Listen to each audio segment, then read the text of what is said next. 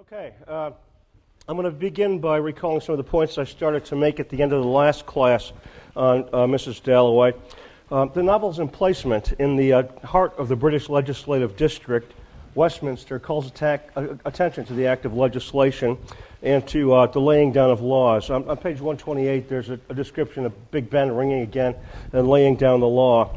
And it's a crucial consideration because, of course, the legislature and Parliament and the laws brought about World War I and the kind of wreck that we're looking at in this post-war society. It also suggests that this novel is concerned with breaking and changing the laws of reading and legibility. I kind of elided the relation I was trying to draw last time between the word legislation and legibility.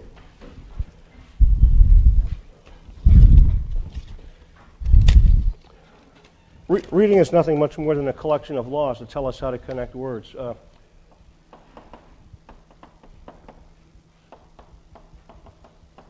They both come from the same Latin root, meaning to pull things together. To collect is another word that grows out of these words. And then I started to ask you to notice that the novel's formal innovations, its heavy use of semicolons and long imbricated sentences, its changing point of view, and its heavy resort to metaphor are really asking us as readers to unify fragments and parts, to pull things together in the way that Mrs. Dalloway does, both when she's knitting and when she's making her party. Some examples of the shifting point of view. On pages 82 to 83 in your edition, we're following Peter Walsh, who's run across a singer on the street, an old lady singing a song. And there's a description of the song kind of going up like a mist and connecting people. And next thing you know, we're in Rhea Warren Smith's point of view. And then again on page 139, we're following Elizabeth Dalloway walking through London and expressing all this optimism for the future. And there's a shift in point of view to Septimus Warren Smith. So there's a kind of play between her optimism and his pessimism. And also on this, the page where the point of view shifts, 139, there's a metaphorical passage we could look at just to note the third of the formal effects that Woolf is drawing on. Metaphor. So at the top of the page, calmly and competently, Elizabeth Dalloway mounted the Westminster omnibus. She's doing something her mother couldn't do. She's gotten on the bus and is like adventurously exploring London on her own, a sign of the future. And then the next paragraph, going and coming, beckoning, signaling, Septimus Warren Smith lying on the sofa in the sitting room, watching the watery gold glow and fade with the astonishing sensibility of some live creature on the roses, on the wallpaper. Outside, the trees dragged their leaves like nets through the depths of the air. The sound of water was in the room, and through the waves came the voices of birds singing. Every power poured its treasures on its head. So the metaphor is comparing all the physical movement of the scene to water. Makes me feel the effect of lethargy. It's like having to move through molasses or water. It conveys something of Septimus Warren Smith's depression. But all his effects are asking us to pull things together in a way I suggested was central to the novel last time when I drew up that grid that saw Mrs. Dalloway as somebody who's throwing a party and making people a part of things, making them partners and participants, whereas Septimus Warren Smith is apart from everybody, causing departures and all kinds of fractures. We also saw that Mrs. Dalloway is consistently given the act of knitting or of sewing, of pulling things together, whereas Peter Walsh has the penknife. I would say these two poles of the novel, too, the knitting and the pulling together, dividing and the cutting, suggest the comic and the tragic aspects of Mrs. Dalloway, the aspects which enable the novel to be read either as a lark or a plunge, to evoke those two words from the opening page, or to show people creating on earth a heaven. To pick up a word on page 40, heaven to see you, or hell on page 62. So the cutting, the act of cutting, it's obviously phallic. I mean, he pulls the knife out of his pocket, and it's there as a sign of power and of the ability to wound. And also think about idioms that have to do with cutting, making the cut, for example, or making a cutting comment. Then we know that Peter Walsh hasn't made the cut. He's kind of a failure. He's gone off to India to become a civil servant. I want you to think about the word cut in Latin. To cut in Latin is cito, citery. Kitty.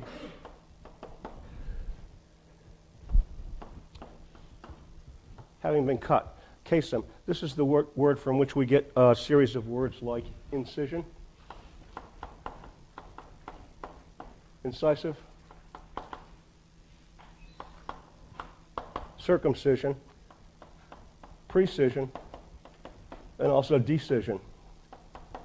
You know, making a decision is making a cut. It's cutting someone off. And there's a scholar down in Santa Barbara, Ellen Yu, who gave a talk here once and uttered the amazing sentence, "At the end of every decision lies a dead body." I think about it.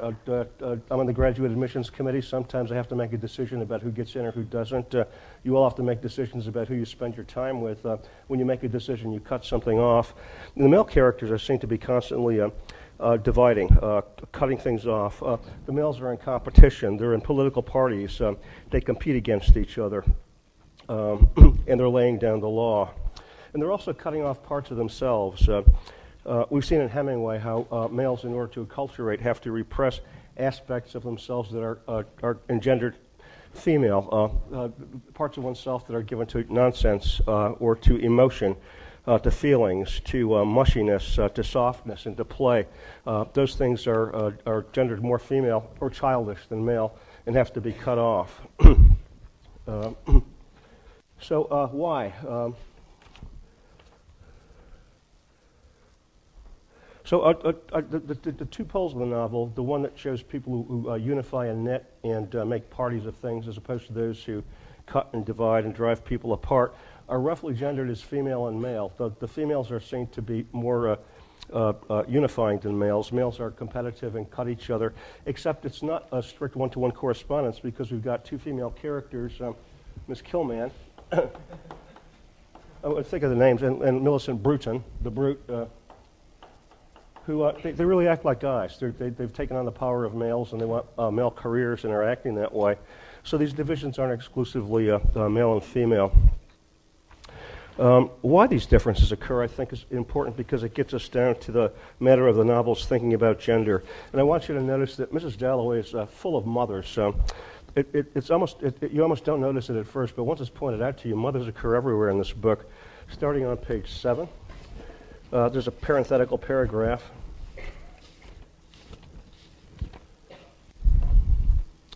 Toward the top of the page, June had run out every leaf on the trees. The mothers of Pimlico gave suck to their young. And then on page 19 and 20, a description of some of the bystanders.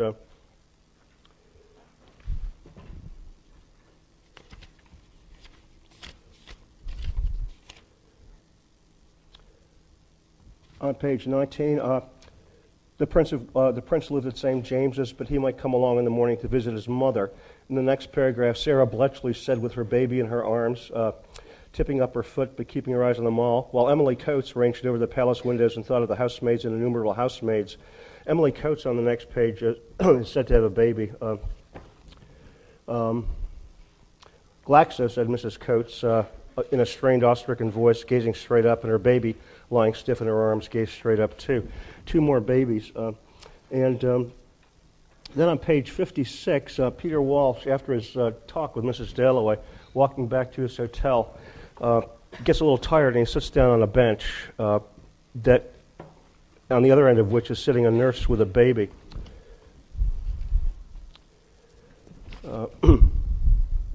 An elderly gray nurse with a baby asleep in his perambulator, and Peter Walsh sits down next to him, and then he has a little snooze and a nap, and a kind of waking, a dream that's described over pages 56 to 58. It's one of the two most occult moments in the novel. There are two very strange passages, both endured by Peter Walsh, both bearing on women who are nursing. So the passage over page 56 to 58 begins with a nurse also knitting, like Mrs. Dalloway, and it describes a solitary traveler going through a landscape of forests and trees that are perpetually ramifying, and always finding at the end of the path some woman preparing a meal or there to take care of him and make his journey easier. So we're aware that Peter Walsh is conscious of himself as an adventurer and a traveler. He's gone off to India and he thinks of himself as independent. But the terms of this dream or fantasy suggests like a fairy tale or a romance. It's not London. It's a world of myth. And there's always a woman there taking care of him, suggesting that Peter Walsh is in fact as dependent as everybody else, but that this is what he's repressed, the fact that he's had to depend upon women throughout his life. The second odd passage occurs on pages 80 to 82, and it's a description of a street musician singing across the street from a London tube stop, 80 to 82. Let me just make sure of that. Yeah, it's a description of a battered woman. There's some lines of verse that are nonsensical. Last time I passed around a handout that had a lyric on it by a German writer named Hermann von Glimm, and the lyrics include phrases that appear over these passages, so that gives you the song that she's singing, except as she's described.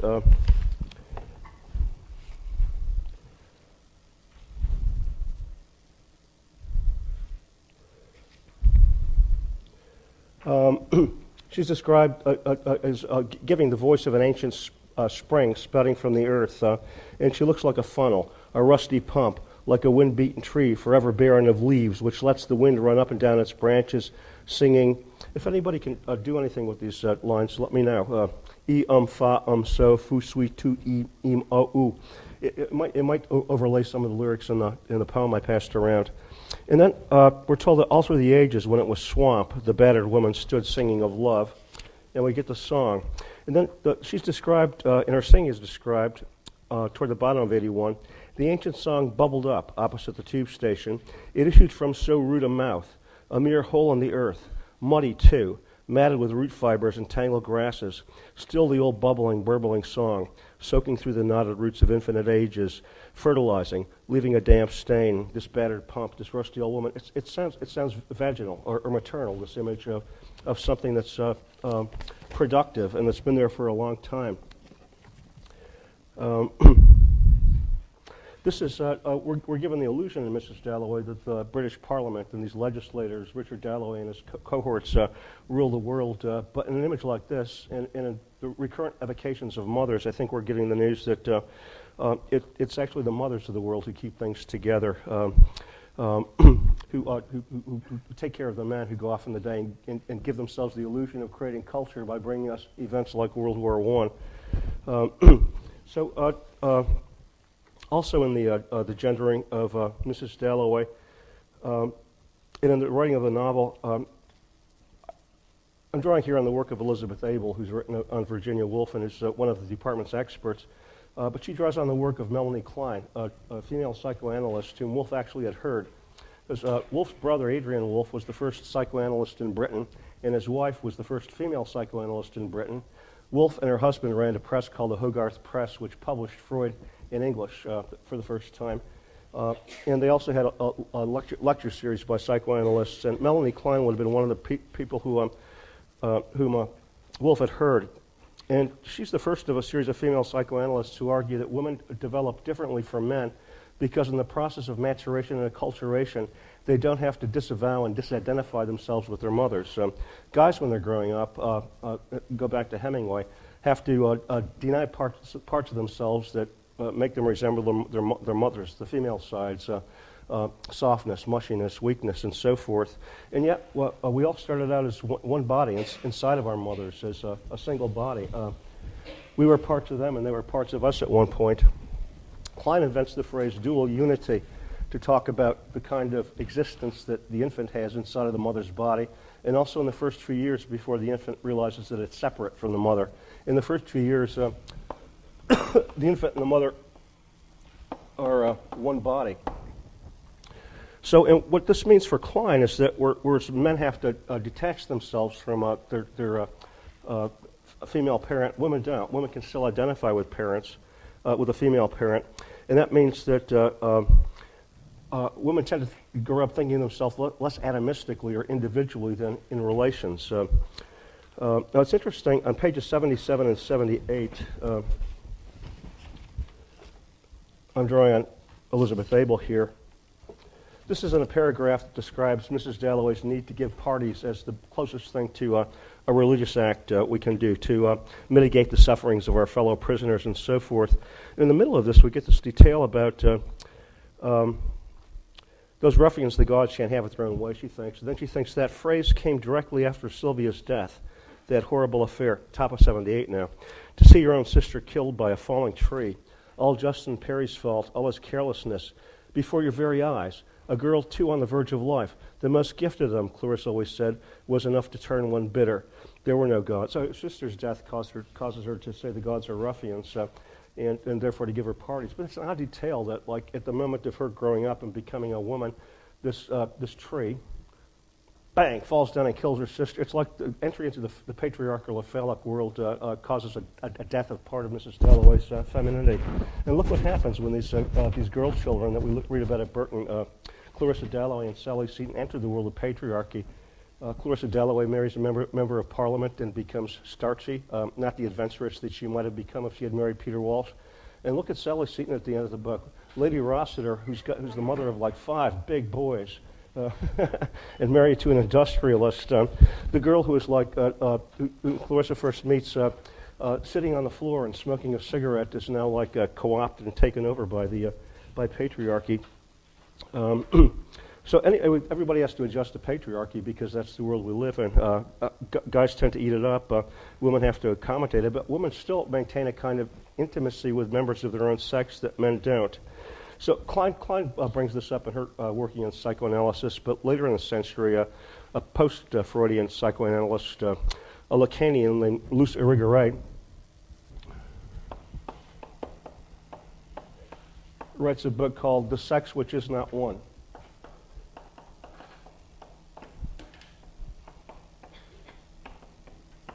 By which he means a couple of things.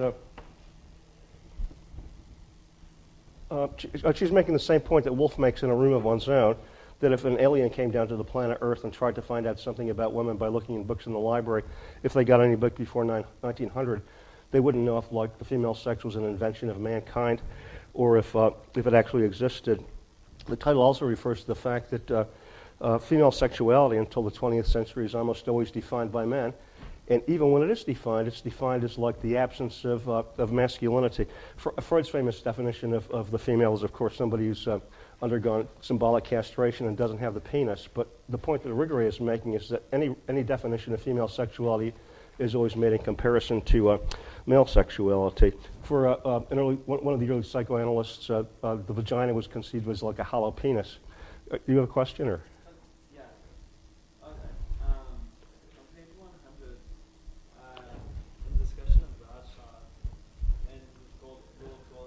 I'm going to get to that. Okay. But I lost my place. The hollow penis, yeah. Irigaray also says that the female sex is a sex which is not one, because unlike the male sex, it doesn't come to a point, if you know what I mean, and I think that you do. She does a discussion of like female anatomy and points out that the female reproductive organs, the labia, which means lips in Latin, rub together. The female genitalia are two-parted, and the question of where sexual pleasure comes for women has been debated too. Men have defined like what female orgasm is for years.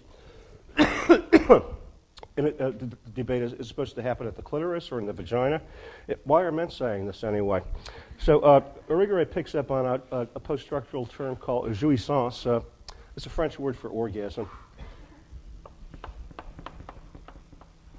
And uses this to characterize female orgasm, which doesn't happen like in an instant in one place, according to her, but happens. It can't be situated in the same way that a male orgasm can be situated. It's not precisely locatable. And the word is picked up and applied to reading too, post-structural kinds of readings which aim not to come to a point, but to have fun with the text. Both because of female anatomy and because females grow up not having to distance themselves entirely from their female parents, Irigaray, like other post-Freudian feminists, see females being different in a number of ways. For one thing, since the males are taught to make these cuts and decisions, and to become kind of atomistic individuals. The meaning of the word individual. It's individualis in Latin is the equivalent to the Greek word atomic. It means it can't be divided into anything smaller. It's indivisible. It implies that you're a whole totality. It's related to the word identity, which means that you're same from the beginning to the end of your life. The word character, which originally means a chisel. Character is the Greek word for chisel, but then it comes to mean something like alphabetical characters, things that are graven into paper. And then in the Renaissance, by metaphor, it comes to mean the kinds of characters that are engraved in your face that let other people know how to read you. And finally, it becomes a sign of interiority. All these words we have, though, for talking about ourselves as individuals, personalities, identities, characters, they're so demoralizing because they imminently imply that like you're stuck with this for the rest of your life and you can't change it. You're saddled with a personality. Whereas if you think about yourself being relational, as Woolf seems to do in Mrs. Dalloway, you get a much more plastic and open sense of personality. And she hammers at this at the beginning of the novel in a number of passages, starting on page 8. She would not say of anyone in the world now that they were this or they were that. She felt very young, at the same time unspeakably aged. She sliced like a knife through everything. That's interesting that she's doing something that Peter Walsh does here. Again, blurring the binaries I've been setting up as part of the architecture of this book. At the same time, she was outside looking in. So there's that passage, and then one that follows on page 9.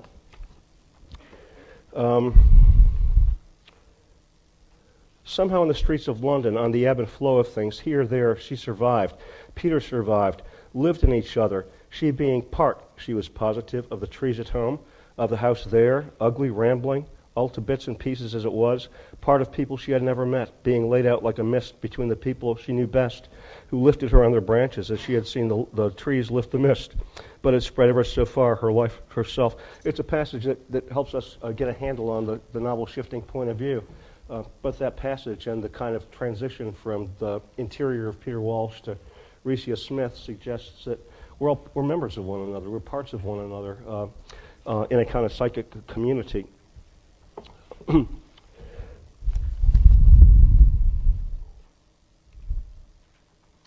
So I think that what Woolf is doing is not distinct from what other people are doing at this point in the 20th century in altering traditional epistemology.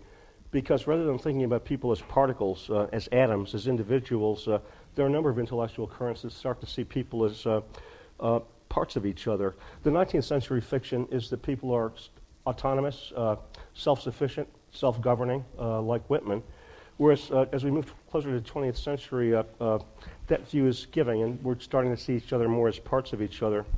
If I had to characterize the difference between a criticism before and after post-structuralism, I would say that one of the key insights is in post-structuralism is that our brains are not we're not entirely in control of our brains because what goes into our brains is outside of us. We don't have any understanding of ourselves unless we get language, which none of us invented from scratch. It was there before we were born.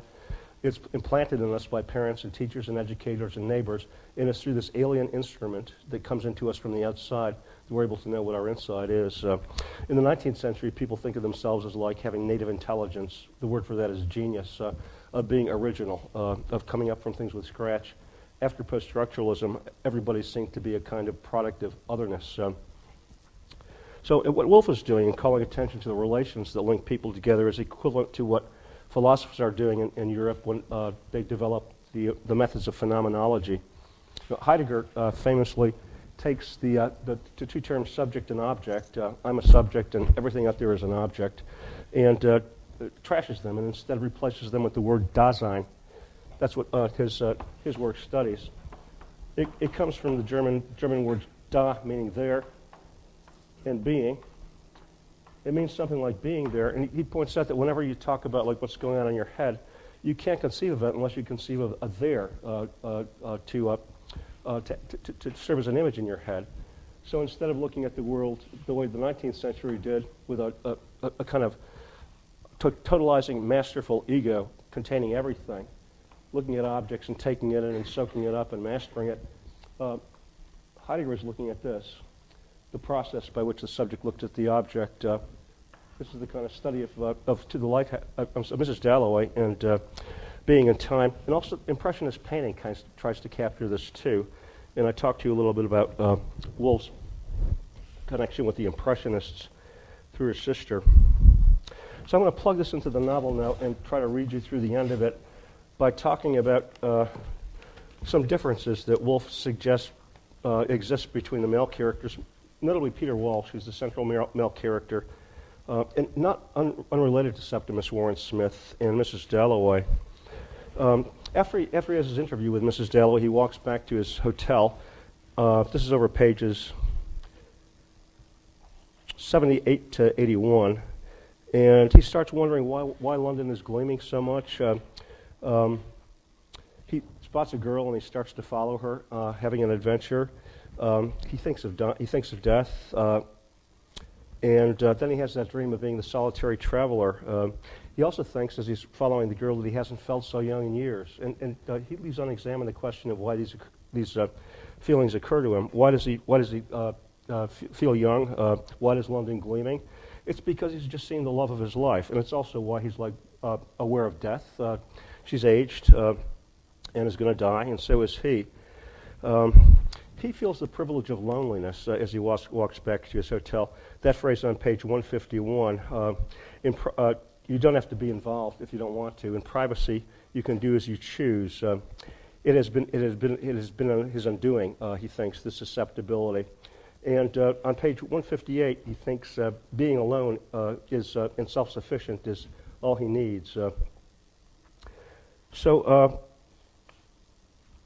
his story. This is where I get to proportion and conversion. After breaking up with Clarissa Dalloway, he goes off to India and has a marriage and feels contented.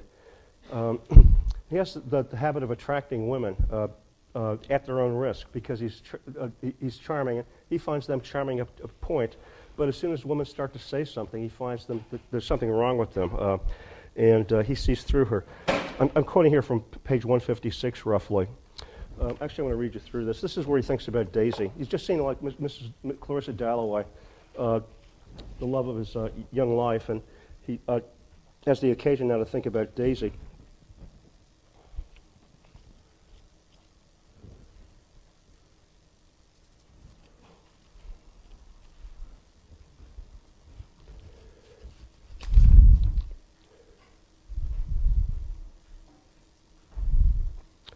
So on page 156, he talks. It's a discussion of how easy it is for him to get women. They're attracted to him, and then he's interested in them only up to a point. She said something. No, he saw through it. He couldn't stand that. No. And then we get into Daisy. It did come after all so naturally. I'm at the top of 157 now. So much more naturally than Clarissa. No fuss, no bother, no Finnegan fidgeting, all plain sailing. And the dark, adorably pretty girl on the veranda exclaimed. He could hear her. Of course, she would give him everything, she cried. She had no sense of discretion. Everything he wanted, she cried, running to meet him, whoever might be looking. And she was only 24, and she had 2 children. Well. Indeed, he had gotten himself into a mess at his age. Then the paragraph goes on to talk about how she's going to have to divorce her husband, lose her 2 children, and of course he's older than she is. He's 53 and she's 24. So when he dies, she's going to be alone. She'd be a widow with a past one of these days, dragging about in the suburbs, or more likely, indiscriminate. What's she going to do after he dies? He's kind of ruining her. And moreover, because she's throwing herself at him, he's gotten bored with her. It's said pretty explicitly. When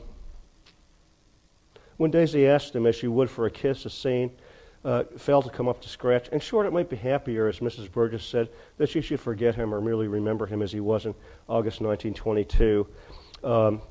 She would do anything in the world, anything and anything.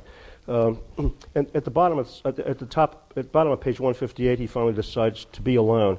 In short, sufficient to himself, and yet nobody, of course, was more dependent upon others. It had been his undoing. So he's bored with Daisy.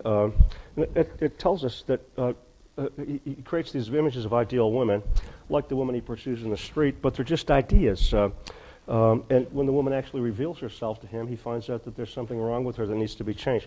In Daisy's case, she's too docile, too much the puppy. In Clarissa's case, she's the perfect hostess. She's got social pretensions and so on and so forth. And therefore, this gives us some insight into why perhaps Mrs. Dalloway didn't marry him, because he had the intention of converting her. So that passage on proportion and conversion on pages 99 to 100, they occur in the passage where Septimus Warren Smith is brought to see Dr. Bradshaw. And we're told that Dr. Bradshaw is the practitioner of two processes, one of which is proportion. And we learned then on page 99 that what he takes these very extravagant and wild people, the insane, Christs and Christesses, as Woolf calls them, and tells them to keep things in perspective, have a sense of proportion, drink a glass of warm milk, don't think of yourself as being so awful or so good, just fit in. And then Woolf tells us that proportion has a sister, conversion.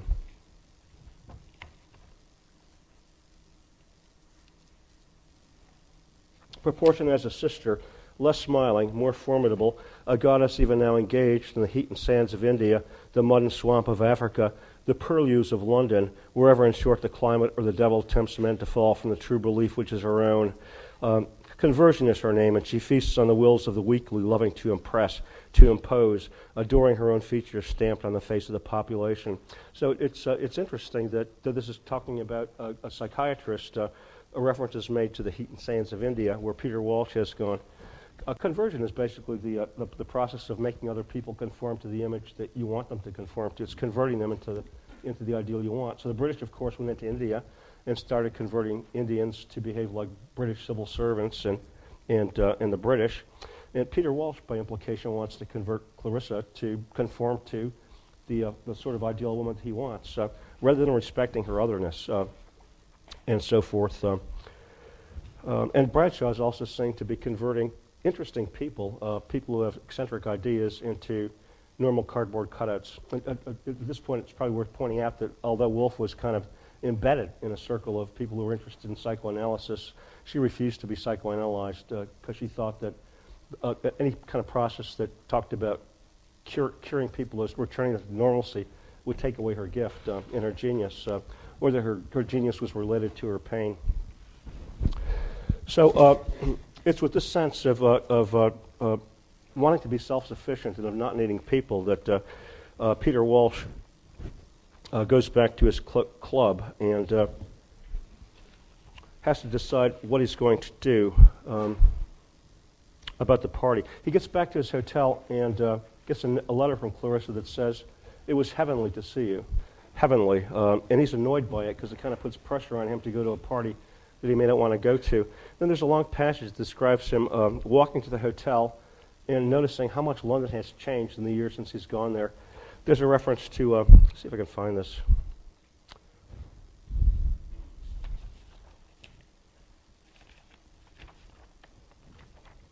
It's on page 245. Mr. Willett's, I'm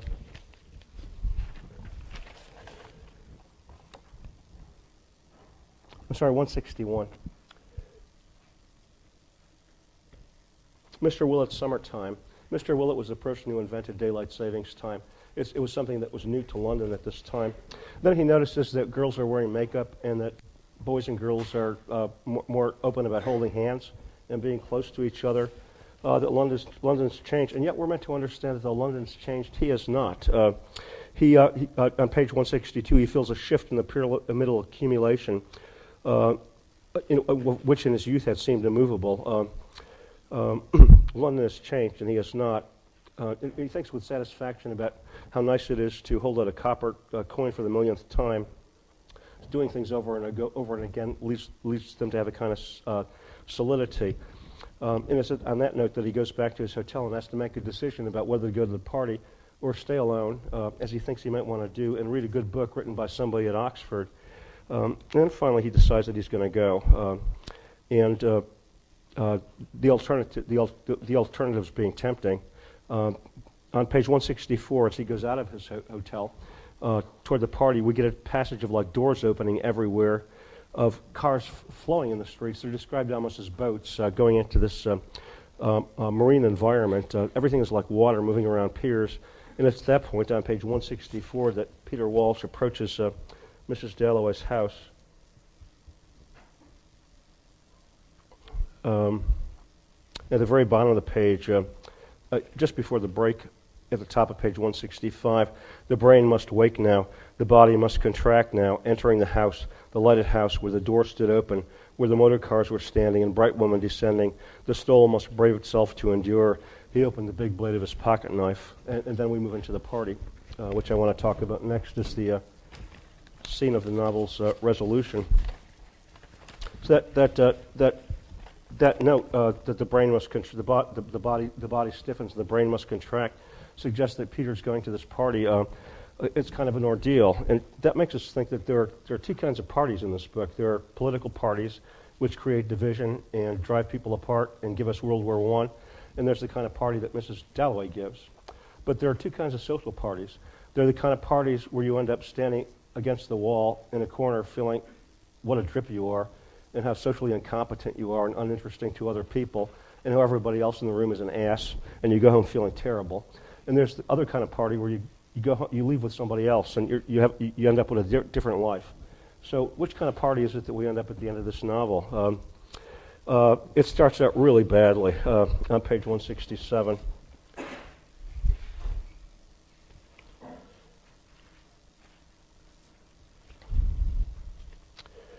"How delightful to see you," said Clarissa. She said it to everyone. How delightful to see you. She was at her worst, effusive, insincere. It was a great mistake to have come. He should have stayed at home and read his book, thought Peter Walsh. He should have gone to a music hall. He should have stayed home, for he knew no one. And then he goes and stands in a corner and starts to look at the other people in the party.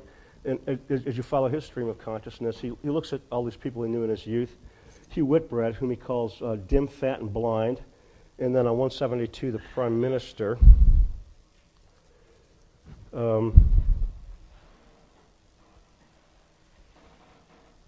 Lord, the snobbery of the English, thought Peter Walsh, standing in the corner.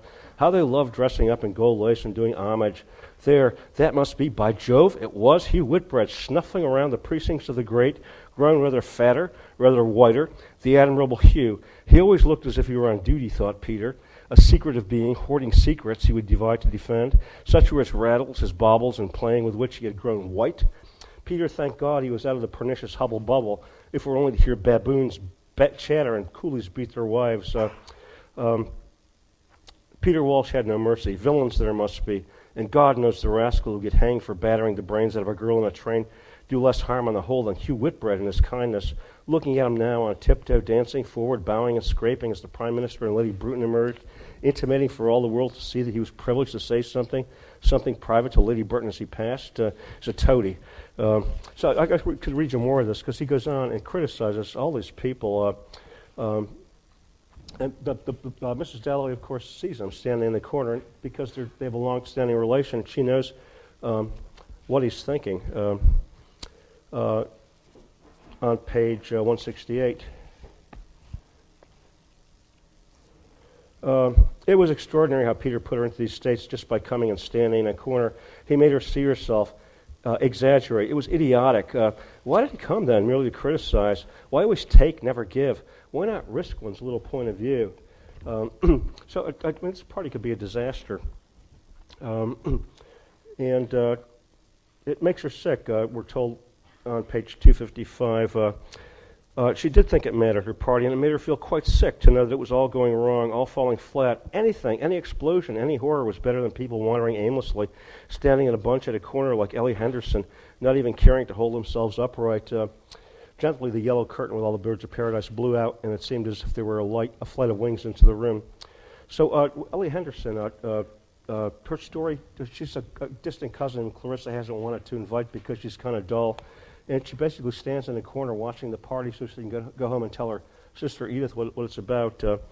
Mrs. Dalloway looks at her and sees that she's having a terrible time. And it leads her to feel like her party's falling apart until Richard talks to the poor creature on page 169, asks her how she's doing, and she says, "I'm cold." No kidding. But it's at that moment that things start to alter, and those curtains that I read to you about with the birds of paradise and the patterns on them start blowing out and into the room, suggesting like the flight of birds of paradise at a party at which Mrs. Dalloway has told Peter Walsh would be heavenly to see you. And there's a description of them going out into the backyard on page 171, I believe.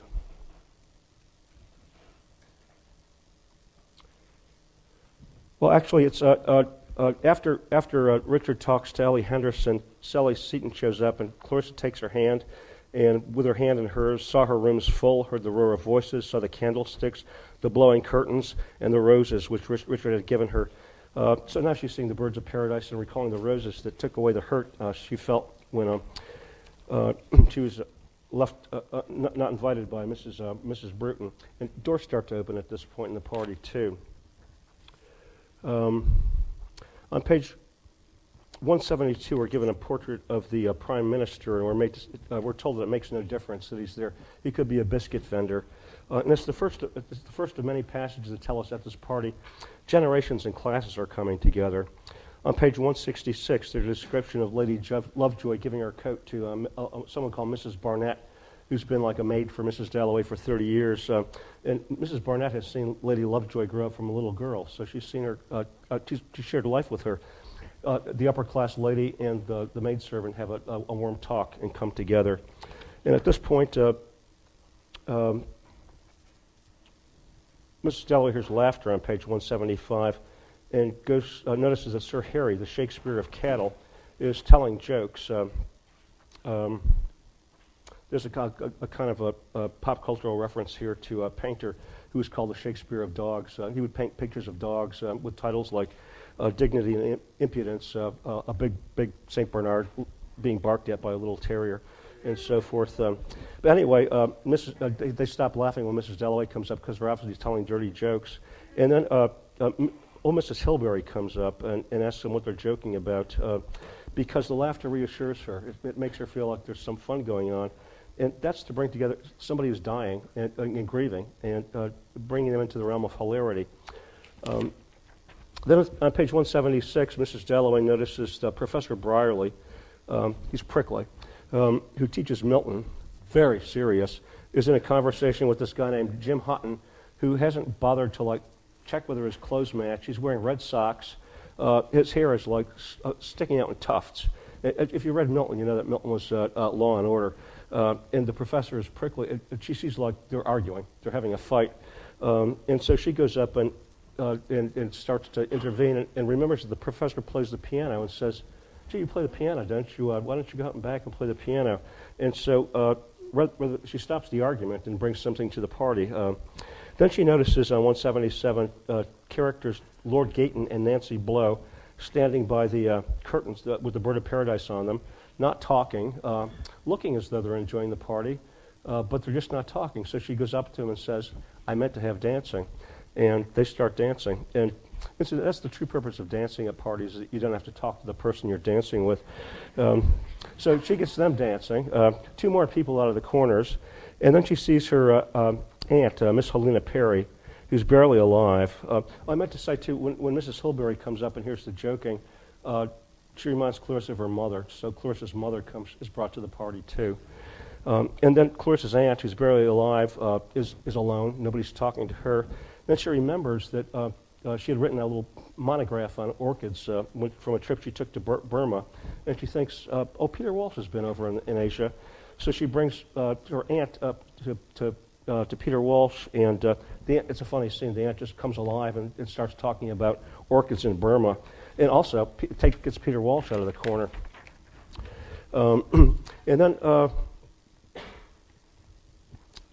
there's Dr. Bradshaw, whom she overhears talking with her husband on 183 about instituting laws to help victims of shell shock, and he mentions that somebody had died and committed suicide. And at that point on 183, it's a very famous scene. Mrs. Dalloway thinks, he's brought death into my party, and she goes into a room that's been vacated by people and where she's all alone and has occasion to think about this. And she thinks about what must have motivated him to throw himself onto the spikes of a railing and kill himself.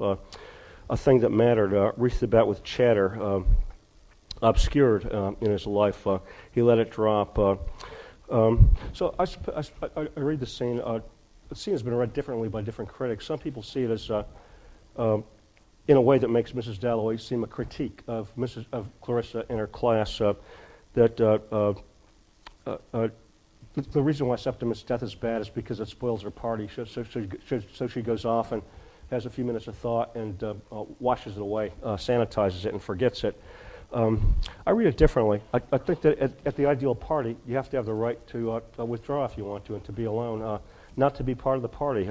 The best party doesn't force participation. Everybody gets to do what they want to.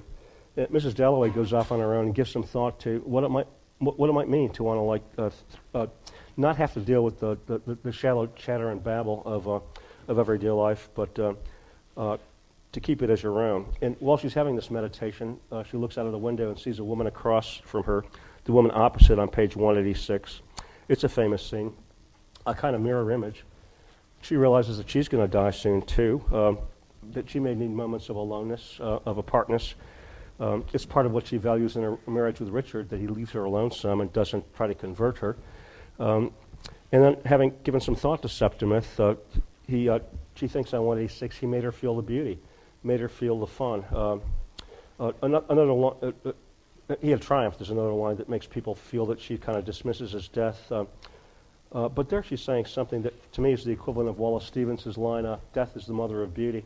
If things don't change or move or die, nothing grows or comes to be. Death is the part of the process of being alive. So having had this confrontation with death and had the right to not be part of the party, she rejoins it and sees Sally and Peter now standing against the wall, criticizing her and saying things like, "Let's be frank. How could she have married this guy? This old dried up piece of conservative thinking." But then at the end, Richard Dalloway looks across the room and sees his daughter and hardly recognizes her. She's a lovely woman, and realizes she's growing up to be a woman, and goes and takes her hand, and at that point draws her over to Peter and Sally, and Clarissa too. So that these five characters who were there at the beginning of life are drawn together at the end of the book with Elizabeth. And insofar as Mrs. Dalloway has brought together members of the British state, I think she supplants at the end of the book the symbol of the state that's in that limousine. She becomes a new symbol of the state as an active female artist. She's creating something, a party. Her parties are called Something Achieved, a work of creation.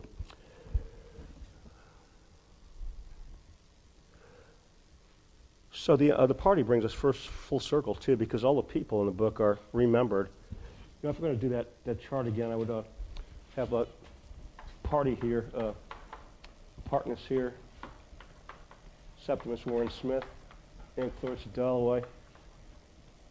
She spends the book remembering, whereas Septimus has had the experience of dismembering in the war. Just another series of terms that are paralleled in this. I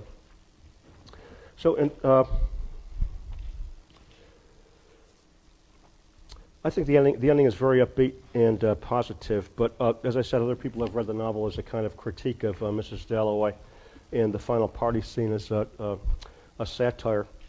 Let me just give you a little primer on Ulysses. It resembles Mrs. Dalloway in that it's got a wobbling center, too. It's got two main characters, Stephen Dedalus, who some of you will know from A Portrait of the Artist, but also Leopold Bloom, who's the hero of the book and Joyce's 20th-century analog to Homer's Ulysses.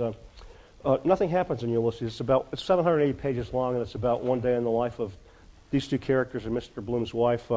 They go through scenes that we all share in life.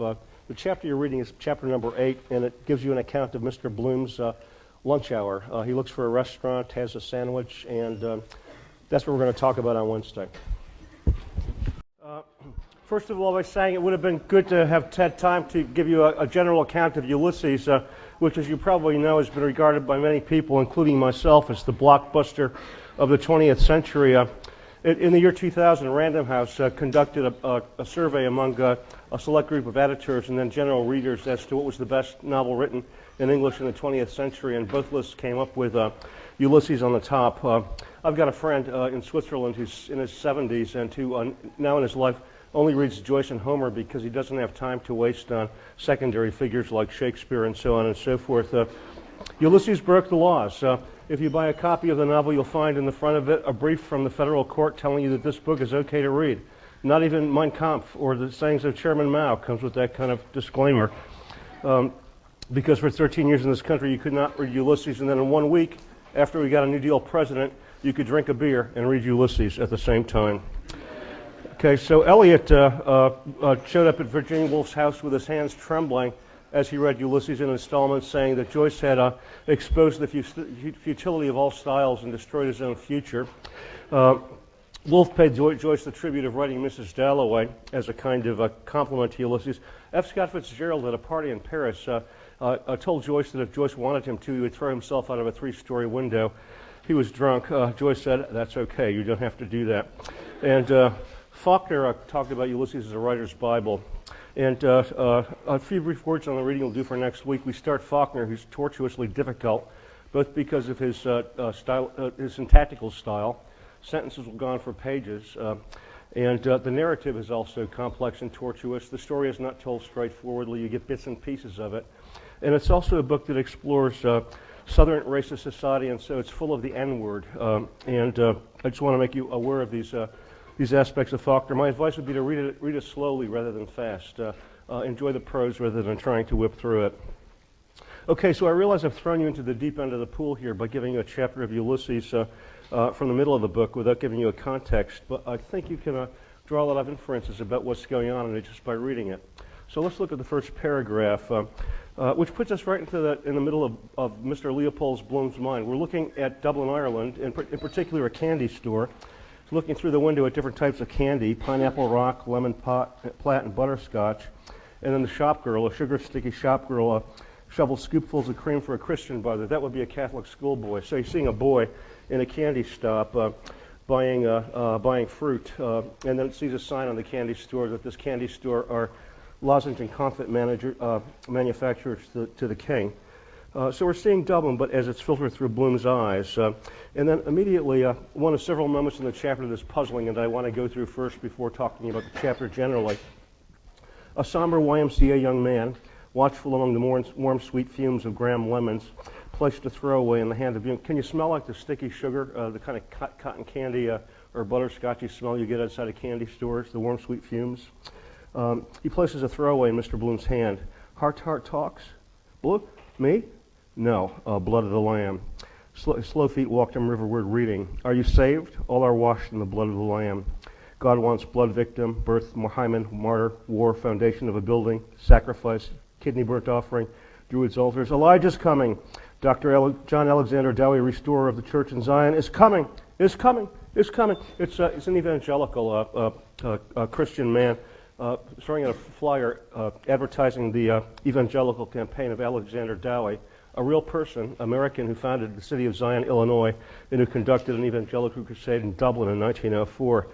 The confusion is that Bloom looks at the handout and sees the letters B-L-O-O and thinks it's his name, but it's actually the blood of the Lamb, which leads to a kind of confusion between Bloom and the Messiah, and raises the question for people who have been reading Ulysses from the beginning of whether or not Bloom can be the new Messiah. I'm going to table that question, come back to it if there's time, but that's a difficult moment. And then on page 156, Mr. Bloom runs into somebody called Josie Breen, who you gradually learn in the novel was the woman that Bloom was dating as a young man before his wife met him, Molly. So it's his old girlfriend, and she's frumpy and married to this kind of lunatic who later in the book is said to be so stupid that he has to put his hat on with a shoehorn in the morning. He's received an anonymous postcard from somebody that says on page 158, UP, it's not even clear what it says. It might just say UP or UP up. And though it's anonymous, he doesn't know who's sent it. He's taking out a libel suit for £10,000. He's off his gourd. So the question is, like, what is it about this postcard that irritates Dennis Breen? And there are 20 or 30 articles in the Joyce trade that talk about how it might mean that Dennis Breen puts fingers up places where fingers were never meant to go, how the jig is up with him, how he can't get it up anymore, It could mean UP, you piss, you're no good. And then in Ireland, it turns out UP means under proof, or for like weakened whiskey, not quite up to par. So I'm not going to make a decision about these many meanings, but it does raise the question, if the letters U and P can generate so many conflicting readings, what do we do with the letters LE at the beginning of the chapter and lemon, or any two letters in Ulysses? It's a kind of invitation to open the book and make it widely readable. Then on page 154, there's a moment where Bloom, is it 154? Now,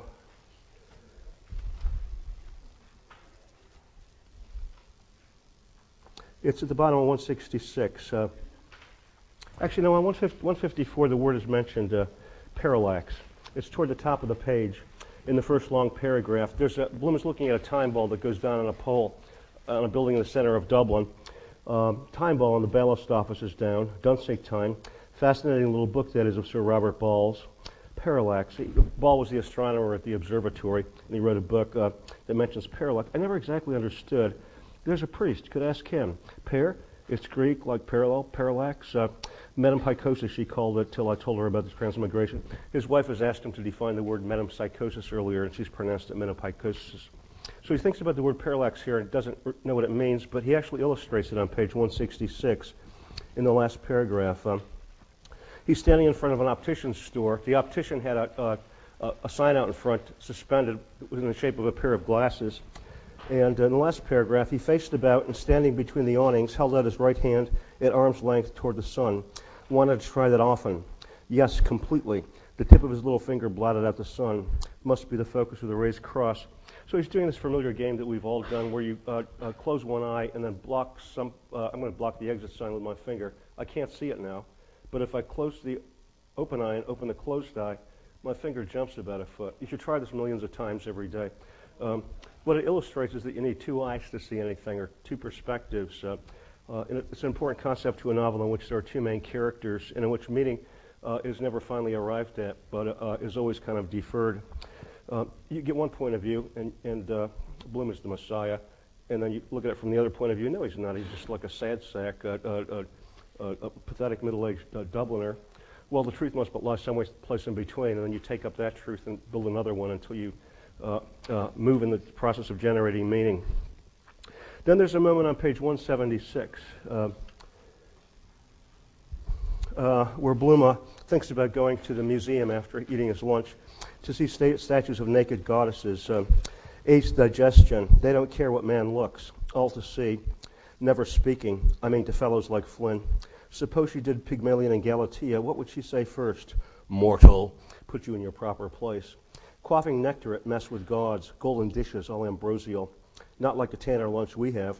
Boiled muttons, carrots and turnips, bottle of Allsop. Nectar. Imagine it drinking electricity. God's food. Lovely forms of woman, sculpt Junonian. Immortal lovely. And we stuffing food in one hole and out behind. Food, child, blood, dung, earth, food. Have to feed it like stoking an engine. They have never looked. I'll look today. Keeper won't see. Bend down, let something fall, see if she, you fill in the blank, has an anus. So this is Bloom's curiosity about the body, and also it's Joyce commenting on the difference between his realism and the realism of virtually anybody else you've read in Western literature. Would you ever guess that people defecate if you read most of the books that we've read? That people have assholes. There's one part of this book where Bloom sits on the toilet in the outhouse and reads a Reader's Digest article while he's doing it. He reads 2 columns, which tells us he does 2 columns. It was a scene that really disturbed Virginia Woolf. And Peter Walsh at the end of Mrs. Dalloway thinks how odd it is that now people are writing about water closets in little magazines. I think she's got Joyce in mind there. Anyway, Joyce shows humans in their entirety. They have the holes that the statues of the goddesses and other represented beings don't. Then finally, the last confusing moment is page 183, the closing, where the prose gets kind of staccato. Mr. Bloom came to Kildare Street. First I must, library, straw hat and sunlight, tan shoes, turned up trousers. It is. His heart quapped softly. To the right, museum, goddesses. He swerved to the right. Is it? Almost certain. Won't look. wine in my face. Why did I? Too heady. Yes, it is. The walk, not see, not see. What's happened here is that Bloom has run into a man named Blazes Boylan, who's going over to his house in the afternoon. He's a concert manager. He's going over to Bloom's house to practice a concert with his wife, but Bloom has got intimations that his wife is going to do the dirty deed with Blazes Boylan and cheat on him. Bloom has gotten this news in the morning that Boylan is coming over, and throughout the day he's anguished by the prospect of his wife cheating on him and sleeping with another man. And so at the end of the chapter you see his agitation as he's trying to pretend he's not seeing this guy and is patting himself all over, pretending to look for something as if he's electrocuted. So those are the difficult moments. And let me run through the chapter more broadly now by asking what it accomplishes or what it tells us about Bloom and what you might have gained. For one thing, one of the first things you learn about Leopold Bloom on the first page in which he's presented is that he's a person of kindness and curiosity. And I think we see a lot of his kindness in this chapter. This is one reason why it's possible to see Bloom as a messiah. When Joyce was writing Ulysses, a friend of his would ask him what he was doing, and Joyce would always say, what do you think of Bloom? And the friend, Frank Budgeon, asked him what he meant to portray in Bloom, and he said, a good man, a difficult thing to do. So Bloom's sympathy and kindness is immense. On page 151, he sees Dilly Daedalus, Stephen Daedalus' sister, and it's here that we learn that the Daedalus mother had 15 children. She dies at the age of 42 of liver cancer after having given birth to 15 children, and he feels bad for her poverty. On page 153, he looks at the birds floating on the river Liffey, and he feels bad for them and buys them some food and feeds them. On 154, he sees these guys doing advertising, wearing sandwich boards, advertising a stationery store, and he feels sorry for them because they're like a minimum wage workers eating on the run. On 155, he remembers going to collect accounts at a nunnery, and he expresses pathos for the nuns, the women who go into nunneries and forsake their love life. He thinks that nuns invented barbed wire. And then he meets on page 158 Mrs. Breen, whom he feels terrible for because she used to be his girlfriend, but now she's dressed up in shabby clothes and she's married to this lunatic. Her life has become a kind of hell. And she tells him also about Mrs. Purefoy, a mutual friend who's been in labor for 3 days, and Bloom expresses compassion for her labor pains. At the end of the chapter, he helps a blind stripling across the street and then looks in the paper and reads that there was a boating disaster in the East River in New York, a ship that was carrying a group of church members on a picnic caught on fire, and like 150 people died. And Bloom feels terrible for them. So we see that Bloom is not callous and that he has a lot of sympathy for people. And you might think about sympathy, feeling for somebody else as a kind of emotional version of parallax, looking at things from another perspective. We also see a lot about Bloom's vulnerability. He's done what most people do when they get bad news. He's learned that his wife might be cheating on him, and his first impulse is not to think about it or to pretend that it's not happening. And he's done that throughout the 7 chapters preceding this. The moment at the end of the chapter tells you that he can't avoid Boylan anymore. But there are other things that occur to him, too, like this kind of cryptic passage on page 153. He's crossing the river Liffey and notices that somebody's put a boat out there with a little advertising sign in it, and he thinks about clever advertisements. At the very bottom of the page, McGinney the Dancing Master self-advertisement. This was a guy who used to walk around Dublin dressed up in like scarlet and purple clothes to call attention to his dancing academy. Self-advertisement. Got fellows to stick them up or stick them up himself, for that matter, on the QT, running in to loosen the button. Fly-by night. Just the place, too. This is a men's room. Post no bills. Post 110 pills. Some chap with a dose burning him. So he's thinking of some ad for venereal disease treatment. And then this passage, if he, oh, eh? No, I don't believe it. He wouldn't surely. No. Mr. Bloom moved forward, raising his troubled eyes. And then he thinks about the word metempsychosis and of his wife asking him for the definition, and he smiles. Oh, rocks, at 2 windows of the ballast office. She's right after all. She's not exactly witty, can be rude. And you get to see Bloom's affection for his wife here. But that little segment of no-nos is Bloom thinking about the possibility that Boylan might have an STD. They had them in 1904, and if so, there could be real consequences for his marriage. And then after he smiles at Molly saying, oh, rocks, on 155 he has a long memory of a outing they took to the Glen Cree dinner. Never put a dress on her back like it. Fitted her out like a glove, shoulder and hips, just beginning to plump it out. And then this phrase that recurs throughout the chapter, happy, happier than. Snug little room that was with the red wallpaper. And he thinks about giving his daughter a bath.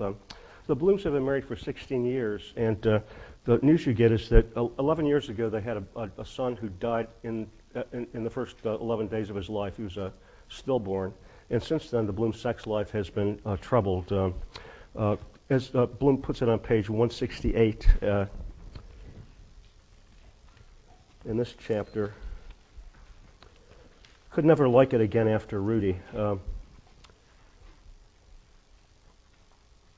It's the fifth line down. I was happier then, or was that I? Could never like it again after Rudy. So the Blooms were very happy in the early years of the marriage, and then after the death of their son, things seem to have gone sour. And then at 156, he thinks about Molly walking home with Molly from a concert. Remember when we got home, raking up the fire and frying up those pieces of lap of mutton for her supper with the chutney sauce she liked and the mulled rum? Could see her in the bedroom from the hearth unclamping the busk of her stays. Swish and soft flop her stays made on the bed, always warm from her, always liked to let herself out, sitting there after till near 2, taking out her hairpins, Millie tucked up in Betty house, happy. That was the night. So a lot of fond memories of what he has to lose if he doesn't do anything about this impending adultery. He also thinks about Molly being pregnant on page 162 when he's thinking about Mrs. Purefoy. And on 167, you get a little passage in which he recalls seeing Molly and Boylan flirting with each other in his presence. This is one of the clues that tells you that they're carrying on. It's the middle paragraph on page 167. Wait, the full moon was the night we were Sunday fortnight exactly. There is a new moon. So there's a full moon on May 29th. So he's thinking about an outing that the three of them had on May 29th. Walking down by the Tolka. Not bad for a Fairview moon. She was humming. Then the words of the song. He other side of her. Elbow, arm, he. More words of the song. Touch, fingers, asking, answer, yes. Stop. If it was, must. This is what he tends to do, is not think about this because it causes him great pain. And again on page 182, today, not think. There's also, as a sign of like how deep the attachment of Bloom and Molly is, a memory on page 175.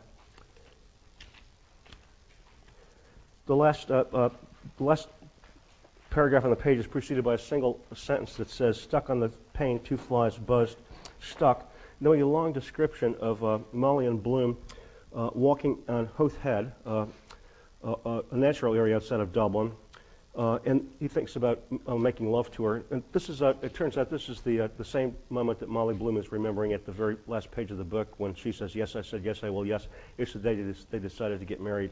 And after Bloom has this memory, me and me now, stuck the flies buzz. It's like he's watching flies copulating and comparing that kind of lovemaking to what their love was when they were at the start of their lives and very happy. So you see, we get in this chapter a deeper sense of like Bloom's attachment to Molly and the amount that he has to lose. And also at the end, Bloom has run into Blazes Boylan once earlier while he was driving in a carriage with some people to a funeral. And at that moment, everybody leans out to say hi to Boylan, and Bloom looks at his fingernails, avoiding it. At the end of this chapter, he can't avoid it. It's like he's electrified by patting himself all over.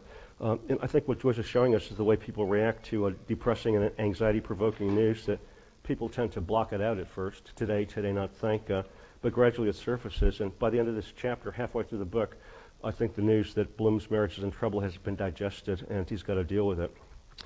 Now, I use the word digested deliberately, because as you'll notice in the schema that Joyce wrote for Ulysses, he said that the style of the chapter was peristaltic. And what does that mean? Peristalsis, of course, is the process of contraction of the muscles of the alimentary tract from the throat all the way down through the to the stomach and through the intestines. It's the kind of like boa constrictor-like movement that digests food. And the chapter is peristaltic in the sense that at one level I just punked you because I'm going to read all the passages I just read you and make them mean something different. They're going to be about food. So let's go back and read about the evangelical tract. on the first page.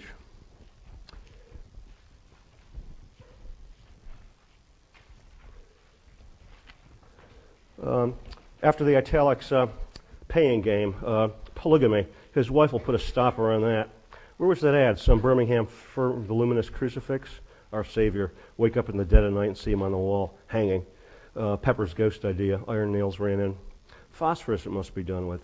If you leave a bit of codfish, for instance, I could see the bluey silver all over it. Nutty went down to the pantry in the kitchen. Don't like the smells in it waiting to rush out. What was it she wanted? The Malaga raisins. Thinking of Spain. Before Rudy was born, the phosphorescence, that bluey greeny, very good for the brain. Now his mind is now like in the pantry, kind of ruminating among the various available foodstuffs. And at this point, his attention is attracted by Stephen Dedalus' sister, Dilly, and he feels bad about her poverty, but also looks with some judgmental severity on the church, because the last two lines, the church will eat you out of house and home. No families themselves to feed. They live on the fat of the land. Their butters and larders, I'd like to see them do the black fast Yom Kippur, crossbuns, 1 meal and a collation for fear he'd collapse. And then he looks at Dilly Dedalus. Good Lord, that poor child's dresses in flitter. Underfed she looks too. Potatoes and marge and potatoes. Always back to food. Now, he crosses the bridge, goes over the River Liffey, the Liffey that runs to the center of Dublin, just as you crossed over Strawberry Creek today. Did you wonder what Strawberry Creek tasted like? There was a period in your life when I know you know the top of this table tastes like, because there was a period in your life when your knowing of the world was through your mouth. You negotiated on all fours, crawling on all fours, picking up everything you could find, cinders, cigarette butts, and putting it into your mouth. Top of this table, dusty, bitter, finally not palatable. So Bloom, as he crosses the river, thinks about somebody who jumped into the river and thinks, if I threw myself down, Reuben J's son must have swallowed a good bellyful of that sewage. So think about what a bellyful of Strawberry Creek water would taste like, because Bloom does. And then he notices the gulls. Joyce is now bringing to sight the out of mind by making us conscious of things unconscious. And he gets this little couplet of poetry.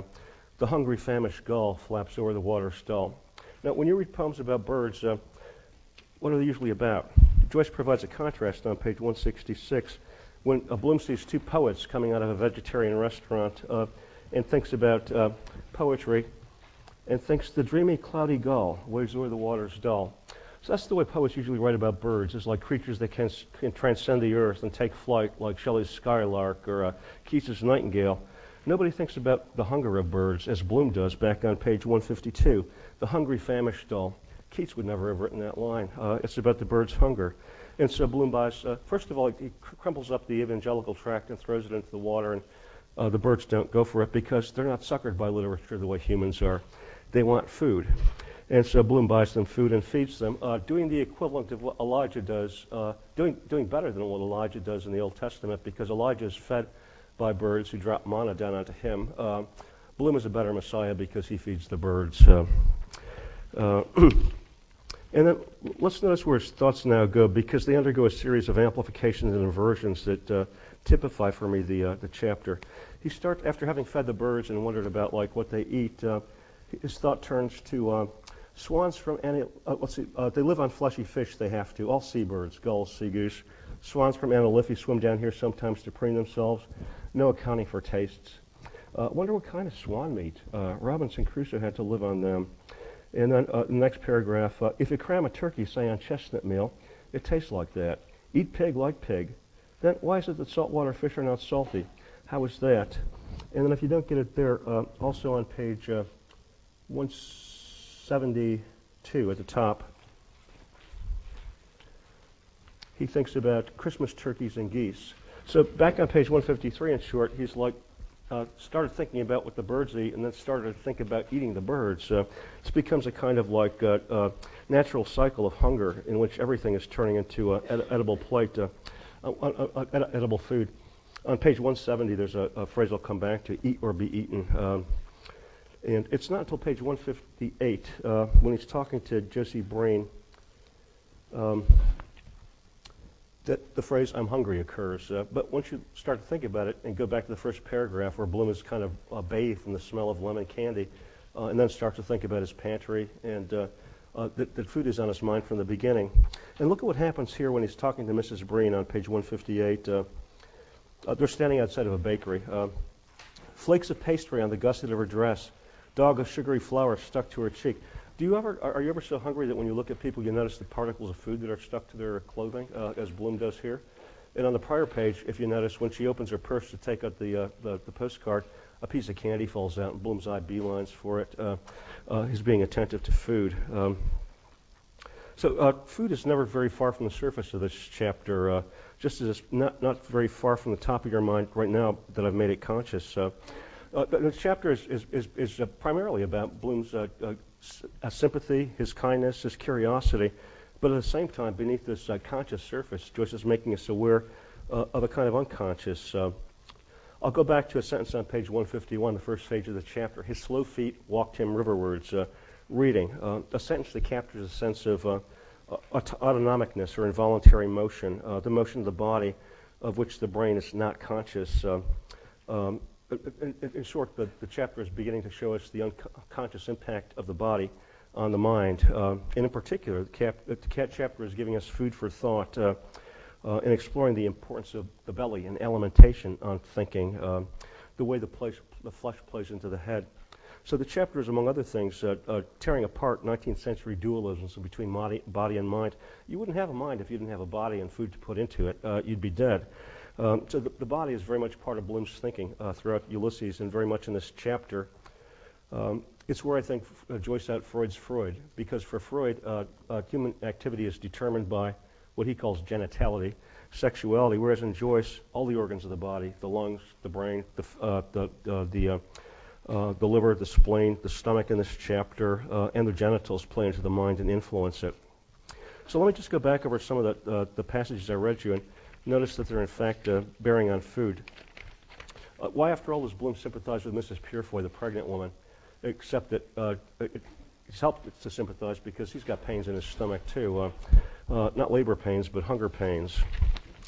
And, the nuns that he thinks about. I'm not going to do this with all the passages. You can do it on yourself, but the nun on page 155, glad to communicate with the outside world. Our great day, she said, Feast of Our Lady of Mount Carmel.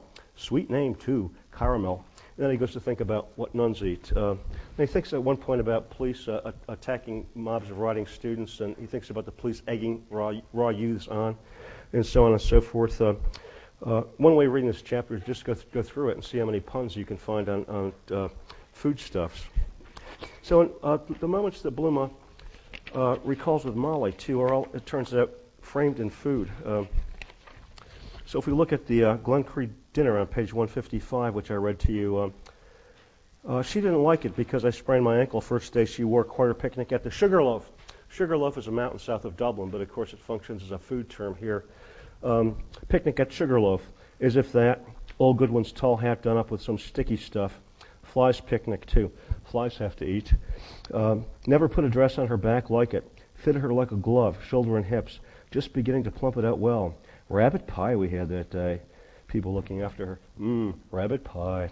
And on the next page, coming home from the concert, remember when we got home raking up the fire and frying up those pieces of lap of mutton for the supper with the chutney sauce you liked and the mulled rum?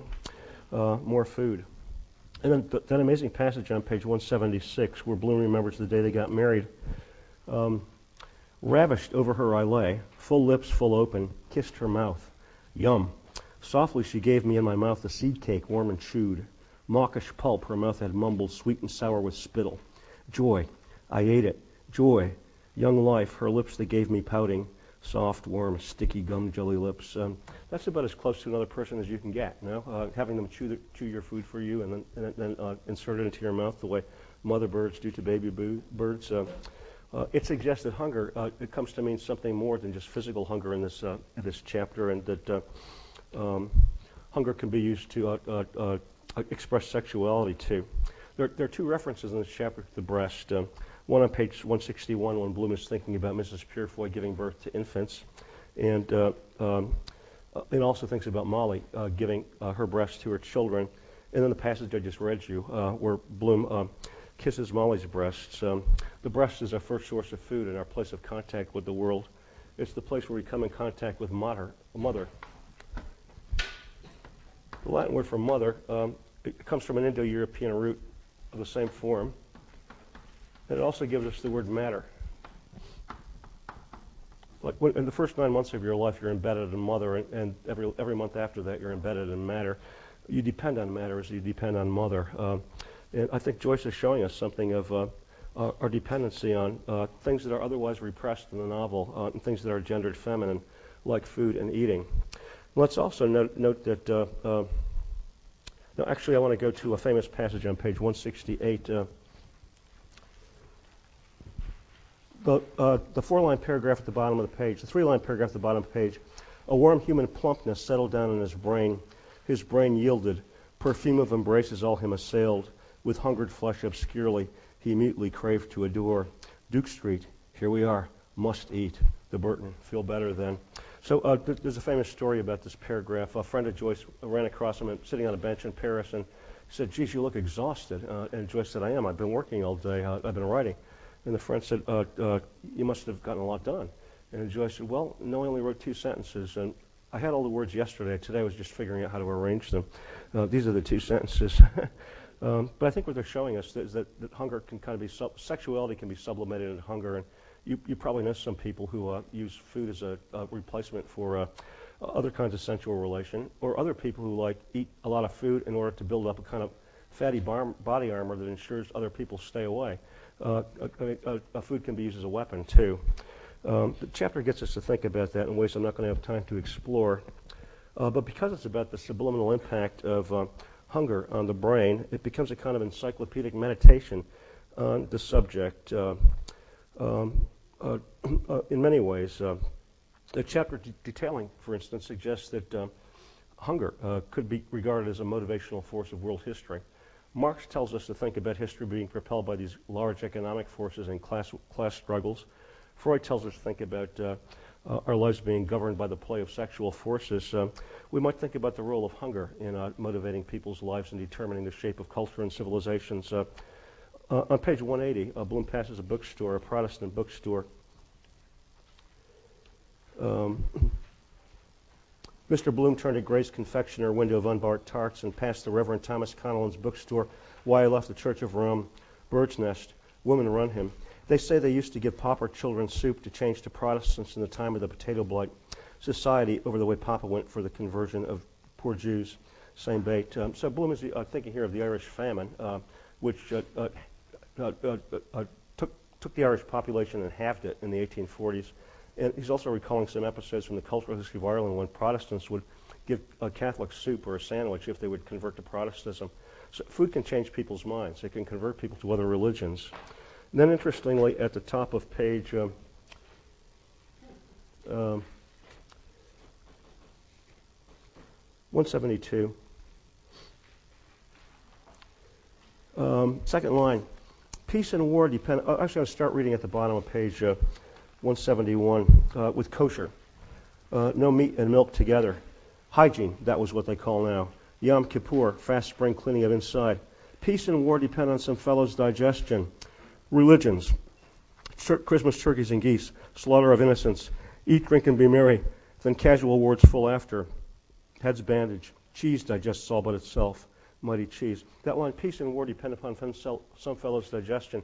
How often has famine or the lack of food caused people to pick up and migrate and get into collisions and wars with other people? Hunger has been a motivating force of a lot of world movement. And in Bloom's thoughts about kosher here, you can't eat meat and milk together if you follow a kosher regimen, or eat shellfish. He thinks about it as being hygiene and suggests maybe that the books of Leviticus and Deuteronomy, where kosher laws are laid out, are maybe a kind of desert survival manual. That if you're living in a desert in a hot climate, it makes sense you don't want to eat meat and milk or shellfish because they spoil easily and cause disease. And that opens up the chapter to a perspective that allows us to see it as a kind of exploration of dietary regimes and habits. And at this point, it gets very interesting. I'm going to go back to that line, eat or be eaten, kill, which Bloom thinks about when he goes into the restaurant, the first restaurant he goes in. Eat or be eaten, kill, which rhymes for me with a line I read you on page 151. God wants blood victim. His slow feet walked him riverward, walking. Are you saved? All are washed in the blood of the Lamb. Blood wants blood victim. The immediate reference is that it used to be a kind of common practice when you were building a building to pour some blood into the foundation stone, a kind of folkloristic superstition. But that line, God wants a blood victim, so do we all. Think about the things you eat and try to think about something you eat that is not dead, that has not been killed. You don't hear the vegetables screaming when you pull them up out of the ground, but they die. They die for you. And so this chapter for me becomes a kind of secular revision of the books of Leviticus and Deuteronomy, and also Acts of the Apostles, where God tells Christians it's okay to have ham. So consider the range of possibilities you have as people with appetites. We've looked at what the gods eat. When Bloom thinks of the statues, nectar, imagine it drinking electricity. And they have no anuses, and so they don't have to have like material food. So that's one range of eating that's beyond our capability. But check out the eating activity on page 179. At Duke Lane, a ravenous terrier choked up a sick knuckly cud on the cobblestones and lapped it with new zest. Sir Feet returned with thanks, having fully digested the contents. First sweet, then savory, Mr. Bloom coasted warily. Ruminants, his second course. So at two extremes, you've got the gods eating electricity and the dogs eating vomit. There are people who do that these days. I ran across like an avant-garde website, UbuWeb, I think it's called, where there are people who nowadays will like force themselves to vomit and then eat it with spoons and then vomit. It's out there for you to enjoy if you want to. So we've got the dog at one extreme and the gods at the other. What about eating meat? Meat eaters. Bloom thinks about the cops eating meat and potatoes and therefore not having very developed brains. But the first restaurant he walks into, he sees all these guys eating with their mouths open and decides he doesn't want to eat there. And he also thinks about the food they're eating, corned beef and cabbage. The very first paragraph on 171. After all, there's a lot in that vegetarian. Fine flavor of things from the earth, garlic, of course. It stinks. Italian organ grinders, crisp of onions, mushrooms, truffles. Pain to animal, too. Pluck and draw fowl. Wretched brutes there at the cattle market waiting for the poleaxe to split their skulls open. Moo. Poor trembling calves. Meh. Staggering bob. Bubble and squeak. Butcher buckets wobble lights. Give us that brisket off the hook. Plop. Raw head and bloody bones. Flayed glass-eyed sheep hung from their haunches. Sheep snouts bloody papered sniveling nose jam on sawdust. Top and lashers going out. Don't maul them pieces, young one. Hot, fresh bread they prescribe for decline. Blood always needed, insidious. Lick it up, smoking hot, thick, sugary, famished ghosts. So the pain to the animal that Bloom thinks about here, I'm sure you've all read about like slaughterhouses. If you took a contemporary novel with me last year and you got to read about slaughterhouses in Chicago and pensions against the day. My brother-in-law has a brother who worked in a slaughterhouse in Chicago for a week. His job was, as cattle would come down a corral, and he had a sledgehammer, and his job was to kill them by bringing them right between the two eyes. He lasted a week, which is about the longevity for that job. But think about this the next time you enjoy a steak. You don't have to eat steaks. You can eat vegetarian food, as Bloom thinks when he sees the poets coming out of the vegetarian restaurant on page 165. Last paragraph. His eyes followed the high figure in homespun, beard and bicycle, a listening woman at his side, coming from the vegetarian. Only vegetables and fruit. Don't eat a beefsteak. If you do, the eyes of that cow will pursue you through all eternity. They say it's healthier. Wind and watery, though. Tried it. Keep you on the run all day. Bad as a bloater. Dream all night. What do they call that thing they gave me? Nut steak. Nutarians, fruitarians. To give you the idea you're eating rump steak. Absurd. Salty, too. They cook in soda. Keep you sitting by the tap all night. And then he looks at the female poet. Her stockings are loose over her ankles. I detest that. So tasteless. And then he goes on to think, I wouldn't be surprised it was the kind of food you see produces the like waves of the brain, the poetical. For example, one of those policemen sweating Irish stew into their shirts, you couldn't squeeze a line of poetry out of him. So I wouldn't be surprised if it was the kind of food you see produces the like the waves of the brain, the poetical. My thinking is a product of food. Every day all of us eat protein, which is related to the word protein. Protein, because no matter what you eat, you put it into your mouth, it will turn into fingernails, your foot, your head, your ears, your hair, or your thoughts, or your voice. Food is the building block of the body. So it's amazing the number of things that people eat, and this chapter starts getting you to explore. There's a reference to nutarians and fruitarians in the paragraph I just read. Do you all know about those? There are people who only eat nuts and fruits because you don't have to kill them. You can wait for them to drop. This may be the most humane dietary regimen. And it says something, of course, about Bloom, that he walks the golden mean and doesn't eat meat or vegetable, but a cheese sandwich. You don't have to kill anything to eat cheese. You just take it away from its mom. But think about the things that people have decided to eat, as Bloom does on page 174. Last paragraph. Mild fire of wine kindles his veins. I wanted that badly. Felt so off color. His eyes unhungrily saw shelves of tins, sardines, gaudy lobsters' claws. All the odd things people pick up for food. Out of shells, periwinkles with a pin, off trees, snails off the ground the French eat, out of the sea with bait on a hook. Silly fish learn nothing in 1,000 years. If you didn't know, risky putting anything in your mouth. Poisonous berries. Roundness you think good. Gaudy color warns you off. One fellow told another and so on. Try it on the dog first. Led on by the smell or the look. When you think about it, who discovered how to eat like shellfish or oysters or artichokes? I'm a New Yorker. The first month I got to California in 1970, somebody fed me an artichoke, which we didn't have on the East Coast, and I started eating the whole thing until they told me that wasn't the way you did it. About who discovered how to do that? And as Bloom thinks on page 179, who distilled first? These people are great contributors to our culture. They've given us things that maybe are more important to us than the collected work of John Milton. Artichokes and oysters, great cultural contributions that we tend not to think about. So think about the relativity of cuisine. On another level, the range of things that people eat, Bloom explores on page 171. I'm going to start out with, not 171, 175. About 7 lines down. That Archduke Leopold, was it? No, yes, or was it Otto? One of those Habsburgs? Or who was it used to eat the scruff off of his own head? Cheapest lunch in town.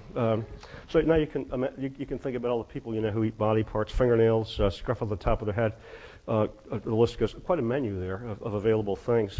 And then he also thinks on this page of the rich, what the rich eat.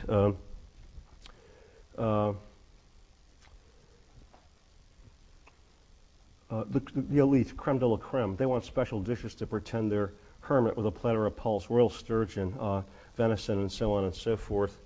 And then also the relativity of cuisine. He thinks at the top of this page about the Chinese eating eggs 50 years old, blue and green again. Dinner of 30 courses, each dish harmless, must mix inside.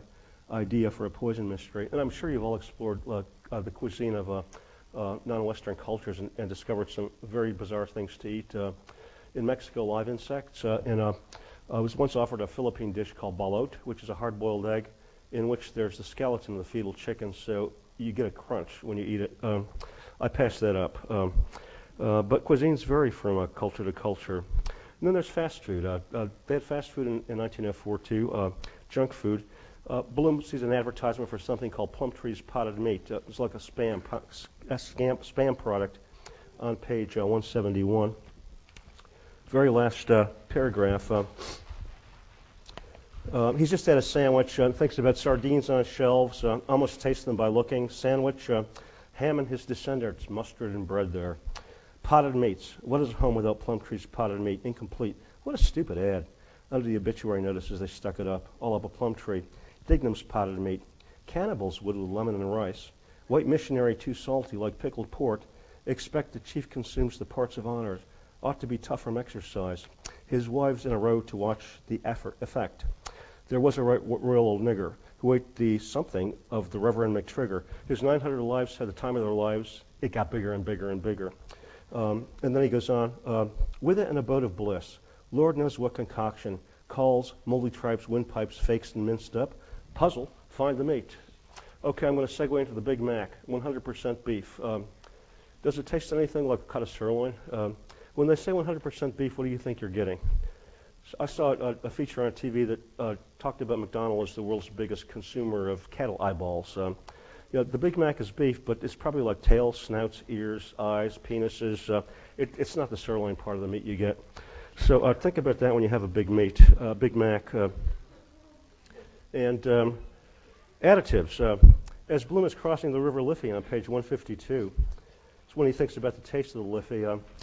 Be interesting to get a pass. He sees a barge going down the Liffey carrying Guinnesses.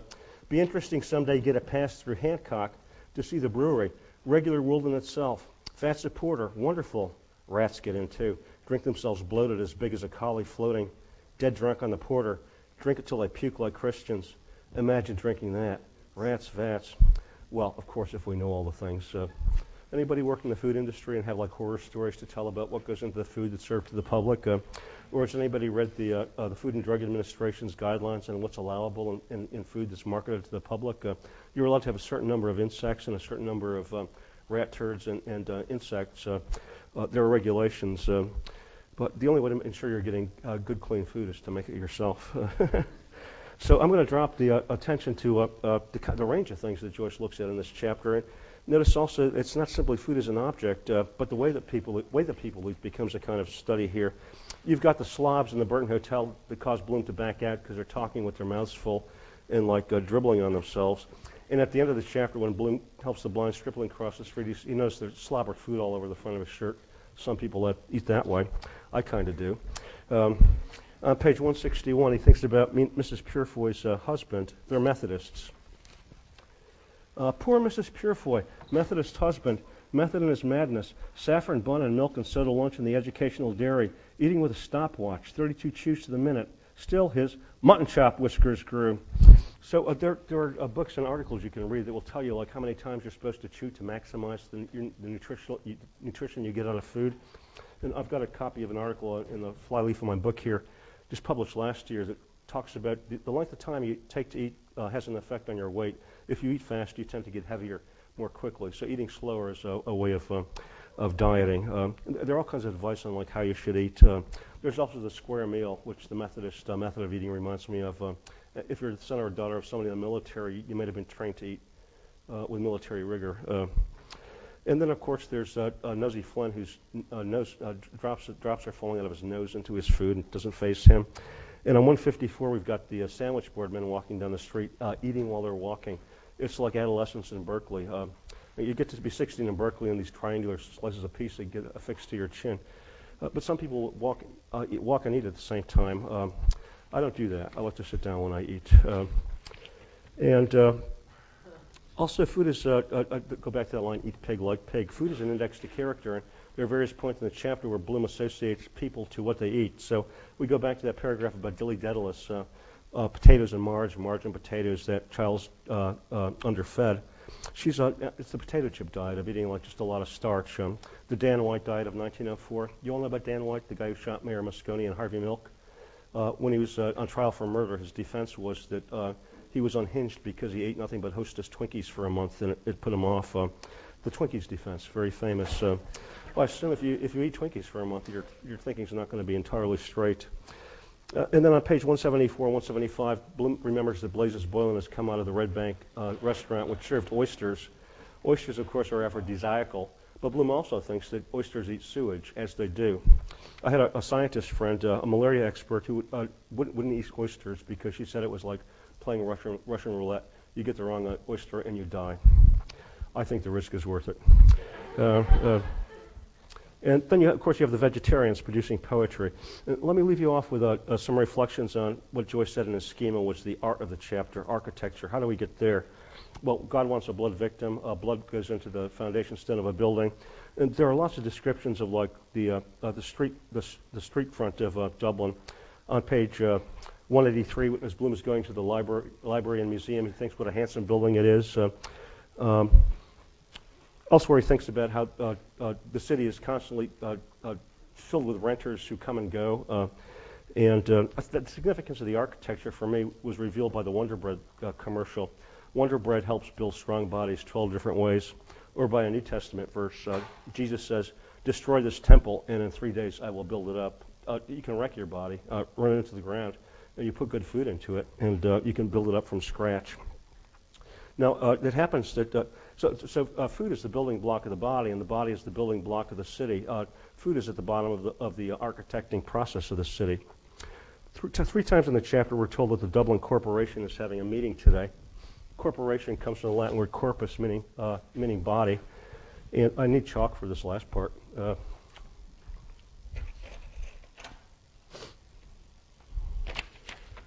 I gave you a map. Did anybody follow it? What did you find? Did you find any pattern?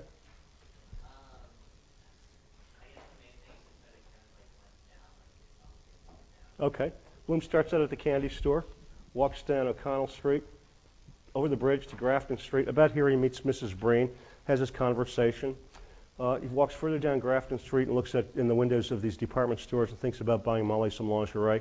Then he goes into Duke Street and goes to the Burton Hotel, sees these guys eating like slobs, decides he doesn't want to eat there, and so he goes back to Davy Burns, has his gorgonzola cheese sandwich, and then leaves. At this point, one of the characters, Tom Rochford, has dyspepsia.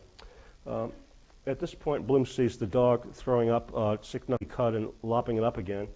Over here, he stands in front of the store window of a plumber and looks at toilet bowls. And here he helps the blind stripling cross the street, and here he meets Boylan. So does that evoke anything? It's like the giant Lestrygonian. With Bloom meeting Boylan right at this very foul spot.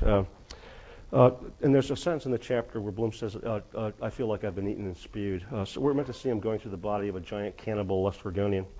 Oh, and I forgot to tell you, in that passage about the limerick, the cannibals, people who eat people, and the part that they're eating is the penis, because there are people who eat those things too. We're getting into Jeffrey Dahmer terrain here. Let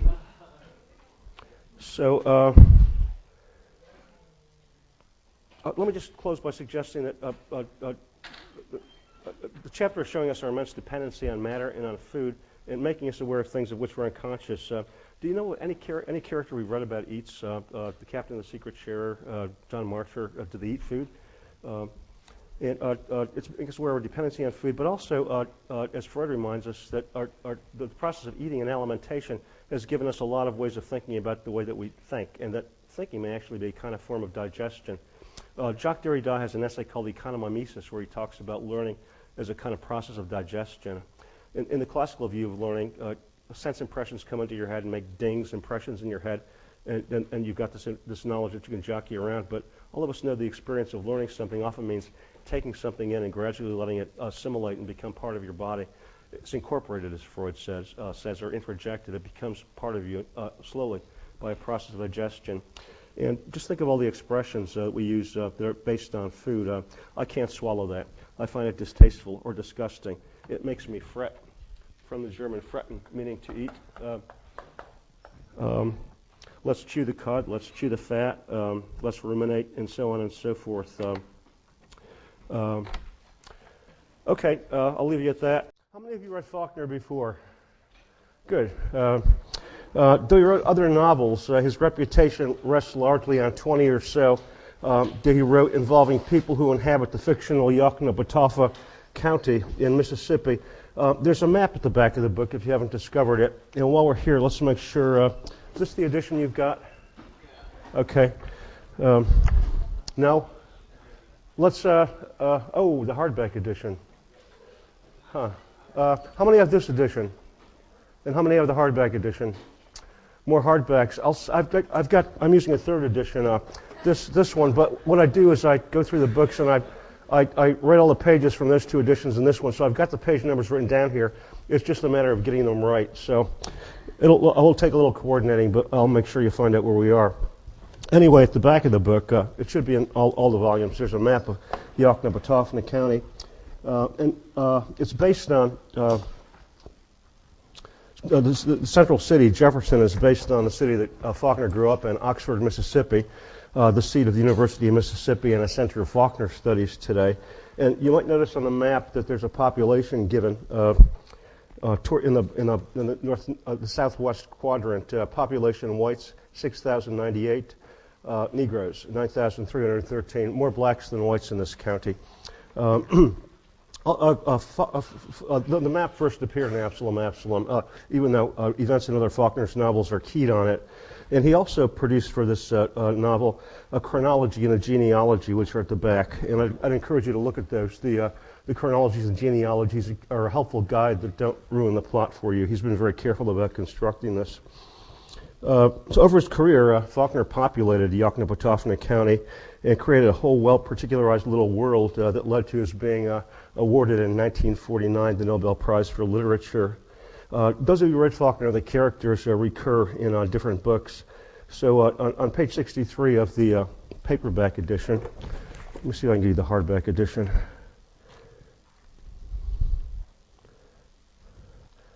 Try page 80 in the hardback edition. I'm looking for a reference to Colonel Sartoris. A sentence reads, Mississippi seceded when the first Confederate uniforms began to appear in Jefferson, where Colonel Sartoris and Sepin were raising the regiment which departed in '64 with Sepin. Is that on page 80? Okay, I've got all the pages worked out then. So Colonel Sartoris is a character who appears in Faulkner's first Yoknapatawpha novel called Sartoris, and he also is a character in a collection of short stories called The Unvanquished. Quentin Compson, one of the central characters in Absalom, has already appeared in Faulkner's 1929 novel, The Sound and the Fury. Those of you who have read that know that Quentin eventually goes to Harvard and commits suicide in 1910. The genealogy mentions this on page 309 in the paperback edition. My suspicion is that Faulkner in part wrote Absalom in order to go back and revisit The Sound and the Fury and explain more thoroughly than he had there why Quentin commits suicide. The chronology says that he dies in Cambridge in 1910. So many of the characters who occur in other Faulkner novels reappear in Absalom, which, however, is his most difficult novel, I think, and the most powerfully engaging. It's kind of mind-boggling. My senior high school, my English teacher when I was a senior in high school was a Faulkner buff, and made us read The Unvanquished, the short stories, but gave me a line I've loved to use throughout my life. He said, I envy you your first reading of Absalom. As I do you. It's a great book, and for many people, a contender for the great American novel, a case I'll try to make. So you'll have noticed that Faulkner presents you with a whole new array of difficulties. They each are worth considering. And the first of those is his syntax, his tortuous syntax. Sentences go on for whole pages. They leap into virtual opacity. They often are dense with abstraction. And span vast parenthetical gaps. Sometime next week, I'm going to get to a passage that takes place in the paperback edition. It's pages 152 to 175. In the hardback edition, it would be pages 194. In the hardback edition, look on page 194. In the paperback edition, look on page 152, and you'll see an italicized passage, and at the end of it, a dash and a parentheses, and then the phrase, how was it, Shreve said. Do you all find that? The parentheses ends on page 175 for those of you in the paperback edition. 175, and in the hardback edition, it's 225. So there's like a 25-page parenthesis, and it's kind of right at the heart of the book and contains some of its most important materials, so we'll get to it. And also, otherwise, the sentences go on, and you have to read and reread, I think, in order to get some of those. So let me return to a point I made last week in advising you on how to get through this book. If you're pressed with a choice of having to read fast in order to finish, or to read slowly in order to get the sentences, choose the reading slowly option. It pays off. And I'm going to guide you through a sentence or two to give you some suggestions on what to do. One of which is to, first of all, read out loud. These sentences are meant to be intoned, and they sometimes make sense when you read them out loud. And read them slowly. And also it's sometimes helpful to parse, to look for the subject and the verb, and then start there and to figure out what's added. So I'm going to look at a passage that's on page 68 in the paperback edition. In the hardback edition, it would be on page 86. And this is a description of Rosa Coalfield as the southern woman, the Southern belle, who takes it for granted that everything's been made just for her and her comfort, that everything belongs to her, and the world has been created to make her feel comfortable. So this is starting at the bottom of 67 in the paperback edition and the middle of 86. So the natural thing would have been for her to go out and live with Judith, the natural thing for her or any Southern woman, gentlewoman. She would not have needed to be asked. No one would expect her to wait to be. because that's what a Southern lady is. Here it comes. Not the fact that, penniless and with no prospect of ever being otherwise, and knowing that all who know her know this, yet moving with a parasol and a private chamber pot and 3 trunks into your home and into the room where your wife uses the hand-embroidered linen, and not only takes command of all the servants who likewise know that she will never tip them because they know as well as the white folks that she will never have anything to tip them with, but goes into the kitchen and dispossesses the cook and seasons the very food you are going to eat to suit her own palate. It's not this that she is depending on to keep body and soul together. It is as though she were living on the actual blood itself like a vampire, not with insatiability, certainly not with voracity, but with that serene and idle splendor of flowers arrogating to herself because it fills her veins also, nourishment from the old blood that crossed uncharted seas and continents and battled wilderness, hardships, and lurking circumstances and fatalities with tranquil disregard of whatever onerous carks to leisure and even peace, which the preservation of it incurs, upon what we call the contemporary transmutable fountainhead, who contrives to keep the crass food-bearing corpuscle sufficiently numerous and healthy in the stream. I got a little lost toward the end of that, but I think I got the bulk of the sentence, which is that she's got the kind of vitality of a hothouse flower who expects to be like planted and fed effortlessly wherever she ends up. And here it's Sutpence 100. So, and you can hear the cadences in that, and see how reading aloud does kind of make things more interesting. So we also need to ask why Faulkner is putting us through this tortuous syntax. And I think one is to convey a passionate frenzy, a kind of breathless possession that takes all these overtakes all these characters. There's a passage on page early in the early pages of the novel, on page 7 in the paperback and 6 in the hardback. It's toward the end of a paragraph that begins, "It would be 3 hours yet." And toward the end of it, we're told that Quentin's was a barracks filled with stubborn, backward-looking ghosts, still recovering, even 43 years afterwards, from the fever which had cured the disease, waking from the fever without even knowing that it had been the fever itself which they had fought against and not the sickness, looking with stubborn recalcitrance backward beyond the fever and into the disease with actual regret, weak from the fever yet free of the disease and not yet aware that freedom was that of impotence. I think what's being said here is, if you do the math, he was a barracks filled with stubborn ghosts still recovering even 43 years afterwards. We know that the opening scene takes place on a September afternoon of 1909, and 43 years ago, if you do the math, was 1866, the first year after the Civil War. So already the novel is beginning to generate a historical interval of some significance. But I think what's being described here is that 43 years ago there was a disease, slavery, which has been abolished, but it's left the South in a kind of fever, an applied state of like continuing disease because of the history of the South.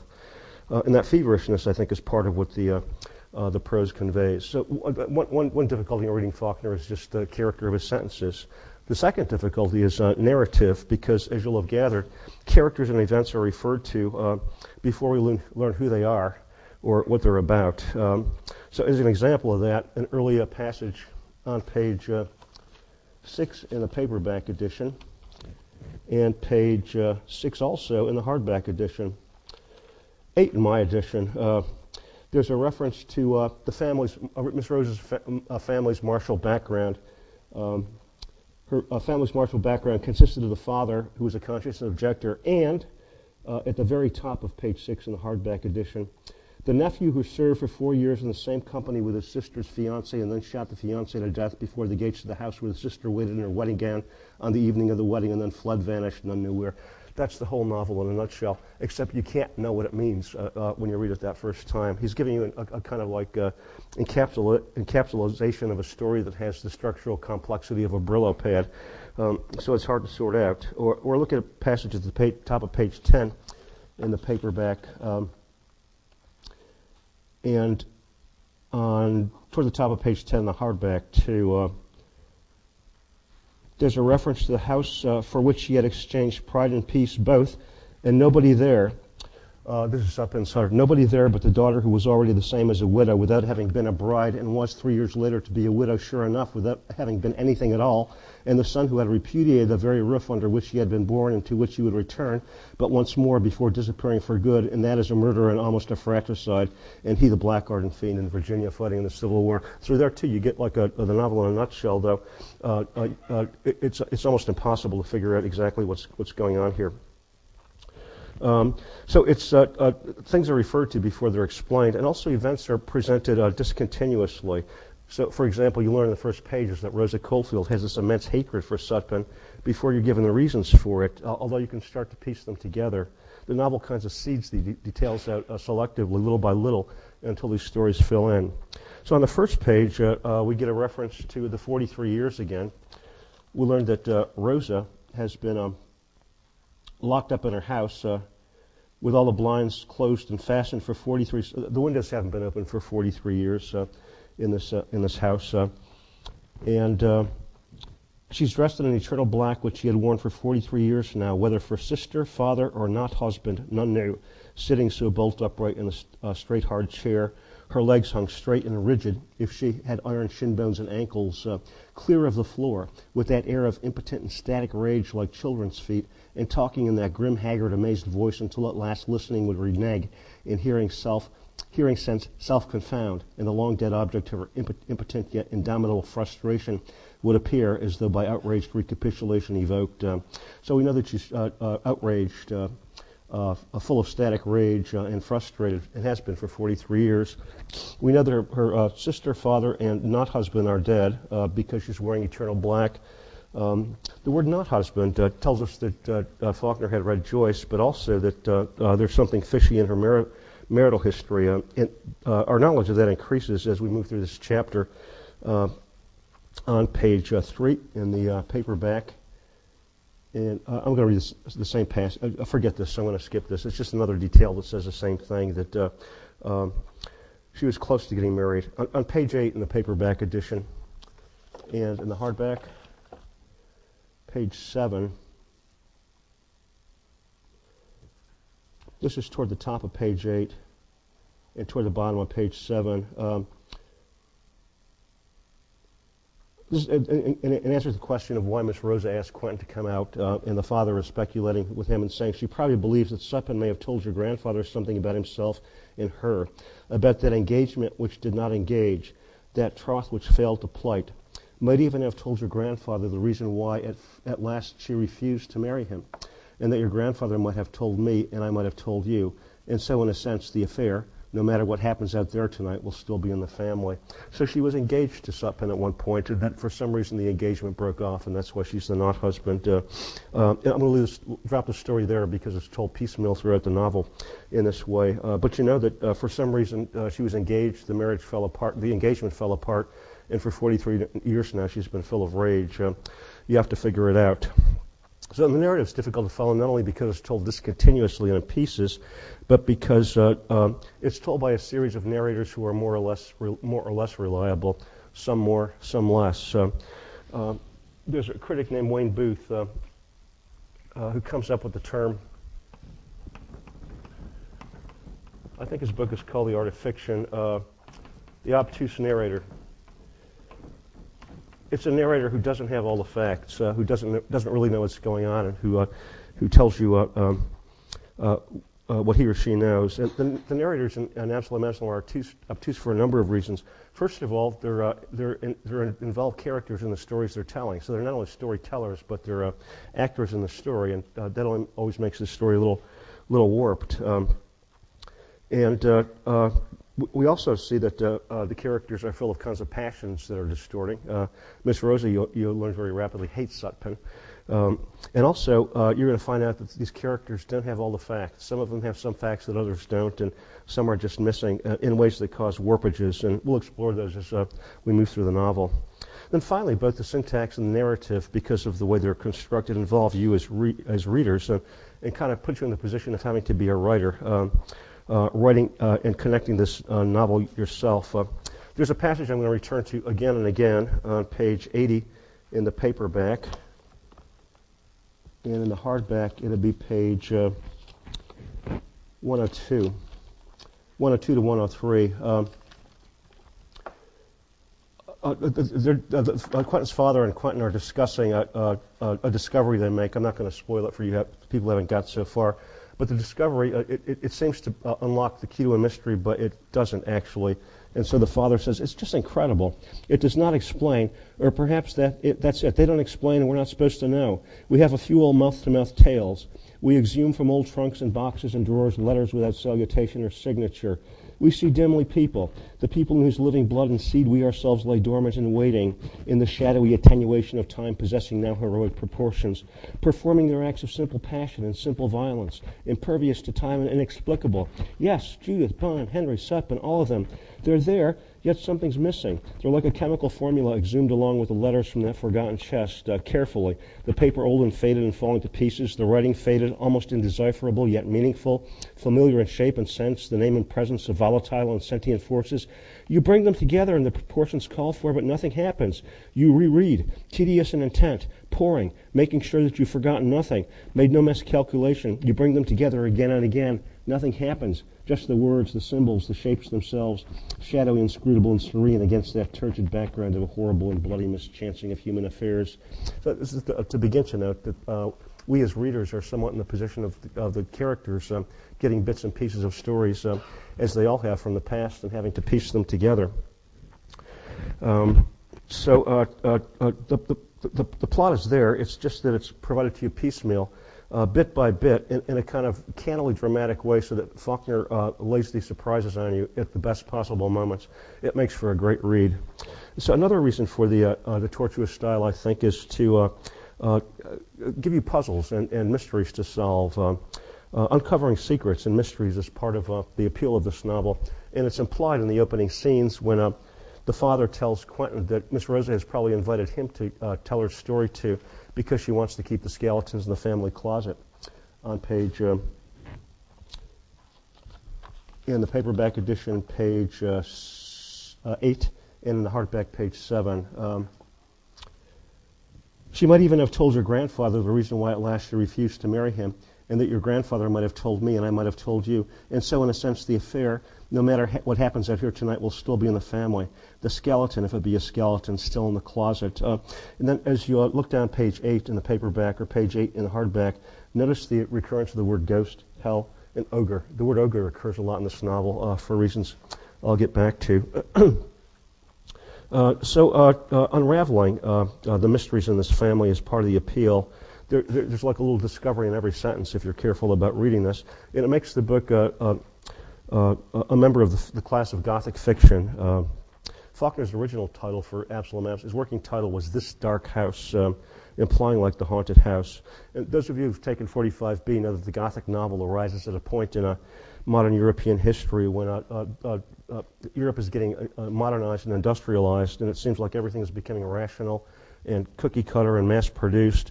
And so there's a kind of like interest in the way people lived in the past when things were irrational and not so straightforward and mechanized. An appeal for like searching for the spooky. And that's what happens in Absalom, which it works like a jack-in-the-box. Surprises keep on popping up in ways that you can't expect. And that also gives the novel something of the appeal of detective fiction. There's a mystery here, which is launched on the first page. So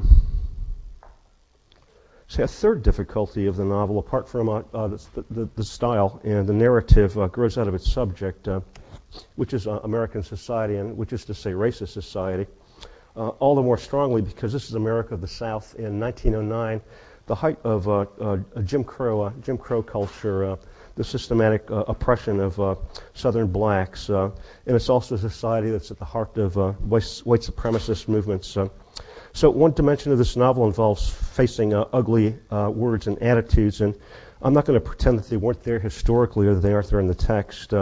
Indeed, we'll make the argument that we have to deal with them because in ways you can't foresee, in the first 3 chapters, they're at the heart of this novel, which is laced with the N-word. In the last lecture I gave in Faulkner, I'm going to say a few words about what I think about his attitude toward race in the American South in the 1930s, 40s, and 50s. But for now, let me just say that novelists like Toni Morrison and Ralph Ellison have both admired Faulkner and seen him as somebody who, rather than evading race, is actually dealing with it. And to put this in perspective, think about other Southern novels that are written in the 1930s when Faulkner was writing The Klansman, a great romance about white guys on horses riding around cleaning up the South, or Gone with the Wind. That was a book contemporary with Absalom. So to overlook the novel's treatment of race is to overlook the overwhelming fact that America was and is a racist society whose growth and wealth depended on the institution of slavery, the buying and selling and treating of people as if they were livestock or commodities. So the racial stereotypes that permitted and indeed enabled the institution of slavery and that still persist into the 21st century are inherent in the narrative of Sutpen, whose legendarily wild blacks build his empire, and whom we see on the first pages. I'm going to look at the language here and see what it's doing on page 4. It's page 4 in the paperback and page 2 in the hardback. I'm going to come back to this passage. It's our first description of Sutpen arriving in Yoknapatawpha County. Out of the quiet thunderclap he would abrupt, man, horse, demon, upon a scene peaceful and decorous as a school prize watercolor, faint sulphur reek still in hair, clothes, and beard, with group behind him his band of wild niggers like beasts half tamed to walk upright like men, in attitudes wild and reposed, and manacled among them the French architect with his air, grim, haggard, and Tataran. Immobile, bearded, and hand palm lifted, the horseman sat. Behind him the wild blacks and the captive architect huddled quietly, carrying in bloodless paradox the shovels and picks and axes of peaceful conquest. Then in the long unamazed, Quentin seemed to watch them overrun suddenly the 100 square miles of tranquil and astonished earth, and drag house and formal gardens violently out of the soundless nothing, and clap them down like cards upon a table beneath the up palm, immobile and pontific, creating the Sutpen's hundreds, the B Sutpen's hundred, like the olden time B light. A description of Sutpen's appearance in Yoknapatawpha County, with his wild band of slaves who are dehumanized here and made to seem animals, like they have to be trained to walk on two legs. And other details in the opening pages kind of animalize Sutpen's slaves too. On page 27 in the paperback, and it's around page 32, 33 in the 32 in the hardback. We get a description of the first 2 years of Sutpen is in Yoknapatawpha County. He's trying to save money so much that he makes his slaves sleep in mud, and their bodies are coated with mud to protect them against insects and the heat. No clothing, and Sutpen does this too. There's a story told in this vicinity of text of some hunter named Akers walking through the land in Sutpen's hundred and stepping on one of these blacks sleeping in the mud, kind of submerged like a crocodile, and having it spring up at him. A scary image. And we learn too in this vicinity of the text that Sutpen has brought with him 20 slaves who speak a language that nobody can understand. It's going to turn out to be French. They come from the Caribbean. And also, we learn on page 48 in the paperback edition. In the hardback edition, this is 59 and 60, that among the 18 slaves there are 2 females, one of whom is the mother of Clytemnestra. The 2 females have been bought to act as reproductive factories and to help generate Sutpen slaves. And we're told in this vicinity of the text too that they're hitched to these machinery like cattle and made to pull Sutpen's Sutpen's gins. So this is a disturbing aspect of the book, which is meant to be disturbing, and we're going to have to face it. Indeed, in ways you can't foresee from reading the first 3 chapters of the book. This is going to be central. Okay, so that's an introduction to the difficulties of Faulkner, and now let's tackle it. Except that so frenzied is the whirlpool of passion and hysteria that any start in the book is bound to be arbitrary. So I'm going to begin with Sutpen, whom we first meet as Rosa's talking makes him palpable to Quentin. He kind of emerges materially as Quentin is talking and appears to him as an image in that passage I just read. We have to imagine too Rosa telling the story in a room in a wooden box. This house that's the windows are all closed. And we're told it's a hot summer, and that the wisteria has bloomed again for a second time, and the odor of wisteria is seeping into this box. That becomes important in chapter 4, which is the weirdest chapter in the book, when Rosa recalls how when she was a teenage girl, she had a summer of wisteria, and fell in love. We get that story in chapter 4. Good luck with that chapter. And she's the first of several characters in the novel whom we might refer to as characters in a box. You learn also in the early pages that her father, a conscientious objector during the Civil War, has crawled up into the attic during the war and nailed himself in. Has to have food drawn up by pulleys from his daughter. His story is on, I'm not going to give the page numbers because of the 3 competing editions, but you get his story. So let's look at the passage I just read about Sutpen coming out of nothing on the opening pages of the book. Page 4 in the paperback and page 2 and 3 in the hardback. Out of the quiet thunderclap, he would abrupt. It's a picture of somebody creating, like a godlike figure, creating a world out of nothing. The thunderclap, to begin with, reminds us of these patriarchal gods, Zeus and Jupiter, creator gods, Jehovah too. And abrupt is related to the word rupture, suggests a kind of tearing or a new start, maybe the start of America, which is starting from scratch or from nothing. Then that detail about the palm uplifted suggests dominance and command. And out of the silent nothing, ripping up a plantation, suggests the creation of the world in Genesis, as does the pontific let be. Pontific, related to Pontifex Maximus or the Pope, it suggests religious creation or Genesis. So we're getting here as a kind of portrait of the godlike founder or originator, the forefather of our countries. This is kind of a picture of the American myth, of the great man arriving in the New World and out of nothing creating first a plantation and culture. I'm going to make some parallels in the course of talking about Faulkner. Let's not forget that George Washington owned a plantation and had slaves and made a lot of money as a hemp farmer, interestingly. You can read about that in Thomas Pynchon's novel Mason and Dixon. So he's a founding father, but at the same time that we get a sense of Sutpen as like the founder of this magnificent plantation, the sense of his magnificence eroded by another sinister undercurrent of terms, which include demon. Out of the quiet thunderclap, he would abrupt man, horse, demon. Except that demon isn't necessarily a bad word. It's the Greek word daimon, which means like a divine spirit, and it gets turned into malevolence as it develops in Western history. But when you put demon together with the sulfur reek, I assume that's like the lingering odor that stays on Sutpen because he too sleeps in the mud and wears like mud. But it's also, it suggests like hell. And then the taming of these slaves suggests an animality that redounds back on Sutpen for treating people like animals. While we're here, in the paperback on page 31 and in the hardback on page 38, we get a description of Sutpen choosing his wife. And the details of the story are that he builds this plantation, his house, in like 2 years, and then just lies low for 3 years. And at the end of 5 years, rides into town. He's been to church maybe twice in the 5 years.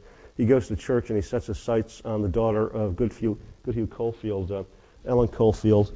And Rosa tells us in outrage and says he had now come to town to find a wife exactly as he would have gone to Memphis Market to buy livestock or slaves. So this is the beginning of a theme in the novel. It's going to ask us to think about how much women are treated like slaves or as marketable commodities who are bought by wealthy husbands as trophies and then put to work as domestic servants in houses. A fine line between slavery and being a woman in this novel. So, and then we've got the French architect Manacle too. So he's a slave.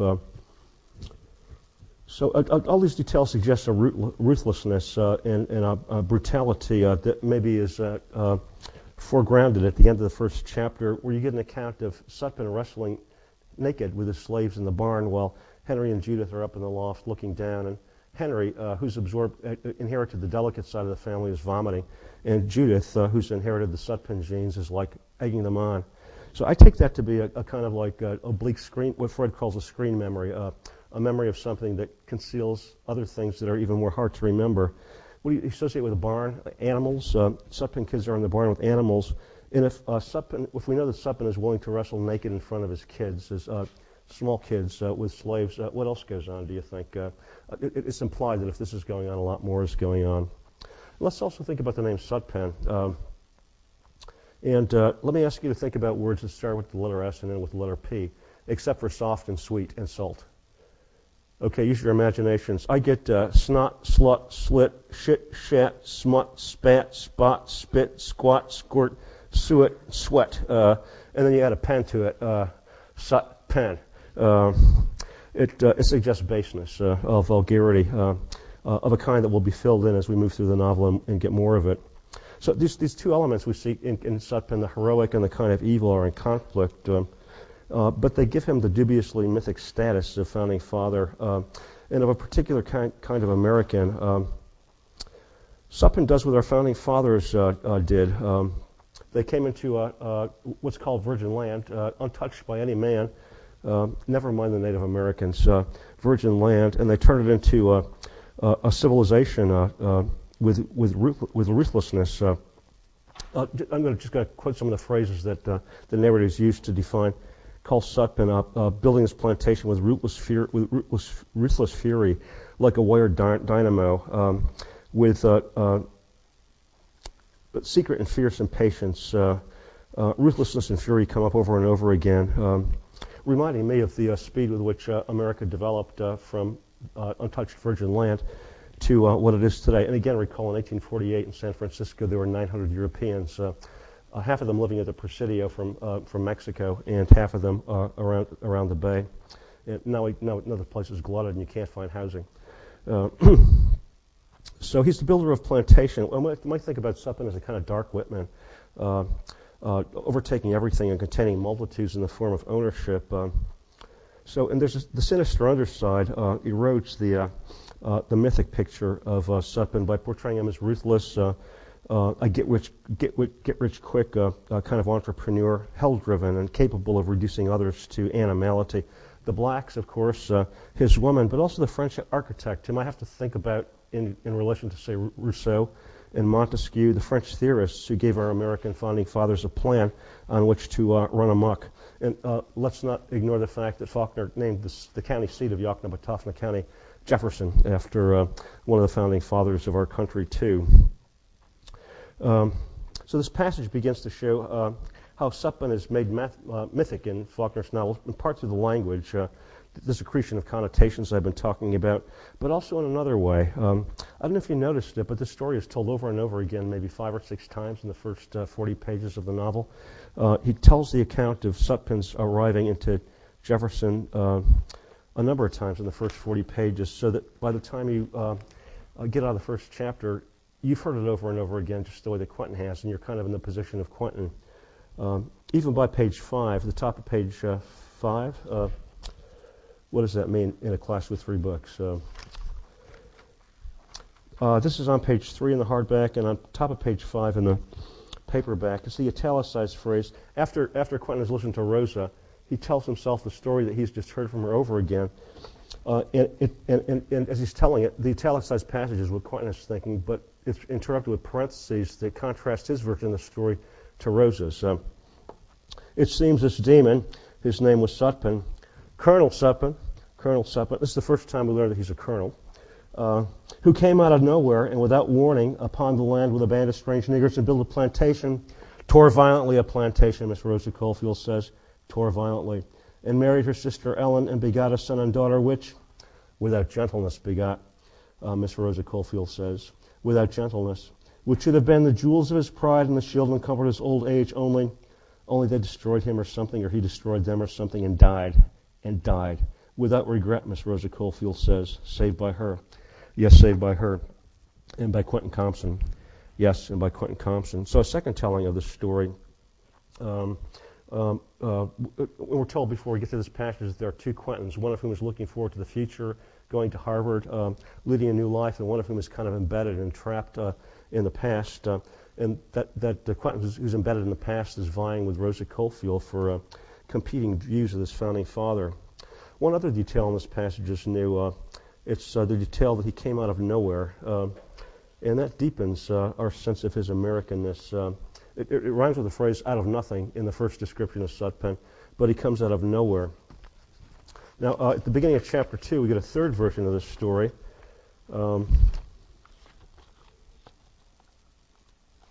This would be page 27 in the hardback and 23 in the paperback.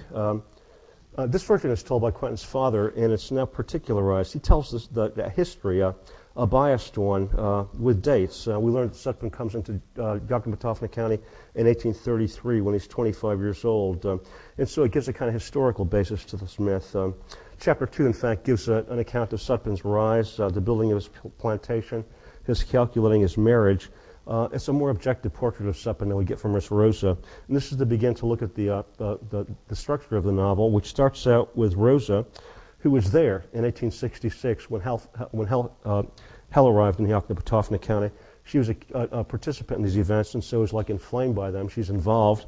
And then Mr. Compson is one generation later, and therefore a little more distanced from things and more detached. And so he's in a position to help us fill in the history with some real details.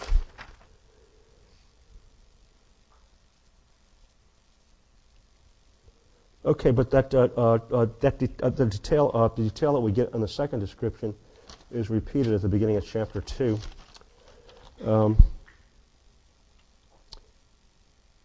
When I'm at the bottom of 23 in the paperback and the top of 28 in the hardback, there the stranger was. He was already halfway across the square when they saw him on a big, hard-ridden roan horse, man and beast looking as though they had been created out of thin air, and set down in the bright summer Sabbath sunshine in the middle of tired foxtrot, face and horse that none of them had ever seen before, name that none of them had never heard, and and origin and purpose which some of them were never to learn. And so the stranger's name went back and forth among the places of business and of idleness, and among the residences in steady strophe and anti-strophe. Sutpen, Sutpen, Sutpen, Sutpen. So that phrase, coming out of nowhere, recurs over and over again. The townspeople on pages 25 and 26 in the paperback. This is a description of them stopping Sutpen in the lobby of his hotel and trying to engage him in conversation. He just walks away, and then we're told later in the chapter that Rosa's aunt will never forget Sutpen for not having had a past. This makes him quintessentially American. He's somebody who's broken from the past, like the first Americans did when they came from Europe to get a fresh start. Sutpen has come here to start all over again, too. Think about what it is to be an American, where nobody's anybody by right. Anybody can be somebody. Look at the person sitting 2 rows and 3 seats in front of you, and ask where that person came from, and also where they got their money. A big question in this novel.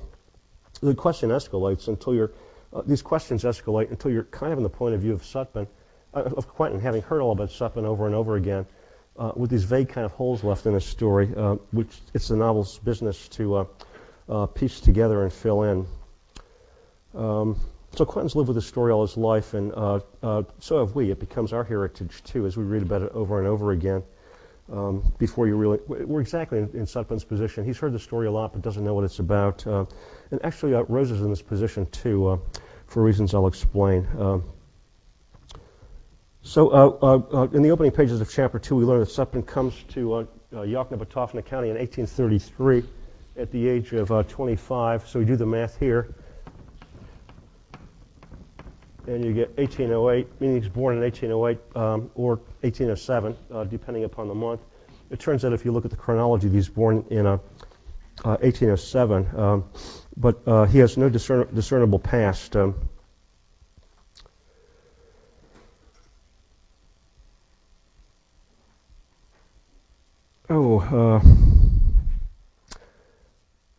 We're running close to the end of the hour. I'm going to just synopsize the story as you learn it through chapter 3, and leave you with the kind of mystery and puzzle that you should go forward with your reading with on a Wednesday. By the middle of chapter 3, you'll have learned that Sutpen has spent 5 years building his plantation. At the end of 5 years, he goes into town and sets his sight on Ellen Coalfield and marries her and has 2 children, Ellen and Henry and Judith. Now, let's notice something about these characters. Ellen was born in 1817 and Rosa in 1845. So one sister is 28 years older than the other, and this sister gets married in 1838 before this one is born and has 2 kids before her sister is born, which means that Rosa is the aunt of both Henry and Judith. The kids are older than the aunt. So it puts Rosa in this kind of position of being innocent and out of it, and also because Ellen has been taken away from her father and up to Sutpens Hundred and has started to raise a family before Ellen is even born. Ellen hardly ever sees them. And that's why the word ogre comes up again and again. Sutpen is compared to an ogre, and his children are ogre children because, first of all, there's an argument between Coalfield and Sutpen that makes Coalfield not want to go out to Sutpens Hundred. So Rosa has almost no real contact with Sutpen or his kids until the events of the tragedy start. So like Quentin and like us, she just heard stories about these people. By the time I get to the 3rd chapter, we're almost exactly in the position of Rosa and Quentin, having heard a lot about these people without having interacted with them. And then we learn in chapter 3 that as Henry grows up, he's sent to the University of Mississippi, a new school, and he makes friends there with a character named Charles Bond, who also, like so many characters in this novel, comes from nobody knows where. He's only got a legal guardian for a parent. And they get to be friendly, Charles Bond and Henry at college, and Henry tells Charles that he's got a sister, and Charles perks up his ears and gets interested in Judith, and Judith starts writing to Henry, and Henry starts writing to Judith, and to Charles. And Henry is encouraging his friend to romance his sister, and he's encouraging his sister to romance his friend. A triad of very happy kids. And finally, Charles proposes to Judith. They're betrothed, and 2 Christmases, Henry and Charles go from the university to spend Christmas vacation with the Sutpens. And on the 2nd Christmas in 1864, Thomas Sutpen calls Henry into the library, and they have a talk, during which Sutpen forbids the marriage of Judith to Charles Sutpen, and at the end of which Henry renounces his father, says, I don't want to be your son anymore, and he goes off to New Orleans with Henry, only to come back 4 years later. He goes off to New Orleans with Charles and comes back, and 4 years later he kills him. So as it's put on page 62 in the paperback edition, this is Rosa. And in the hardback edition, page 78, something happened. But we don't know what. And the interest in finding out what happened in the library and why these three children who seem so happy together are at each other's throats is the interest of the plot. You'll have run across in your reading words like fate, destiny, retribution, doom. And it's we're told over and over again that Sutpen dooms his family and makes it certain that he's going to destroy his progeny, his children, in the future. And I think the implication of that is that Sutpen's legacy is still with us. His destiny and his doom is still ours. It's the destiny of racism in American society. Then, as the story gets further elaborated, it gets more and more dark and interesting, more sinister. By the time I get to page 9 in the paperback edition, it's page 9 and 10 in the hardback edition. It's not simply that he doesn't have a past. He's got a past, but it's one that he wants to hide. And so he's come to Yoknapatawpha County to escape discovery or detection. If he had a past that he didn't have to be ashamed of, he'd reveal it. He wouldn't have to conceal it. And then the question is asked on page 11 in the paperback edition. It's 12 in the hardback edition of why anybody 25 years old would go to Mississippi to look to his future. He was just 25, and a man of 25 does not voluntarily undertake the hardship and privation of clearing virgin land and establishing a plantation in a new country just for money. Not a young man without any past that he apparently cared to discuss in Mississippi in 1833 with a river full of steamboats loaded with drunken fools covered with diamonds and bent on throwing away their continent slaves before the boat reached New Orleans. Not with just this one night's hard ride away, and the only handicap or obstacle being the other blackguards and the risk of being put ashore on a sandbar and at the remotest end a hemp rope. And he was no younger son sent out from some quiet country like Virginia or Carolina with the surplus Negroes to take up new land, because anybody could look at those Negroes of his and tell that they may have come, and probably did, from a much older country than Virginia or Carolina, but it wasn't a quiet one. So the point being made here is, why would somebody who's talented and 25 years old come to Yokneam County instead of, say, going to New Orleans, where there's easy pickings and a lot of ways to make money?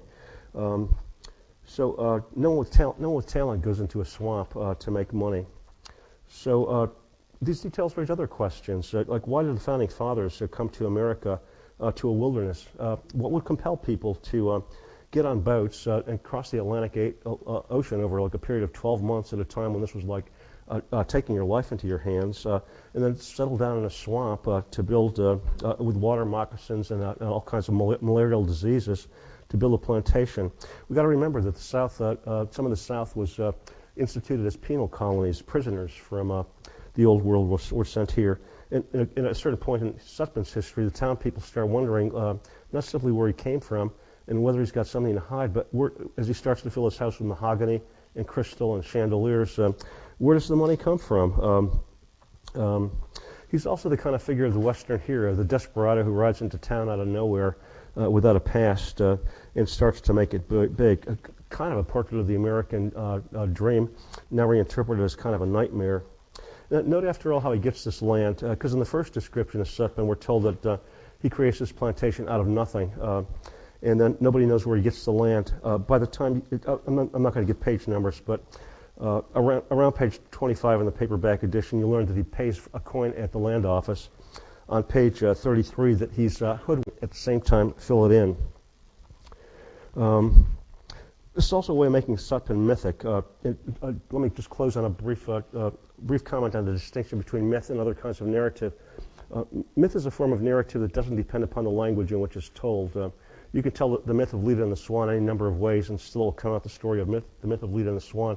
And so too the Sutpen story. By the time you get into chapter 3, it's told over and over again so many times in so many different forms that it kind of takes a life on of its own that's not dependent upon any particular linguistic setting. Okay, I'll leave you there. So I left you off thinking at the end of the last class about how Faulkner works to make Sutpen mythical by using words that have heroicizing connotations, but also by repeating a story over and over again so you're familiar with it and it exists independent of language. From that observation, I want to go to the point that I think Faulkner is very self-conscious about comparing what he's doing to Old World myths, and in particular Greek and Hellenic myths. I wrote to you a passage on page 24 in the paperback edition, 28 in the hardback edition. It's when Faulkner first gets to Yokneam County, the town starts asking who he is, Sutpen, Sutpen, Sutpen, repeating it in strophe and antistrophe, the language tells us. And Rosa is twice likened to Cassandra, somebody who can see into the future. On page 15 in the paperback and 17 in the hardback, and on 47 in the paperback and 58 in the hardback. And Cassandra, of course, is the prophetess who foresaw the fall of Troy. So we're being reminded that throughout civilization, houses and civilizations have been destroyed, and the Sutpen's downfall is likened to the fall of Troy. We're also told on page 48 in the paperback and 60 in the hardback that Sutpen intended to name Clytemnestra, his daughter, by a female slave, Cassandra. And recall that last time we learned that Sutpen brings 20 slaves into Yokneam County, 18 male and 2 female. The two females primarily used as breeding factories to expand his slave holdings, but Clydesburg tells us that he's taking advantage of these women too. So there's a passage on page 48 in the paperback and 60 in the hardback that also talks about Rosa living in a kind of mythicized world because she hasn't really seen the Sutpens.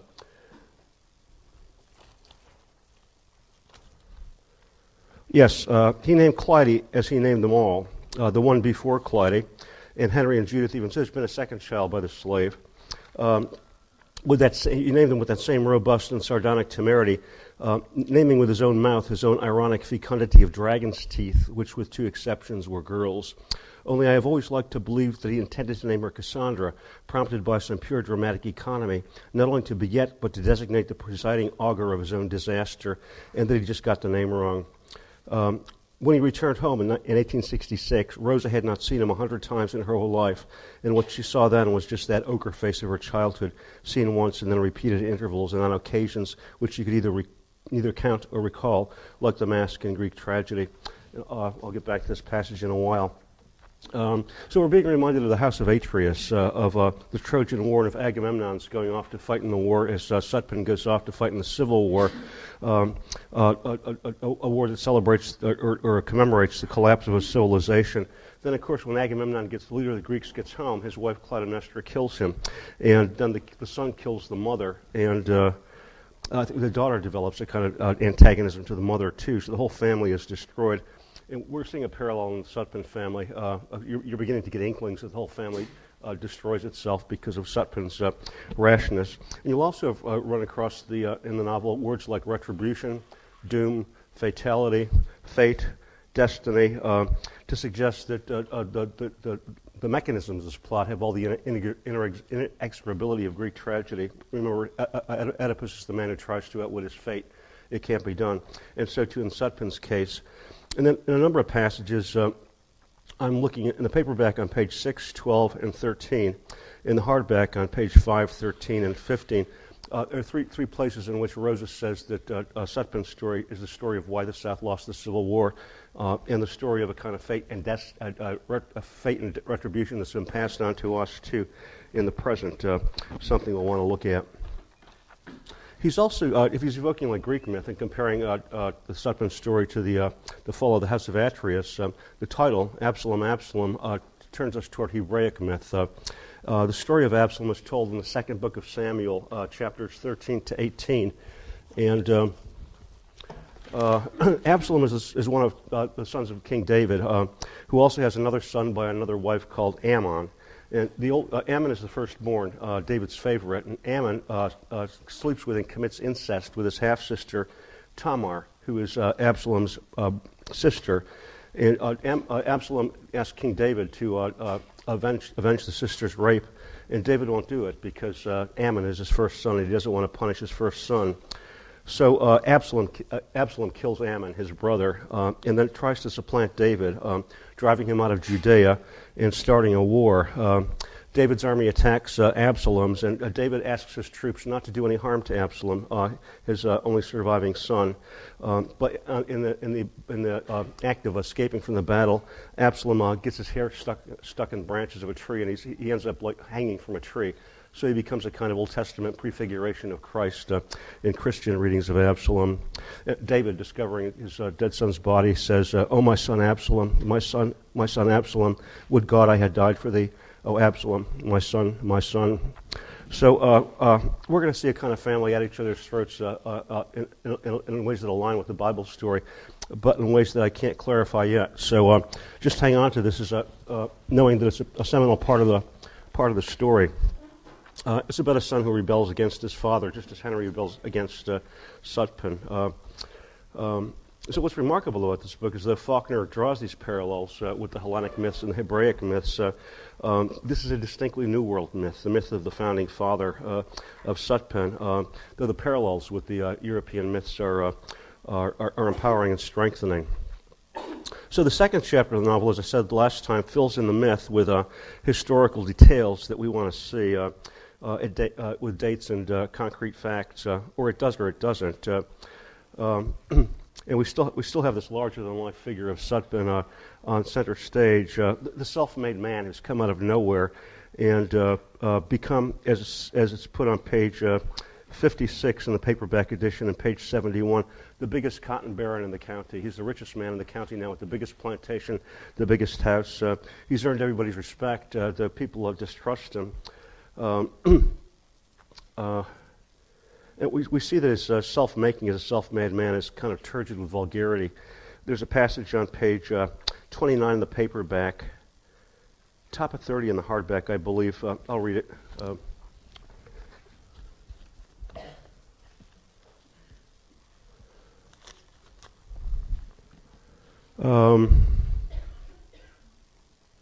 It might have been a good thing that he had a beard and they couldn't see his mouth. This is talking about him inviting men from the town out to his plantation to hunt and sleep on the floor and drink whiskey. He saluted them with that florid, swaggering gesture to the hat. Yes, he was underbred. And this is the top of page 43 in the hardback edition. It showed like this always, your grandfather said in all his formal contacts with people. He was like John L. Sullivan, having taught himself painfully and tediously to do the schottische, having drilled himself in secret until he now believed it no longer necessary to count the music's beats, say. And this goes on. He's like a boxer, John L. Sullivan, who thinks he can do the minuet. A kind of ruffian and vulgarian who thinks that he can act elegantly just because he's now got money. We know he's skull-dug land from the Indians and has acted ruthlessly toward the people around him. One question remains is where he gets the money. And as you see the story develop, of course, the townspeople start to wonder about this, especially as he starts bringing rich mahogany and crystal into his plantation. They're convinced that he must be up to no good, but nobody can prove anything. And so they have that vigilance committee where he's challenged with having committed crime, but nobody can prove anything. I think the long and the short of that story is that Sutpen, at the end of his rise, is regarded suspiciously and warily by the people in the town who respect his power, but feel like there's something dark about him.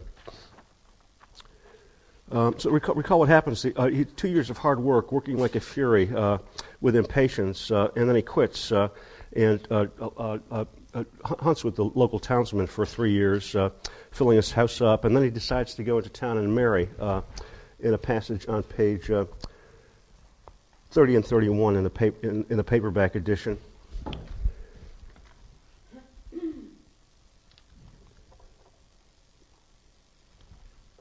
In the hardback edition, it's pages around page 37, 38. And everybody figures he's just going to find like a wife who's got some money she can contribute, but he picks somebody who's poor and sets his sights on the daughter of Goodhue Caulfield, Ellen Caulfield, which raises the question why. Why did he pick her? Especially because he has no money. So if you follow the details, you learn that, I'm just going to quote selectively from the novel here, that Goodhue Caulfield has a reputation of absolute and undeviating and even Puritan uprightness. He doesn't drink, he doesn't gamble, and he doesn't hunt. So he's a kind of opposite to Sutpen, whom we've seen as a kind of felon or demon or abuser of people. Because he doesn't have respect, he wants it, and so he marries it. We're told in the paperback on 39, in the hardback on 48 to 90, that he wanted a stainless wife and an unimpeachable father-in-law to give his now suspect life what's called on 38 in the paperback, 48 in the hardback, a moral fumigation. In other words, the guy's trash, not a gentleman, as Rosa puts it. He buys respectability. He's underbred like John L. Sullivan trying to do the minuet. There's a description of his house on page 29 of the paperback, 35 in the hardback. It's actually a description of the restraint that the French architect has to exercise to persuade him not to make his house bigger than the courthouse in Jefferson. The architect tells him it will look ostentatious and vulgar, and so Sutpen dampens down his plans a little bit. But we're meant to see these vulgar and tasteless. And so he sets out to cover his base actions with a veneer of respectability, and that makes him American too, because you can buy this. You can buy respectability in class if you want to. It makes him a kind of American archetype. Think about the Great Gatsby in that novel. He comes from a kind of sinister past, but buys respectability and tries to marry into the aristocracy. He's also an embodiment of the Puritan heritage. That phrase occurs a number of times in the opening pages of the novel. 32 in the paperback, 39 in the hardback, said to be a person of Puritan uprightness, later on Puritan righteousness. And as the details fill in, he becomes a more and more interesting character. On page 6, paperback, 5 hardback, we learn that he's a conscientious objector to the Civil War on religious grounds. On page 14 in the paperback, 15 in the hardback, we learn that he frees his slaves as soon as he gets them. And on page 66 in the paperback, 102 in the hardback, he didn't buy the slaves. They were given to him in a kind of payment for some transaction. And as soon as he gets them, he lets them go free. And they're among the first to follow the Yankee armies north. And this reminds us that America has a different kind of foundation from Sutpen's too. If America was populated by entrepreneurs and adventurers, people looking to plunder like Sutpen, it was also populated by religious protesters, Pilgrim Fathers who left England to seek religious freedom and freedom from oppression. And so over and over again he said to be Puritan, a person of passive rectitude, immaculate morality, uncompromising moral strength, and in addition to not drinking and not gambling and not hunting, there's the matter of Ellen's wedding. And when Ellen, the maiden aunt she's got, want to have a big wedding, and Goodhue Caulfield won't hear of it. He also doesn't want his daughter to wear any makeup, no powder. And he wants the wedding to be small, not big, to be frugal, because he's a Methodist. And then when the war starts, he starts shouting biblical verses out of the windows of his house at passing soldiers. He refuses to sell anything to anybody, and then he climbs up into the attic and nails himself in for 4 years out of objection. And we're also told that the reason why he objects to the war, this is on page 65 in the paperback, 83 in the hardback. He was not a coward, even though his conscience may have objected, as your grandfather said, not so much to the idea of pouring out human blood and life, but at the idea of waste, of wearing out and eating up and shooting away material in any cause whatever, because he's a Puritan. So the idea of waste, and that's to put us in mind of the intense relation between what's called the Puritan ethic and economics. Faulkner's aware of this and talks about it among other places on page 66 in the paperback, 84 in the hardback.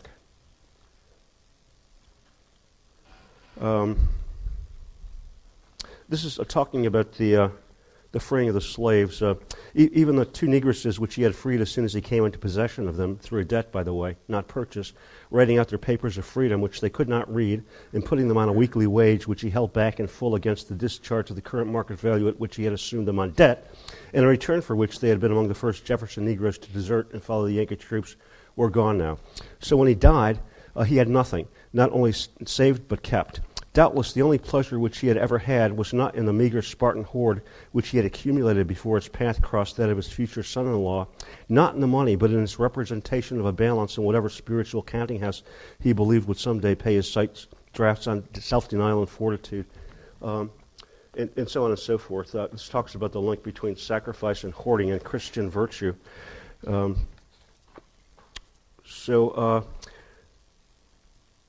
The Puritan ethic gives us another American originary type, with a kind of operating on a kind of moral code that the less sinful and the more Christian you are, the more money you make. So I've got a scattered notes here on Goodhue Caulfield, so let me see if I can.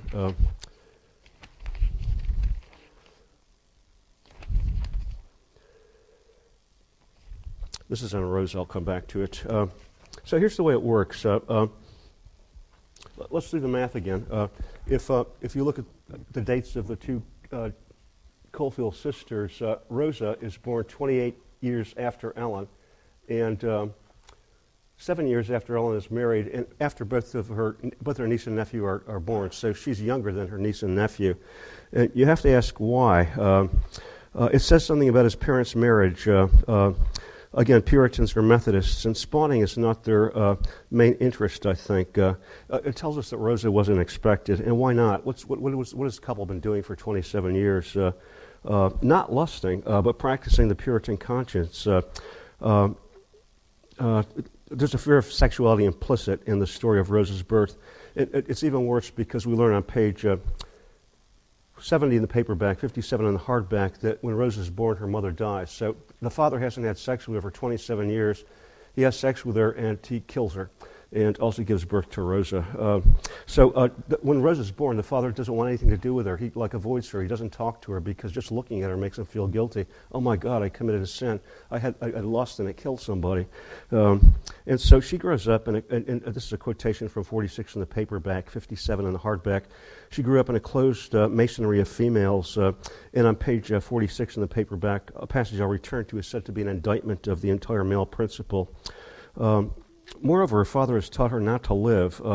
Look what fun did to him and his wife. She learned her lessons from this mysterious 35-year-old virgin aunt who runs away with a horse trader early on. If anybody of you can make anything out of this character, let me know. The virgin aunt. But she stands for something like outraged female uprightness and vindictiveness. since her father hasn't talked to her and she's kind of been left alone, she has no contact with men at all. She just hears stories about Sutpen. So when Charles Bond comes into the picture and she sees his picture and hears his name, she's ready to pop. And though she can't marry him because he's engaged to her sister Ellen, she starts making a wedding garment out of strings and threads at night because her father won't buy a wedding dress for the daughter. And then she sleeps with Ellen and tells her, I'll teach you how to keep house, and you can tell me what love is like. She's so starved for love. Anyway, think about the Puritan ethic, which Goodhue Caulfield represents. Think about the 7 deadly sins. If you commit any of the 7 deadly sins, you lose money. Lusting, it takes time. It takes time to pursue partners, and lust also produces children. Children are extra mouths to feed. So if you lust, you're going to be poor. Idleness, of course, if you're idle, you're not going to make money. Anger just alienates your clientele and potential profits. The attention to it's true. This is the way Puritan ethic works. That accumulated wealth is a sign of leading a good life, and Goodhue Caulfield caused to heap to that, and that means that's one reason why Rosa is born 28 years after Ellen, and why we get chapter 5, that entirely italicized chapter that gives us a story of what Rosa Caulfield was like at the age of 14, when her hormones started to flow, when she started to get news of Charles Bond, and when she had no contact with any male at all. It's a great chapter, immensely hard to read, but a kind of poem. Her name, Rosa Caulfield. Think about the meaning of her name. The cold field, barren and rocky. It seems like nothing would grow in it, and yet you've got this beautiful hothouse flower, the rose going up into the cold and granitic field of Puritan morality. So that the Sutpen family consists of these two contradictory heritages and lineages raises new questions about the complexion of American life. American life is grounded on types like Sutpen, the profiteer and adventurer who came to America to eradicate the Native Americans and take all their lands over, but also of Puritans who came here on religious grounds. And that raises the interesting question, which is never answered in the novel, of how Thomas Sutpen and Goodhue Caulfield form an alliance. We're told on page 47 in the paperback, 58 in the hardback, that Caulfield is the brakes and Sutpen the whip that drives this part of the country together. Sutpen is the whip, driving things on ruthlessly, and Caulfield the brakes, who puts dampers on things. The question of how they became allied is one that's asked over and over again. Rosa asks it in a kind of hysteria on page 13 in the paperback and page 15 in the hardback. This is in her initial interview with Quentin.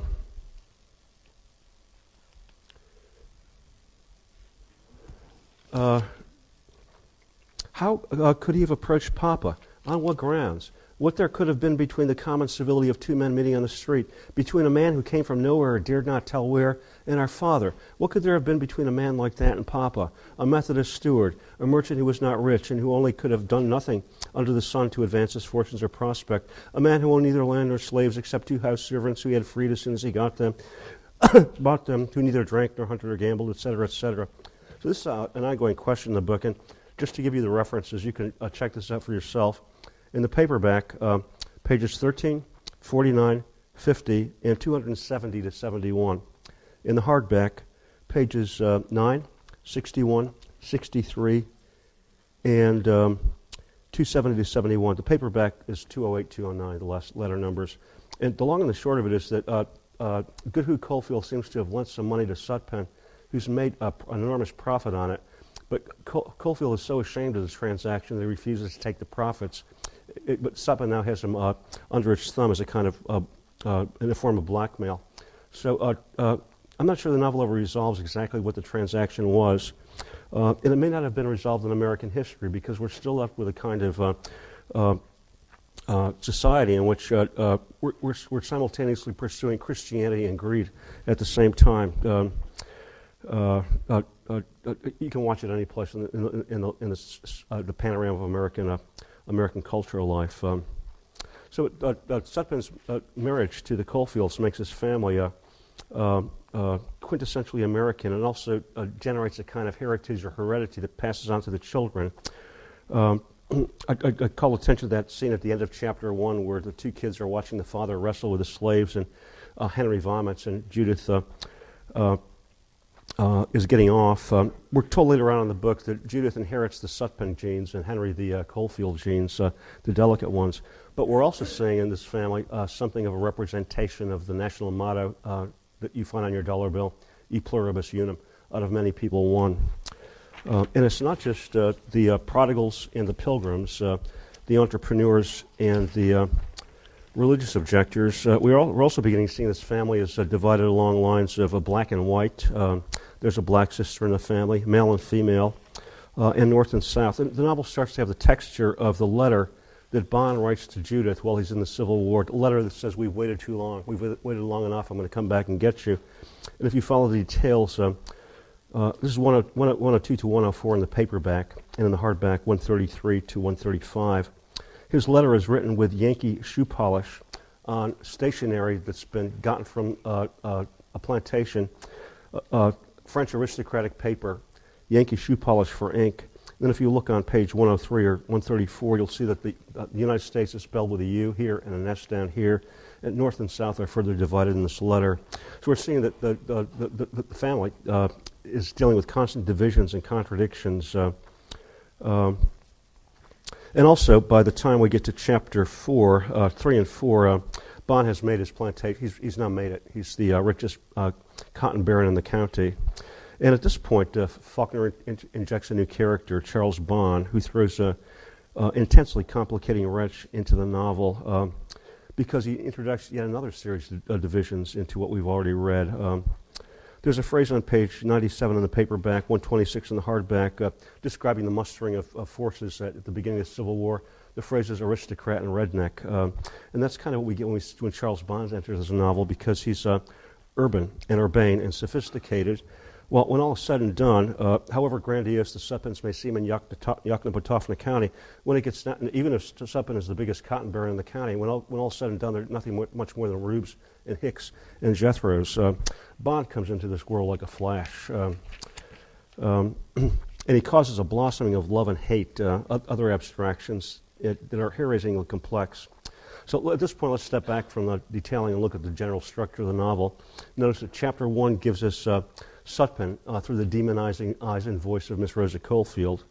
Then the second chapter gives us a new take on Sutpen, told by Quentin's father, who's a little more detached, was never engaged to Sutpen, and who historicizes this thing. Then chapter 3 starts to tell us about the children and about Henry's meeting Bond and about how Bond gets drawn out to Sutpen's 100.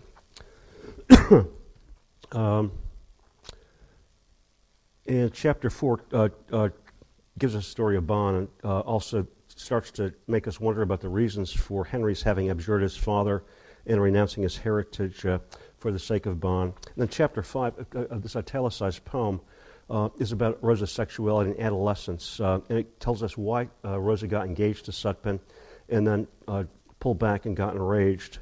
So that chapters 3 to 5 show us how fear can turn into love and then back into hate. These are United States, too.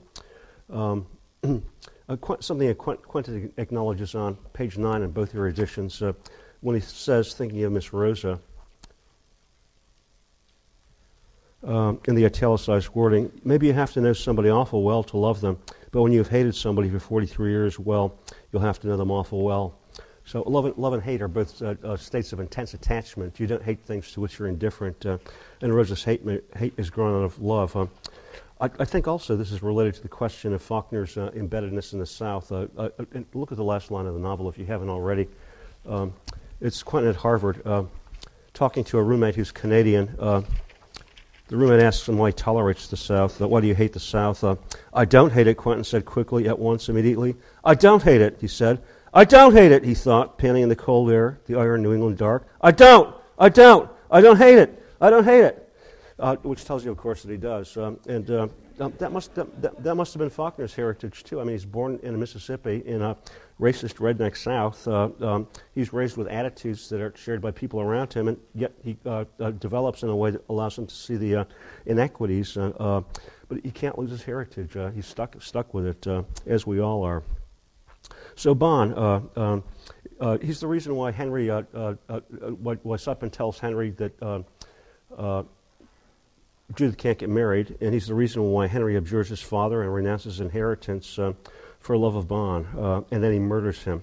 So we're going to see how these different states can turn into each other. Bon, I'll read a passage that describes him. It's 58 in the paperback and 73 in the hardback.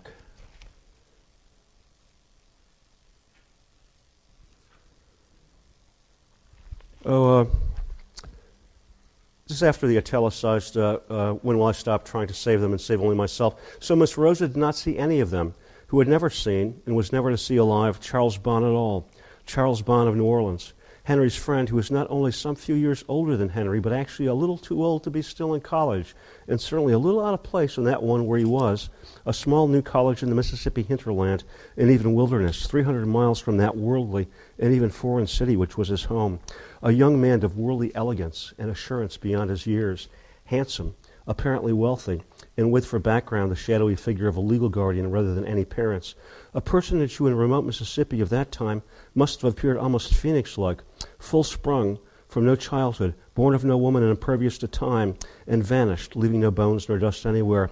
A man with an ease of manner and a swaggering, gallant air in comparison with which Sutpen's pompous arrogance was clumsy bluff, and Henry actually a hobbledehoy. Miss Rosa never saw him. This was a picture. It was an image. This is just the beginning of a lot of details that tell us how elegant and gallant and cosmopolitan and handsome Charles Bon is. I'm going to just draw some phrases out of a novel to characterize him. A handsome and wealthy New Orleansian, a rich city man, a metropolitan gallant, urban, glamorous, and esoteric, and another passage describes him quite intensely on page 74 in the paperback and 94 in the hardback. This is after he learns that Sutpen has objections to his marriage, and Quentin's father says, he's the curious one to me. He came into that isolated Puritan country household almost like Sutpen himself came into Jefferson, apparently complete, without background or past or childhood, a man a little older than his actual years and enclosed and surrounded by a sort of Scythian glitter, who seems to have seduced the country brother and sister without any effort or particular desire to do so. Who caused all the pother and uproar, yet from the moment when he realized that Sutpen was going to prevent the marriage if he could, he, Bon, seems to have withdrawn into a mere spectator, passive, a little sardonic and completely enigmatic. He seems to hover, shadowy, almost substanceless, a little behind and above all the other straightforward and logical, even though to him incomprehensible ultimatums and affirmations and defiances and challenges and repudiations with an air of sardonic and indolent detachment, like that of a youthful Roman consul making the grand tour of his day among the barbarian hordes which his grandfather conquered, benighted in a brawling and childish and quite deadly mud castle household in a miasmic and spirit-ridden forest. And it goes on to talk about how clumsy and unsophisticated these people are. He's compared to like a Roman centurion going into Britain in the days when the Britons were still savages painting themselves with the woad. The Sutpens seem like that to him too. Barbarians. So everybody's bowled over him in the novel immediately, except for Sutpen, who sees him, who's vaguely threatened. And why? For reasons you can't see. Sutpen goes to New Orleans to investigate. You get news of that on page 81 in the paperback, 104 in the hardback. So why is he suspicious? We can partly attribute this to Sutpen's own knowledge of himself. I just read you a passage where it said that Charles Bon comes into Yakima out of nowhere. Nobody knows where he comes from, Phoenix-like with no childhood, and that recalls Sutpen's arrival in Jefferson. And also, like Sutpen, he's come to Jefferson by way of New Orleans, and everybody's wondered whether Sutpen has made some kind of illicit money in New Orleans too. So that might be an aspect of Sutpen's trouble. But Bon introduces another division into this novel, where we now have contrast between Sutpen, the prodigals and adventurers, and the coalfields, the pilgrims. There are two kinds of prodigals now, or adventurers. One is the conqueror, Sutpen, the brute manipulator of people and material. And there's also the seducer, the mentor, the educator. And Bon is called over and over again a mentor, maybe to make us aware of America's distrust of education and intellectual things. We meet Bon the way the characters meet him, gradually, and almost identically to the way to Judith meets him, because as you know from passages I've read, Rosa never sees him. She sees a picture of him, hears about him, falls in love with him just from the stories, and then when she learns he's shot, she drives out to Sutpen's 100 only in time to see the nails going into his coffin. So she never sees him physically. She's kind of like us. For Ellen, on page 59 in the paperback and 74 in the hardback, he's like an object of art. Listening to Ellen, a stranger would almost have believed that the marriage, which subsequent events would indicate had not even been mentioned between the young people and the parents, had already been performed. She spoke of Bon as if he were three inanimate objects in one, or perhaps one inanimate object for which she and her family would find three concordant uses: a garment, which Judith might wear, as she would a riding habit or a ball gown; a piece of furniture, which would complement and complete the furnishing of her house and position; and a mentor, an example to correct Henry's provincial manners and speech and clothing. So she's getting a nice addition to her house, a great son-in-law, a companion to her son.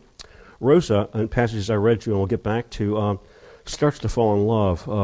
The most erotic chapter in the novel is at chapter 5, where after Bon has come to visit the Sutpen's 100 and left, she goes out there and tries to look for his footsteps in the dust, and tries to imagine like the imprint of his absent thighs on benches, and sits there kind of basking in it. Ellen, the mother, who collects Charles, his son-in-law, when the father forbids the marriage and the son rides off with Bon, Ellen, the mother, shuts herself up in her bedroom and lies there in the dark for 2 years until she dies. And of course, Rosa, we see at the plantation, kind of like now with no love interest, ripe for love. Bon has been killed.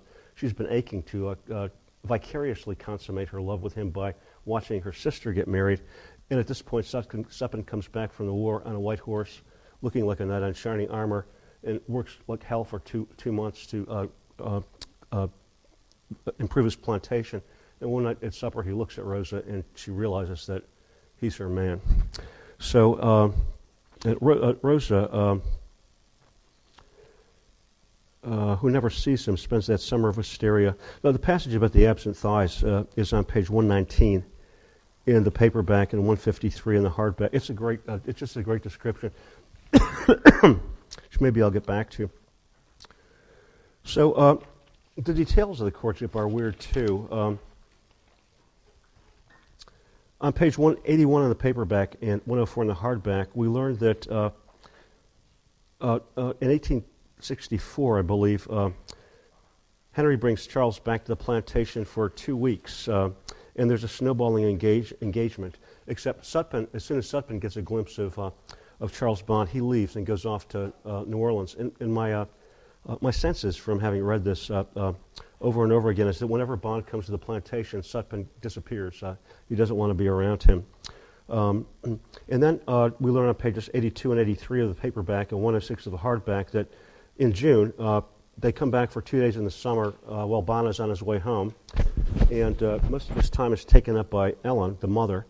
And then on page 84 in the paperback, 108 in the hardback, we learned that they come back at Christmas time. The father takes Henry into the library, and there's an explosion. And the son refuses to talk to the father and leaves. And also Lincoln is elected at this time, so we're getting a kind of parable here.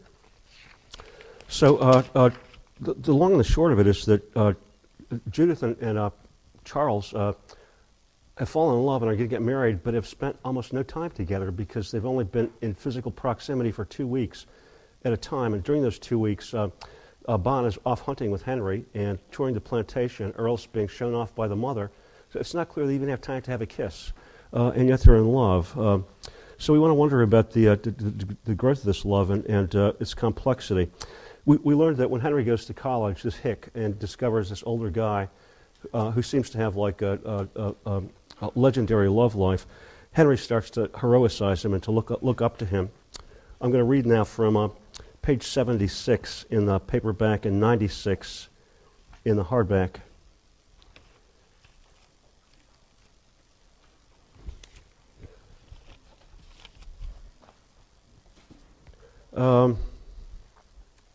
This man whom Henry first saw, this is the very bottom of 96 in the hardback, and the very top of 76 in the paperback, after a colon and a dash. This man whom Henry first saw riding perhaps through the grove of the university on one or two horses which he kept there, perhaps crossing the campus on foot, or in the slightly Frenchified cloak and hat which he wore, or perhaps, I like to think this presented formally to the man reclining in a flowered, almost feminized gown, in a sunny window in his chambers. This man, handsome and elegant and even cat-like and too old to be where he was, too old not in years but in experience, with some tangible effluvium of knowledge, surfeit of actions done and satiations plumbed and pleasures exhausted and even forgotten, so they must have appeared not only to Henry but to the entire undergraduate body of that small new provincial college, not as a source of envy, because you only envy whom you believe to be but for accident in no way superior to self, not of envy, but of despair, that sharp, shocking, terrible, hopeless despair of the young, which sometimes takes the form of insult, or in extreme cases like Henry's, insult toward and assault upon any and all detractors of the subject, as witness Henry's violent repudiation of his father and his birthright when Septon forbade the marriage. Yes, he loved Bon, who seduced him as surely as seduced Judith, the country boy born and bred. And it goes on to talk about how much the undergraduate class worships him. So this opens up a whole range of interesting speculations on the part of Quentin's father that Henry is in fact in love with Bon, who's presented as kind of feminine and catamitic in another phrase, and that Henry wants to be close to Bon, but he can't because he's a Puritan redneck. And so the closest he can get to Henry is to get him attached to his sister so that he'll always be around. Hooking Charles up with his sister is a way of ensuring that Henry can be close to Bon. He seduced the country boy. So the implication is that there might be a homoerotic relation here. And there's also speculation that maybe Bon is interested in Henry and not Judith, because he doesn't pursue her when he's at the plantation. He goes off hunting with Henry and touring the house with the mother. He spends time with the brother and who talks up his sister to Henry. And then we learned that Henry writes to his sister letters about Bon, and the sister writes back, and Henry reads the letters to Bon. So it's like he's using his sister's letters to seduce Bon and get Bon interested in his sister, or he's getting his sister interested in Bon. And that raises the possibility that Henry might actually be interested in sleeping with his sister. There's a passage on page 77 in the paperback, 98 in the hardback, that talks about incest. Those of you who read The Sound of Fury know that Quentin Compson is obsessed with, he's got a sister too, and he's obsessed with incest. So this is the very bottom of page 98 in the hardback, and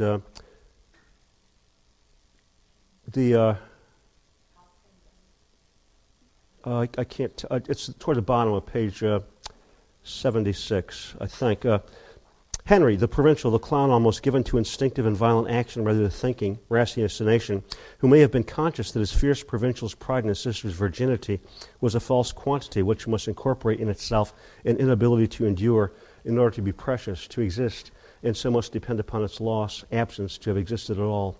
In fact, perhaps this is the pure and perfect incest, the brother realizing that the sister's virginity must be destroyed in order to have existed at all, taking that virginity in the person of the brother-in-law, the man whom he would be if he could become, metamorphosed into the lover, the husband, by whom he would be despoiled, choose for despoiler if he could become metamorphosed into sister, the mistress, the bride.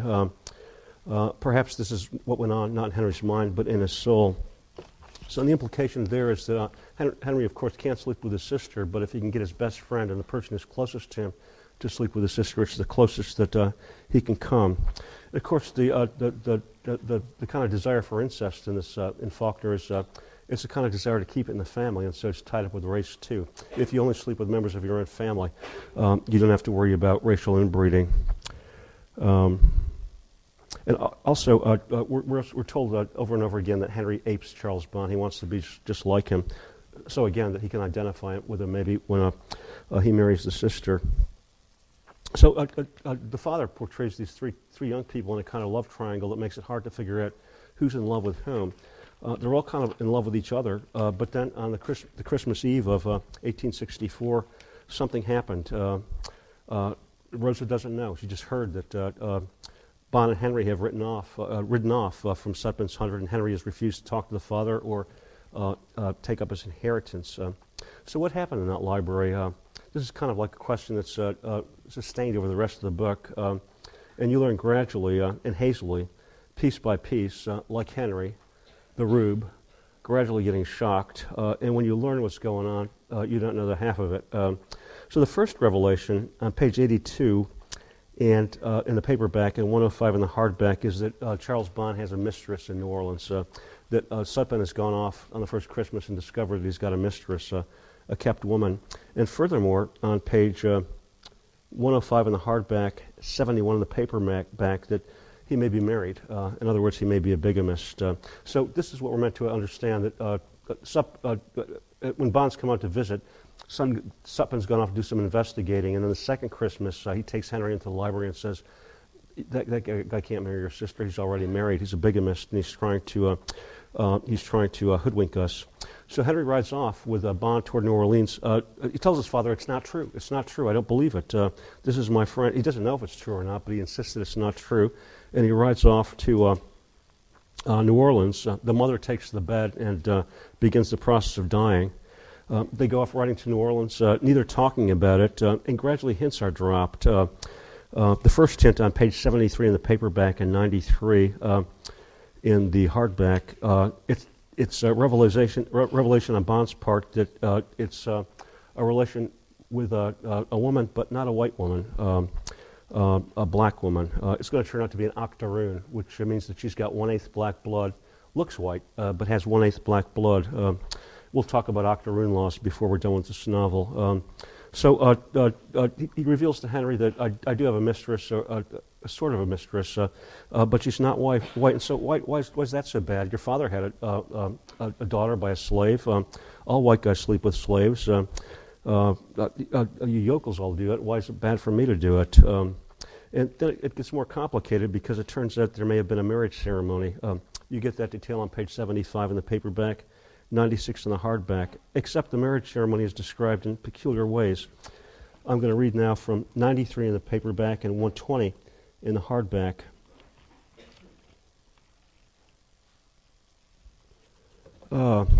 This is the very bottom of page 120.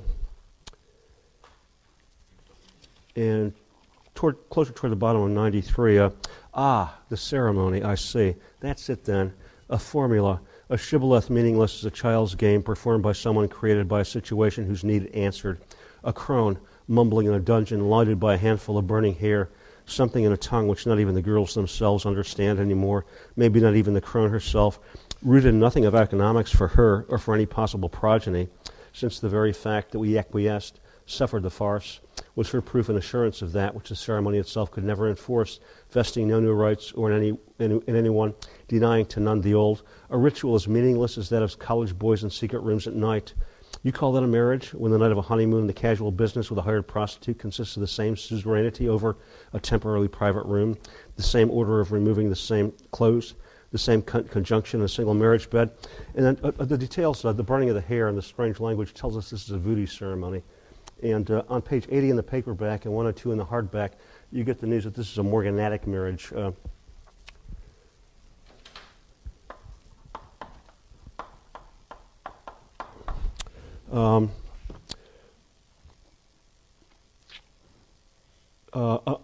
It's a kind of marriage that allows people of a certain class to marry in classes beneath them. And we're getting into it. I'm not going to have time to get here today, but I'm going to kind of suggest where I want to go on Monday. The city that Bond takes Henry to is not just any city, it's New Orleans. By the way, it's pronounced New Orleans, not New Orleans. And if you think about it, it's a city that's Spanish and French as opposed to Anglo-Saxon, and as opposed to Puritan, it's Catholic. And Catholics, it's also, as opposed to being slave-owning, a Creole society in which social divisions weren't simply between like white and black, but there are gradations of classes. people in Creole societies are sometimes classified as coffee, mahogany, yellow, colors like that, and different social statuses are given to people of different colors. Also, in Creole societies, you could have these morganetic marriages, which didn't have the strength of white marriages. Kids couldn't inherit property, if you follow the passage I just read, but you could have a kind of permanent relation with these people.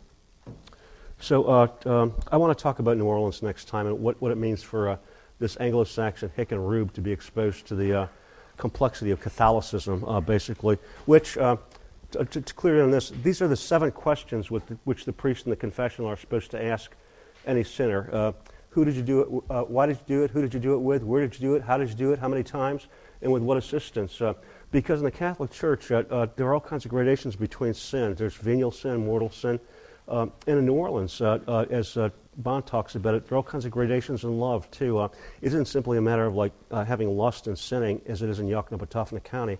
There are all kinds of arrangements for love or for pleasure. Everything's more sinuous and flexible in the Catholic culture. So that's where I'll pick it up on Monday.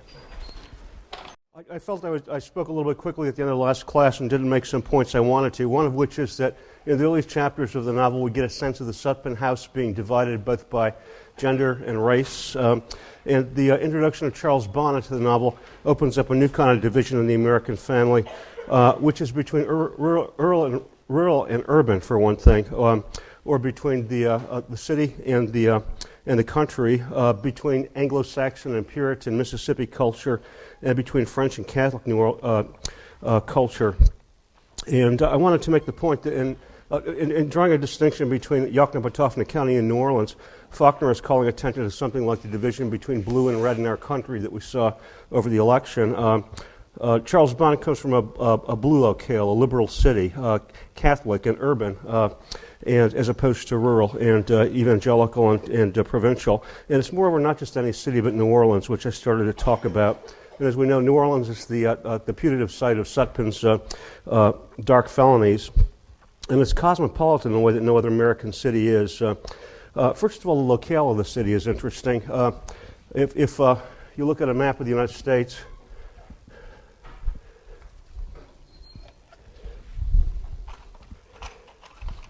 either roughly Texas, Florida, something like this. In New Orleans here, the Mississippi runs the entire height of the country, but also drains like the Ohio River and the Mississippi. So it drains the entire continent, really, east of the Rocky Mountains. That means it carries an awful lot of water and drainage down to it. And it means the mouth of the river, it's just a constant torrent of tons and tons of water carrying silt and dirt and mud. Which means that the mouth of the Mississippi is a delta. It doesn't have a harbor or a bay the way that many ports do.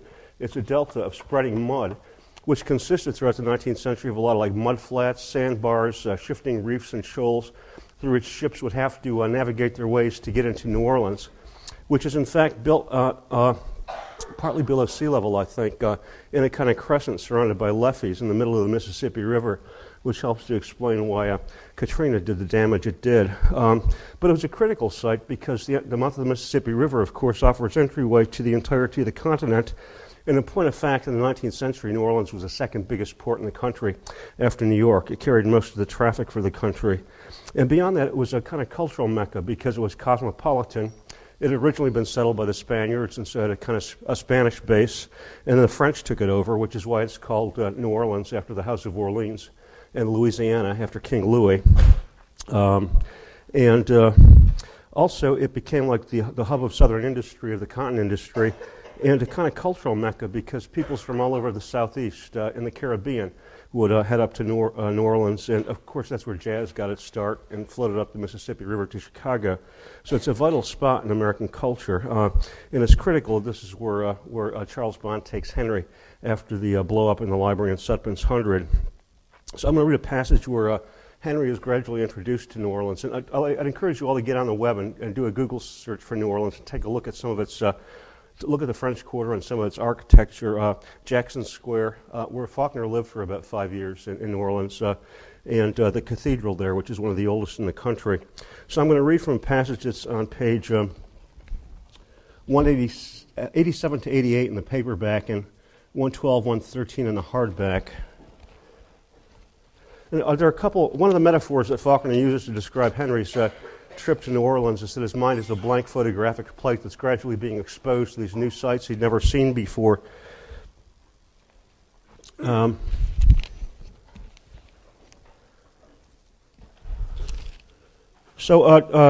This paragraph that begins, and I can imagine how Bond told Henry, broke it to him. I can imagine Henry in New Orleans, who had not even been to Memphis. He hasn't even been to a big city like Memphis yet, whose entire worldly experience consisted of sojourns at other houses, plantations almost interchangeable with his own.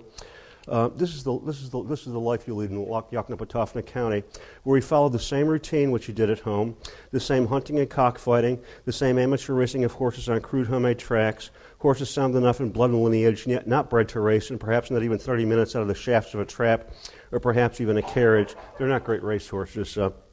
The same square dancing with identical and also interchangeable provincial virgins to music exactly like that at home. The same champagne, the best doubtless, yet crudely dispensed out of the burlesque pantomime elegance of Negro butlers who would have treated lemonade the same way. I can imagine him with his Puritan heritage, that heritage peculiarly Anglo-Saxon, of fierce, proud mysticism and that ability to be ashamed of ignorance and inexperience.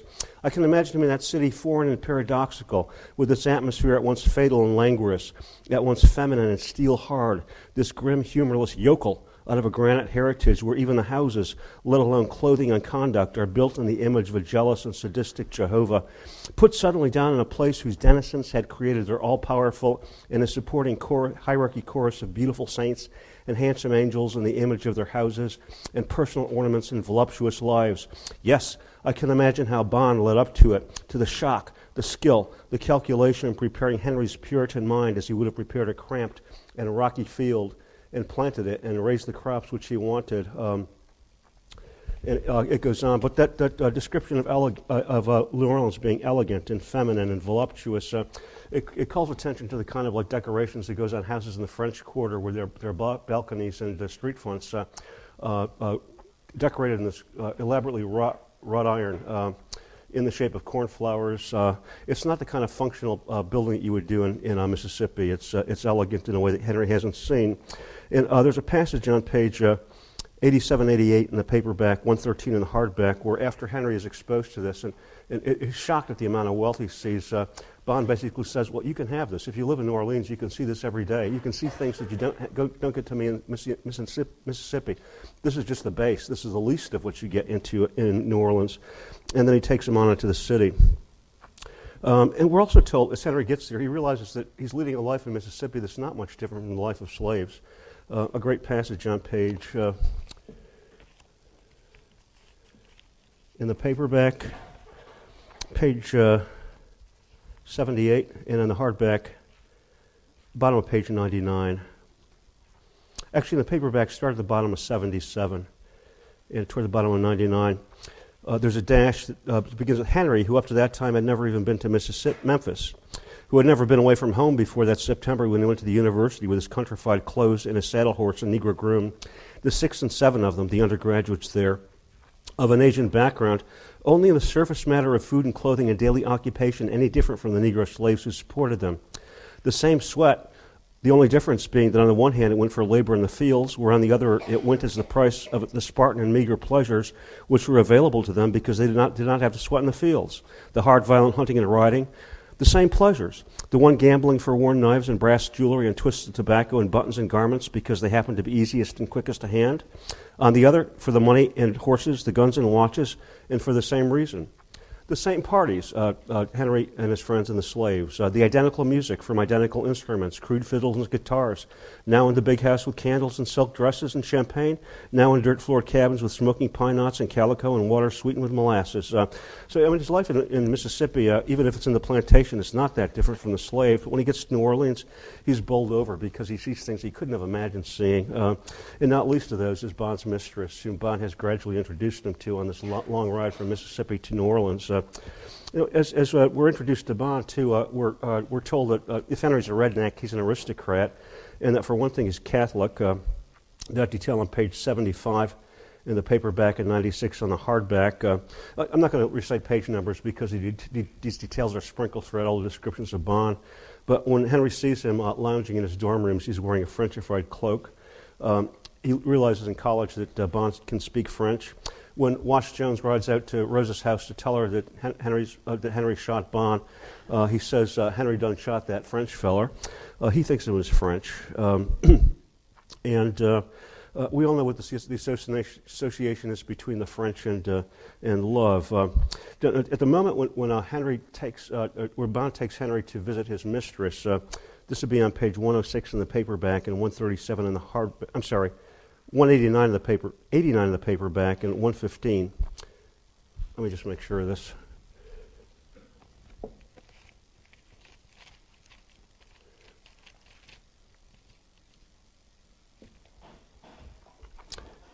It's 115 in the hardback and 89 in the paperback.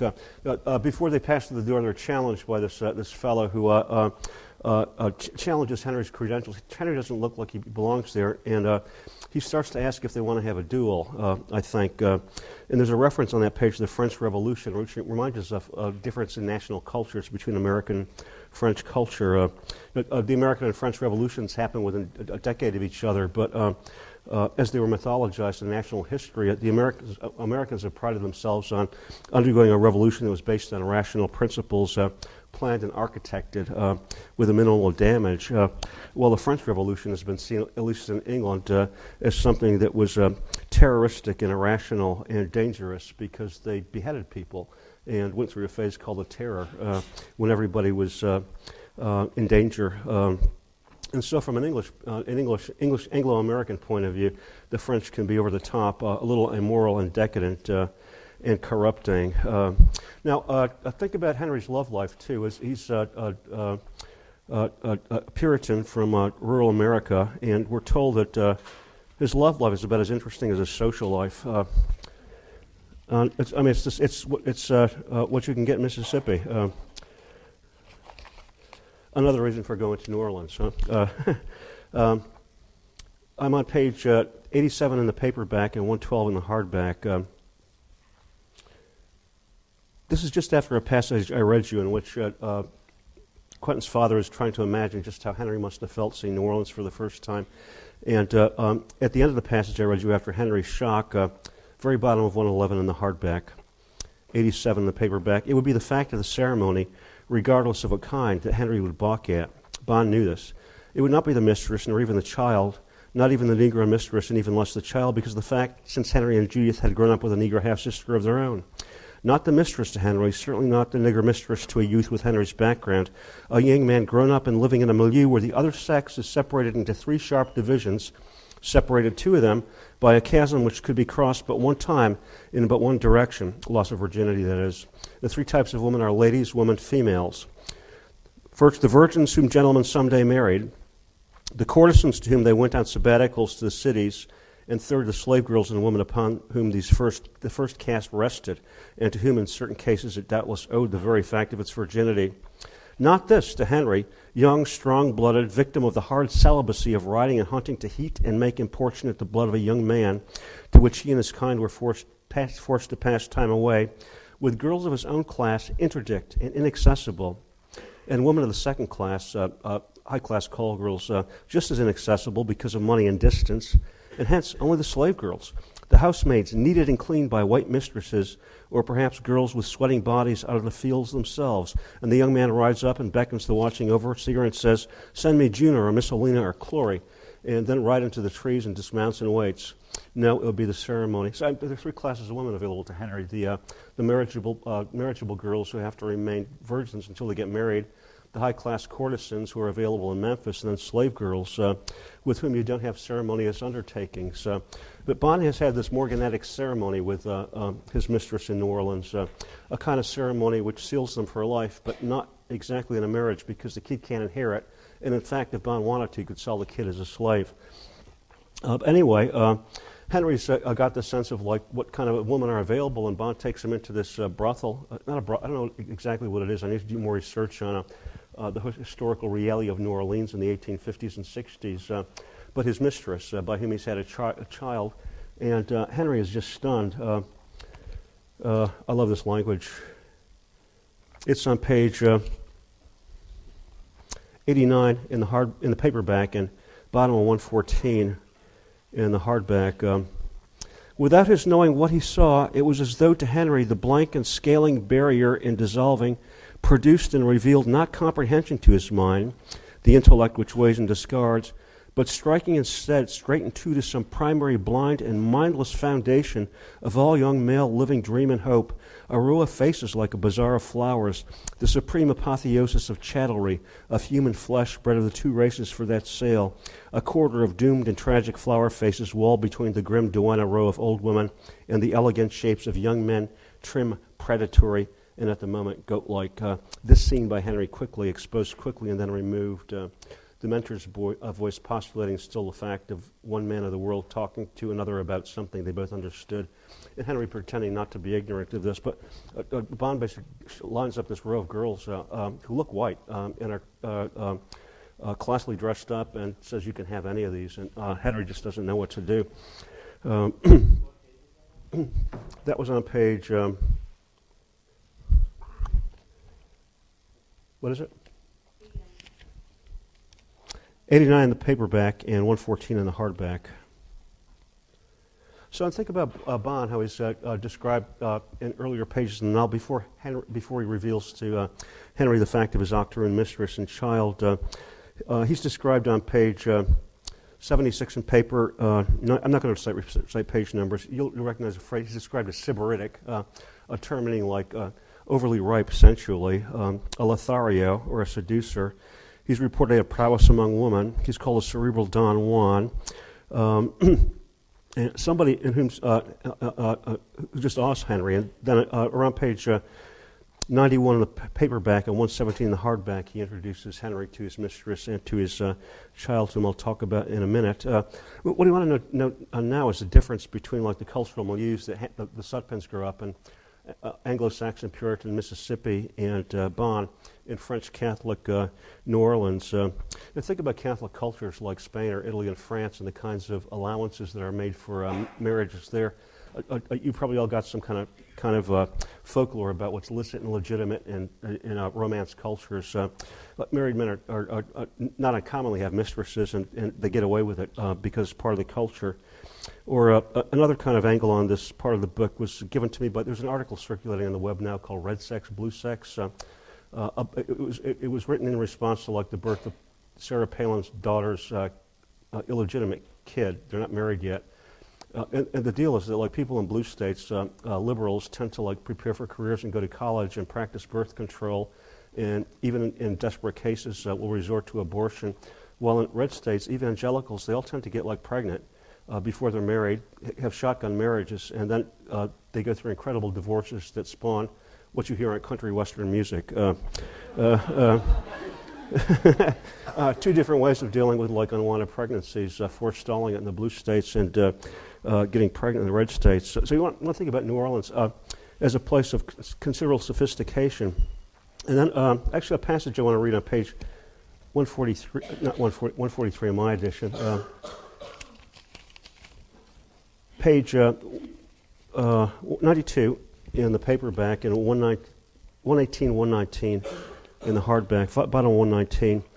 This is when Bond is introducing Henry to his mistress, and Henry says, "But a whore? A bought woman, a whore?"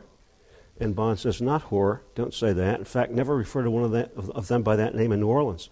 Otherwise, you may be forced to purchase that privilege with some of your blood from probably 1,000 men." There's the dueling culture of New Orleans. So you call him a whore and you're going to get into a fight. And he goes on to say, I'm on 91 in the paperback and 118 in the hardback. We, the 1,000, the white men, made them, created and produced them. We even made the laws which declare that 1/8 of a specified kind of blood shall outweigh 7/8 of another kind. And he goes on to say how if these guys hadn't picked out these 1,000 specified white-looking octoroons, people are 1/8 black blood who look white, if the white men hadn't picked them out, their destinies would be slaves. They'd be sent to work in slave crews. So they're actually doing them some good by making mistresses of them. And then he goes on to say, talking about God, how God understands this arrangement. He was young once, and surely someone who has existed as long as he has, who has looked at as much crude and promiscuous sinning without grace or restraint or decorum as he has had to do, to contemplate at last, even though the instances are not 1 in 1,000,000, the principles of these words, honor, Decorum and gentleness applied to perfectly normal human instinct, which you Anglo-Saxons insist upon calling lust, and in whose service you revert in sabbaticals to the primordial caverns, the fall from what you call grace fogged and clouded by heaven-defying words of extenuation and explanation, the return to grace heralded by heaven-placating cries of satiated abasement and flagellation, in neither of which can heaven find interest, or even after the first 2 or 3 times diversion. There's a contrast between a Catholic culture where there are all kinds of gradations like restraint, decorum, gentleness in dealing with human people that don't require people to say this is just an act of lust, pure and simple. Things are more complex. And then when we're introduced to Bond's kid, who's going to become an important character,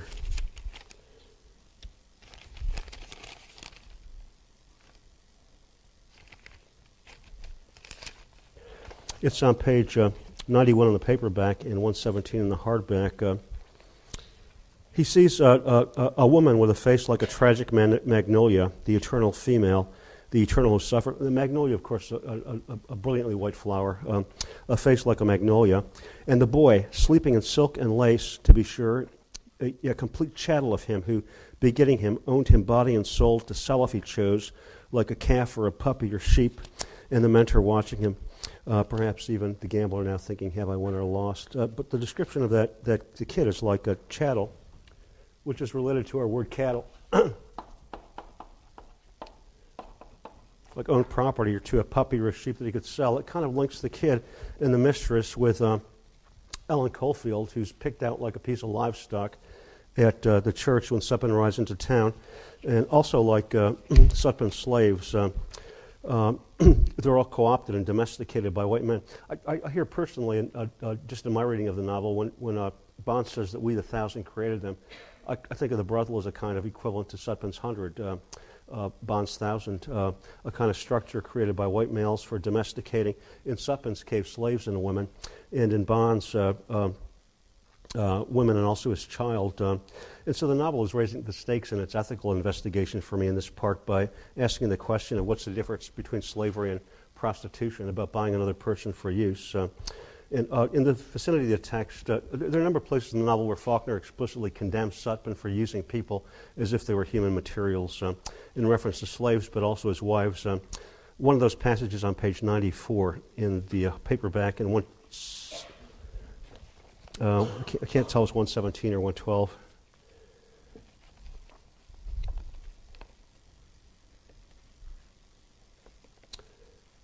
It's 122 in the hardback and 94 in the paperback. The wording is that Sutpen is characterized by a family fatality, a curious lack of economy, which is always a characteristic of fate when reduced to using human beings for tools, materials. So if you follow the speech that Bond gives to Henry, he also goes on to point out, 92 in the paperback, 120 in the hardback, that marriage is an economic transaction in which a male with property like Sutpen's 100 manages to acquire somebody to, at least in the old days, wait on him hand and foot. So what bothers Henry is not the fact that Bond has an octoroon mistress, a Negro mistress, but the fact that he's gone through the ceremony of it because it's given a slave, or somebody whom he would regard as a slave, the status of a white. And it also offers a kind of interesting parallel to Rosa's story, which I want to segue into now and complete, because I felt I gave that a short shrift last time too. I talked about how she grows up 28 years. She's born 28 years after her sister, and so is 4 years younger than her niece and nephew, and how in the first 15 years of her life she's basically left alone by her father, and is not taken out to Sutpen's 100, so she has almost no contact with males. When she finally does get out to Sutpen's 100 after Bond's death, Sutpen is ridden away from the war, so we get an account in Chapter 5, which I want to focus on now, of something like a feminist utopia with three sisters. We've got Judith and Rosa, two sisters in that, Judith and Clyde and Rosa, taking care of the plantation in the absence of any males who are off working in the war. And then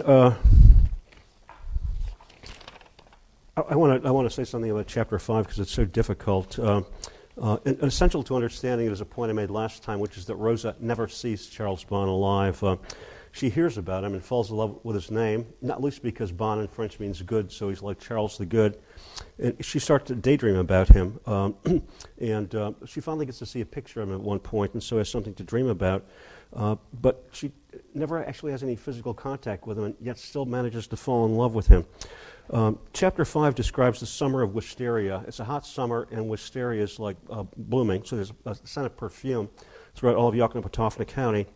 It's what's evoked on the first page of the novel to remind Rosa of what she felt when she's 14 years old in this chapter, at the cusp of puberty.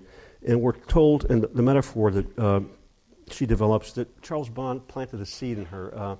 Not a flower, not a plant, not a whole thing to grow, but just a seed. And the seed takes root and starts to bloom. Let me see if I can read something. It's a beautiful passage.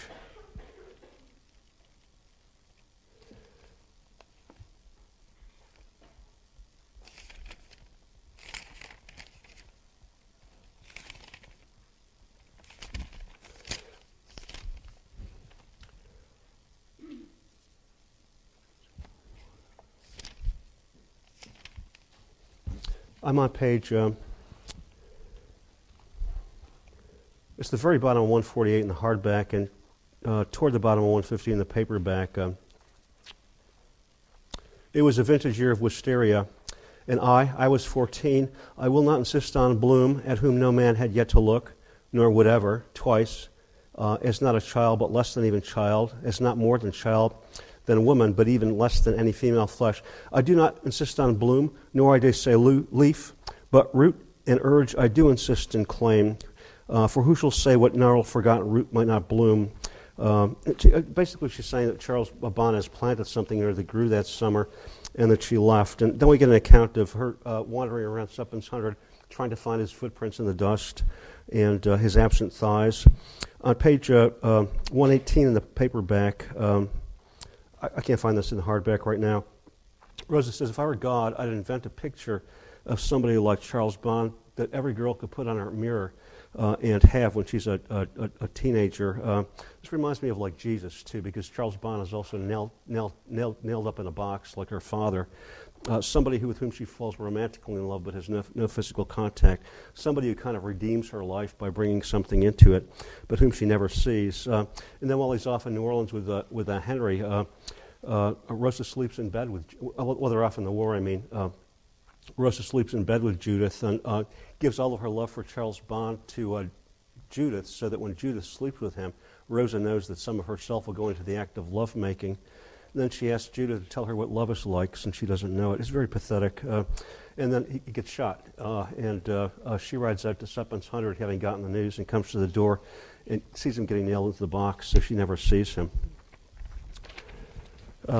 And then that's when the reversal happens. Again, she's alone out on Suppens 100 with her sister and with Clyde. And Suppin comes back from the war, haggard, ruined, looking gaunt, sad. He says nothing about his suffering in the war. Immediately sets about putting Suppens 100 to business. He's approached by the Ku Klux Klan on page 73 in the paperback, 130 in the paperback, 167 in the hardback, and he resists because he's got work to do. He's got to get the plantation together. He looks like the knight on shining armor who's come back from the war to put everything together. And then one day, while he's supposed to be off in a remote part of the plantation, he turns up near the house and looks at Rosa, just looks at her, and she pops. She's ready to give this to anybody, give what she's got to anybody, because for all of her life she's been aching for somebody to relate to, and Suppin looks at her. And then as the description goes on at dinner time, he just says to Judith and Clyde, they're going to get married, and that's all. That's their courtship. He looks at her, realizes that he can pick her if he wants to, and just announces it without even asking her at the dinner table. And then those of you who've gotten, I guess I'm going to have to start spoiling the plot now for those of you who haven't gotten through chapter 6. But basically, what happens is that he says to her, let's do the dirty deed, and if we have a son, I'll marry you, and if we don't, then let's not do it. He wants a son more than a wife. He wants somebody to carry on his name now that Henry is gone, so that the name Thomas Sutpen doesn't die. And of course, she's outraged. As she puts it, he wanted us to breed like a couple of dogs, and if I gave him a son, he would marry me. And so she goes back to Jefferson and stays locked up in her house for the rest of her life. What's significant to note is that what happens between Sutpen and Rosa is conceptually the opposite of what happens to Bon and his actor and mistress. If Bon is showing decorum and grace and virtue and things and taking care of his actor and mistress and goes through a ceremony with it, Sutpen has no ceremony with Rosa. The lack of ceremony is what bothers her. He treats her like an animal or a dog, whereas in the eyes of Henry, he treats the actor and mistress like someone who matters because he does. She does to Bon. So I'm going to move us. I'm sorry for giving such a short shrift to Chapter 5, where Rosa calls herself, it's a famous phrase, polymath's love androgynous angel, just because she's so full of juices and has no place to get it that she's able to fall in love with anybody who's available to her. Chapter 6 puts us in a position to overview the narrative strategies of the book. This is 141 in the paperback and 180 in the hardback.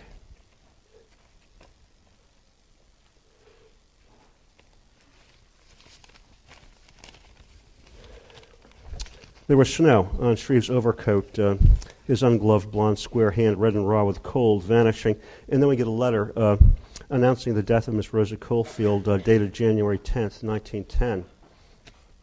So there was no snow. It tells us, along with other details, that we're not in the South anymore, and especially if you compare the raw red hand and the falling snow to the 2 pages of magnificent description of the 40 days of drought that have sweltered in Yoknebotofna County in 1909. The description's on page 143 in the paperback and 181 to 182 in the hardback. Quentin says he felt so hot he felt like he was lit up like a light bulb.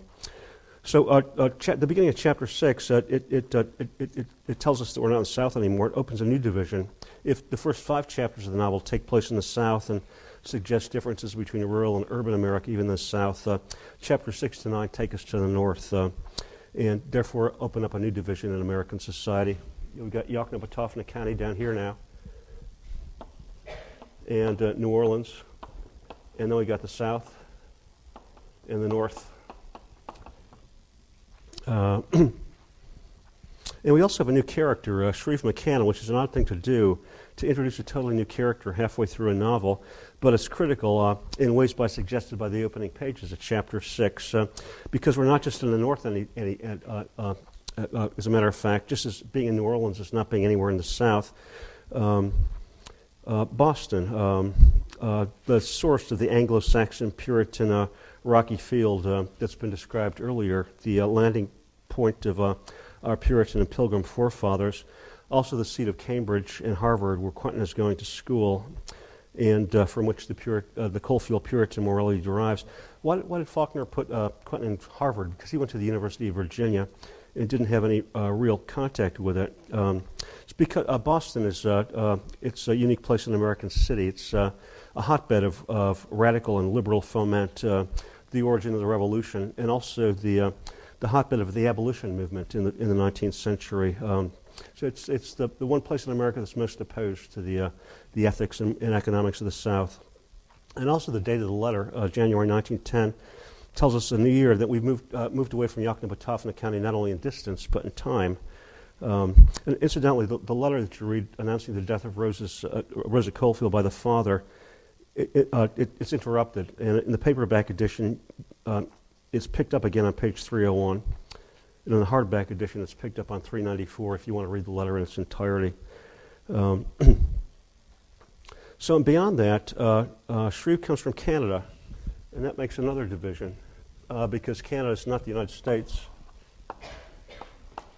And it differs from the United States in being part of the British Empire, which abolished slavery well before the American Civil War. In fact, Canada never had a history of slavery.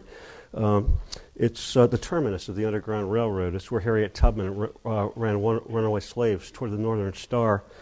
So the action of chapter 6, it tells us we're not in the South anymore. We're looking at the Southern perspective of an entirely different place. And it begins with Shreve, the Canadian, asking about the South on page 218 in the paperback and 181 in the hardback.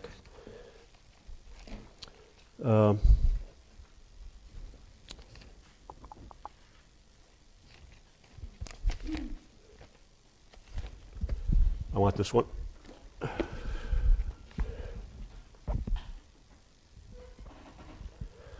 Okay, his is the italicized words in the middle of the page. Tell me about the South.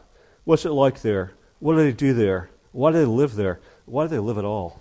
It implies a certain amount of contempt. It dramatizes the sort of contempt that many of you all have felt as readers in the reading.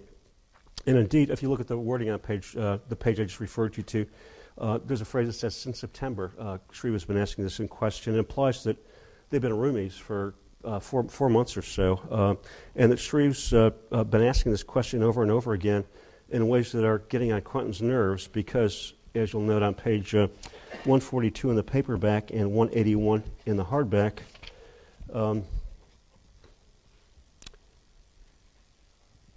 a Quentin speech begins just after the italicized letter. No, neither aunt, cousin, nor Uncle Rosa. Miss Rosa Coalfield, an old lady that died of outrage in 1866 one summer. And then Shreve, you mean she was no kin to you? No kin to you at all? That there was actually one Southern Bayard or Guinevere who was no kin to you? And what did she die for? And then the conversation picks up again on page 183 in the hardback. And in the paperback, 144. Wait. On this conversation. Wait. You mean this old gal, this Aunt Rosa? Miss Rosa, Quentin said. All right. This old dame, this Aunt Rosa? Miss Rosa, I tell you. All right. That this aunt. All right. He keeps on referring to her as Quentin's aunt as if like everybody in the South is inbred, the product of incest, for reasons we've seen because of Quentin's own idealization of incest as a way of keeping it all in the family. So the implications are that mean there's somebody in the South that's not kin to you, that they're all inbred, and of course blood relations are going to be critical to this book. So at the beginning of chapter 6, Shreve summarizes the whole story that you've been given up through chapter 5, but in a way that absolutely overthrows the kind of mythologizing and aggrandizing aspects of the story of the opening pages. Now Sutpen is pretty explicitly referred to as the demon for good reasons, and we'll now want to explore. But before that, let's note that the introduction of Shreve throws one narrative design of the novel into relief, and that is that as we read it, there's a movement from the core events, both in distance and in time. So chapter 1, it puts us into a summer of heat and wisteria in the mind of Rosa. I read you a passage earlier in the first lecture about how Quentin is suffering from a fever that's the result of a disease. A great deal of imagery of heatedness and heat in the opening pages. And the narration is from Rosa, who's talking about actually being in the middle of the events that are talked about in this novel. And she, of course, comes back in chapter 5 to help explain to us the rage and outrage that she's come to feel for Sutpen, which we don't know about when we first hear her telling about it. And then chapters 2, 3, and 4 are narrated by Mr. Compson, who's more urbane and sophisticated than Rosa, prepares us for the sophistication of Charles Bond. And then we're now in the year 1910, too. The novel moves up to Quentin and to Harvard, where things are cooler and even cold because of the snow.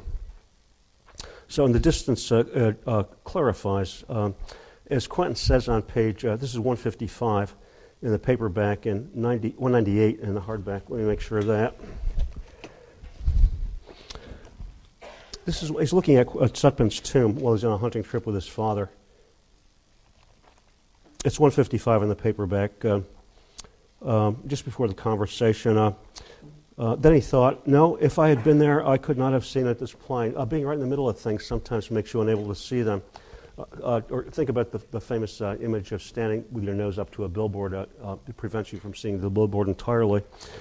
Being out of the South helps Quentin to understand it.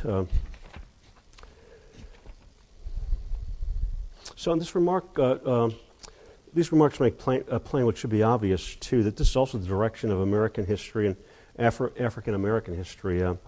Faulkner's most objective about racist, sexist culture, about which the character is demonized in the first 5 chapters. In the second half of the book, when he's out of the South. So when I think about Faulkner as we move toward the end of the reading of this novel as being half invested in the South and half out of it, half having to love it because of his homeland and half having to hate it because of the culture it's spawned. The novel also suggests that Sutpen is being conveyed to us through a series of narrators who are more or less unreliably obtuse to give us impressions. And this tells us that Conrad has learned from, that Faulkner has learned from Conrad. There are a lot of characters who reflect on each other and give us impression of them. So Rosa, first of all, she hates Sutpen, but as I've talked about in past lectures, hate implies attachment, not detachment. That passage back on page 9 of the paperback, you have to know something pretty well to hate it. Kind of suggests that Rosa is close to Sutpen. In fact, one quotation, she's married to him in a way for life, irrevocably husbanded with the abstract carcass of outrage and revenge. So she demonizes him and links his downfall to the fall of the South, too. But Rosa's also involved in these events, and she's not trustworthy for that reason. She's a participant. And finally, what she says contradicts what Mr. Compson does in some ways. There's the moment when Bond gets to the door of Sutpen's 100 at the end of the Civil War. It's kind of baffling. Henry and he have been riding through the South, fighting against the Yankees for 5 years, and then Henry finally writes this letter to Judith saying, "We have waited too long, and I will come to you." And Henry rides after him, and when Bond gets to the door of Sutpen's 100 and asks to go in and to pick up his betrothed, Henry shoots him. So 1861, there's an argument in the library. Henry repudiates his father and goes to New Orleans and rides with Henry for 5 years, and then inexplicably rides out to the plantation and shoots him. And what happens at the door is interesting because when Mr. Compton tells the story, Rosa gets out there and Judith is holding in her hand a picture of the octoroon mistress. In the paperback, this details on page 73 and 71, 73, and 75. And in the hardback on page 91, 93, and 96, it's the picture of the octoroon mistress and child. When Rosa tells the story, on page 114 in the paperback, 147 in the hardback, it's Judith's picture that's in the locket she's got. So what is it that's in Judith's possession when Bond is shot? Is a picture of her, or is it I guess the locket is Bond's. Is it a picture of her, or is it of his octoroon mistress and child? It makes a big difference. Sorting this out we're help to figure this out by noticing what the Compsons say about Rosa's reaction to Judith's reaction to Bond's death. There's no reaction. This guy that she's been planning over for 4 years and has been planning to marry rushes up to the door on a horse and gets shot, and she doesn't react at all. The first instance of that on page 114 in the paperback and 146 in the hardback.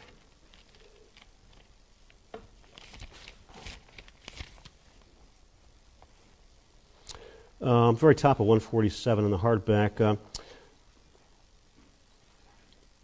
Judith standing before the closed door to that chamber in the gingham dress which she had worn each time I had seen her since Ellen died, holding something in one hanging hand, the photo.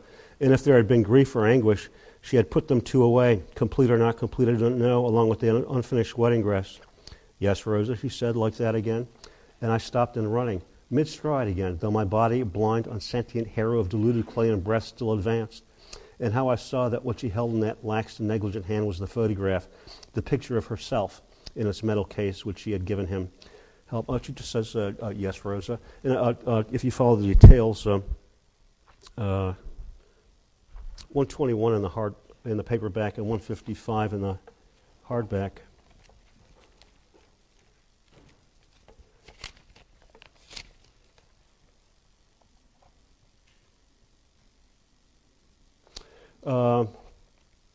I found her standing before that closed door, which I was not to enter, with the photograph hanging at her side, and her face absolutely calm, looking at me for a moment and just raising her voice enough to be heard in the hall below. "Clyde, Miss Rosa will be here for dinner. You'd better go out and get some more meal." Then, "Shall we go downstairs?" "I'll have to speak to Mr. Jones about some planks and nails, the coffin." That was all. So, I mean, if this was, why is she not grieved? Why these kind of lame responses? The implication is that Bond, and yet when Sutpen gets home from the war, she bursts into tears. The guy who wouldn't let her marry Charles Bond, she bursts into tears when he gets home. So there's something going on here. The implication, I think, is that Bond had a photo of the Octoroon wife and mistress, and that Judith realizes that what her father had said, that he's a bigamist, had been true. And so Rosa, assuming that Bond was carrying a locket with her picture in it, has romanticized Bond immeasurably as a glamour boy and the ideal, the bridegroom. We also distrust Rosa because she lies. On page 138 in the paperback and 177 in the hardback, she tells you that she's a pauper. After the marriage with Sutpen falls apart, she says she goes back to Jefferson and lives in the house she's inherited with no money at all. This pathetic story of her having to take her little cane and fish between the planks of white picket fences to steal people's vegetables and potatoes and things because she can't afford food. And being derided for the town for having been able to keep a man. And yet we're told by Mr. Compson that on page 171 in the paperback and 221 in the hardback that her father left her a wad of money, as any good Puritan father would, but that he hasn't given it to her. He's given it to his friend Judge Benbow, who invests it partly by horse racing. But she's been given a rank, as a Southern woman, she's been given a rank to go into any store in Jefferson and take whatever she wants to. And then Benbow comes along behind her and pays for anything she takes. So she's well cared for, though she thinks of herself as somebody who's been screwed by patriarchy. And so that famous quotation that I've quoted to you, famous in my mind anyway, it's on page, very bottom of 57 in the hardback and very bottom of 46 in the paperback, where she's described as growing up in that closed masonry of females, not only a living and walking reproach to her father, but a breathing indictment, ubiquitous and even transferable of the entire male principle, an indictment of patriarchy. But the fact is that patriarchs, the men are the ones who have the money and the keys, and Rosa's indebted to them too. As for Mr. Compson, he's not quite reliable either. There are a couple places in the novel, mystifying to me, if any of you can help me with them, that tells us that Quentin knows more than his father does. One of those passages on 148 in the paperback and 189 in the hardback.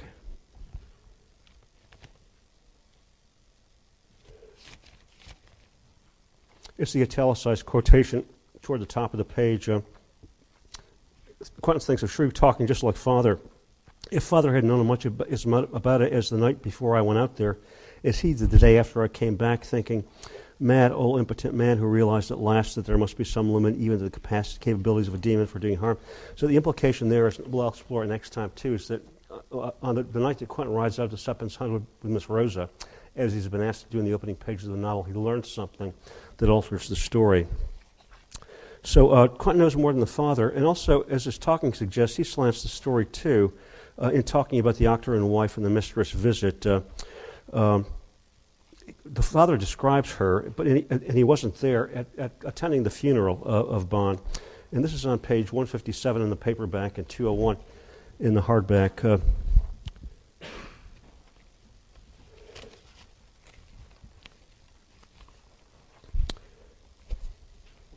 It's the very top of page 157 and the very bottom of 200. Your grandfather, this starts out saying, your grandfather didn't know at the time how the Octoroon mistress came to be there, how Judith could even have known about her to write her when Bond was dead. But there she was, with the 11-year-old boy, the puppy we saw in the earlier passage, who looked more like 8. It must have resembled the garden scene by the Irish poet Wilde, the late afternoon, the dark cedars with a level sun in them, even the light exactly right, and the graves, the 3 pieces of marble, your grandfather had advanced Judith the money to buy the third stone. Then the magnolia-faced woman, a little plumper now, a woman created of and by and for darkness, whom the artist Beardsley might have dressed in a soft flowing gown designed not to infer bereavement or widowhood, but to dress some interlude of slumberous and fatal insatiation, of passionate and inexorable hunger of the flesh, followed by a bright gigantic negress carrying a silk cushion, and leading by the hand the little boy whom Beardsley might not only have dressed but drawn. Hang on to the words here. A thin, delicate child with a smooth, ivory, sexless face, who, having been born and lived all his life in a kind of silken prison lighted by perpetual shaded candles, breathing for air the milk-like and absolutely physical lambents which his mother's days and hours emanated, had seen little enough of sunlight before, left out of, let alone trees and grass and earth, and last of all the other woman, Judith. So a couple things here. References to Oscar Wilde and Aubrey Beardsley, two artists of the time, suggest like the father is name-dropping. And the use of the verb infer, a woman created of and by and for darkness, whom the artist Beardsley might have dressed in a soft flowing gown designed not to infer bereavement. That's the wrong word. If you're a writer or a speaker and you want to suggest something, you imply it. And the person to whom you're speaking or writing infers what you're saying. So inference is done by the person who's reading or listening, not by the person who's doing the talking. So this tells us the father. Faulkner is also giving a portrait of the father here, as well as of the funeral, and it's overblown. The digression on a woman is kind of sexist and misogynistic, and Quentin thinks about it later, talking to Shreve. This is the way father would talk about women. And then we have to think about the situation. Quentin is like going off to college. He's a freshman. And the father, I think, in talking about the Sutbens, tells the story in a way that eroticizes it and sexes it up because he's trying to give Quentin lessons about being a man of the world as he goes off to college, about the kinds of entanglements you can get into with young people, with Henry and Bond and Charles. And he also wants to suggest that he's a man of the world and knows what Quentin is about. So that helps to explain why when the father tells the story, we get all these kinds of theories of erotic entanglement that aren't there when Rosa tells it. And also why the father's talk is permeated by vestiges of racism and sexism. When Bond's son enters the novel, I just described a passage where he's brought up, he's described as ivory, and he's brought up in a, he's never let outside, he's brought up in a room that's lit entirely by candles, all the shades drawn. So he's the whitest thing in the book. When he gets to Yakima, Petoffna County and realizes what's going on in Mississippi, he marries the blackest woman he can find. And Mr. Compson describes her as coal black and ape-like, and as something out of a zoo. So that reflects on Mr. Compson and the heritage he's got, and also about Faulkner's ability to differentiate between these different narrators. So as we go into the second half of the novel, we realize that the information we've gotten from both Rosa and Mr. Compson is slightly distorted and not correct. And I'll leave you on that tantalizing note. Because it's our last scheduled class on Absalom, and I want to do a broad survey of the closing of the novel to touch on as much as possible before we leave it. We have 2 more books to read before the end of the semester, and I don't want to give them short shrift. So I'm going to try and cover a lot today. The very end of chapter 6, which I was talking about last time, and then the last 2 chapters, 7 and 8, where Quentin and Shreve become virtually indistinguishable from Henry and Charles, and you get that recurrent talk of the 2, the 4, the 2, the 4, moving through Mississippi. So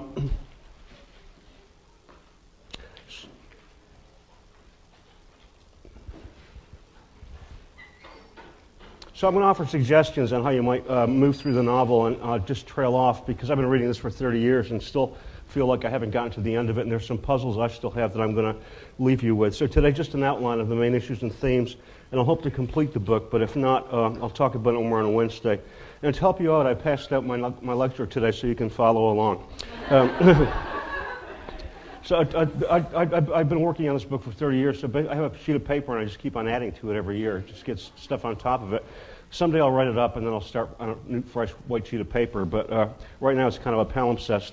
Then let me also apologize to those of you who are listening to the webcast because the battery died 4 minutes into the lecture last time, so I put a new one in today. And the final point of business is that you have a second paper due after Thanksgiving break, and so I'm planning to get you suggestions for topics a week from today. Do you think there will be enough time for you to get the paper done? You have about two weeks to think it over. Yes? Okay, so that's the plan. And I'll talk it over with your GSIs, and we'll get you something at the beginning of the week. So I left you off thinking about Sutphen's rise to success out of his boyhood in the mountains of Virginia, his discovery of racist society, of which he's innocent when he's born, and then his determination to get what is owned by the plantation owner whose servant turns him away. It's just said explicitly at a number of points in the novel. 192 in paper, 248 in hard. I'm not going to do a lot of page citing this class because it takes up time and it's hair-raising, the 3 editions. But basically, he realizes if you were fixing to combat them, they had the fine rifles, the first thing you'd do would be to get yourself the nearest thing to a fine rifle you could buy or steal or make, wouldn't it? So to combat them, you have got to have what they have that made them do what he did to me. You got to have land and niggers in a fine house to combat them with, see? And he said yes again. He left that night. He waked before day and departed just like he went to bed. By rising from the pallet and tiptoeing out of the house. He never saw any of his family again. He went to the West Indies. And then there are further statements that tell you that at this point Sutphen has resolved in the design. He's going to get the wealth, the house, the wife, the children, everything that the rich plantation owner had, so that he can have the same power, and the power not to turn somebody away from the door. As he puts it to Colonel Compson in one passage, he wanted to be able to invite the boy in. And he goes to the West Indies because, of course, a teacher tells him that the West Indies is the place to make money. In a number of passages, the same phrase is repeated over and over again, that anybody can go to the West Indies and make money if they are clever and courageous, or if they have courage and shrewdness. The phrase comes up again and again when Sutphen is explaining himself to Colonel Compson, except that Colonel Compson, when he's telling the story to Mr. Compson and in turn to Quentin, says,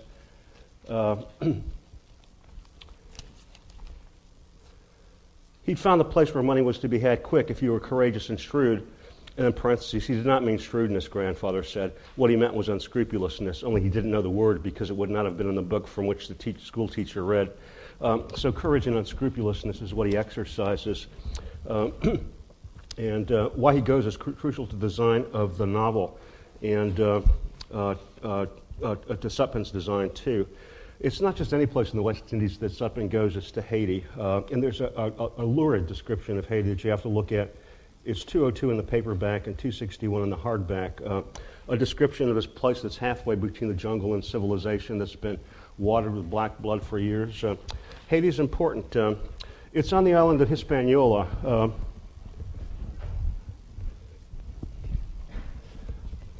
So here's Florida comes down here, and then you've got Cuba.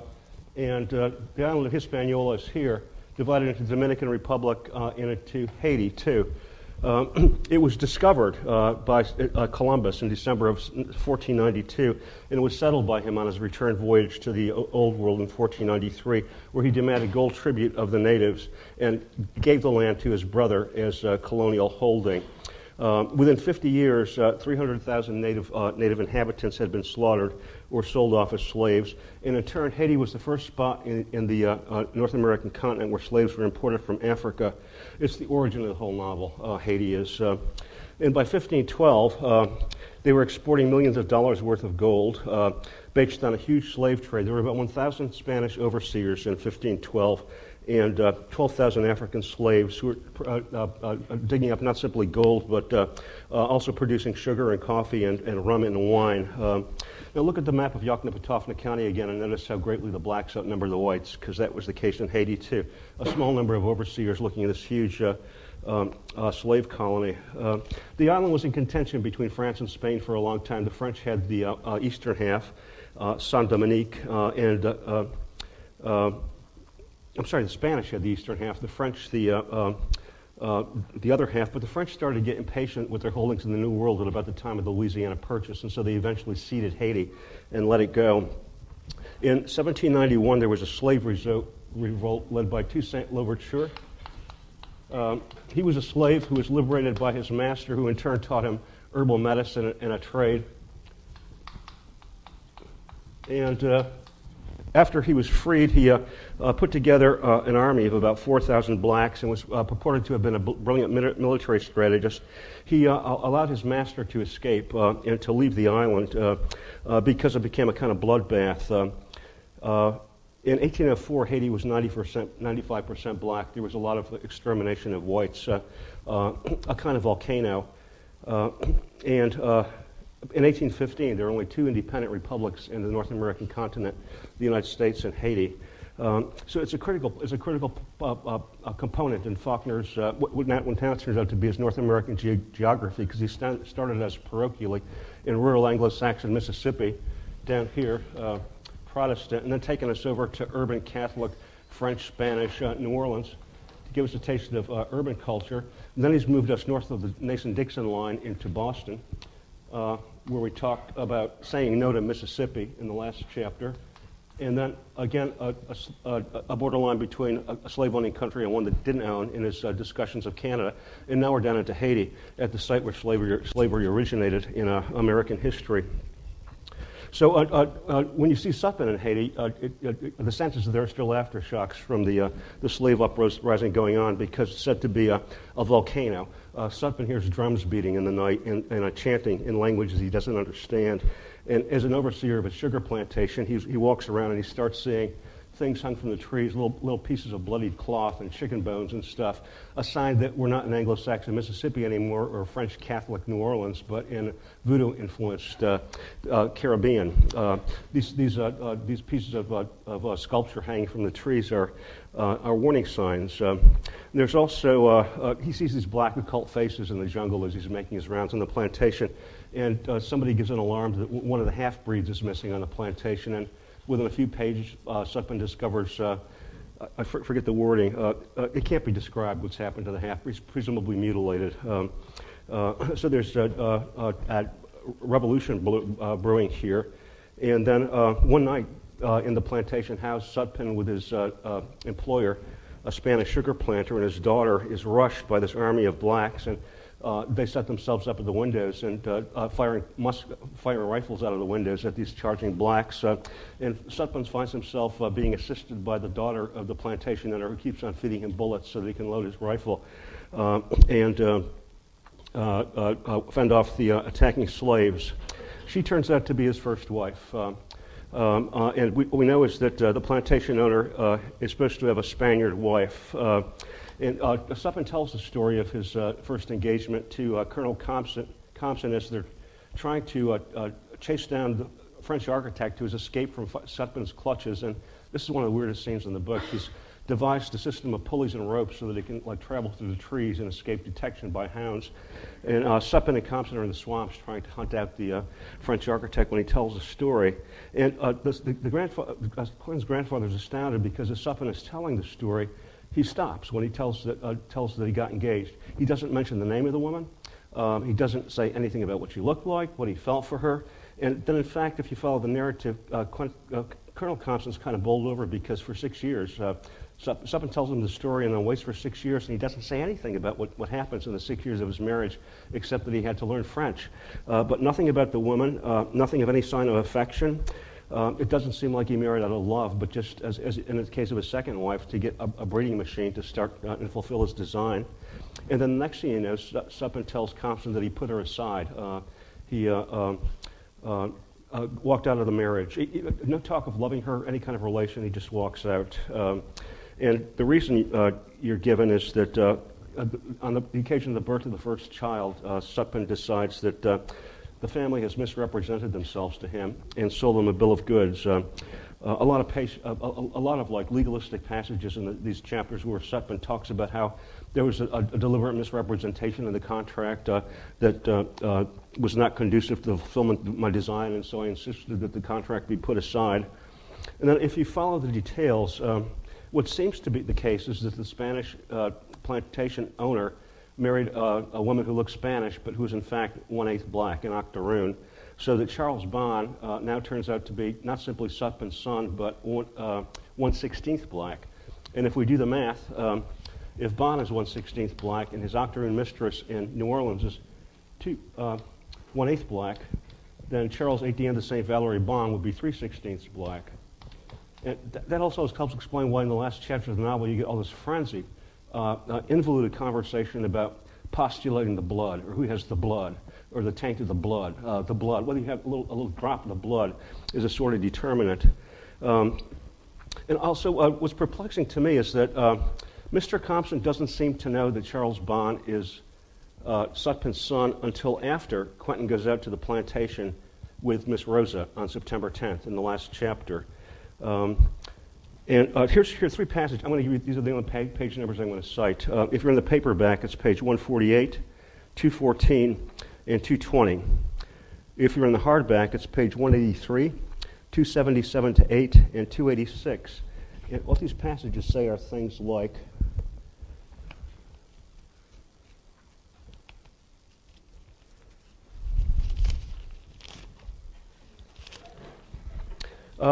Shreve interrupts Quentin and says, your father seems to have got an awful lot of delayed information awful quick after having waited 45 years. If he knew all this, what was his reason telling you that the trouble between Henry and Bond was the Octoroon woman? He didn't know it then. Grandfather didn't tell him all of it either, like Sutpen never told grandfather quite all of it. Well, then who told him? I did, the day after the night when we...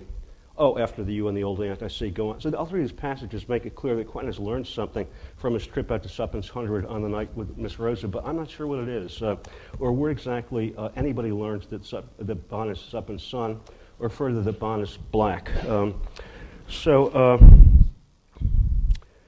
and Sutpen, we're told, is so traumatized by his stint on the sugar plantation that he can't drink sugar in his coffee for the rest of his life. What we get to see is that his morality is the same morality that got slaves to Haiti. That's the origin of Sutpen's tragedy, which begins with Columbus's exploration and exploitation of the New World. It's the same kind of morality that enacts what Mr. Compson calls a picayune splitting of abstract hairs and the use of a minimum in logic and morality to justify the use of other people as commodities, whether it's slaves or wives or women, because we see that Sutpen has done this with everybody in his family. His wives are basically breeding machines to get him to sons that will make him as good as the other plantation owner. What's shocking to Mr. Compson and what you ought to realize about Sutpen's lapse is that he gave no expression of conscience, as Mr. Compson puts it. He doesn't have to deal with the real grief of an abandoned woman or the anguish of a son who's eager to be in touch with his father. He just ignores these people and thinks about the legal opportunities we have. Let me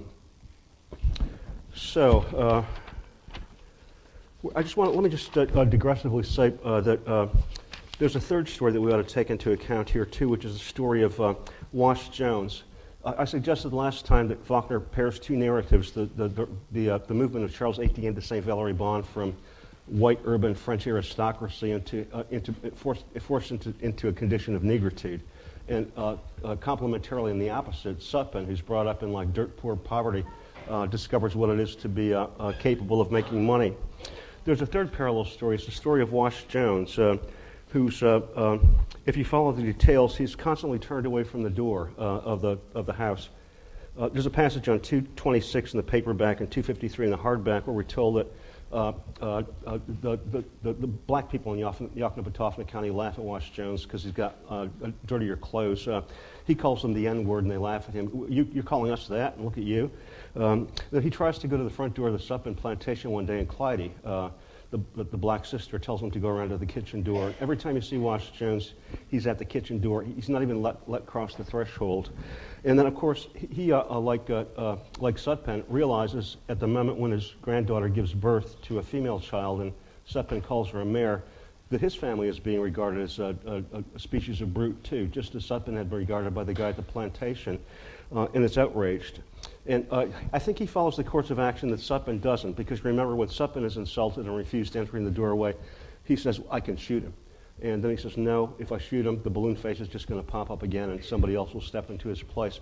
Wash Jones is the guy who shoots him because, of course, he kills Sutpen for insulting him.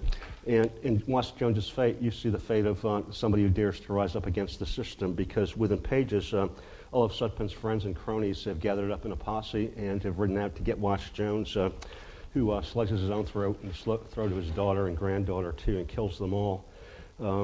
Here's an example of Sutpen could have done this and shot the plantation owner and gotten blown away, too. Wash Jones is there for an exemplification. Good, and now we've got half an hour left, and that leaves a half an hour to talk about chapters 8 and 9, where Quentin and Sutpen say no to Mississippi. That phrase is on 225 in the paperback and 291 in the hardback. And let's reconsider what the possibilities are now before we move into the Shriven and Quentin chapters.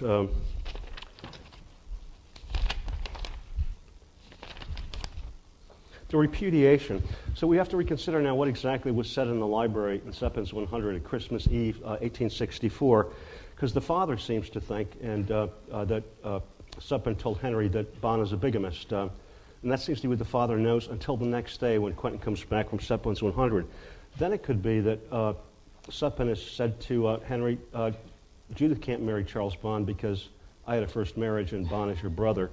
And we can't have incest. Except those of you who have been reading the book carefully know that in the 4 years that Henry Sutpen and Bon traveled together in the Civil War, Henry starts reading up voraciously on incest and marriage because there have been periods in history of aristocratic decline. The Egyptian pharaohs married brothers and sisters, and there's some kings of Lorraine in France whom Henry reads about where brothers married sisters. And of course, the South is in a period of aristocratic decline too. So it seems like the possibilities are that Sutpen says, no, he's a bigamist, no, he's your brother.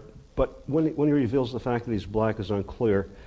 It turns out that Henry and Bon both fight in the same regiment in the Civil War, and they're bivouacked largely under Colonel Compson. You keep an eye on them. But at the battle, just after the Battle of Shiloh, Sutpen is in the same bivouac, and he asks Henry to come to his tent. And there's a really poignant scene where Henry goes into the tent to talk to his father, and Bon, who wants some acknowledgement from his father, is looking at their shadows from the outside. And it's after that Henry comes out, and Bon says, I'm going to ride to Sutpen's 100 and marry your sister unless you stop me. And Henry says, it's the most famous line in the book. It's on 286 and paperback and 374 in the hardback. You shall not. Who will stop me, Henry? No, Henry says. No, no, no, holding his pistol. Then do it now, Bon says. You are my brother. No, I'm not. I'm the nigger that's going to sleep with your sister unless you stop me, Henry. And then they ride back to Sutpen's 100, and Henry blows him away at the door. So an astonishing turn of events that turns the novel on its head. I'm now going to the page I passed out to you and starting in the upper right. Where the novel now starts to question what's primary and what's secondary in this book. Is it really about Henry Sutpen, Thomas Sutpen, who's kind of backgrounded by the time you get into the last two chapters, or does Bon attain a primary status? And all these words that Faulkner's been seeding the novel with, suggesting like doom, is at the Sutpen's doorstep, doom, fate, destiny, retribution. They come together in an overwhelming flood in chapters 8 and 9. I'm not going to show you the details. If you want them, I'll come and talk to me. I'll give them to you. But chapter 7 starts just around midnight. There's references to bells tolling. And chapter 9 ends just before 1 o'clock. So the last two chapters we're meant to understand take place between midnight and 1 o'clock, the witching hour, when ghosts are laid to rest. There's a kind of paradoxical play of heat and cold in this chapter. It's freezing cold outside, but they got the windows wide open, and their flesh is turned so pink from the cold that it's described as cherub-like. But the setting at the hour of the witching hour makes this a kind of exorcism. And then we see that a lot of furies have been gathered up against Sutpen, the dominant white male. Everything that he's tried to, that he's used and oppressed comes to a head and starts to come after him. The first of those things, of course, being his son Bon, who represents vengeance on a number of levels. Then to follow the details, Bon's mother has been like aching for, the hurt woman has been aching for revenge or for some kind of payback throughout the life of the kid. And she hires a lawyer. And all this is sort of history and sort of not, because nobody knows exactly what happened. And Quentin and Shreve are sort of speculating what might have happened. But in their account, the mother hires a lawyer who does research and discovers that Thomas Sutpen has started a new life in Yoknapatawpha County and has made a lot of money and is there for the pickings. And so he decides he's going to send Charles Bon to the University of Mississippi, and he gives him a letter of introduction to Henry Sutpen, saying, please be kind to this man. great description of Bond on the riverboat going to the university, saying, why am I going to college at this age? I'm older than everybody else, and why am I going out into the boondocks to go to college? The University of Mississippi, it's only been there for a couple years. And why to this particular school? And then he hands Henry the letter, and as he does so, I'm going to read one passage, 392 in my edition.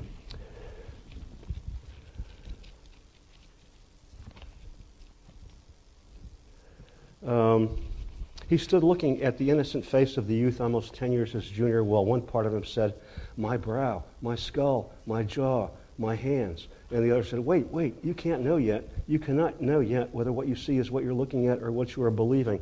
And then in a later passage, he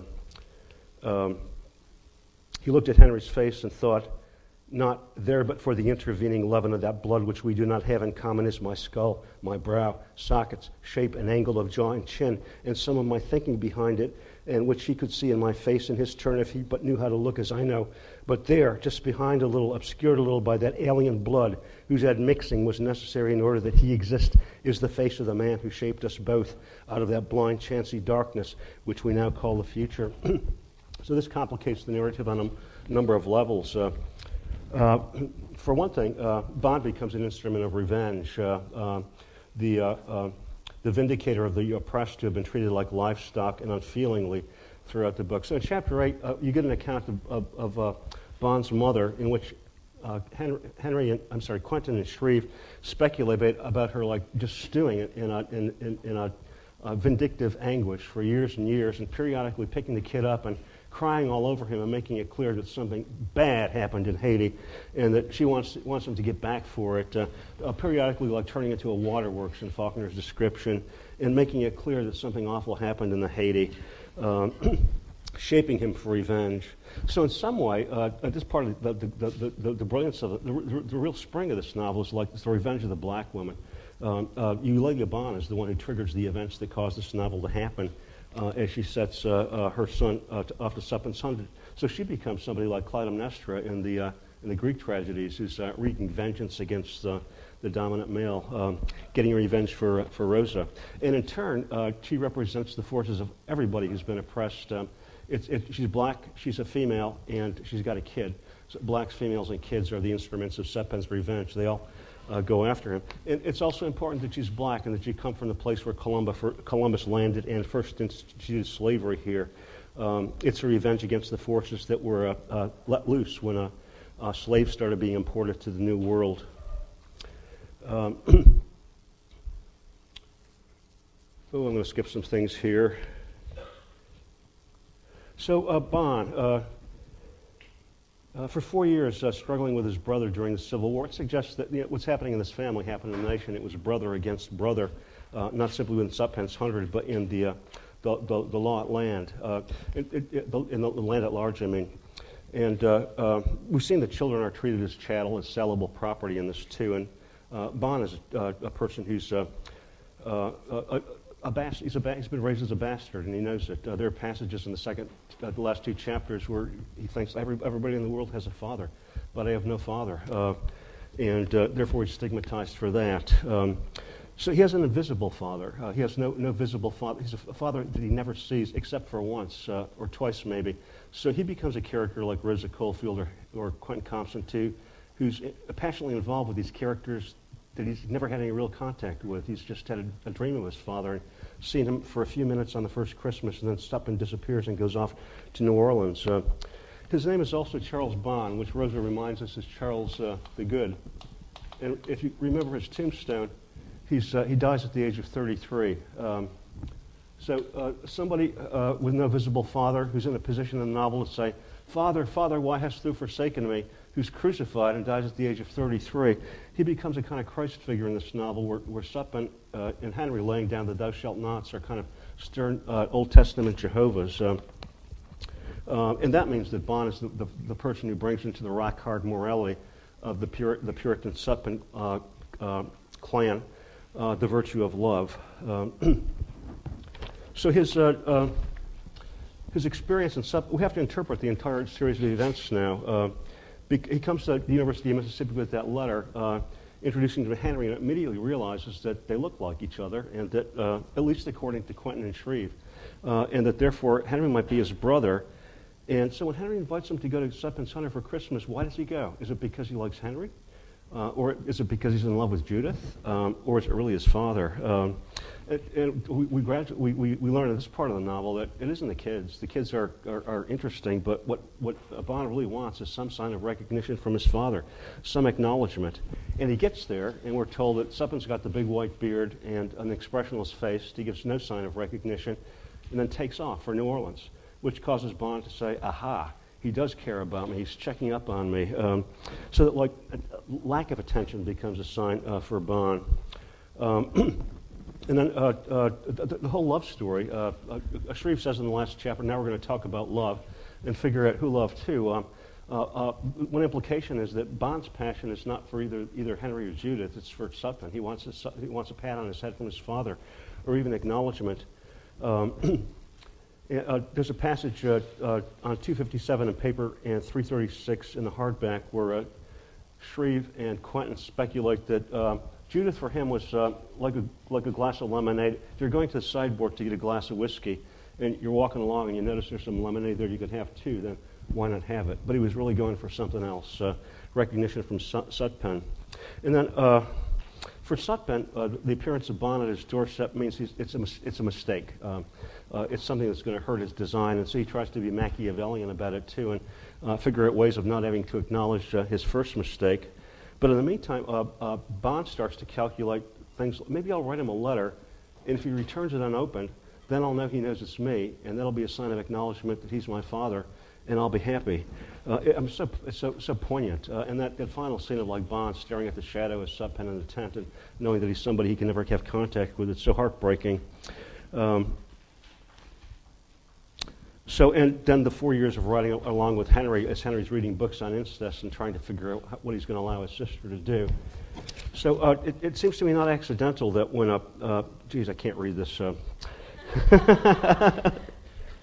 When Shreve and Quentin are talking about Bond, they'll say things like, "Jesus, think of what he must have felt when this." Jesus, think of how he must have felt. It's explicit that he's being likened to Jesus, the person who sacrificed, who's been killed by his father, but who's also brought heart into the novel. He's also kind of an immaculate conception like Jesus because he didn't have a father; he had a lawyer for a father. One way of thinking about it. Father, why hast thou forsaken me is one of his motifs. And it leads now to speculation on his lineage and name because, as you know, he gives birth to Charles Etienne de St. Valery Bond, who in turn gives birth to somebody called Jim Bond, whom we see in the last pages of the novel, and who goes on to have a future career in the British Secret Service as Double Agent 07.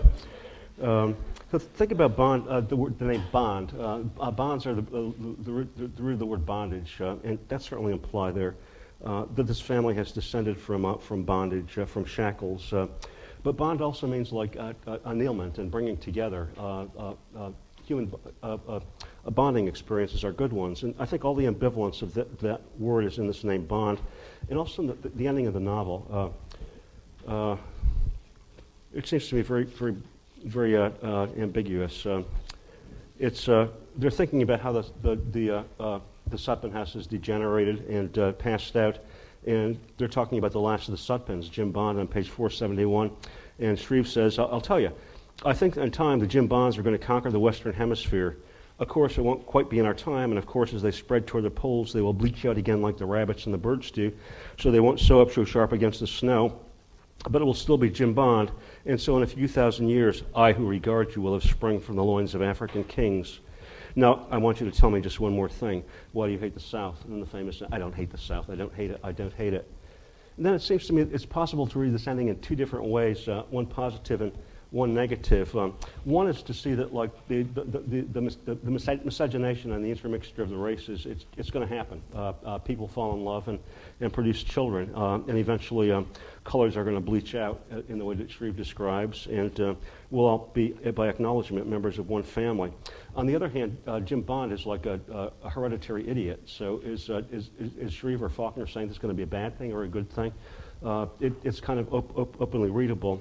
I like to read the more positive ending, that it's an assertion that we're all part of the same family after all, and that we're all going to bond. And I'm helped to get to that point by thinking of the way Faulkner has choreographed this chapter, which is to have these two Harvard undergraduates talking in freezing winter with the windows open. Why does he do that? Because it gives them the opportunity, I think, to describe blood, getting mixed up. Just some sample passage. Their blood is coursing harder because it's cold. It gives Faulkner the opportunity to describe like the flow of blood in passages like let's see, they're talking, their breath vaporized faintly in the cold room where there were now not two of them, but four, the two who breathed not as individuals, now yet something both more or less than twins, the heart and blood of youth. And not two of them there, but four of them riding the two horses, and the iron darkness, and that not mattering either what faces and what names they call themselves and are called by, and so long as the blood course, the blood immortal, brief, recent, and transient blood, which could hold honor above of slothy, unregret, and love and shame. So it gets to describe like the blood flowing through their body, and also in the passage I just read you, the vaporization of their breaths, so that I think you're meant to understand there are two people talking here, and as they're talking, their breath is turning into vapor and getting mixed up. I read the word admixed a while ago. Admixing seems to be a part of what's happening. And so the word bondage changes in the course of their conversation as they say no to Mississippi and allow Bond to introduce the element of love into the Sutpen story. Bondage becomes more like bonding, and the word blood, which has been associated with like these microscopic quantities that can ruin lives and damage families, it gets redefined too in the cold of this New England winter in this witching hour. And I think it also signifies an emotional rising, this emphasis on the blood beating in the hearts of these two young men as they talk about Sutpen's legacy. And, I've talked about Quentin's last words, which suggest a hatred of the place he's grown up in, but you have to live with you. Do all of you like have some basic like hatred for the roots out of which you came, or some kind of contempt or shame? It's not an uncommon experience, but imagine what it would have been to have been an intelligent writer like Faulkner to have grown up with Mississippi. It's like you're screwed for life. So he couldn't like put it aside. It was part of his heritage. He had to live with these people, but he hated it too. So let's also notice that at the end of the book, as Faulkner describes these two people projecting themselves into two other people in the past, a lot of things get blurred together. It's Henry and Shreve and Quentin. I'm getting confused too. Quentin and Shreve get confused with Henry and Charles, and the pronoun he becomes hard to distinguish, and also the past and the present become indistinguishable. We're told sometimes that Henry and Shreve and Quentin are back in Mississippi in 1860, and sometimes that Charles and Henry are in this dorm room in Harvard, and also. Fiction and history start to get mixed up. History and invention, all because of Bond. I don't know if you noticed, but in the last two chapters, words like probably and maybe come up a lot. Sutpen probably went to New Orleans, or he probably hired a lawyer to do this, or your grandfather didn't know. There's just a lot of places where people say they don't know things. On page, early in the book, your grandfather did not know how it was that Claudia knew that the octoroon mistress died. So by the end of the book, this history becomes indistinct from fiction telling, and this novel is turned into an amazing history of the United States. So the last two chapters leave us with new possible interpretations of the story, and also with the question of what's primary and secondary. It started to be a book about Thomas Sutpen, but now it's a book about his son Charles Bond.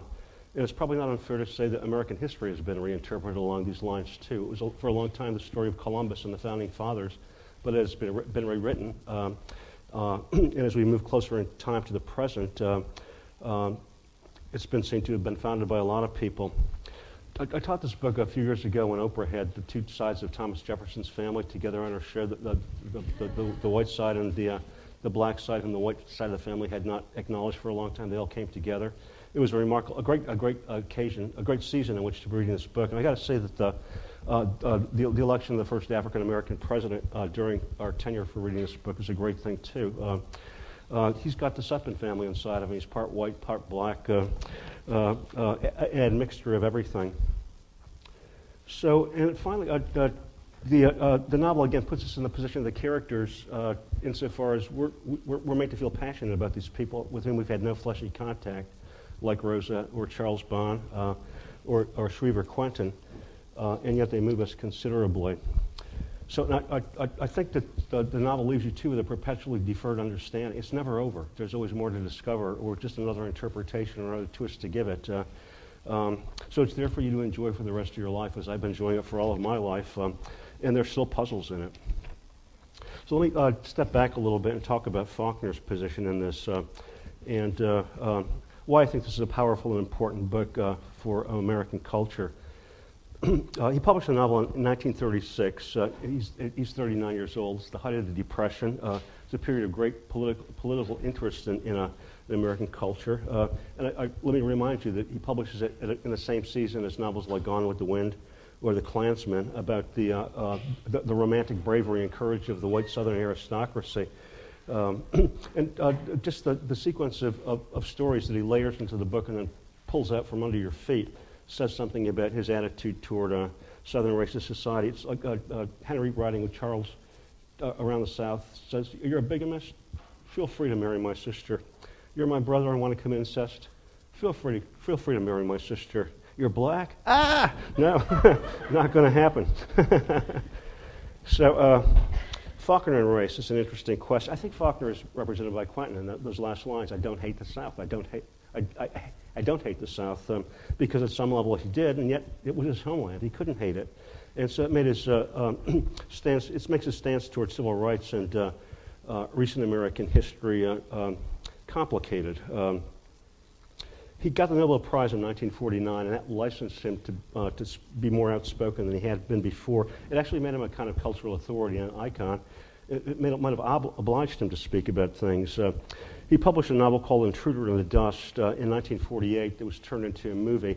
And it's about a black man is accused of a crime and is almost lynched. And it was read by Edmund Wilson, the Northern critic, as a counterblast to anti-lynching bills and civil rights planks. Let's not forget that lynching was going on as late as the 30s in the South, too. Anti-lynching was a campaign plank on the Republican platform in the 1950s. Because Faulkner was made public by the Nobel Prize, he started writing letters to the editor outside of Oxford, Mississippi. And in particular, in 1950, he wrote one to the main paper in Memphis, protesting a prison sentence that was given to a white man who had killed 3 black kids. He also wrote a letter about the murder of Emmett Till, the kid from Chicago who went down to visit relatives in Mississippi and who was murdered. The letter on behalf of Emmett Till got death threats to his family. And some of his brothers wrote letters to the editor saying that they didn't share Faulkner's views. He had a brother named, I can't remember his first name, another novelist brother who wrote about 13 novels that nobody reads anymore.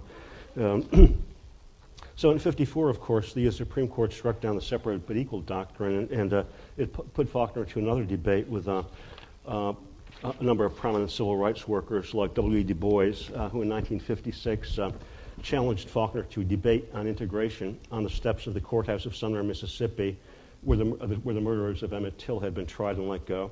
And Faulkner replied that there was no need for a debate because their disagreement wasn't about morals or legality or ethics, but only about method. And he was a spokesman who advocated moderation and patience. There's a famous debate that Stephen Best talks about at an Atlantic exposition in the late 19th century. W. Du Bois and Booker T. Washington argued about whether African Americans should push for speedy integration or be gradual. And Booker T. Washington was always a spokesman for being cautious and not being abrasive and doing things gradually.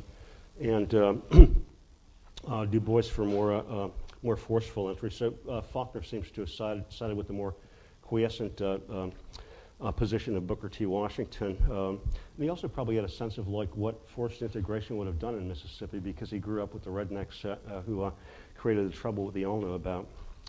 And then we've got, of course, the testimony of African-American novelists like Toni Morrison and Ralph Ellison, who have talked about Faulkner as being incredibly important and influential, and somebody who's, unlike Margaret Mitchell, for example, who's dealt seriously with Southern issues and with race. So, geez, I actually got through what would have been the equivalent of 2 lectures otherwise in 45 minutes. And I want to start out by just leaving you with a few concluding remarks on Absalom. So I just want to say in the way of conclusion what a magnificent novel this is and how inadequate I felt in presenting it to you. I think it's as good a candidate for the great American novel as any out there. And the intensity and power with which Faulkner nailed the issue of race as the issue at the heart of the American family or the American Union is just breathtaking. And it makes this an incredibly audacious book, especially if you think about being written in the same decade as Gone with the Wind and fictions like that. There are a couple loose ends I wanted to tie up. One being the kind of identification of Charles Bond as Christ in the novel. It's not simply that his name is Charles the Good and that he dies at the age of 33, which is Christ's age when he's died, but he's nailed up in a box of wood at the end, too. So it's a kind of image of crucifixion that you get in the center of the novel.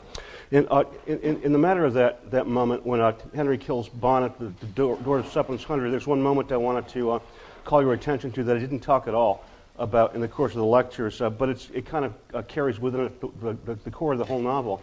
And that's the incident that happens when Rosa rushes out from Jefferson to get to Suppan's Hundred, and she rushes into the door and starts to go up towards Judith's bedroom, but Clyde grabs her by the wrist and says, "Don't go up there." And this is in chapter 5, the Rosa chapter, and Rosa says, "Sister, sister," and there's this long passage where they glare at each other, and finally Clyde lets her go upstairs. But if you think about it, that's the whole novel. It's an incident that's complementary to one brother preventing another brother from crossing the threshold.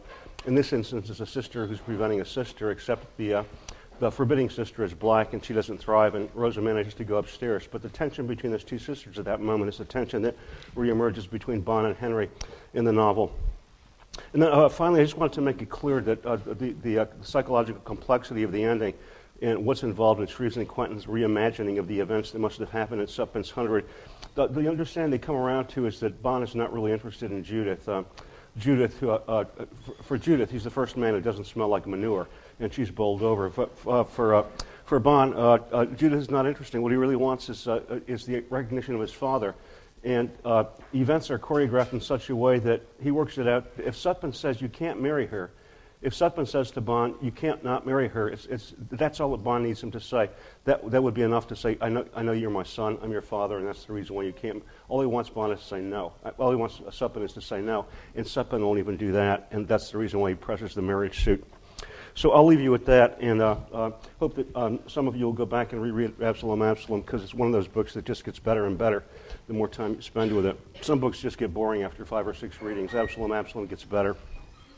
So actually, so does most of the stuff I put on the list for this course, so that's why it's there.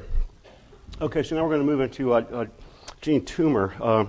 I want you to recall the statistics that I gave to you when I was talking about Jim Crow laws and Jim Crow society. These are the number of registered African-American voters in Louisiana in 1896 and 1904. And it's worth revisiting these numbers now because Toomer's mother's father, his maternal grandfather, was this man Pinckney B.H.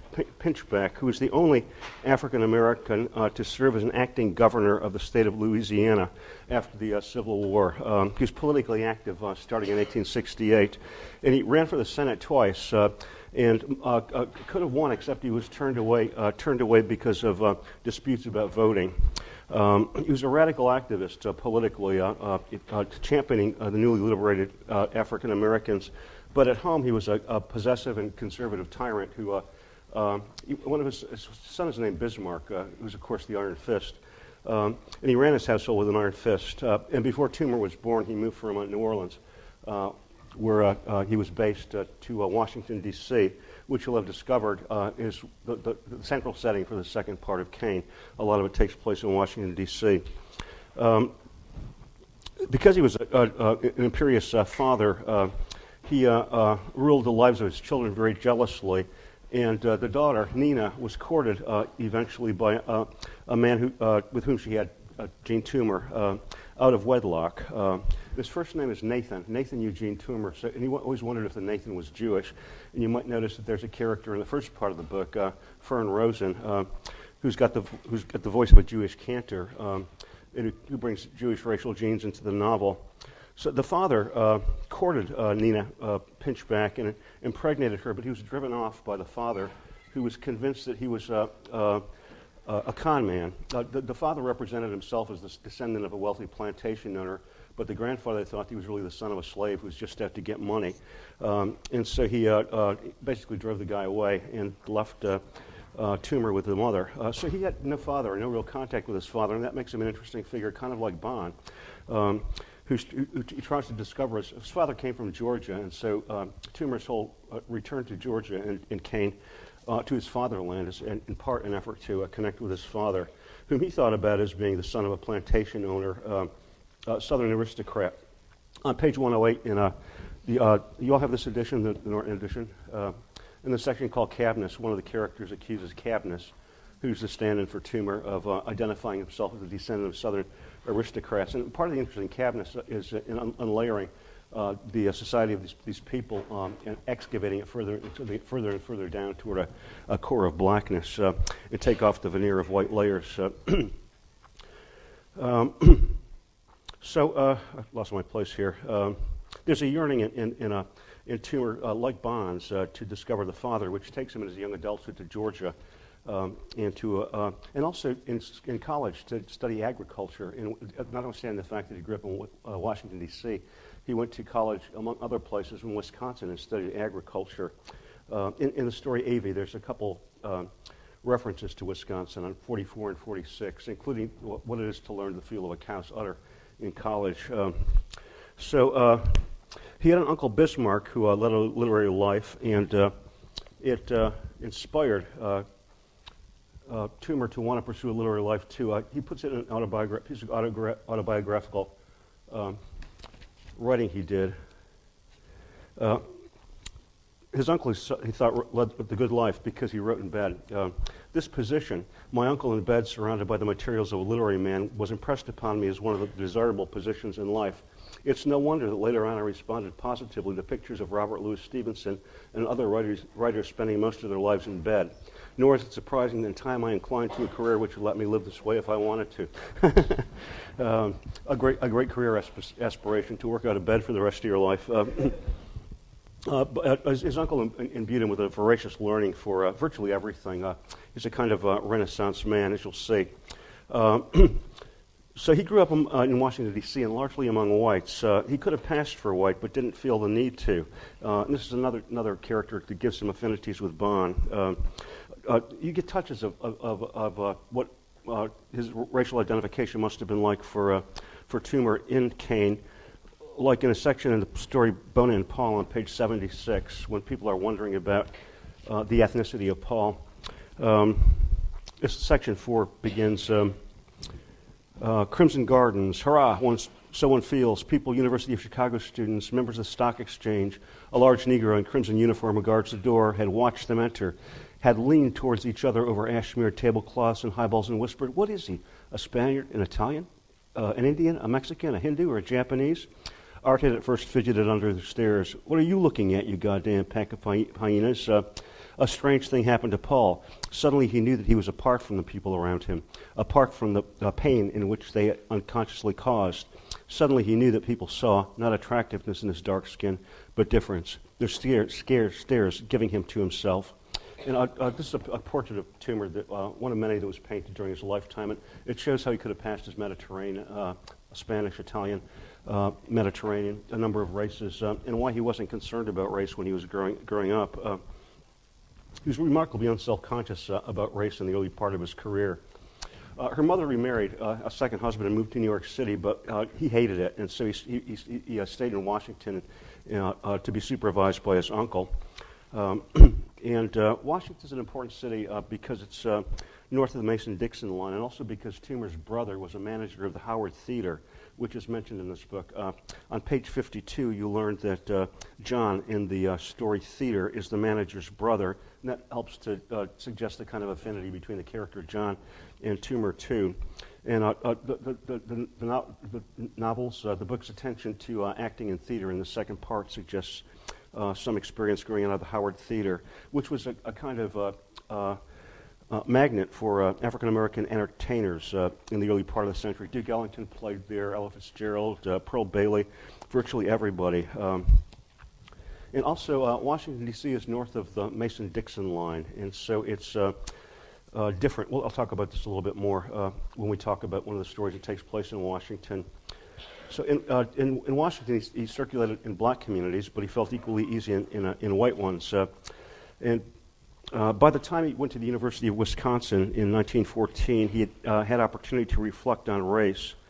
And he saw people kind of dividing the country into two categories, black and white, when he saw people as being much more complex. I'm going to point out later on that when complexions are described in Kane, it's almost never the same word twice. People are plum-colored, dusky, very acute and finely differentiated color complexions in this book. So in Wisconsin, where he's studying agriculture again, he started to write about race, and in this way, this is a passage in the supplementary apparatus on page 125, where we're told in this this biographical essay that for the first time, the 14-year-old experienced life in a colored neighborhood where racial distinctions determine allegiances, and that's what got him to thinking about race. Then he writes from Madison, Wisconsin, "In my body were many bloods, some dark blood, all blended in the fire of 6 or more generations. I was then either a new type of man or the very oldest. In any case, I was inescapably myself. If I achieved greatness of human stature, then just to the degree that I did, I would justify all the blood in me. If I proved worthless, then I would betray all. In my own mind, I could not see the dark blood as something quite different and apart. But if people wanted to say this dark blood was Negro blood, and if they wanted to call me a Negro, this was up to them. 14 years of my life I had lived in the white group. 4 years I had lived in the colored group. In my experience, there had been no main difference between the two. But if people wanted to isolate and fasten on those 4 years and to say that therefore I was colored, this too was up to them. I determined what I would do. To my real friends of both groups, I would, at the right time, voluntarily define my position. As for people at large, naturally I would go my way and say nothing unless the question was raised. If raised, I would meet it squarely, going into as much detail as seemed desirable for the occasion. Or again, if it was not the person's business, I'd either tell him nothing or the first nonsense that came into my head. But, later on in his life, when people asked him what his race was, he would say American, for reasons that we'll get to, too. The long and the short of it was that this book made a smash when it came out. It was hailed as the rising star on the horizon of the Harlem Renaissance, but it shocked Toomer to be identified as a Negro novelist because he didn't experience life as a Negro in his early years. And the tension's interesting, and I'll get back to it. It's kind of a melting pot theory of race that he has, that all the races kind of go into him, and he becomes America. He ran for the class president of the University of Mississippi when he was a freshman, but he withdrew. And this is a characteristic gesture on his part, too. Rather than fail at something, he'd drop it and move on to something else. So he's got this extraordinarily diverse career that precedes the writing of Cain, or indeed the discovery of his literary vocation. He dropped out of agricultural school, and it's like a perpetual college dropout who'd go from one school to another, adopting a new major every time. So he went to the Massachusetts College of Agriculture and then took up physical education and became a gym teacher at the American College of Physical Training in Chicago. Page 72 and page 79, the character Paul, I believe, in Bona and Paul is identified as a gym teacher. And that short story takes place, it's the only one in the second section that takes place in Chicago. And then when he was in Chicago, he started to study biology and medicine at the University of Chicago, except he got distracted by socialist study groups, and then moved back to Washington, where he started to study sociology, and then up to New York City at the City College, where he studied history and psychology. Then World War I happened, and he tried to enlist, but he was afraid of the draft, and so he tried to enlist, but was rejected. And so he applied to the Red Cross, like Hemingway, who was also rejected. And unlike Hemingway, he was rejected from the Red Cross. Faulkner was also rejected. We have three Army rejects on our reading list, I guess. In Chicago, Toomer sold Fords for a while. He went into business. He worked as a substitute gym teacher in Milwaukee. Can you imagine that as a job, substitute gym teacher? And on the side, he taught socialism to shipboard workers. So it's a panoramic career. Racially, it's many things in one. In 1918, at the end of the war, when he's 24 years old, he has a crisis and a kind of breakdown and abandonment. He doesn't know what to do with his life, and he latches onto literature and music at this time as a way of recuperating and threw himself into it and studied literature intensively, made a point of inserting himself into literary circles in New York, and became friends with a woman named Lola Ridge, who was the American editor of a literary journal called Broom, whose overseeing editor and European editor was a guy named Harold Loeb, who's the model for Robert Cohen in The Sun Also Rises. So he's connected to international modernism. He also became friends with a guy named Waldo Frank, who was a novelist and a critic. And a lot of the correspondence that Toomer had with Frank is in the back of this book. You can read it. And with Edward Arlington Robinson, he started to get to know people who were on the literary scene.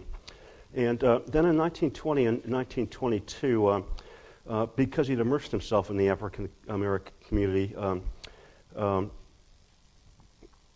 in 1920 and 22, he started to immerse himself in the African American community and also to read up on racial theory. And most of what he read he regarded as nonsensical, nonsense that reflected the prejudices of the writers who wrote it. And he developed his ideas on race further. It saw America as a country where all races were developing, a kind of melting pot where all races were developing into one. He writes about race again in autobiographical papers and says, this is on page 151, in a letter to Waldo Frank, after the asterisks in the middle of page 151, the supreme fact of mechanical civilization is that you become part of it or get sloughed under it. Hang on to the phrase mechanical civilization because I'm going to pick it up and come back to it when I talk about part two. It's the idea that everybody in America is homogenized and put through the same series of processes and understandings so that all differences are removed in our mall-like and suburban culture. The supreme fact of mechanical civilization that you become part of it or get sloughed off. Negroes have no culture to resist it with, and if they had, their position would be identical to the Indians. They're going to get wiped out or just turned into the American cookie-cutter type. Hence industrialism, the more readily transforms them. In those pieces that come nearest to the old Negro, and the spirits saturate with folk song, Karintha and Fern, the dominant emotion is sadness derived from a sense of feeling, from a knowledge of my futility to check solution, to prevent himself from getting dissolved like into the melting pot of American culture. It's futile to check solution or getting dissolved into the homogeneous mass. There's nothing about these pieces of the buoyant expression of a new race. The folk songs themselves are the same order. The deepest of them, I ain't got long to stay here. Religiously, I'm going to cross over to into the campground. Socially, my position here is transient. When I come up to 7th Street and theater, a whole new life confronts. A life I'm afraid that Sherwood Anderson would not get his beauty of the Negro from, for it is jogged, strident, modern. 7th Street is a song of crude new life, of a new people. Negro? Only in the boldness of its expression, in its healthy freedom. American, for the shows that please 7th Street make their fortunes on Broadway, and both theater and box seat, of course, sprang from a complex civilization are directed to it, and Kabnis is me. So the idea that racial differences in cultures are dissolving in the homogenizing melting pot of America is important to Kane, I think. And as part of his immersion in the African American community in the early 20s, he was invited to serve temporarily as the head of an industrial and agricultural school for Negroes in Sparta, Georgia, which is, of course, his father's homeland. And it gave him a deepening sense of racial complexion. This trip to Georgia is the source of Kane. It's where he discovered the storytelling that goes in the first part of the book, and the critiques that go on in the second, and the self-examination in the third. I'm on 128 now in this edition. From my own point of view, I am naturally and inevitably an American. I have strived for a spiritual fusion analogous to the fact of racial intermingling. Without denying a single element in me, with no desire to subdue one or the other, I have sought to let them function as complements. I have tried to let them live in harmony. Within the last 2 or 3 years, however, my growing need for artistic expression has pulled me deeper and deeper into the Negro group.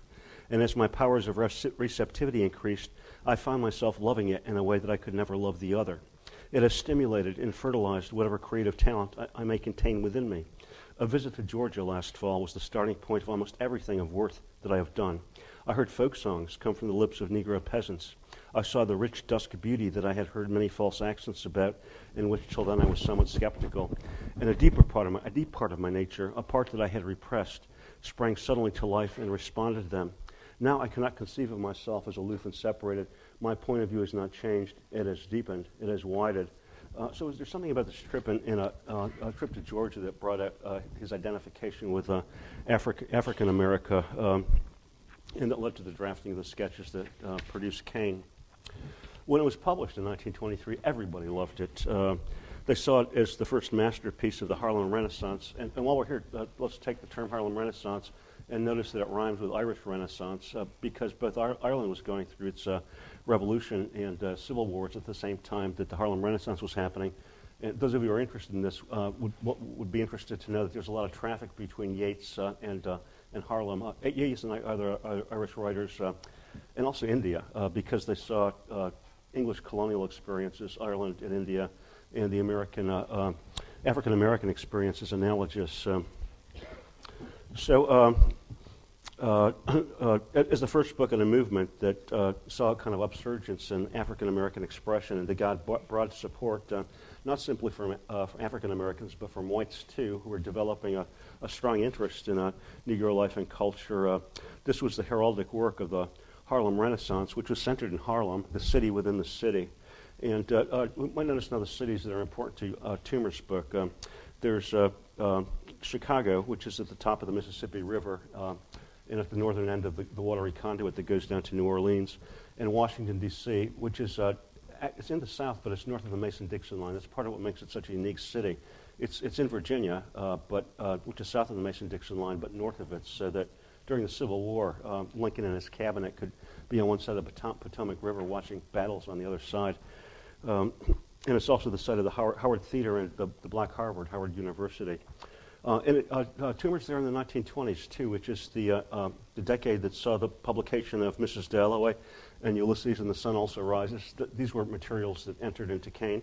And it's also the heart of the Jazz Age. And jazz, of course, one of the distinctive features of American culture, largely seeded by contributions from African Americans. So your first impression of Cain, I think, is that it's quintessentially modernist work. It's first of all multi-generic. You get stories, poems, and even at the end, a play. You have prosaic poetry, passages written in prose that seem poetic, and poems that seem kind of Williams-like and being prose-like. I think the book was influenced by Williams' Spring and All, which is poem alternating with prose poem. And then as in Mrs. Dalloway, too, you have a kind of question throughout the book about whether it's fragmented. Is it just a bunch of vignettes that don't come together, or is it unified? So the constant question of whether or not this is a set of like distinct things, or whether there's a unity to it, should remind you of several things we've read, starting with The Wasteland. And I think this is related to the question of race, too, because Cain is a work of many genres, which means many kinds, a work of many genes, we might think of, or of many genders, showing us again that the motto of our country, e pluribus unum.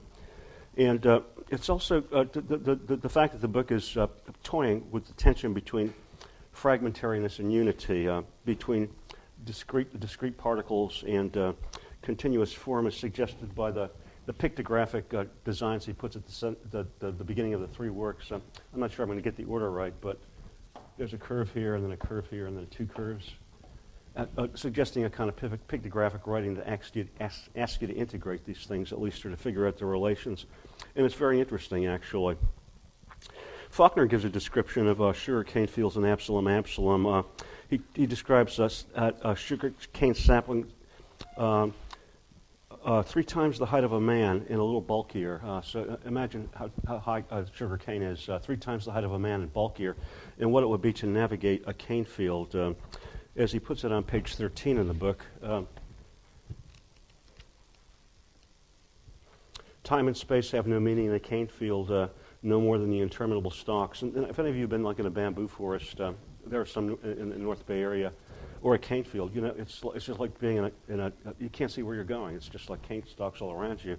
So getting through it means navigating or blazing a path, making connections. That's kind of what you have to do in this book too, is cut a path through it and find a way that makes sense. And there are a number of ways of looking at the unity of the book, some of which Toomer himself talks about. In a letter to Waldo Frank on page 152, my brother, Cain is on its way to you. For 2 weeks I have worked steadily at it. The book is done. From 3 angles, Cain's design is a circle. Aesthetically, from simple forms to complex ones, and then back to simple forms. So you start out with these straightforward, passionate stories, get into the stream of consciousness, serial monologues in part 2, and then return to a kind of story at the end. So that's aesthetically. Regionally, it moves from the south up into the north and back into the south again. Or from the north down to the south, and then I return north, because where the book really begins is in the second part, where Toomer grew up in Washington and Chicago. And that's where it begins genetically in time, and then, of course, he goes back to Georgia. From the point of view of the spiritual entity behind the book, the curve really starts with Bona and Paul awakening. So and that's a scene about interracial dating, in which Paul seems to get inklings about race being an issue that's important to him. So it might reflect on the moment when race becomes important for Toomer. Then it plunges into Kabnis, emerges in Karintha, etc., swings upward into theater and box seat, and ends, pauses in Harvest Song. Whew! So it suggests there are a number of ways of getting through the book, and all of which are interesting, and all of which give a slightly different story. I want to consider the range of styles and writings that occur in this book. First of all, lyricism of the writing should be refreshing to you after Faulkner. The short, powerful sentences with these dynamo verbs. I defy you to find a sentence in Toomer that doesn't have a strong, colorful, active, dynamic verb. His style is kind of like jazz and Turner's description on page 129.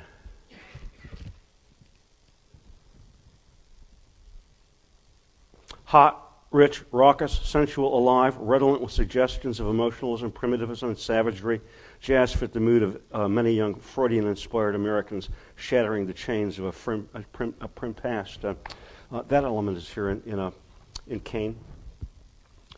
And there are a couple pointed descriptions of jazz on page 78 in the Crimson Gardens in Chicago, and then on page 52 in the Howard Theater, that suggests that Toomer is aware of the affinities between his work and the improvisational nature of jazz. And he's also really good at capturing African-American idiolects and voice throughout the book. But let's look at 2 pages in Kabnis on pages 88 and 89.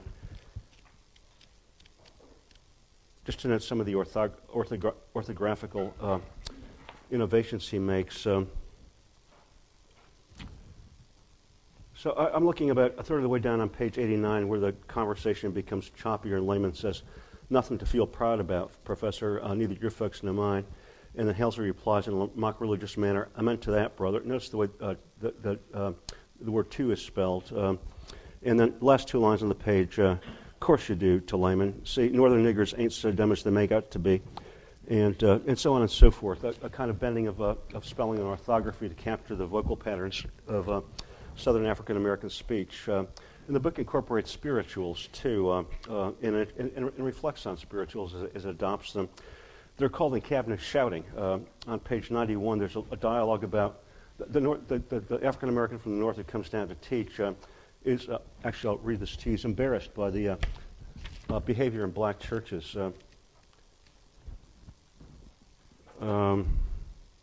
Last paragraph on page 90.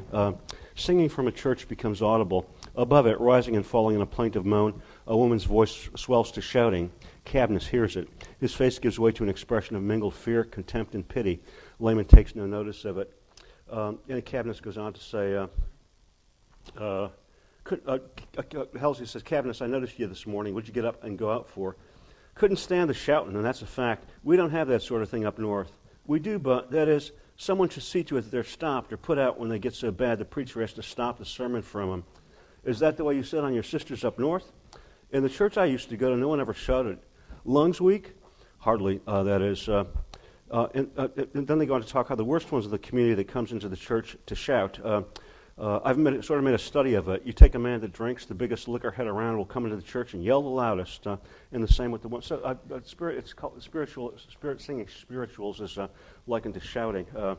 It suggests the kind of divided feelings that Toomer had about the culture that he was discovering, whether to embrace it or to deny it. And then as you go through the book and notice the range of characters that are presented, there's some characters are referred to as dicti. That word occurs on page 53. It's the story theater where the woman is told that the man she's interested in is too dicty or stuck up.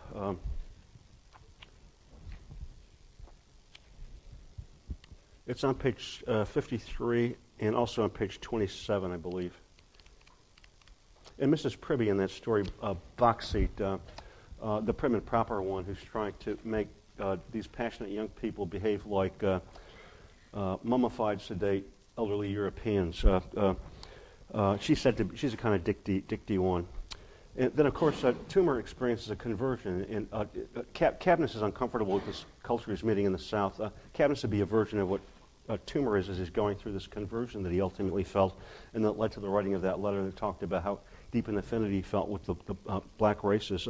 There's a poem called Conversion on page 28 about his being having his eyes open to the richness of Southern African-American culture. And the spirituals then get woven through the book. You run across motifs like on page 8, Opines Whisper to Jesus, which floats throughout the book over and over again. In what the editor of this volume calls original imitations. They're not real folk songs. He makes them up, but they sound like originals and add to the texture of the book. And also informing the prose of Cain is a tradition of Southern oratory, so that altogether he offers a contribution to the voice of American literary styles and to Harlem Renaissance writers who saw in him, in turn, a shining star, something that they're looking for. He writes the book at 28. Is it 28? I think it's 28. It's about the age when Keats dies.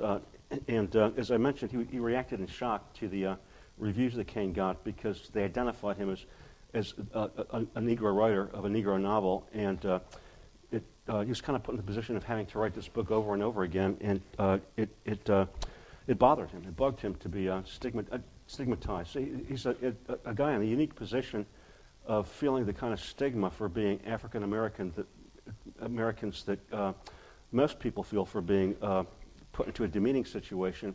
He felt odd because he was privileged. It's just an interesting writer and an interesting tension.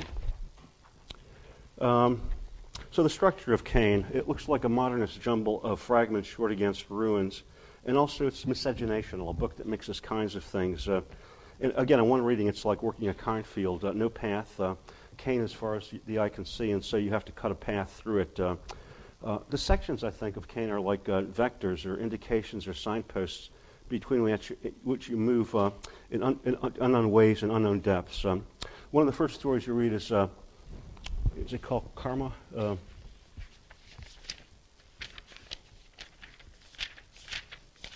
Yes, Karma on page 12, whose husband or her man goes to jail, and she carries on with other men, and then he comes home.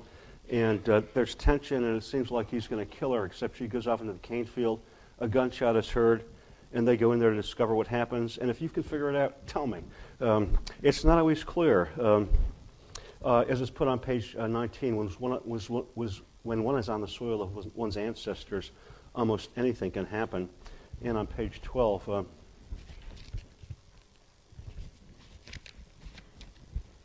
the Dixie Pike has grown from a goat path in Africa, the Dixie Pike being a road that goes up and down the coast. The implication is that you follow it far enough and you're going to end up someplace you didn't expect, leading back to Africa.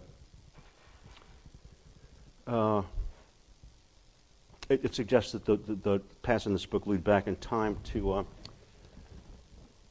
just a sentence before the one I read you. talking about Karma being in the forest, dancing, torches flare, juju men, gree-gree, witch doctors, torches go out, the Dixie Pike is grown from a ghost path in Africa. So stories that go all the way back to Africa maybe are buried in the tangle of this book.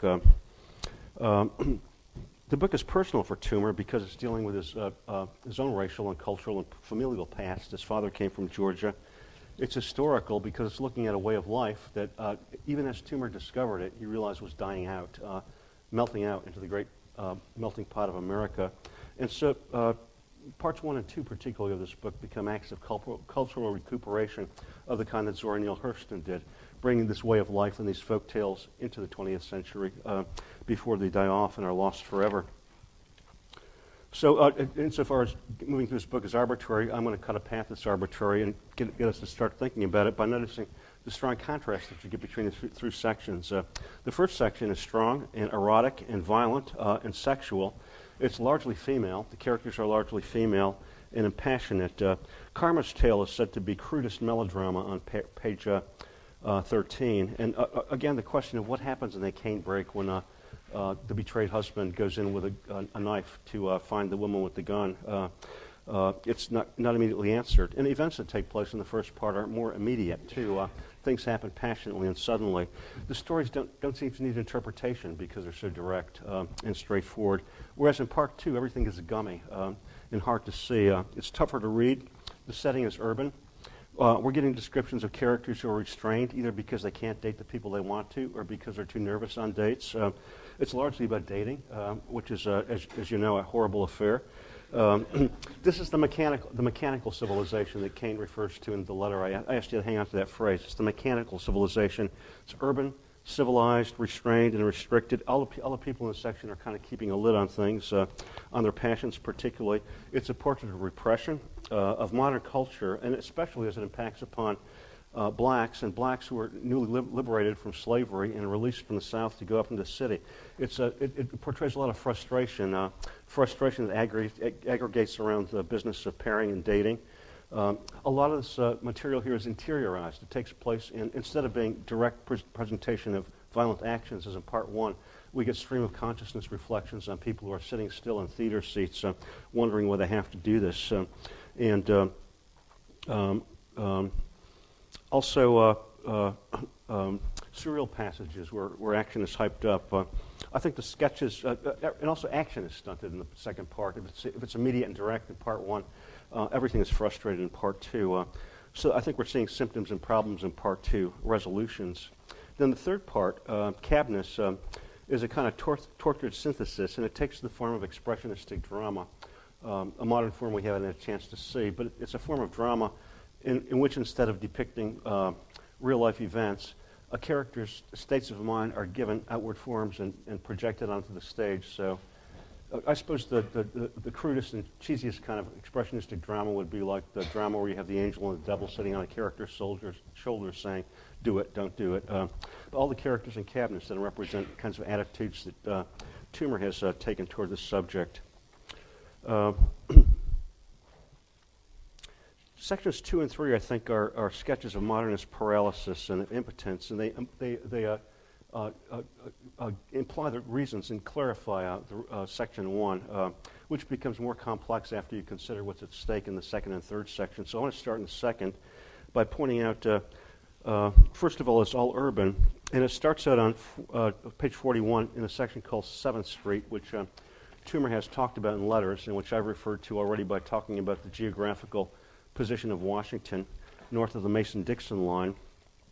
7th Street is a bastard of Prohibition and the war, a crude-boned, soft-skinned wedge of nigger life breathing its loafer air, jazz songs and love, thrusting unconscious rhythms, black reddish blood into the white and whitewashed wood of Washington, stale soggy wood of Washington, wedges rust in soggy wood, split it in two, again, shred it, the sun, wedges are brilliant in the sun, ribbons of wet wood dry and blow away, black reddish blood. Then the image I get is like a painting I described to you earlier by the Soviet painter Lolita he's got a portrait of the Red Army driving out the White Army. This is a white sphere and a red wedge, but it's kind of the same image I think Toomer is playing with of wedge of black reddish blood going up into the white world and bringing with it jazz, songs, love, unconscious thrusting rhythms, everything that's not white wood, these threatening energies.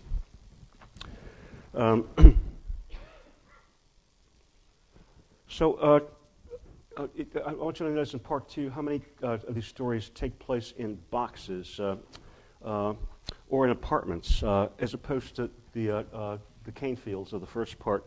The first note on page 41 by Darwin Turner makes the point that section 1 takes place in the forest and section 2 takes place in the street, but it's more complicated than that because it's not just country and city. He makes a point in the second part of showing how everybody's boxed up in modern culture. In Box Seat, a story that's got the title Box in it, and one of whose fundamental actions is describing the kind of energy it takes to do what you're doing now, which is to sit still on a seat. When you want to jump on the bones of the person next to you, which is what he wants to do, it's about the kind of straitjacket of restraint and decorum that people have to observe in modern culture and in the North. And first of all, to get to Muriel, his date, Dan Moore has to go through an iron gate and then knock at the door. He's thinking, break in, get an axe and smash in faces. I'll show him. I'm Dan Moore. I was born in a cane field, but he's got to knock at the door and get met by Mrs. Privy. His knuckles are raw bone against a thick glass door. He waits. No one comes. Perhaps they haven't heard him. He raps again. Perhaps they saw him coming and don't want to let him in. He knocks. The tensions of his arm makes the glass rattle. And then when they get to the theater, the seats are slots. The seats are bolted houses. The mass grows denser. Its weight at first is impalpable upon the box. Then Muriel begins to feel it. It's kind of about imprisonment. As you go through this, note how many references there are to partitions and boxes and walls. And then also, it seems to me important that a lot of the second part is about acting. People are exhibiting manners and acting in that way, as well as watching acts on the stage. So to give you a sense of how deeply acting goes, on page 67, there's a place where Dan Moore thinks about the technical intellect. It's in the part of the page with the verse-like print. Dan, those silly women arguing feminism. Here's what I should have said to them. It should be clear to you, woman, that the proposition must be stated thus. Me, horizontally above her. Action, perfect strokes downward, oblique. Hence, man dominates because of limitation. Or, so it shall be until women learn their stuff. A little sexist. So framed, the proposition is a mental filler. Dentist, I want gold teeth. It should become cherished of the technical intellect. I hereby offer it to posterity as one of those important machine-age designs. P.S. It should be noted that because it is an achievement of its age, its growth, and hence its causes up to the point of maturity, antedate machinery, and then I don't know what's going on with ERY, but it's basically saying he wants to jump on top of her, but he can't because he's in the middle of a theater and on a date in a city in the 20th century. And throughout the story, though, he keeps on saying, I want to stir the root life of a withered people, bring some passion into this culture. Everything in part 2 is wound tight. There's a poem on page 57 called Lips Like Copper Wire, which you can compare to Shakespeare. Shall I compare thee to, I can't remember what he compared her to, a summer's day? Okay, and then we got William Carlos Williams and Queen Anne's Lace comparing women to flour. Here her lips are like copper wire, which doesn't sound inviting, but if you unpack the metaphors here, there are street lights, whisper of yellow globes, and then a telephone. Telephone, the powerhouse that the main wires are insulate. Her words play softly up and down dewy quarters of billboards. Then with your tongue, remove the tape and press your lips to mine till they are incandescent. This modern dating, it takes place over the phone, along wires, at great distances. Things are insulated. There's a lot of tension. I think it's very much about like the barriers that are put in the way of people who act torridly in the first part of the novel are on the ends of distant phones or in theaters here.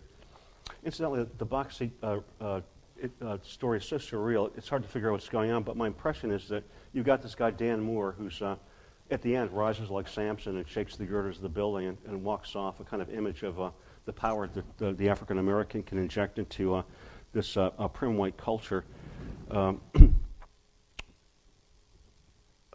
act on stage is of two midgets who at the end flash mirrors to the audience. And my take on this, and it's kind of like a Rorschach test, is that these people who are full of passion and have been ripped up from this life in the South and brought into Washington, D.C. in the northern city and made to act in these ways are looking at images of themselves that are dwarfed and stunted. And at the end, when the dwarfs flash mirrors to the audience, I think the suggestion is, look at what you've become. You've let yourself be shrunken. And the fact that all these stories in part two take place in theaters suggests that acting is what people do in the modern city. It's not the kind of passionate and immediate emotional encounter that you find in the first part. On page 42, there's a section about Robart.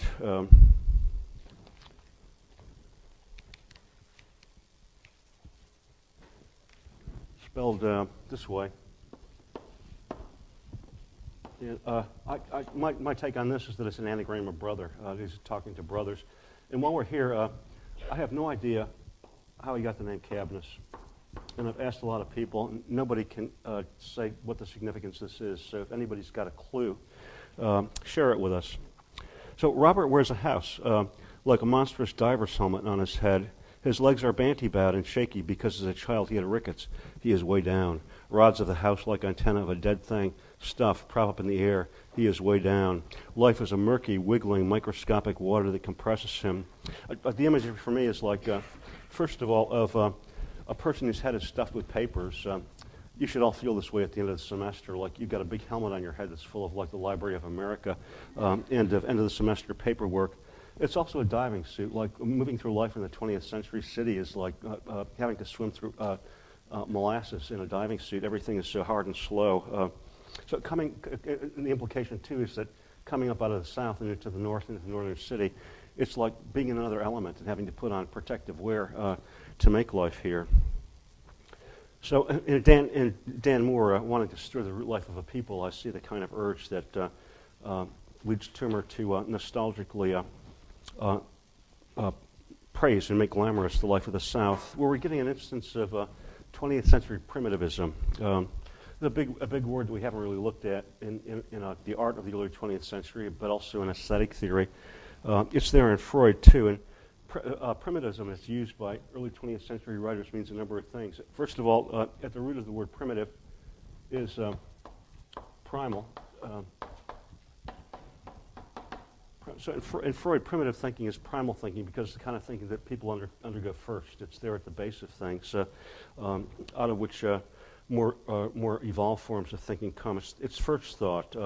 It's the roots of thought, the primordial roots of thought. So it's cultural here. Like Freud, like a lot of 20th century thinkers, Toomer's trying to figure out a way to tap into the primal energies that all of us have and have been repressed by 20th century culture. It's also personal, and it's cultural, too, trying to discover a culture that helped build this country, that made it, but that's been obliterated. A lot of it's been obliterated because no records of it were kept until it was almost too late. And that's where Cain goes. Now, Cain fields are not only hard to see in, they're also dangerous and rough. In the story Blood Burning Moon, on page 34, it's a story about two guys who fall in love with the same woman. One's white and one's black. The black guy kills the white guy and then gets lynched. Well, before the fight, one of them runs into the canebrake on page 34. This is Bob Stone, the white guy. He reached the path that led to Factory Town, plunged furiously down it. Halfway along, a blindness within him veered him aside. He crashed into the bordering canebrake. Cane leaves cut his face and lips. He tasted blood. He threw himself down and dug his fingers in the ground. The earth was cool. Cane roots took the fever from his hands. So cane is a very woody and jagged plant, and it can cut the flesh. And that's just an image, I think, of other things that happen in the first section, which I'm not going to have time to talk about today, but next time, that are related to that moment in Karma, where Karma goes into the cane and fires a gun, and you don't know what happens.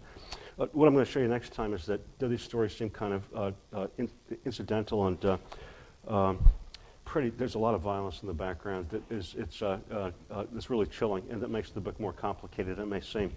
So that's where I'll pick it up. Okay, I'm feeling scatterbrained and disorganized today because my lecture is kind of a cut and paste of prior lectures. I'm still coming to terms with Cain, and especially with Kabnis. Every time I read Kabnis, it comes out meaning something different. So I'll just share with you my thinking on the novel and try to do something holistic in this 45 minutes by doing some recapitulation first. I want to talk more about part 2 and its relation to the other 2 parts of the novel. I call attention to one of Toomer's letters where he speaks of the design of Cain as a movement from simple forms to complex forms to simple forms again. I'm not sure I agree with that assessment. Kabnis seems to me very complex, but in his conception, simple, complex, and simple. And also it's a movement from the south to the north and back to the south again, suggested in those arches, those broken circles that he puts at the section of every book.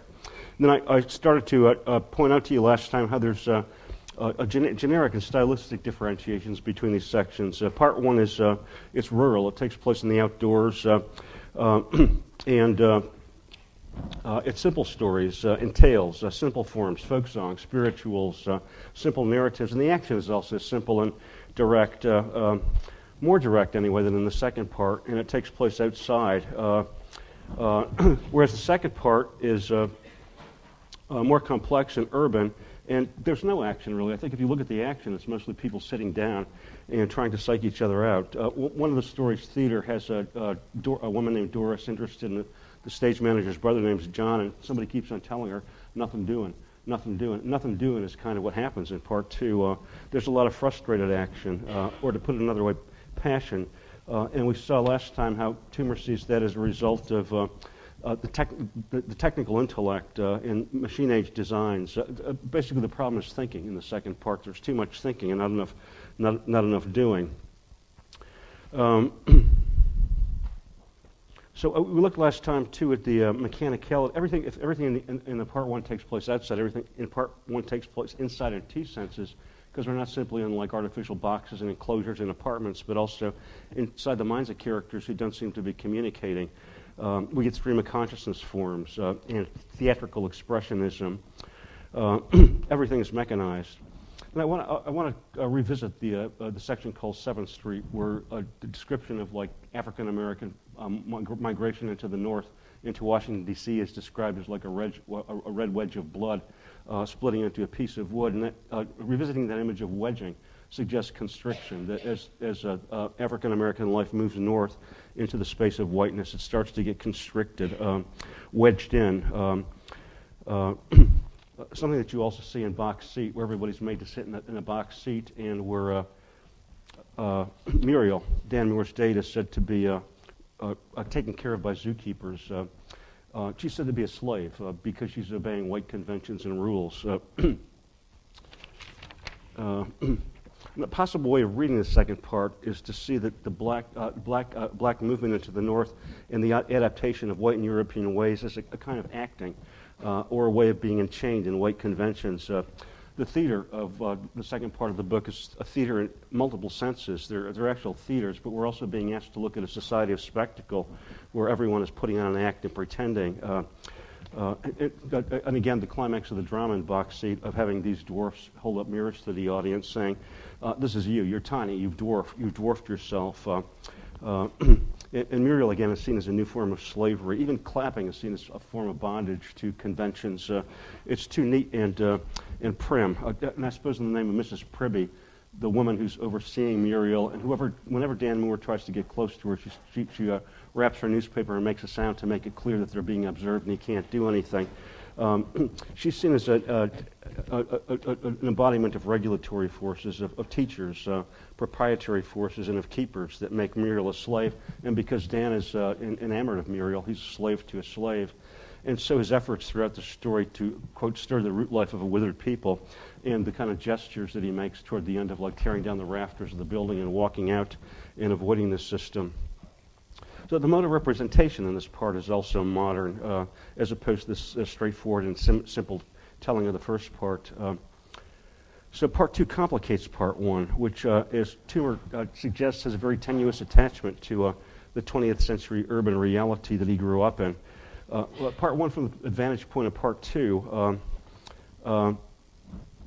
makes the life that Toomer is looking at seem like the rats that are turned up in the poem on page 5 called Reapers. It's a description of reapers going through a field of black reapers harvesting with a scythe. But there's a mower being driven by horses, and there a field rat, startled, squealing, bleeds, his belly close to ground.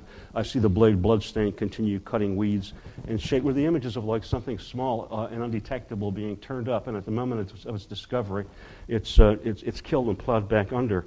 It's it's one of many images in the book, I think, for what Southern black culture meant to Toomer, because he went down and discovered it at the moment that it was disappearing and saw it as something very evanescent, his potential home that was being taken away. He realized that because he grew up aristocratic and privileged. Justin said he went on the web and looked for pictures of Toomer and was shocked at how white he looked. So you might do that to get a sense of his position. Toomer's relation to his racial past is one of entrancement. You can tell from reading the first section of the book, but he's also savvy enough to know that he couldn't just return to it. He was never there. He couldn't just take off his sophisticated learning and put on jeans. It's interesting to think of him as being a person who's very much like Faulkner's character, Charles Etienne de Saint Valery Bon, who grows up in aristocratic circumstances and then is forced to acknowledge himself as a Negro. Toomer had to do that too, and he did it partly with entrancement. As you can tell from that letter, I think it's on 151, where he talks about how he discovered a part of himself that he could never let go.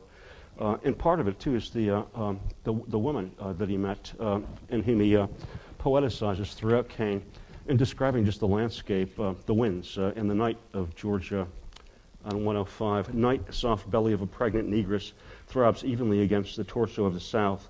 Night throbs a womb song to the south.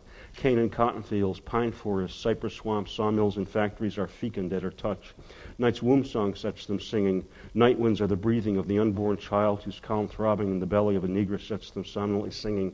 Hear their song. The unborn child will be another image for this culture that started to come into its own, only to be sloughed off, as Toomer puts it in one of his letters, to be dissolved.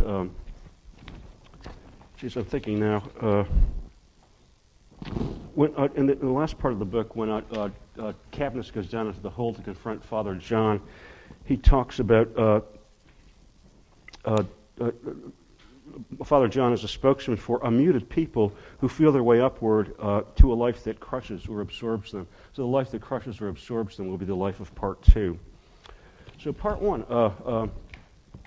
is Toomer's glimpse into his homeland, actually, his ancestry. And I want to consider the way pieces fit against piece in this book, where we're encouraged to blaze our own trails. There's small hints of violence in the first part, like the one I just read to you with the rats, the field mice being plowed up and run over. And of course, the section culminates in that description of a lynching, where Tom Burwell gets lynched. So I want to start looking at the book as a mosaic and considering how pieces fit together. Pieces that undercut the picture of an idyllic and mythicize the grand landscape that you get. So let's consider Karintha, the first story, and look at some of its motifs. The first words, her skin is like dusk on the eastern horizon. Oh, can't you see it? Can't you see it? Her skin is like dusk on the eastern horizon when the sun goes down. So dusk is an ambiguous color, and the footnote complicates it by pointing out that the color being described is the light you see when the sun is setting in the east, not in the west. It's the darkness that forms in the east at sunset. And so it's one of many places where Toomer is calling attention to these fine gradations of color that you might not otherwise notice. But dusky is an interesting word also because it happens to be the first word that was coined in America after its colonization. I know this because my best friend was a colonial historian down at Stanford, and the word dusky is first used and it's applied to the complexion of Pocahontas. She's said to be dusky.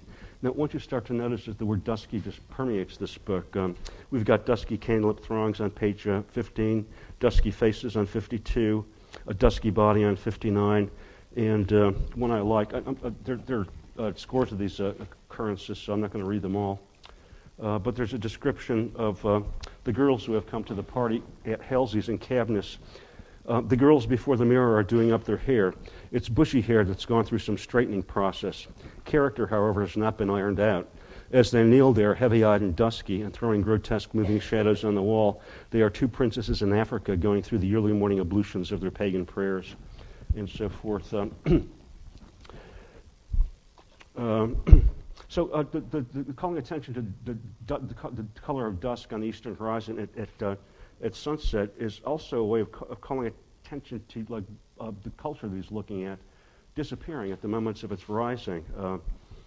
On page 114 in Kabnis, also applied to Father John is the expression that he died in the 60s, implying the 1860s, suggesting that there are aspects of slave culture, African-American culture, that have been irreparably lost and that survive vestigially in the Georgia that Toomer was seeing. He's seeing a way of life dying before him, and he writes about this over and over again, like in the poem The Song of the Sun on page 14, where he celebrates his homecoming to his fatherland, but in these bittersweet terms. The second stanza, beginning, pour, oh, pour that parting soul in song, oh, pour it in the sawdust glow of night into the velvet pine smoke tonight, and let the valley carry it along. I'm going to come back to the pine smoke. Second stanza says, thy son in time I have returned to thee. Thy son I have in time returned to thee. In time, for though the sun is setting on a song-lit race of slaves, it has not set. Though late, O soil, it is not too late yet to catch thy plaintive soul, leaving, soon gone, leaving to catch thy plaintive soul soon gone. O Negro slaves, dark purple ripened plums, squeezed and bursting in the pine wood air, passing before the strip the old tree bare, one plum was saved for me, one seed becomes an everlasting song. Which also is very cognizant of the passing of this culture, of its evanescence, of its being crushed by a modern industrial culture taking over everything. He's also, in the fourth stanza, I think, referring to lynching. Look at those dark purple ripened plums hanging from trees and wonder what that's about. There are more than plums here. And they're evoked in other sections, which I'll get to shortly. This poem occurs in a section of the book that culminates in a description of an act of lynching. There's a lot that we don't see directly in these stories.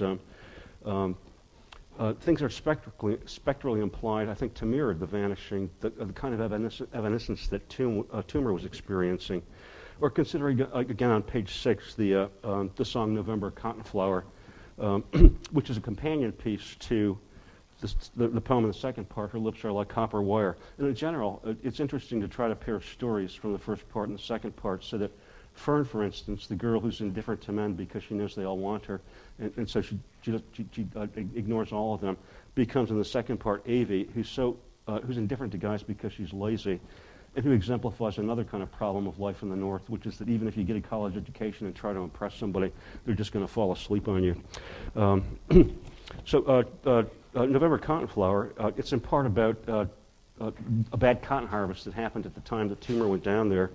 The market failed, and it's also calling attention to a kind of beauty that's born in terrible circumstances, like a beautiful girl growing in the midst of this poverty, crushing poverty. But it's also suggesting a blossoming that happens just as the year is ending and things are vanishing too.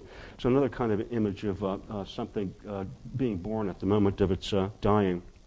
So in the word, all this has been commentary on the word dusky that opens Karintha, but more goes on as we get the story of this girl who is a magnet for the men of the community and who eventually gets a child on page 4. As she grows up, Karintha is a woman and she has had a child. A child fell out of her womb onto a bed of pine needles in the forest. Pine needles are smooth and sweet. They are elastic to the feet of rabbits. A sawmill was nearby. Its pyramidal sawdust pile smoldered. It is a year before one completely burns. Meanwhile, the smoke curls up and hangs in odd wraiths about the trees, curls up and spreads itself out over the valley. Weeks after Karintha returned home, the smoke was so heavy you tasted it in water. Someone made up a song, and then we learned the soul of her was a growing thing ripened too soon. So let's look at the ellipsis, the series of 3 dots that come after the sentence, they are elastic to the feet of rabbits. A child fell out of her womb onto a bed of pine needles. Pine needles are smooth and sweet. They are elastic to the feet of rabbits. Something missing.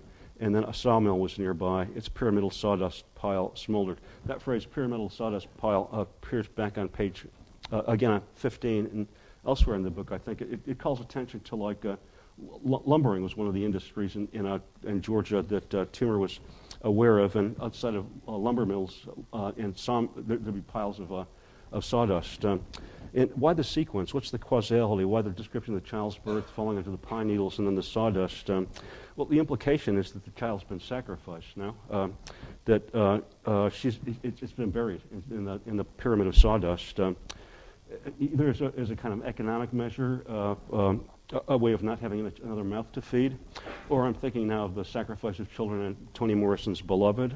Is this a way of not seeing this child born into misery in this world? Is it a kind of like primitive abortion?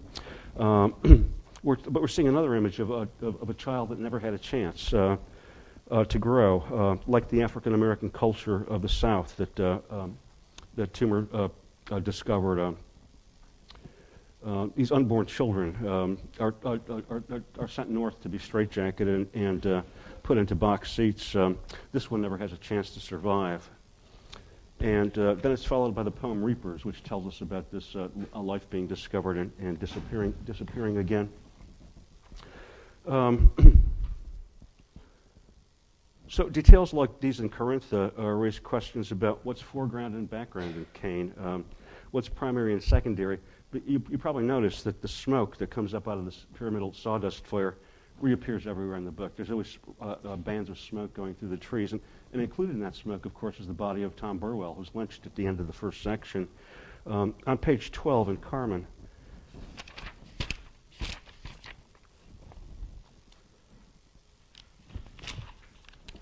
smoke curls up, a marvelous web spun by the spider sawdust pile, curls up and spreads itself pine high above the branch, a single silver band along the eastern valley, a black boy, and an ellipsis, interestingly, which makes it possible to read that in two ways. It goes on the black boy's riding a mule, but this could be the ghost of the black boy lost in the smoke.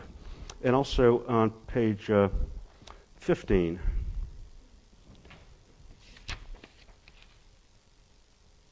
smoke from the pyramidal sawdust pile curls up, blue ghosts of trees tarrying love. The smoke is now the ghosts of trees, not of people as well.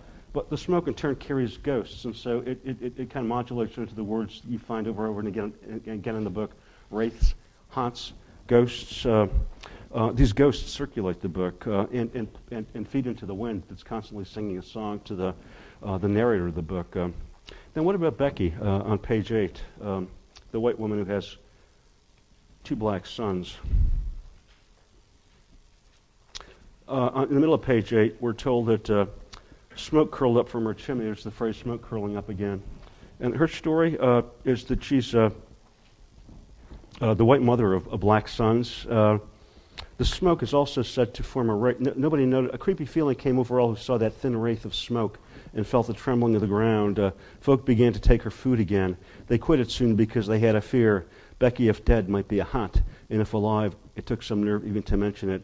O pines, whisper to Jesus. Then we learned that her chimney has collapsed and fallen in, and that there's a mound where her house used to be. Another pyramidal mass, and on top of it a Bible. So you're left to wonder, like, what's happened here? It's improbable the house just collapsed and fell into a pile. One implication is that it's been burned down by people who don't like her having mixed races, and that the mound of her house could be another image of the pyramidal sawdust pile in which people are burned and buried. Or some readers of Cain have suggested that the word for mound in Latin is mons, as in mons veneris. That the Bible's been placed on a sign of like her femininity as retribution and punishment for having transgressed it and done things she shouldn't have done. But henceforth, the pine smoke circulates throughout the book. It's there at the beginning of Kabnis. It's full of all these weights and stories. The wind bears the smoke and songs and whispers and lullabies, ciphers for all the tales and exchanges that have been lost in the wind and can never be resurrected. Like those night winds I cite as the night is the belly of a pregnant negress singing on page 105. So let's consider the sequencing of these parts of the book now. As Toomer spoke about many possible trajectories of getting through the book. If you read the book in order, Section 1, Section 2, and Section 3, then you're getting something like a version of African American history, starting out in the South with vestiges of slave culture there, then moving up into the industrial cities of the North, and finally in the back going back to rediscover history. If you read it starting in Section 2, you're getting something like the history of the book, because Washington and Chicago is where Toomer grew up. This is the early experience of his life. And then Section 1 tells us something. Section 3, I guess, gives us a picture of his position in Georgia when he got down there to be a teacher. And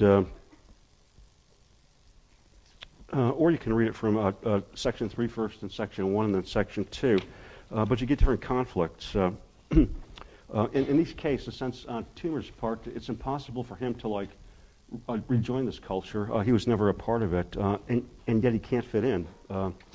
And yet, having discovered it and discovered its passion, feels uncomfortable and dissatisfied in the North. So nothing in Cain is simple, I think. It gives the illusion of simplicity, but there's lots of crisscrossing that gives new sense to the things we read.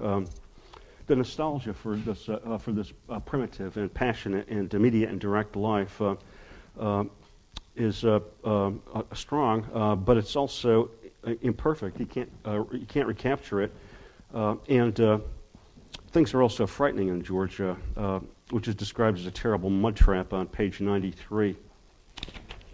So now I'm going to segue into Kabnis. Not an easy read. And as I said, every time I read it, I get a different sense of what it's about, or how it meshes the first two sections together and completes the arcs of a book.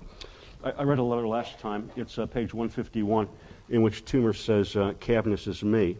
And then as you read this expressionistic drama, expressionistic drama is a form that develops in the 20th century in which characters' inner states and feelings are projected outward and made to attain the parts of characters.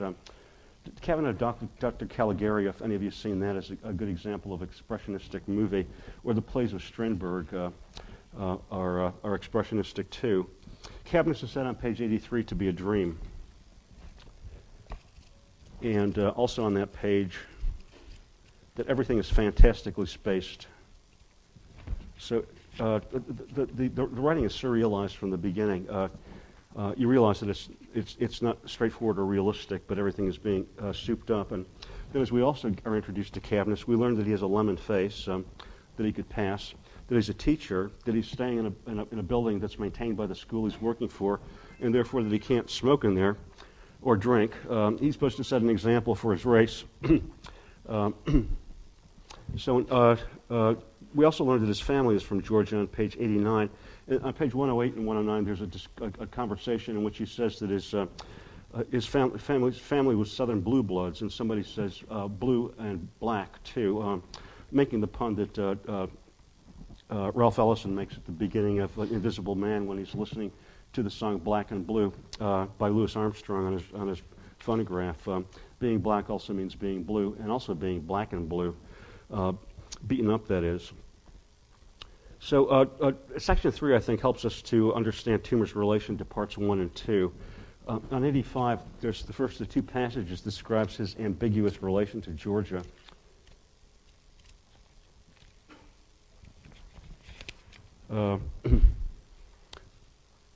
It's the first paragraph.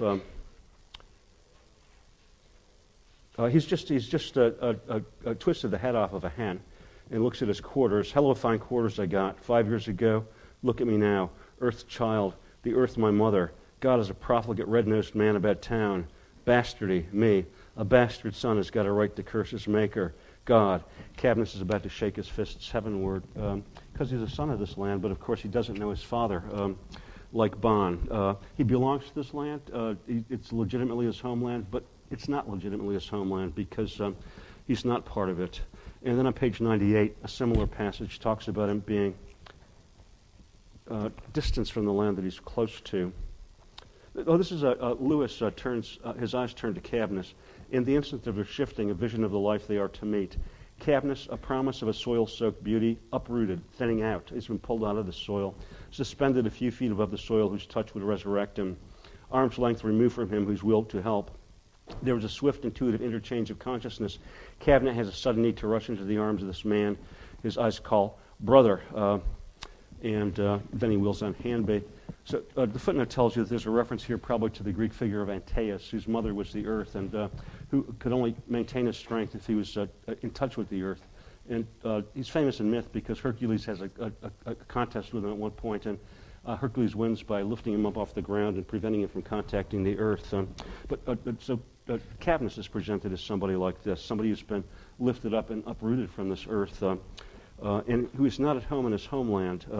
On page 85, he's described as like a speck of dust on a hillside, an atom, implying like isolation. And on 86, a sense that he's not at home anywhere. Starting at the last couple phrases on 85, he sees white minds with indolent assumption juggle justice and a nigger. This is that he goes to court. Somewhere far off in the straight line of his sight is Augusta. Christ, how cut off from everything he is. In hours north, why not say in lifetime north, Washington sleeps. Its still peaceful streets, how desirable they are. Its people whom he had always halfway despised. New York, impossible. It was a fiction. He had dreamed it. An impotent nostalgia grips him. It becomes intolerable. He forces himself to narrow to a cabin silhouetted on a knoll about a mile away. Peace. Negroes within it are content. They farm, they sing, they love, they sleep. Kabnis wonders if perhaps they can feel him, if perhaps he gives them bad dreams. Things are so immediate in Georgia. So that sounds like a great life. They farm, they sing, they love, they sleep, except if you're not in that life, you can't just join it and do it. You can't just put on the dungarees and expect to be there. If things seem immediate in Georgia, they're not immediate to Kabnis, who's going through this mental struggle and who's isolated. We've seen a lot of the beauty of Georgia in part one, and it comes back in Kabnis over and over again in these heart-wrenchingly beautiful sentences. Let's look at some on page 107.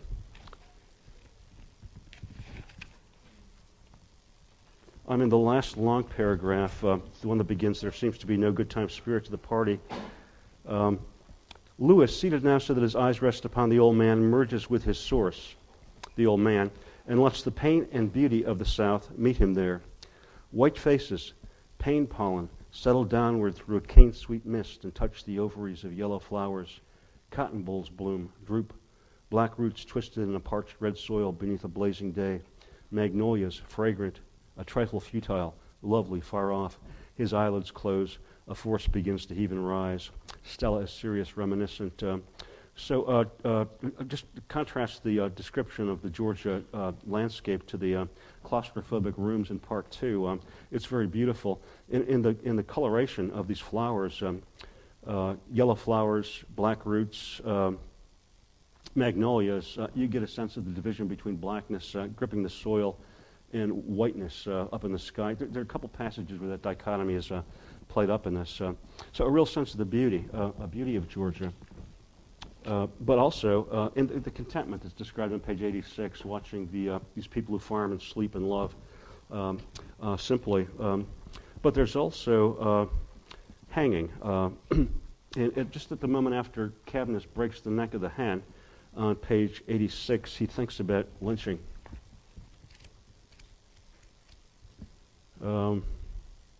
It's in the middle of the page. Can't sleep, light a cigarette. If that old bastard comes over here and smells smoke, I'm done for. He's not supposed to smoke in school buildings. Hell of a note. Can't even smoke. The stillness of it. Where they burn and hang men, you can't smoke. Can't take a swig of liquor. How did they ever land up in such a hole? So one of many casual references to hanging just after Kabnis breaks somebody's neck. And that maybe explains some of the kind of ambiguity in these passages in which the beauty of Georgia is celebrated. Like one on page 85. This is after Kabnis shakes his fist heavenward. Dear God Almighty, dear God, dear Jesus, do not torture me with beauty. Take it away. Give me an ugly world. Ha, ugly, stinking like unwashed niggers. Dear Jesus, do not chain me to myself and set these hills and valleys heaving with folk songs. What's beautiful there? Hog pens and chicken yards, dirty red mud, stinking outhouse. What's beauty anyway but ugliness if it hurts you? God, he doesn't exist, but nevertheless he's ugly. Hence what comes from him is ugly. Lynchers and businessmen and that cockroach Hanby especially. How come he gets to be principal of that school? Then the paragraph paragraph ends up talking about this loneliness, dumbness, awful, intangible. Oppression is enough to drive a man insane. Miles from nowhere, a speck on a Georgia hillside. Jesus, can you imagine it? So not being tortured with beauty, the plea is there, I think, because he's also cognizant this is an ugly place. Lynching is prominent in Georgia. It was prominent in Georgia in the throughout the 1950s, and it's prominent in Kane. The only place it's treated explicitly is in Blood Burning Moon, but it's elsewhere too. Now, Toomer got down to Georgia in the fall of 1921. There were two notorious lynching cases in 1918. A woman named Mary Turner was lynched, and in February of 1921, at the beginning of the year he went down there, 12 deaths were discovered. And there were more lynchings in the South in 1920 than there were in 1909. In Georgia, between 1920 and 1922, in 2 years, there were 40 lynchings. Between 1922 and 26, 10. Lynching was not a felony. It was not a crime. And so there were efforts in the Congress to pass anti-lynching bills, something called the Dyer Act, which got through the House and was filibustered to death in the Senate, so that lynching was still not a crime in the 1920s. There's a reference on page 92 as Kabnis is talking about the South and its ugliness. First of all, we learn that Lewis, who's a kind of double for Kabnis, has been taking notes, and that people don't like that. And he's been taking notes on a lynching that took place about a year ago, the worst I know of around these parts. Bill Burnham? Nah, Ma'am Lampkins. Kabnis wants to hear the story of Ma'am Lampkins. He does not want to hear it. It can be no worse than the shouting. And then you get the story. She was in the family way, Ma'am Lampkins was. They killed her in the street, and some white man, seeing the rising in her stomach as she lay there soppy in her blood like any cow, took and ripped her belly open, and the kid fell out. It was living, but a nigger baby ain't supposed to live, so he jabbed his knife in it and stuck it to a tree. Then they all went away. So this is a reference to the Mary Turner lynching that Toomer would have read about, because it was widely publicized, and especially in the leftist journals that he would have read. I lost the page. Well, briefly, she was caught by a white crowd because her husband had escaped from a chain gang, and they wanted her to tell where he was, and she wouldn't.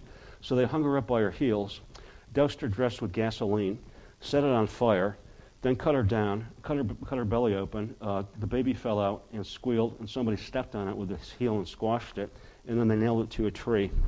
But Toomer knew this was happening in Georgia. And then in February 21, the year that he went down there, on page 89, there's a reference to some peonage cases.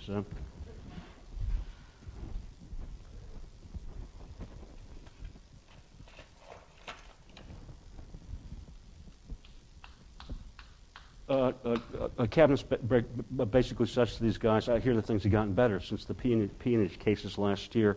There's a very disappointing footnote in this book that tells you that peonage was a system of paying off debts, but not what was involved in this particular case. Debt peonage was an illegal system that developed after the emancipation, when a lot of people were given their freedom but had no money and had to make a living somehow, and so fell into debt, and then would either pay the debts off or be put into prison. But deviously, some people in the South got the idea of these peonage systems where the people who were indebted and threatened with imprisonment could, instead of going to prison, pay off their debts by doing work. And that essentially amounted to the reinstitution of the custom of the practice of slavery, because these people were working not for wages, but for theoretical wages that were paying off debts. And in one case, some guy was paid 35 cents for the course of a year to do this work. So it amounted to a kind of system of slavery, and it was illegal. So close to Sparta, where Toomer ended up, there was a plantation owner named John S. Williams, who learned that somebody who was working on one of his gangs was threatening to tell, and there was an investigation brewing. And when the investigators came out, there was nobody to do any talking. What they did discover were 11 dead bodies, all missing. Most of them were weighted with stones. Stones were put in their pockets, and chains wrapped around their bodies, and they were dumped into rivers. One of the guys, we're told, rather than being killed and drowned like that, asked if he could let himself off the boat himself. And this story is told in Kane, toward the bottom of page 90. It's a story of Sam Raymond. talking about how white people go after blacks in Georgia. The white folks, reckon I ought to tell you, had just knocked two others like you kill a cow, brained him with an axe, when they caught Sam Raymond by the stream. They was about to do for him when he up and says, "White folks, I got to die, I knows that, but won't you let me die in my own way?" Someone's just for getting after him, but the boss held him back and says, "Just so long as the nigger dies." And Sam fell down on his knees and prayed, "Oh, Lord, let's come unto you," and he up and jumps in the stream. So these are kind of like little incidents that point to a historical reality that cuts against the glamorizing and eroticizing features of Part 1, and to tell you that Georgia's a dangerous place. Toomer would have known about this before he went to Georgia, and he would have been reminded once he got there that he was black and subject to these possible practices. Emmett Till was killed in 1955. That's only 50 years ago, roughly. So one misstep, and he could have been dead. So, it's easy now to imagine him as somebody like Charles Etienne de Saint-Valery Bond, coming from a chandeliered living room in downtown Washington, D.C., to Georgia, being entranced by it, but also discovering that now he's a Negro and he could be lynched for any misstep. So, and Kabnis shows this, I think. At the end of Part 1, Kabnis hears noises outside of his cabin, and he gets a poker and shuts the hen up by slaughtering it. It turns out it's only a calf out there just rooting around. And at the end of Part 3, after he's been to the Halsey's house, he's running in the dark because he hears noises, and he thinks he's being chased, and he gets a poker when he gets back to his cabin. But it's only Halsey and Lehman, some of his friends, who say to him, if they want to get you, they're not going to be subtle about it. They're just going to get you. And then we're told some stories about how even dead black people are mutilated in Georgia. So I can't read this. The only violence that appears in Kabnis, actually, is when a brick is thrown through the window of three gentlemen as they're sitting in a parlor. And then it turns out the brick is meant for Lewis. And to it is attached a note that says, "Northern nigger, it's time for you to leave," because the blacks down in Georgia don't like Lewis, who's been taking notes on lynching, evidently, and stirring up a hornet's nest. There's a description on page 92, I believe, of throwing a brick into a hornet's nest. What happens? You get a lot of agitation. So Lewis, I don't know what to make of him. We're told on page 83 that Kabnis is a dream, and then on page 97,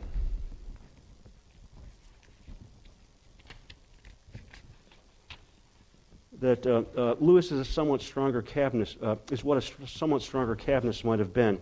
In an odd, faint way, resembles him. As he steps toward the others, he seems to be issuing sharply from a vivid dream. And then a footnote tells you that the way that Lewis acts toward the other characters is a good indication of Toomer's attitudes, because Lewis seems to represent something that Toomer would have liked to have been. The guy who's in the South taking notes, investigating lynching, and stirring up trouble, as opposed to Kabnis, who seems to be a kind of shapeless character who's shaped and voiced and expressed by these people around him, who are. So page 98, Lewis, I read this passage to you. It's where Kabnis is said to be suspended above the ground while Lewis looks at him, and Lewis is tempted to rush up to him and call him brother. So Lewis may be a cleaner example of what Kabnis wants to be. Hansby, we're told, is the school's principal.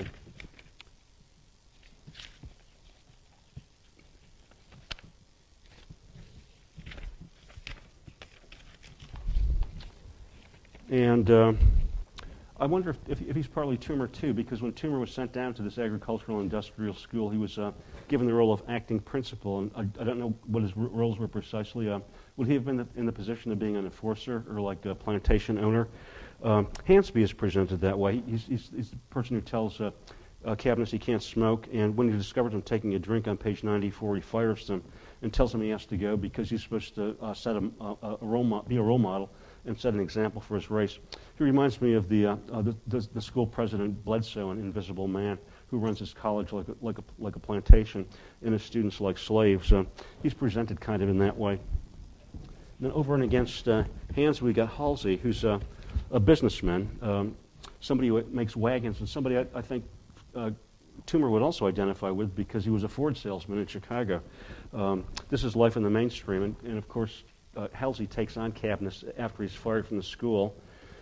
Interesting passage on page 87 and 88 describes the portraits on the wall of his parlor, which are of his great-great-grandparents. Both of them are white. The great-great-grandfather is white, and of the great-great-grandmother, we're told that there's a hint of the Negro about her, but evidently she looks white. And then all the children are differentiated racially, too. We also learn on page 110 that Halsey has had an education in Augusta, but it wasn't a regular school. Nah, it was a pussy Sunday school masquerading in a regular name. Some goody-goody teachers from the north had come down to teach the niggers. If you was nearly white, they liked you. If you was black, they didn't. But it wasn't that. I was all right, you see. I couldn't stand them messing and pawing over my business like I was a child, so I cussed them out and left. Kabnis there ought to have cussed out the old duck out over yonder and left. Hansby, too. So he's somebody who sees the school system as a kind of regulatory agency, a reformatory or a prison, and something he gets out of. And you might compare like his remarks on institutional life to what you get in part 2 of the book. He's presented the scene in which he and Lewis and Lehman and Kabnis sit in the parlor. They're presented as three middle-class gentlemen. So we're getting an expressionistic drama, an acting out of what's interior and what's unknown. I suppose the place where the drama ends up is in the basement of Halsey's workshop, which is described as the hole. It's also described as like Vulcan's forge, Satan's hell. It's meant to be the depths, something like the unconscious. And throughout this, in a passage on page 111, we find Kabnis trying to shape his soul in words. This is a very difficult passage. He's saying he's got a soul that's twisted, and he wants to shape it in words and maybe rip it out and punch it to a tree like the murdered child of Mary Turner, who was lynched. I'm not sure what to make of that, whether he thinks that what's being born out of him because of his contact with Georgia is abortive or not. And then, so we got Hansby and Halsey and Lehman, the preacher and teacher, who I don't understand either. He seems to me like a replication of the other characters, somebody who endorses Kabnis's view. And then we get a kind of excavation, a kind of gradual descent from the surfaces of the Georgia world into this surrealistic cavern, the hole, where we encounter Father John, the man who's said to have died in the 1860s, and he's mute and can't say anything. I suppose he's like an embodiment of blackness, the blackness out of which Toomer came and which he can never get in contact with, but which he's so desperate to. And this is as close as he gets. So whatever Father John has to say is withheld from Kabnis because he's mute. The embodiment of the mute people who move north and are crushed and extinguished. And Kabnis is also conducted down into this underworld by two girls called Stella and Cora. Stella means star in Latin, and Cora suggests to me Kore.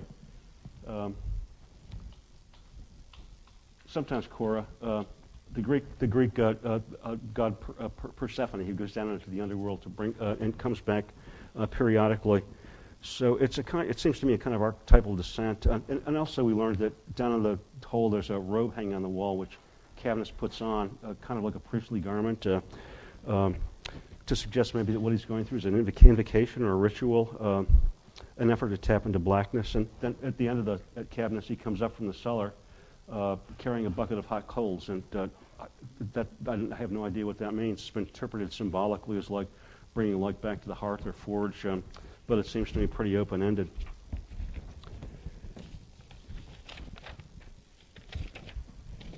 I told you I was scattered today. So Toomer published Cain at the age of 28, and that's the age that Keats died. And if you've taken 45B or read Keats, you know that one of the prominent items of discussion is what he would have done if he had lived to the age of 29. But Toomer stopped writing novels that had to do with African American life after the publication of Cain. and he repudiated it in a way. I'm using the word deliberately from Faulkner, which makes him a kind of fascinating figure because he was stigmatized. He felt himself stigmatized by fame as a black. His experience is different from that of other African Americans who have written about their traumatization or stigmatization in white American culture because the experience is usually more brutal. It's not like you're stigmatized by publishing a bestseller. W. Du Bois writes about being looked through at school of presenting a card to one of his classmates, a girl who just ignores him and looks through him as if he's not there. It's like he's annihilated. And it's on the basis of that he develops his idea of double consciousness. And at the beginning of Invisible Man, Ralph Ellison Comrie tells us what it's like not to be seen, to be ignored, or what it's like to be put up on a stage and forced to strip and fight and engage in entertainment for a white audience. Toomer was traumatized by becoming famous. A privileged Afro-American who felt prejudiced by publishing this book. It makes him a very weird and interesting writer. But who can blame him? Because he had lots of talents. His later career, he went over to France, and I think he did some tennis instruction. He became involved in a mystic named Gurdjieff. He got involved in psychoanalysis, in physical culture again. And later in his career, he tended to deny his African race. I told you that he would tell people when asked his race he was American. And he started telling stories that his grandfather had lied about being African American just to get political advantage in Louisiana, and he was really white.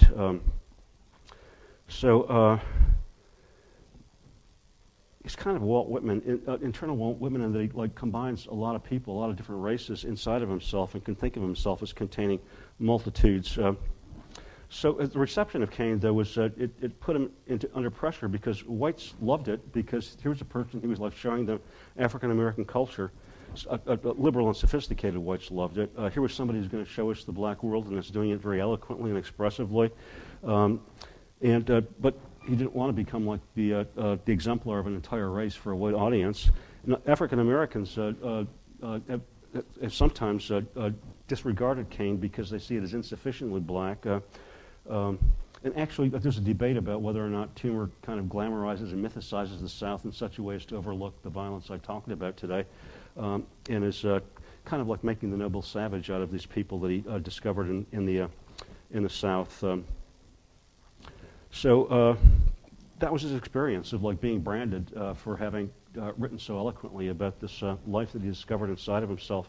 In Kane, you can see signs of revulsion for some of the African American culture he discovered in Georgia, the shouting, the character Barlow in that story, who's worshipped as a god and then discovered to be a drunk, the poverty, the dirt, the squalor, the ignorance. On the other hand, there's an attraction that comes across throughout Kane, the closeness to nature, the ability to cut loose and be spontaneous and immediate. Which the Black Arts Movement brought back to America much later in the century. So I think that's where I have to leave it. Lolita is one of my favorite novels. It's a great and rich book, and those of you who have seen the Random House survey taken at the turn of the millennium, they came up with a list of the 100 greatest novels written in English in the 20th century, and Lolita appeared number 4. Ulysses was number 1. But it's a very funny book. It may be the most entertaining book that we have on the course on the list for this semester, but it's also a book that's disturbed a lot of people because when it was published, it was taken to be pornography, and in particular pedophiliac pornography. It's about a middle-aged man's love for an underage child.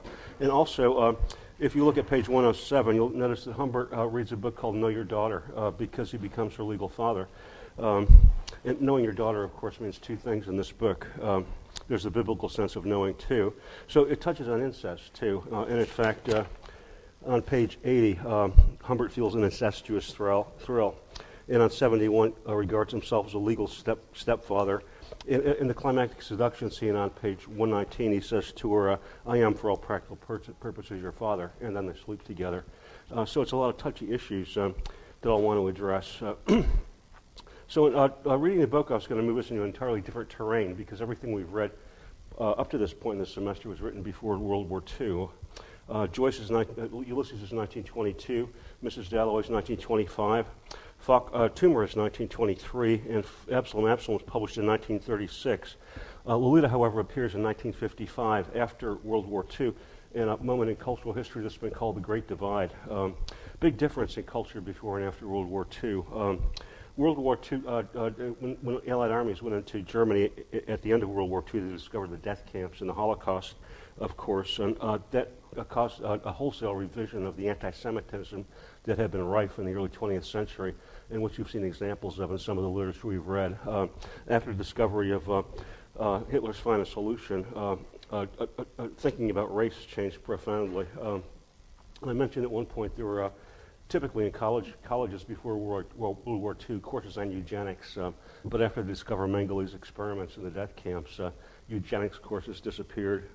And we also dropped the atomic bomb on 2 cities in Japan, raising the spectacle of war to entirely new levels, and also with the advent of the Cold War, too, raising the possibility of global annihilation, the sense that history could actually come to an end.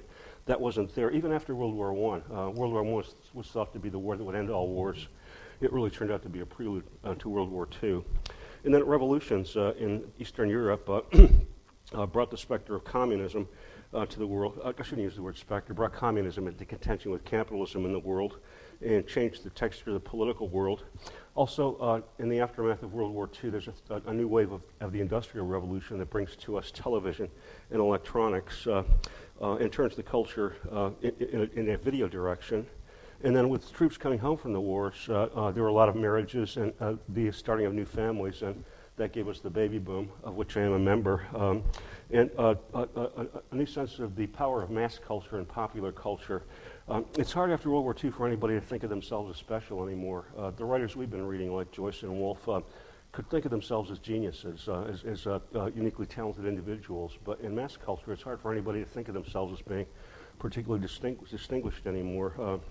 And also, after the war, we're in the Cold War, in this era of deadening conformity, the Leave It to Beaver era, within which Nabokov writes this book about sleeping with a girl child. So he lived through the 20th century.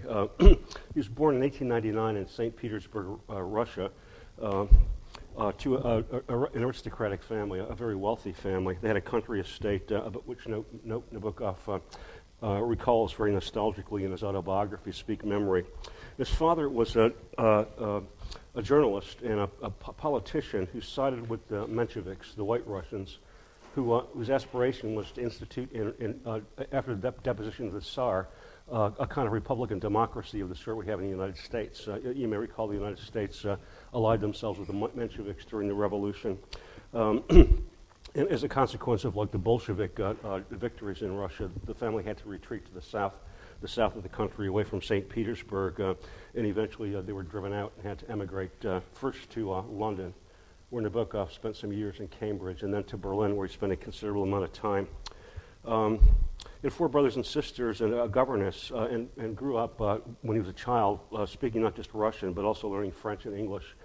He read Lewis Carroll, for instance, and I think translated Alice in Wonderland into Russia. And he spoke French as fluently as Russian and English. In Berlin, he took the pen name Sirin, S-I-R-I-N, and wrote maybe 9 novels in Russian and a lot of stories. And also, to support himself, took up a number of avocations which he liked. He was a kind of Renaissance man, and in fact thought of himself as a genius in an era when nobody else did. But he taught boxing lessons and tennis lessons, and he also made money writing crosswords. And he also became a chess grandmaster. You may have noticed in Lolita, or you'll get to it if you haven't noticed already, many references to chess. So on page 192, there's a description of the moves that a knight makes on the chessboard. And on page 203, he plays chess with a colleague called Gaston Godin and worries about somebody capturing his queen, which means the chess piece, but also Lolita too. A couple of his novels are based more solidly on chess than Lolita. There's a novel called The Real Life of Sebastian Knight, where the last name Knight reflects the chess piece, and he moves from place to place around the globe like a chess knight, in a kind of game. There's another novel called The Defense. The hero's name is Lucian, Russian, but it's supposed to suggest illusion. He's convinced that he's a king in a chess game, and people are trying to checkmate him. And at the end of the novel, he feels checkmated and jumps out of a window and kills himself, destroyed by chess. So crosswords and chess. And Nabokov was also an avid lepidopterologist, a student of butterflies. In fact, in the Rocky Mountains, about the time he was writing Lolita, he discovered a butterfly that's named after him. He's the first person on Earth to have noticed it. I can't remember the taxonomic name. It's in the book someplace. And toward the end of the 30s, he had married a Jewish woman, and toward the end of the 30s, she lost her job in Germany because of the growing wave of National Socialism. And Nabokov felt threatened too. His father's assassin, I didn't mention, his father was assassinated in Berlin while at a rally for the White Russians in exile, and he was trying to protect another person who was speaking and took the bullet.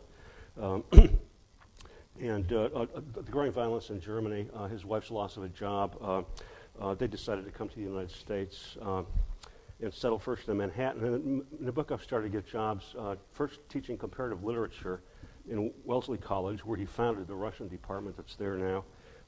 And also he was the curator of the butterfly section in the Harvard Museum of Natural Sciences. He taught both biology and literature. And eventually he was wooed down to Wellesley, incidentally, I think is referred to in Beardsley College that Humbert goes to. Yeah, Ward? Just around Common, you can actually still see Nabokov's butterfly collection at Cornell. Saw it. Oh, where did you see it? It's on the campus. So I was at Cornell this summer. I'm a Cornell alumni, and I went there this summer, and they've now got a lounge in the English department called the Pale Fire Room. So in Pale Fire, there's never mind, we're not reading Pale Fire, so I'm not going to explain the jokes. So it was at Cornell that he started writing Lolita, and notoriously sitting on buses and driving around the city listening to teenage girls talk and taking notes on their patter. And Lolita was the book that made him a success. First a notoriety. The book was challenged and brought to court for pornography and eventually discharged. It's the least pornographic book you'll ever read, I think. Well, maybe not. That's not true. But it made him wealthy enough that he could stop teaching college, and he migrated to Switzerland and ended up living in a luxury hotel where he died. He's supposed to. He writes after Lolita Pale Fire, which is an equally great novel, and then his writing gets more and more opaque and difficult to read, and I think kind of indigestible. He died with an unfinished manuscript called The Original of Laura, which his son Dmitri is now trying to put together. Dmitri was here a couple years ago and gave a talk in Wheeler Hall, and first of all chastised people at Berkeley for their leftist affiliations, and then he burst into he was an opera singer. He burst into a baritone rendition of Eugene Onegin. So as Nabokov got more famous and wealthy, he also got courted by Hollywood, who of course did a movie version of Lolita starring James Mason as Humbert and Peter Sellers as Claire Quilty. And while he was in Hollywood, Nabokov managed to meet John Wayne, who gave him a gift of a tie that said on the front, "Uncle Sam wants you," and on the back, "Fuck communism." He hated communism. So the stuff we've read so far has been classified as modern literature, and it's literature that's operating in the aftermath of what Nietzsche calls the linguistic turn, the discovery that anything that's being described, whether it's rocks or the world or history, it's being described in words, and the words are kind of what create the reality. Everything's mediated, in other words, and you get to see this most intensely in Absalom, where at the bottom of all the words you read, there's a story, but the words are very much in the way, obfuscating and tweaking the story in different ways. Nabokov's writing is a kind that focuses on this mediation, the fact of being right, the things are written. He writes a form of novel that's been classified by a number of people under different names. The involuted novel is one, the self-referential novel. Metafiction is another. That is fiction that's referring to fiction.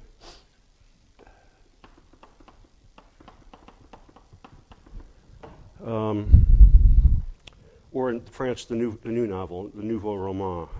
The new novel is a kind of tautology, if you think about it. A novel means new, so the new novel means new. Maybe that just illustrates the way that the novel is a kind of perpetually evolving form that has to invent new things to keep itself new and interesting. In the book, I was also writing about a moment in culture that I've talked about briefly in earlier classes, in which we're living in what the French post-structuralist calls Jean Baudrillard calls hyperreality.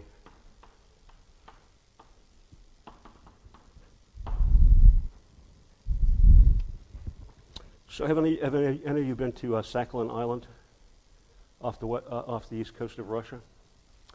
How do you know it's there? You read about it in a book, or you saw it on a map, or you saw it in a picture or something, but you have no real experience of this part of the world. Or how do you know that Afghanistan's really there if you haven't seen it? Maybe all the stuff that you're seeing on TV is being filmed in Hollywood someplace and passed on to you. You never know. But this is an illustration of how the reality we live in is largely mediated, filtered through text. Baudrillard says that we live in a world of simulacra, of images of things, and that we almost never see reality entirely because it's already prepared for us. We've read about it before we get there.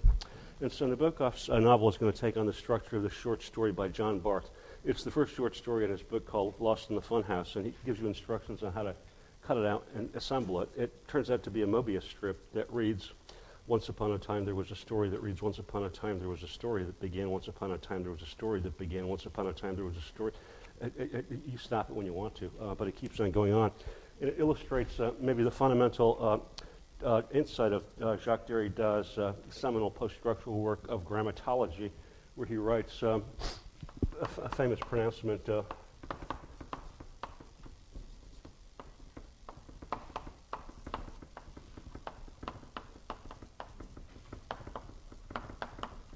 there's no outside of the text. You're always in the text. You're never outside of the text.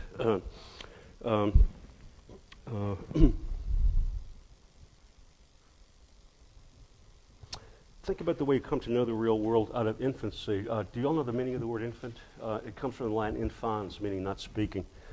Infants don't have language. And your parents and teachers give you language and inform you. They give you information, but think about the meaning of inform. It means to form inward. It's through words that reality comes into the world. So Nabokov was playing with the structure of language and constantly blurring the difference between fiction and reality. That's part of the reason why there's such hot button-pushing issues in this book. He gets you kind of involved in a story that seems to be about incest and pedophilia, and then he'll do something like shove a horrific coincidence in your face. You probably noticed that Lolita's house number 342 is the same as the hotel room they end up. That's room 342, and then they stay at 342 motels, and they drive around the country. So when you start to notice patterns like that, it tells you that you're looking at something that's been crafted and written, and not a real story. So he'll get you involved in the story, and then remind you that you're reading a fiction. And then when you're reading a fiction, he'll start to pull you in by the promise of telling you a murder story or a pornographic scene or some other kind of adventure. Part one of the novel ends up in near Hourglass Lake. It comes to a climax at Hourglass Lake, which is spelled like this in the novel, because presumably, as he describes it, the lake is kind of like an hourglass. I don't suppose it's rectangular, but like an infinity sign. There are two sides of it. And for that reason, it reminds me of the structure of The Secret Sharer. Lolita, like The Secret Sharer, is in two parts. And hourglass suggests not just the hourglass and that shape, but also our glass, our mirror, because the novel is always mirroring the real and reminding us that what we're looking at are just reflections, two-dimensional and imaginary things. It's not coincidental, and critics have noted this passage a lot, that on page 119, when they get to the Enchanted Hunter's Hotel, everything is doubled and mirrored. A parody of a hotel quarter, a parody of Silence and Death. Of course, a parody is a mirror. It's an imitation of something else. Say it's our house number, said cheerful Lowe.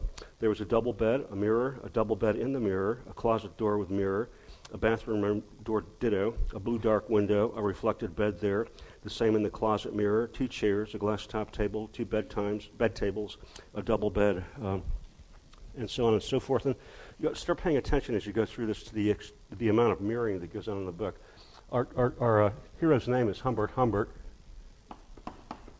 and his memoirs are introduced in a foreword that's written by a guy named John Ray Jr. And I'll call your attention to other kinds of mirrorings as we encounter them. So what I want to say, in addition to pointing out this quotation by Derrida, is that one way of thinking about Lolita is that Nabokov is intensely interested in the artificiality of language and how it's capable of building up illusions that can affect our lives and shatter us.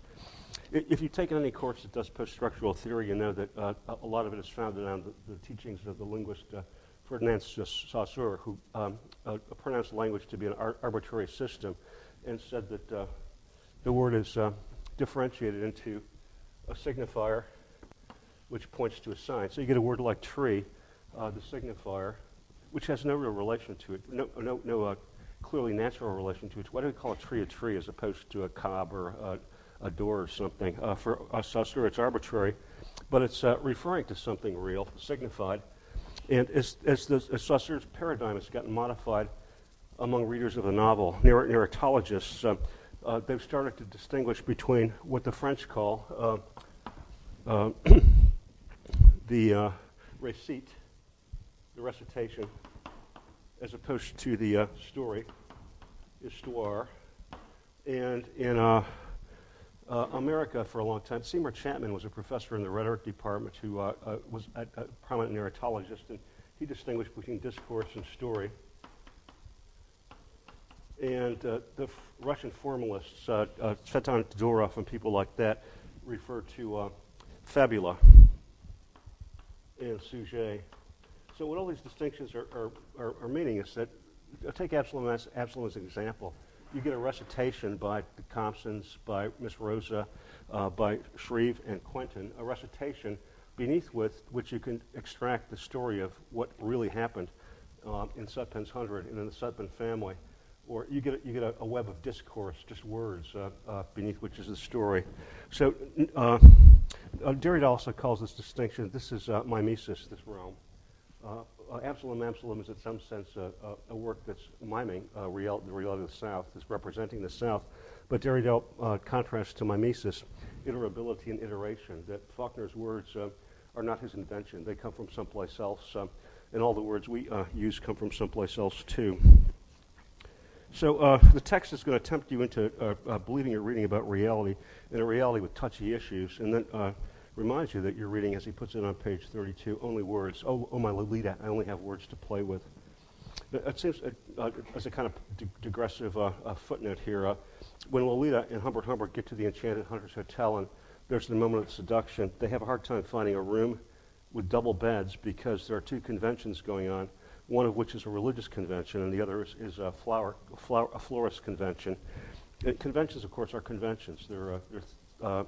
That means 2 things. It means like a gathering of people coming together, but a convention is also a kind of operation or practice where people come together and do the same thing. It seems to me the kinds of peoples you would get at a flower convention or a religious convention are 2 extreme kinds of people who would react to Lolita in extremely different ways, either in moralistic horror or delighting at the flowery language and just the beauty of the language. So all these issues are put to play right at the beginning of the novel in John Ray's foreword, which opens on page 3. I'm sorry, Hanan, you had a question.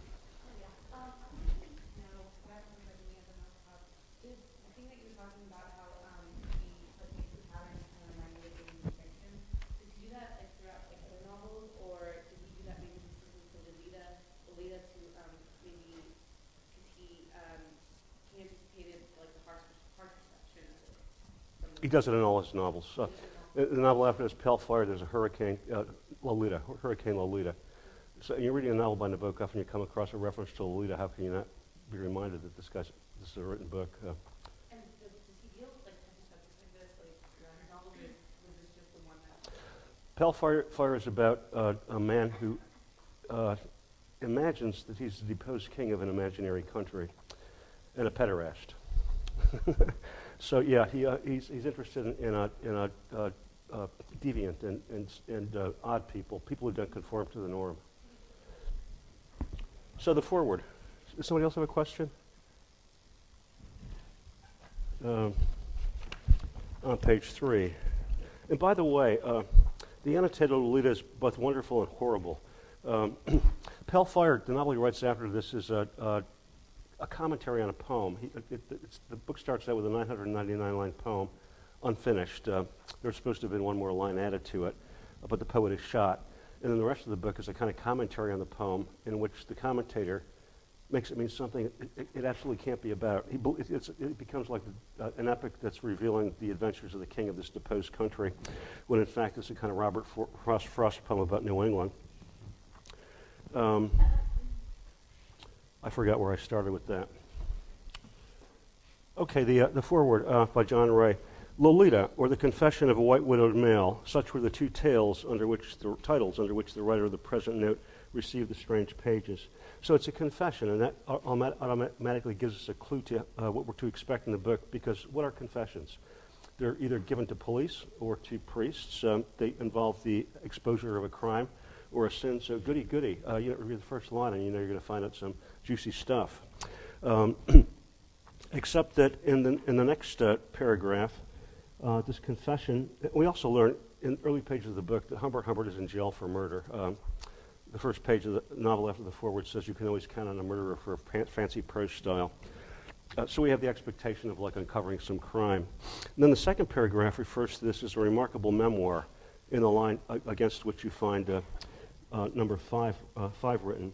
So that tells us it's going to be real, a confession, but it's real, except that we're next told the author's bizarre cognomen is his own invention, and of course this mask had to remain unlifted in accordance with its wearer's wish. And then he goes to tell us that all the names of the people in this memoir have been changed and kind of adjusted because we don't want to jeopardize the lives of the real people. So in other words, what's supposed to be a confession or a memoir is now suddenly getting altered and fictionalized. And then, in the last paragraph on page 6, viewed simply as a novel, Lolita deals with situations and emotions that would remain exasperatingly vague to the reader had their expression been etiolated by means of platitudinous evasions. True, not a single obscene term is to be found in the whole work. So is it a confession and a memoir, a work that's exposing to us some reality, or is it a novel? Because these are two quite different things. And now the foreword goes on to tell us that you might call the book aphrodisiac. And in the fourth line on the top of page 5, the cynics may say that commercial pornography makes the same claim. The learned may counter by asserting that H.J.'s impassioned confession is a tempest in a test tube, and so on and so forth. So it's now not confession, memoir, novel, but commercial pornography. And about in the space on page 5, where you get the number 4 in the margin, a shining example of moral leprosy. In the last paragraph, it's a case history in the first sentence. In the second sentence, a work of art. Can a case history be a work of art? Isn't a case history supposed to be a kind of documentary rendering of facts in a case? And the foreword finally ends up by telling us that we're getting an edifying moral example that will be of use to all parents. Generic expectations determine a response to reading, and how you connect with this foreword and what you make of it may have an impact on the way you read the book. If you believe it's a true story about pedophilia, it becomes intolerable. But if you believe it's a novel, it becomes a kind of game or something that is not serious. And that in turn leads us to wonder about the seriousness of some of the forms in the book I was parodying, like the confession. Periodically throughout the book he refers to himself as Jean-Jacques Humbert, and there are references to Rousseau's Confessions, which is one of the sources for this book. And there are places where Humbert keeps a diary and it expresses his true or sincere feelings. On page 67, Charlotte Hayes writes a letter to Humbert that says, I have a confession to make. It's where she reveals that she's got a crush on this European emigre. And on page 80, Humbert says, after he proposes to Charlotte in order to get at Lolita, he says, never in my life have I given so many confessions, because he's got to invent like a love life, a credible love life that convinces her he's a normal male. And so he makes up all these stories about women that he's never encountered. And this is his sincere confession or memoirs, which makes us wonder how sincere any confession can ever be. Do you ever really know the truth about yourself, as Rousseau claimed, or was Rousseau being Machiavellian and self-deceptive? The novel problematizes the idea of confession and of truth-telling and getting to the truth inside of yourself. Can you really get to the core of your soul? In the aftermath of World War II and with the development of post-structuralism, that becomes an iffy question. What's inside of you? What's inside of you?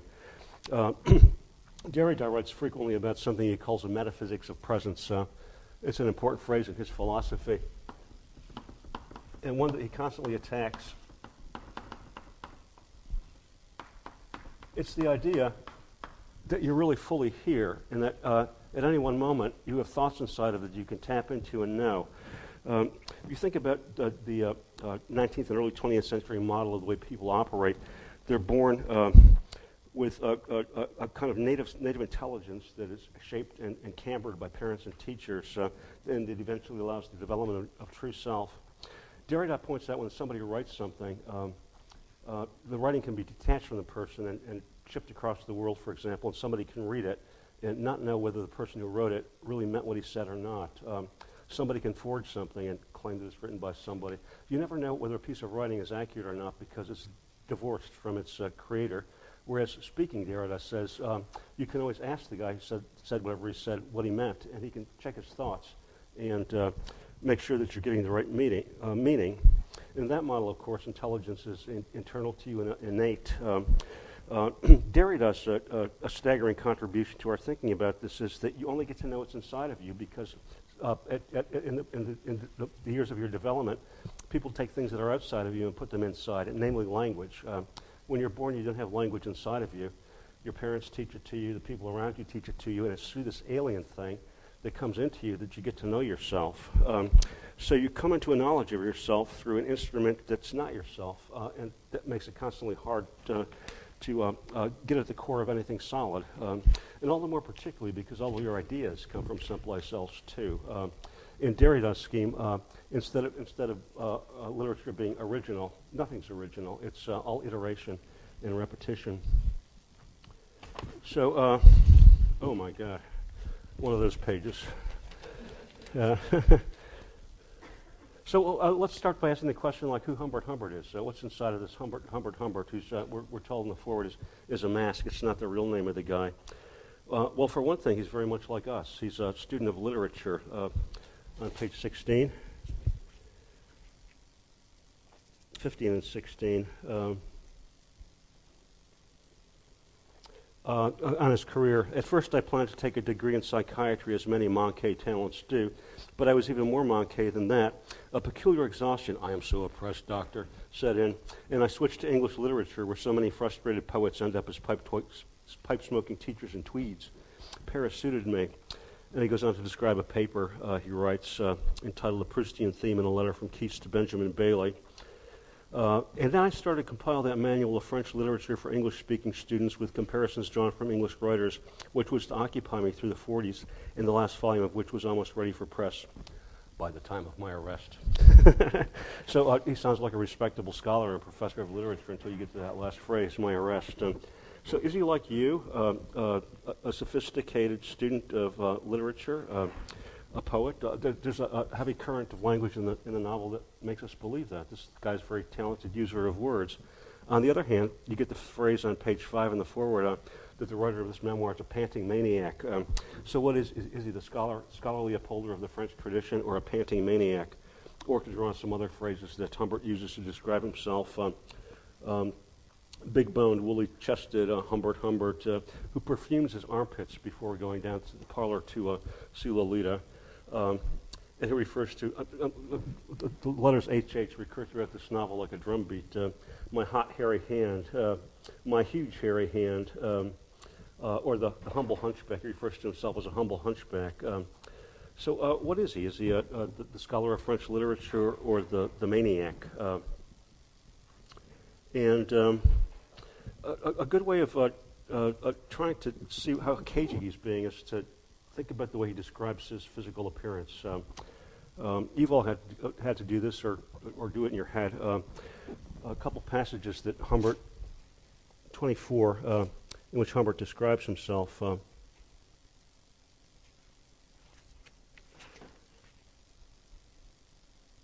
The last line refers to my striking, if somewhat brutal, good looks. And then we get the story of his marriage because of his striking but brutal good looks. And then on page 25,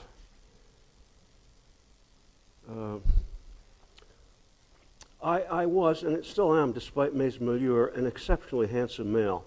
Slow-moving, tall, with soft dark hair and a gloomy but all the more seductive cast of demeanor.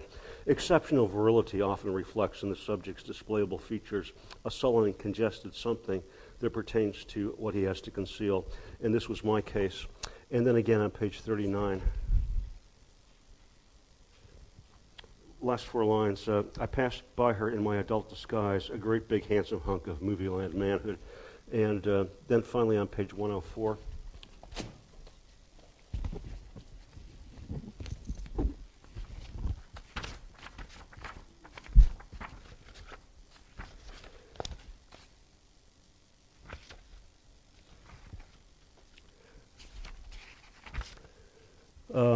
I do not know if in these tragic notes I have sufficiently stressed the peculiar sending effect of the writer's good looks, pseudo-Celtic, attractively simian, boyishly manly, had on women of every age and environment. Of course, such announcements made in the first person may sound ridiculous, but every once in a while I have to remind the reader of my appearance, much as a professional novelist who has given a character of some mannerism or who has given a character of his some mannerism as a dog, has to go on producing that dog or that mannerism every time the character crops up in the course of the book. There may be more to it in the present case. My gloomy good looks should be kept in the mind's eye if my story is to be properly understood. Do you believe him? Think about what you see when you look in the mirror in the morning. People are reluctant not to see themselves as attractive. Geez, I'm thinking now there's moments on Jerry Springer when somebody says, look at this, and look at you. So, and there are other passages in the book where he describes himself not attractively. So just thinking about his way of describing himself makes you wonder how sincerely or how much of a truthful confession we're getting. So in the opening, the opening encapsulates the same tension. Let's look at it. The opening of the novel itself, as opposed to the foreword. On page 9. Lolita, light of my life, fire of my loins, my sin, my soul. Lolita, the tip of the tongue, taking a trip of 3 steps down the palate to tap at 3 on the teeth. Lolita. She was low, plain low in the morning, standing 4 feet 10 in 1 sock. She was Lola in slacks. She was Dolly at school. She was Dolores on the dotted line. But in my arms, she was always Lolita. Did she have a precursor? She did. Indeed, she did. In point of fact, there might have been no Lolita at all had I not loved, one summer, a certain initial girl child in a Princeton by the sea. Oh, when? About as many years before Lolita was born as my age was that summer. You can always count on a murderer for a fancy prose style. I love that line. So what he's talking about it's a word. It's not Lolita. It's, in the first paragraph, the way the word sounds. It's the way it comes out of the mouth as a pronounced word. In the second, it's the way the name looks as it's written on the dotted line, Dolores, or the various nicknames she gets, one of which is Dolly, an important word in the novel. You're going to learn that Lolita, when they get to Beardsley, has a friend called Mona Doll, which is kind of like a doll, and the figure of the doll is important because people are kind of treating each other like puppets in this novel and manipulating each other. I'll get back to that.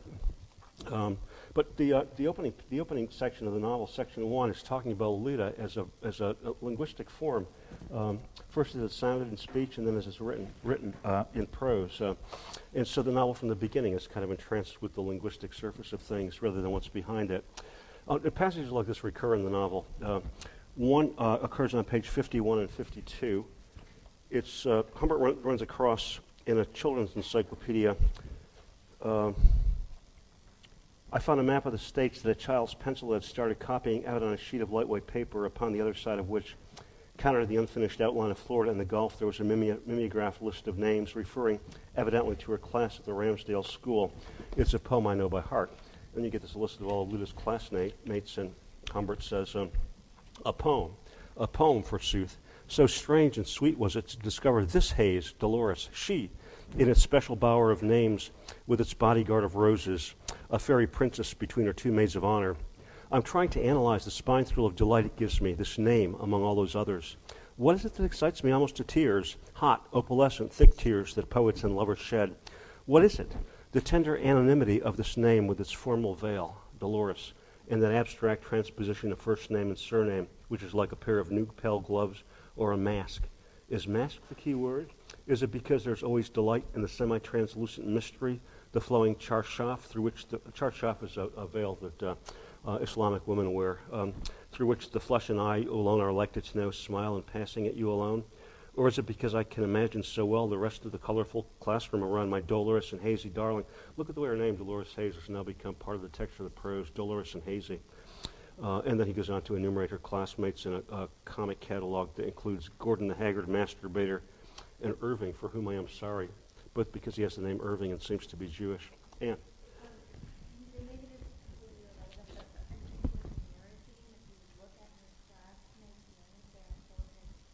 I'm going to talk about, it's one of the coincidences that make you see that this novel is flirting with artifice.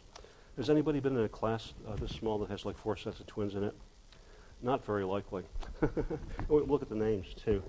The point is that the language takes on a flashy insubstantiality here. And again, Lolita is what's being looked at as a word, a charshaf, a mask behind which there's a real person.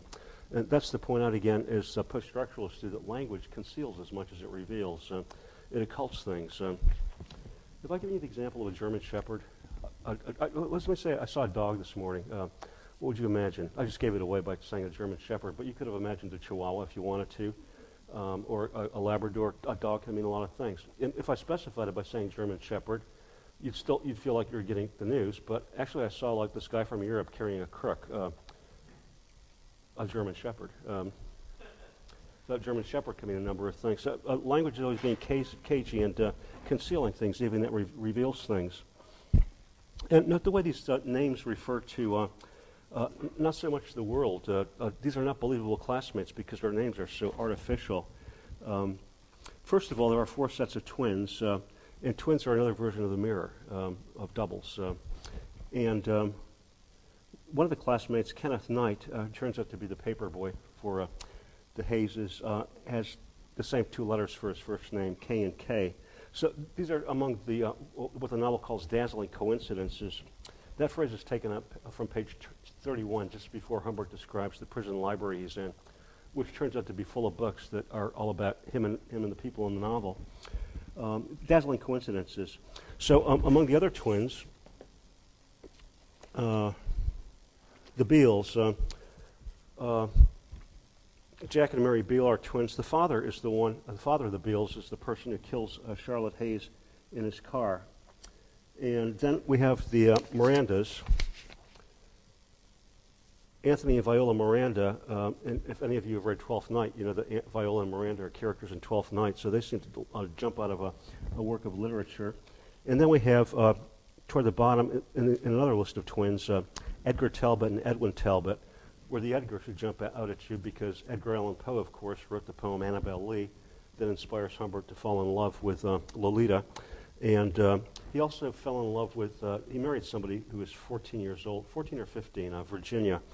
And Humbert lights on this and gives us the details over and over again. So kind of prototype for Humbert. On page 33, he describes a period in his life when he goes on an exploration trip to the Arctic and tries to study like the camouflage patterns of animals in the Arctic. The passage means 2 things. One, that he's studying mimesis, or the way that the coats of animals will imitate what's out there in the snow. In this novel, it's so much interested in imitation. But it's also kind of evoking the narrative of A. Gordon Pym, which Poe wrote about a trip to the Arctic also. So St. Petersburg is mentioned in one of these allusions to a post said to have honeymooned there, so this dovetails into Nabokov's biography. And there's a Virginian list too, was the name of Humbert of Poe's fiancée. So a lot of these supposedly real classmates are leading us into literature. We're always in the text. Anne. There's also Elizabeth Talbot, just the girl that Lolita experiments with in camp. That what? That she experiments with in camp. Elizabeth Talbot. Oh. Her to the, I'd forgotten that. So they all come back. because of Edgar and Edmund. One of them they spot on the cross-country trip too, so they come back in interesting patterns. So is mass the key word? Humbert asks. The language is kind of transparent, translucent opacity. It allows you to see through the veil of language towards something, but it also kind of hides things. And that even exacerbates the question of who is behind the name Humbert, which we're reminded on the last pages of the novel. 303.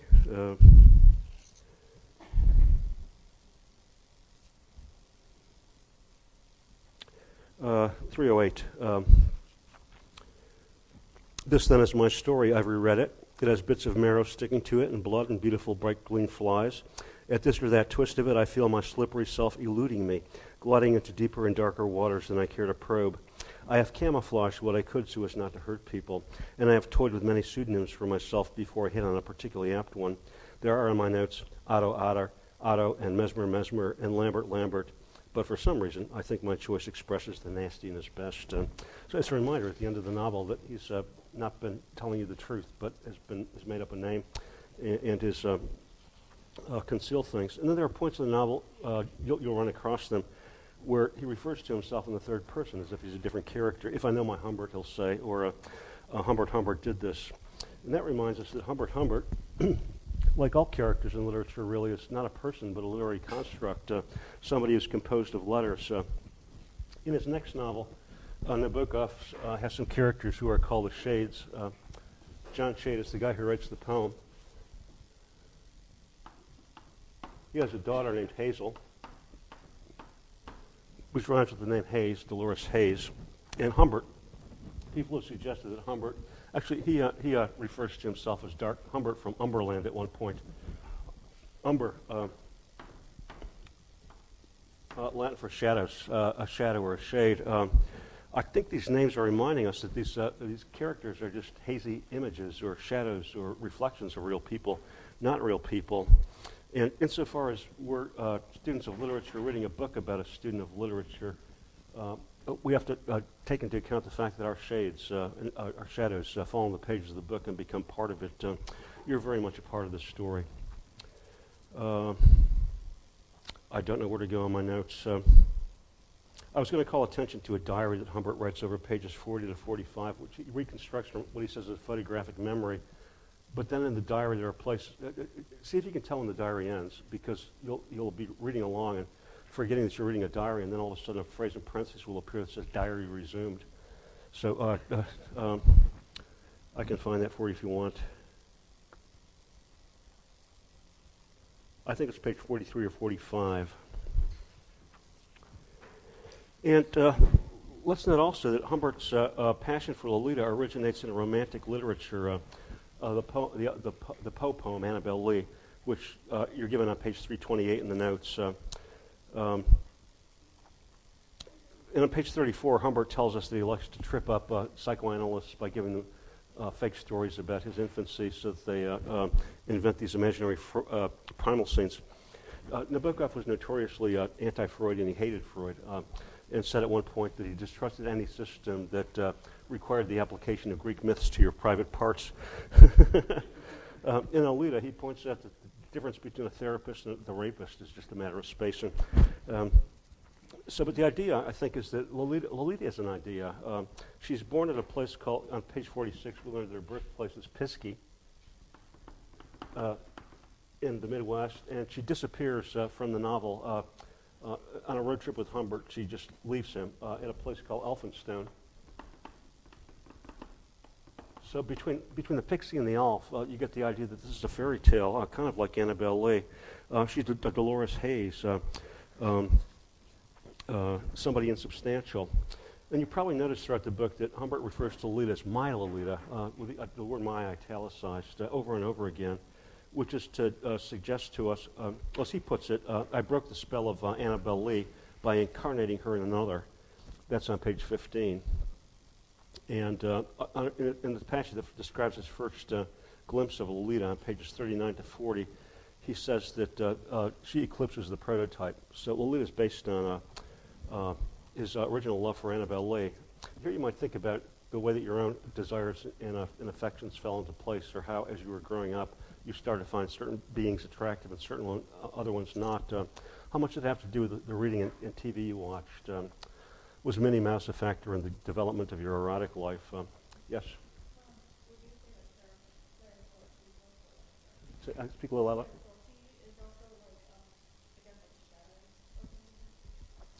Claire Quilty. I'll get to him eventually. I'm just kind of spoil the novel, but not spoil it by suggesting that Humbert and Claire Quilty, whose name in Russian is, Nabokov translated Lolita into Russian, and if you translate Humbert, there's no H sound in Russian, so it comes out Gumbert. And Claire Quilty is spelled like this. So the double hard K sound, I think, is another mirror image. And he turns out to be a seedy version of what Humbert is, the pornographer, as opposed to the French professor of French literature and romantic poetry. That phrase, my Lolita, suggests that Lolita is all in Humbert's head. That what he's seeing of this girl child and what the girl child actually is are two different things. And that raises very interesting questions about the nature of love in the 20th century. Everybody in this book is aping or copying, and the book therefore raises the question of whether or not any of us ever not imitate. When we fall in love, do we fall in love with another a person actually, or with a fantasy that we project onto the person and over time gradually learn it's just a fantasy, and then you get disillusioned and divorced? Or something like that. In the essay at the back of Lolita, on a book entitled Lolita, on page 311, Nabokov says that he was inspired to write the novel by reading an article in a French paper about an ape in a zoo in Paris who was given a paper and crayons, and what the ape did was to draw the bars of his cage, suggesting that we never get out of ourselves, that we ape, and that we're full of mimicry.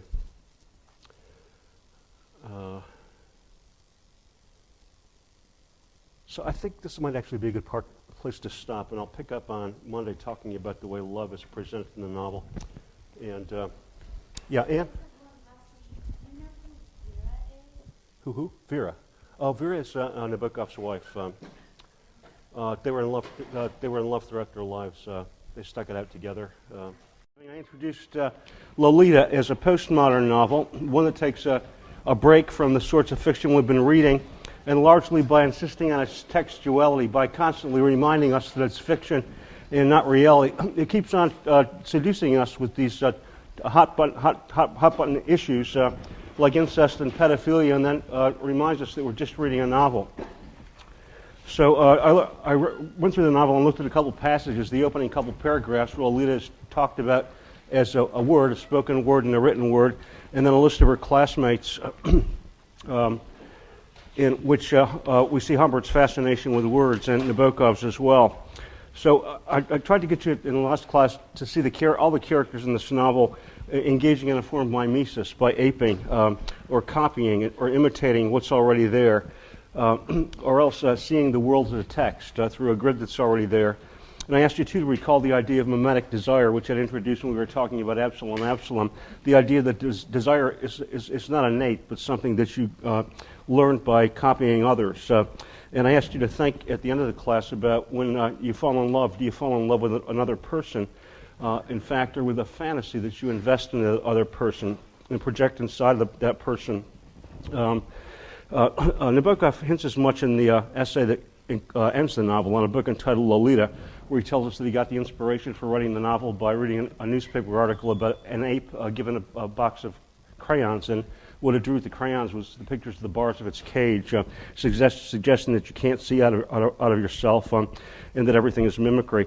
And that, of course, raises questions about whether or not somebody like Jean-Jacques Rousseau can paint sincerely what's in his heart. Let's think about love in part one. And I'm saying this with the provisional notice that what you get in part two is different. In part one, I think love is pretty grim. The French writer Gustave Flaubert once said in a letter, every woman with whom I've slept has been a mattress on top of whom I've dreamt of another one. And something like that is going on in this part of I know it's an awful kind of statement to make, and it's Flaubert, not Nabokov, but it kind of encapsulates what's going on in the first part of the novel.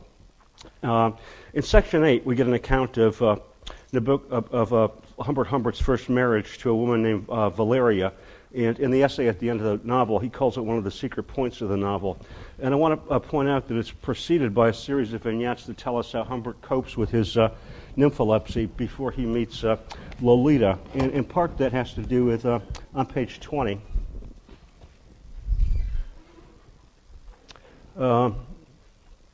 we get a description of Humbert sitting on a park bench watching girl children play with a book on his lap.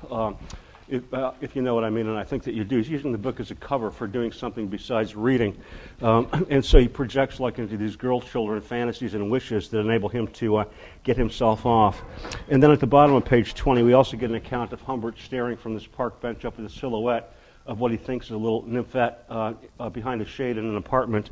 And he realizes to his horror, as he's engaging in what he calls his lone gratification, when the shade goes up, that it's actually a hairy old man and not an nymphette. And so the spell is broken.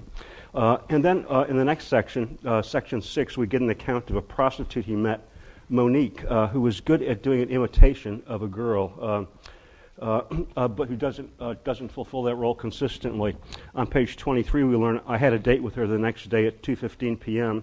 in my own rooms, but it was less successful. She seemed to have grown less juvenile, more of a woman overnight.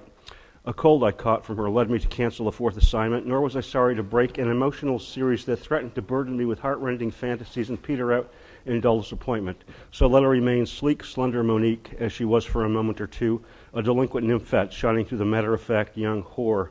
Then that phrase about nor was I sorry to break an emotional series that threatened to burden me with heart-rending fantasies and peter out in dull disappointment describes the trajectory of a lot of love affairs. You start out having all these heart-rending fantasies about the other person, and gradually, as the series goes on, a dull disappointment sets in. This is the track of the relationship that doesn't work, as it doesn't work with Monique. And then the next section, sections 7 and 8, we get an account of Humbert's marriage to Valeria, and he tells us specifically on page 25, what really attracted me to Valeria was the imitation she gave of a little girl. And he goes on to describe how he buys her the right kind of clothing, which he gets from the linen closet of an orphanage, and how she simulates a little gutter girl. But presently, instead of a pale little gutter girl, Humbert had on his hands a large, puffy, short-legged, big-breasted, and practically brainless Baba. But what's attractive about his wife is that she gives an imitation of a little girl and is therefore able to accommodate his inclinations. He calls my fat Valeria the stock character she was supposed to impersonate on page 29. She plays his game and does what he wants her to, and as a consequence, the marriage succeeds until she meets another man. There's another man in my life, and Humbert says, these are ugly words for a husband to bear. And then as you follow this chapter out, he goes through all the kinds of actions that an outraged husband will go through, expressing jealousy, an inclination to fight, and finally surrendering. And this leads us to wonder about how much both Valeria and Humbert are following what's called on page 24, in the second sentence of this section, the conventions of marriage. How much is she acting to please him, and how much is he acting to please her? Then, as she impersonates a gutter girl so that he'll remain faithful to her, and he impersonates a husband, even though we know that he doesn't want to be married and isn't in love with her. He wants an nymphette, and so both of them are playing stock characters in this part. And it gets kind of parodic and ridiculous when the other man is introduced into the scene and gets the patently absurd name of Taxovich because he's a taxi driver. And they go through all the motions the husbands and wives are supposed to go through. And at the end of it all, Humbert goes out into the street and finds a rhinestone, a sign of the theatricality that's been going on. And he gives us their fate and tells us that they end up being subjects in a scientific experiment where they simulate apes. They ape apes, finally, to make their money. So this whole chapter is kind of about aping. And if you look at this novel, everybody is investing others with fictions that can't compete with the realities. Humbert wants to find an nymphet inside of ordinary American girl childs. Charlotte Hayes also has fantasies and projects things into Humbert. My references here.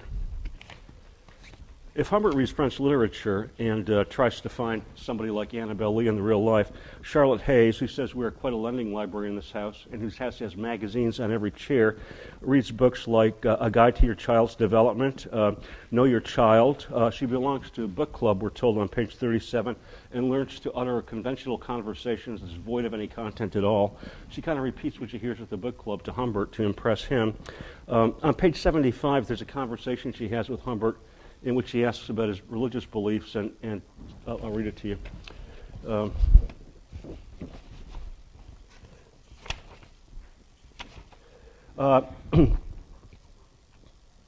Good Charlotte interviewed me about my relations with God. I could have answered that on that score my mind was open. I said instead, paying my tribute to a pious platitude, that I believed in a cosmic spirit. Looking down at her fingernails, she also asked me, had I not in my family a certain strange strain? I countered by inquiring whether she would still want to marry me if my father's maternal grandfather had been, say, a Turk. She said it did not matter a bit, but that, if she ever found out I did not believe in our Christian God, she would commit suicide. She said it so solemnly that it gave me the creeps. It was then I knew she was a woman of principle. The implication is that she doesn't want to marry Humbert as Humbert is Jewish. And so she's kind of trying to shape him to conform to her desires, and making him say that he's not Jewish, or at least not revealing it if he is. She also reads the equivalent of Good Housekeeping, Your Home is You, and of course magazines, so that she's kind of shaping the world according to things she's read, just as Humbert is, and also trying to find in Humbert the things that she's learned to desire because of her immersion in this book culture. Lolita is also modeling herself on fictions and acting as if in a fiction, except where Humbert reads French literature, she reads comic books and movie magazines. Movie magazines are described over pages 48 and 49. The first of many passages, we learn that Lolita is enamored of Hollywood and its conventions. All at once I knew I could kiss her throat or the wick of her mouth with perfect impunity. I knew she would let me do so and even close her eyes as Hollywood teacher. I cannot tell my learned reader. I cannot tell how the knowledge came to me.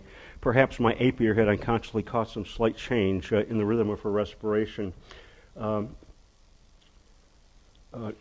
the grammar's lodger to do what he was dying to do. A modern child, an avid reader of movie magazines, an expert in dream-slow close-ups, might not think it too strange, I guess, if a handsome, intensely virile grown-up friend. Too late.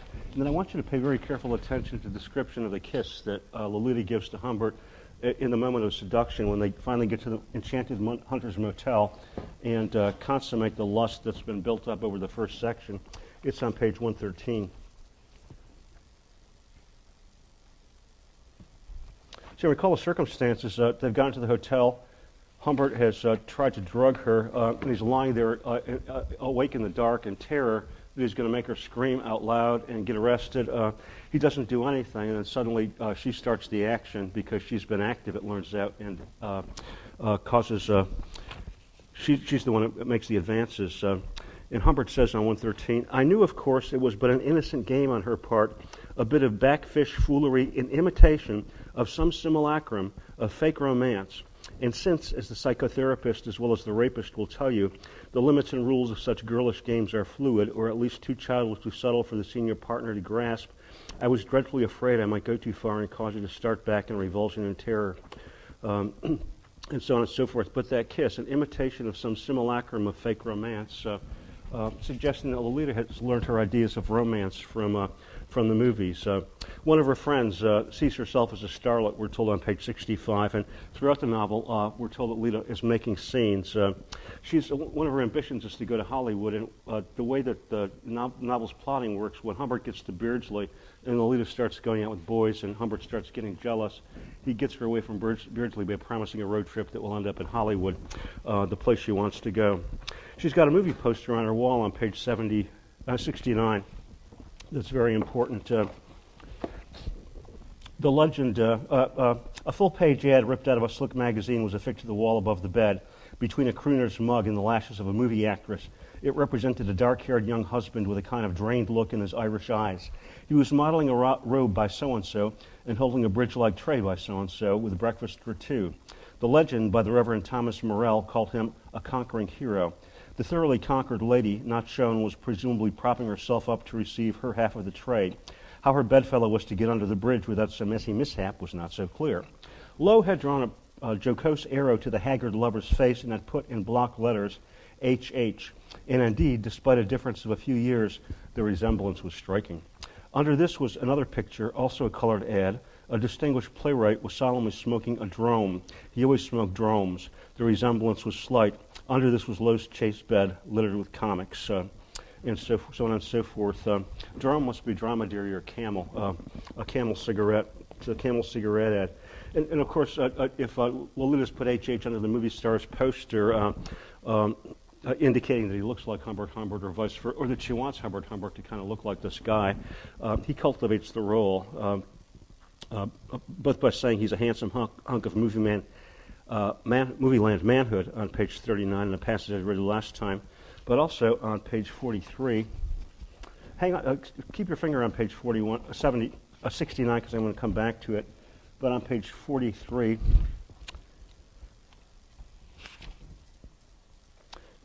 in the third complete paragraph, the last sentence, moreover, I am said to resemble some crooner or actor chap on whom Lowe has a crush.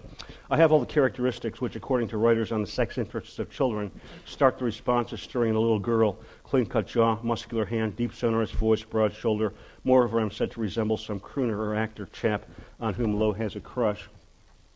So the long and the short of it is, if you go back to page 69, you're going to see two words, conquering and conquered, that have the letters C and Q in them. And you also learn to distinguish. There's a series of details are introducing you to a character who's submerged in the first part of the novel, and he erupts into apparency in the second part. Here's the track. On page 63, you'll learn that there's a dentist called Ivor Quilty in Ramsdale, and he's a cousin of a playwright. And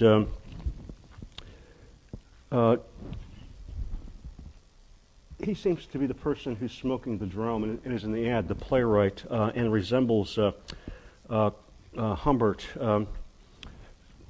Gee, this is hard to explain. So when they get to the Enchanted Hunters, I'm going to point out something that I'm going to skip ahead a little bit and point out that Humbert and Clark Quilty are kind of doubles. They appear together, and Quilty is in the background of a lot of scenes where Humbert gets predatory with Lolita.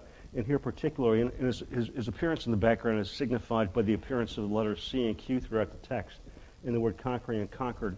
I passed out to you 4 pages of phrases from the novel in which words that contain the letters C and Q, or phrases C and Q, appear. This is copyrighted material. It's original. Nobody has pointed this out before. So I'm making this assertion on my webcast. So this is an indication that Clark Quilty is in the background. And if you look at page, I'm going to go through a couple passages with you and show where he's sneaking in the background because it's critical to the plot. On page 89,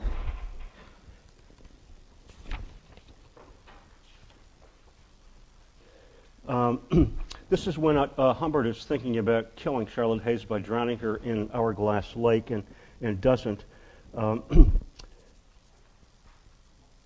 And their friend, John Farlow, has been painting the scene.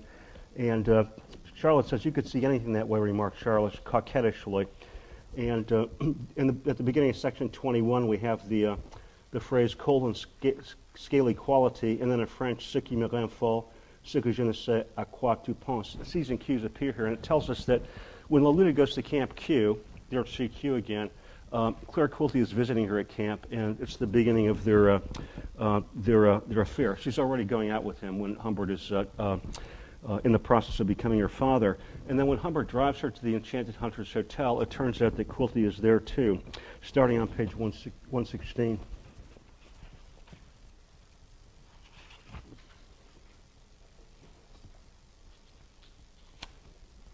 So, at the last paragraph on let's see now, at the top of 116, they pass a movie theater where there's a queue of people, and in the next paragraph, the word clue, but Q is, of course, the letter Q.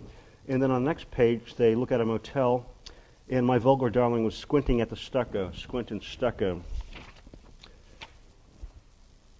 And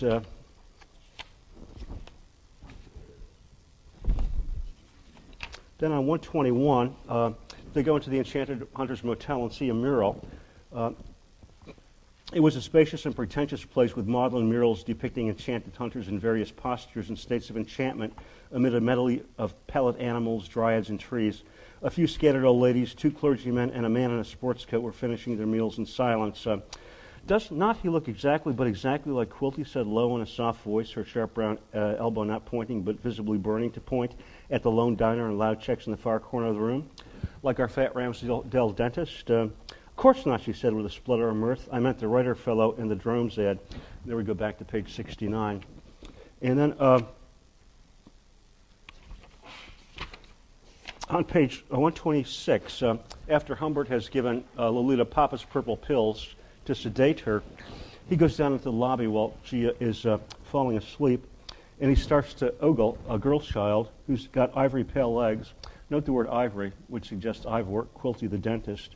And then the pale child noticed my gaze, which was really quite casual and debonair. There's a C in the Q again. And being ridiculous, self-conscious, lost countenance completely.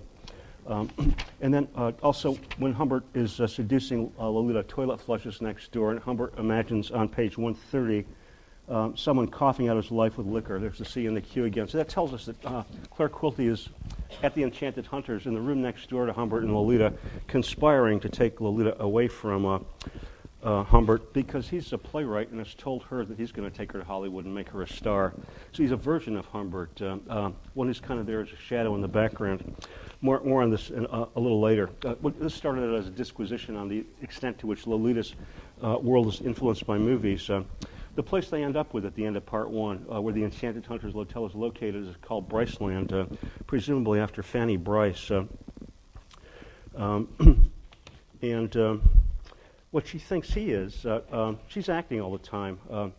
And what she thinks he is, Dad, he's not. And what he thinks she is, my Lolita, she's not either. Fictions are getting in the way on both their parts. And both have models of the object of desire, which they get from fiction, either from movie magazines or French literature, from poems like Annabel Lee. And they're also creating models of desire. So this gets us back to the issue of mimetic desire and the question of how much desire is natural and how much is learned from books or from other people. Why is it that you want the particular things that you do? I cited, when we were talking about Faulkner, René Girard at Stanford, whose book Deceit, Desire, and the Novel works with the concept of mimetic desire, but it's picked up and expanded by the French psychoanalyst Jacques Lacan, who's interested in determining how much human behavior is constructed or caused by culture rather than nature. So as opposed to instincts, which are animal and given to us by birth, he talks about drives, which he sees as being not natural, but culturally instilled by books like this, the sorts that Humbert reads, Know Your Child, for instance, how your child develops, or whatever young man should know, and so on and so forth.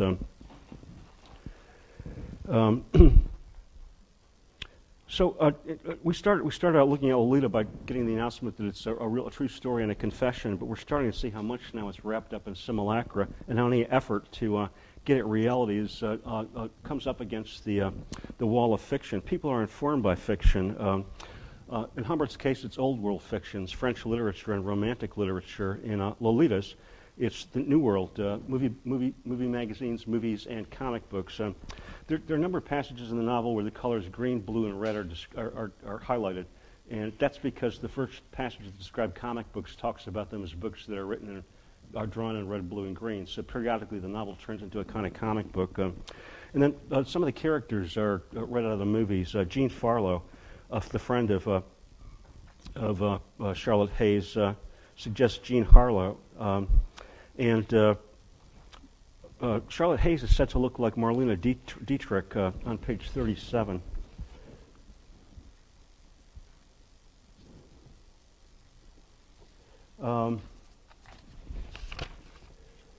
I think I better describe her right away to get it over with. The poor lady was in her middle 30s, not unattractive, features of a type that may be defined as a weak solution of Marlene Dietrich. Then, later on, you find out she's got a Marlene-esque nose on page 51. I don't know how many of you have seen the movie The Blue Angel. It's about a professor who falls in love with a stage girl, a burlesque dancer, and played by Marlene Dietrich, who takes his money and cultivates his attention and affection. And at the end of the movie, famously, he gets down on one knee to propose to her, and she kicks him over. It's a great movie. You should see it. It's kind of the plot of Lolita. So if Humbert's if his vision of the world has been skewed by literature and fiction, and if he's looking at this real American child and seeing inside of her something that she's not, Lolita's doing it too, and so is Charlotte Hayes and everybody else. The novel is suggesting in part one that you don't really see the other, but project into the other an unreal image. And perhaps you don't even see your real self because you're looking at yourself through fictions. So and you're implicated in this too as a reader. After all, reading a book that's about somebody who's professionally a reader. And so a book, one of the central images is Our Glass Lake, becomes our glass in which we can look at the way people read things. The book becomes a kind of mirror in which you are reflected because you are a reader. Let me get right to the point by calling your attention to section 13 of part 1, which starts on page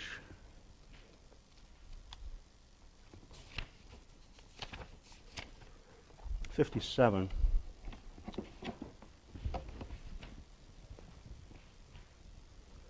This is a Sunday, a description of a Sunday when Miss Charlotte Hayes has gone to church, and so Humbert is alone in the house with Lolita. And the early paragraphs tell us that he creeps softly to the banisters in my old bedroom slippers, the only old things about me. He's being predatory. And then he's dressed up in my white pajamas with the cornflower blue, not the lilac design on my back. I now wiped off the soap, perfumed my hair and armpits, slipped on a purple silk dressing gown, and humming nervously went down the stairs in quest of Lo. Now, the description I just read has been interpreted by some critics as a description of a spider, purple with the pattern on its back, the predator going in quest of the young nymphette, which is a technical term for a developing insect. This is like predator, spider, and butterfly at this point in the book. And then it changes back to the American parlor. I want my learned readers to participate in the scene I am about to replay. I want them to examine its every detail and see for themselves how careful, how chaste the whole wine-sweet event is if viewed with what my lawyer has called, in a private talk we have had, impartial sympathy. So let's get started. I have a difficult job before me. I want my learned reader to participate in the scene I'm about to replay. Now, if you think about the scene that's replayed, what happens is that Humbert goes downstairs in his bathroom, sets Lolita on his lap, and starts singing a song rhythmically and rocking her up and down so that he can rub her against herself and get off. In other words, it's a description of masturbation. So think what he's saying when he says, I want my learned reader to participate in the scene I'm about to replay. All of you can remember your time back to your reading prehistory when you were alone in the dark with a flashlight and a book you weren't supposed to be reading. Does Lolita turn into something like that now? It's promised in the third page of the foreword that it's been likened to commercial pornography. How many of you go into the book expecting that something's going to happen and start looking for the dirty scene? So later in the book, on page 200, this is a description of a play that Lolita's in, and It's an account of, Humbert doesn't like acting and dramatics. He prefers poetry and reading. What he says, I detest the theater as being a primitive and putrid form, historically speaking, a form that smacks of Stone Age rites and communal nonsense despite those individual injections of genius, such as, say, Elizabethan poetry, which a closeted reader automatically pumps out the stuff.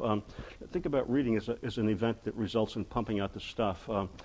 Masturbation is one way in which reading can cause a somatic reaction, but some literature can make you cry, too, and cause you to pump out tears in that way. So in that passage, section 1613, where Humbert first has his first sexual experience with Lolita, a masturbatory experience, he's making fun of a reader who's going through the novel looking for sexy parts. And also, he's setting you up to kind of try and look for them. He's teasing you, as he does with the crime plot of the novel. We know on page 9, the first page of the novel, that Humbert is a murderer, that he's in jail. And several times we're told that he's being observed, that he's in a prison, and that he's committed some crime. And so, of course, we want to know about the crime, and we want to know what he did. And since we know it's murder, we know that he's off somebody, and you can't help wondering, like, what it is that they did that put him in jail. And so you're kind of in the position of a character like Shirley Holmes, the owner of Camp Q, or Sherlock Holmes trying to detect. And just as Nabokov kind of plants clues that suggest that some enormous pornographic scene is going to come along, he plants clues that a murder is going to happen. On page 47, in his diary, Humbert writes, incidentally, if I ever commit a murder. And then on page 53, I long for some terrific disaster to happen. And then we learn that he gets a Colt gun and cartridges for it. And that he's thinking about, like, offing Charlotte Hayes so that he can get to Lolita. And in the climactic scene, starting around page 79, they go out to Hourglass Lake, and he thinks about the perfect murder and the perfect setting. And finally, on page 87, he thinks about how he could, like, go swimming with her and pull her legs under and drown her, and then go home to Lolita. But then on page 87, he says, "Folks, I couldn't do it. I'm too sensitive." So the long and the short of it is, how many of you were hoping that, like, the mother would die so that we get to the pornography? There we go, a couple people. So it's like you scheme and plot. There's a passage at the top of page 71, I think.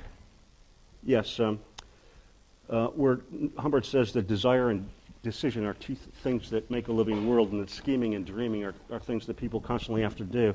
It seems to me the novel puts you deliberately in the position of scheming and dreaming, to see some character die or go away, or to see Humbert get into the sack with Lolita. And then when the climax finally happens, exactly the opposite of what you expect, so that Nabokov can make you pay attention to the way in which fictions have stirred you up to expect something that's not going to be delivered, and then to kind of make fun of you for doing that.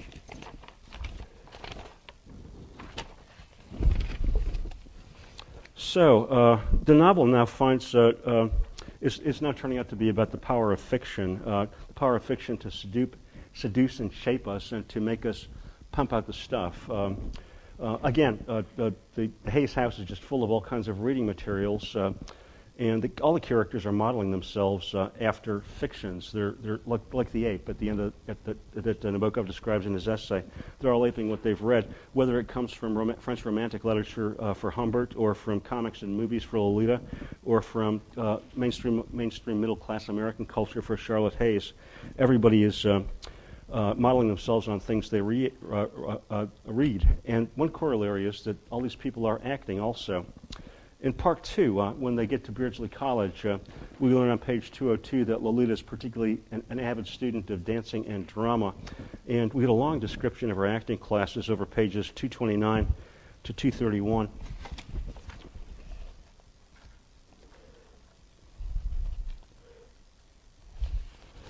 By permitting Lolita to study acting, I had, fond fool, suffered her to cultivate deceit. It was really a matter of learning to betray me. How I deplore now the exercises and sensual stimulation that I had so often seen her go through in our Beardsley parlor. when I would observe her from some strategic point while she, like a hypnotic subject or performer in a mystic rite, produced sophisticated versions of infantile make-believe by going through the mimetic actions of hearing a moan in the dark. And then it goes on to describe like all her acting exercises and then her skill at playing games, in particular tennis. So Lolita's learning acting and games, and part of what you're meant to understand if you've been following the Claire Quilty clues is that she's acting like Humbert's daughter, but in fact carrying on the side of Claire Quilty and producing an act that prevents Humbert from seeing it. On his part, he's also acting, is he not? He's pretending to be your father. There's a phrase I like on page 48 in which Humbert says he's doing a miserable imitation of a blood relation. And I cited that passage on page 119 when at the end of part 1, Humbert turns to her and says, I am, for all practical purposes, your father. Then there's that awkward moment just after Charlotte Hayes is run over by the car when the Farlows are trying to figure out what to do to Lolita because Humbert hasn't married Charlotte Hayes, and so he's not technically her father. He tells a story to Jean Farlow, which I can find for you if you want, that but before Lolita was born, as a European scholar, he got a fellowship to Piskey, her hometown, and had a wild torrid affair with Charlotte Hayes while she was engaged to Harold Hayes, so that Lolita is really his daughter. So he makes up a story that could really legitimize Lolita's daughter, and Jean Farlow buys it. But that's not what gets him to be her adoptive father. But he finally does become her legal father when he sets up in Beardsley, and he has to act like one. But he's acting. And he has to read manuals like the one on page 185.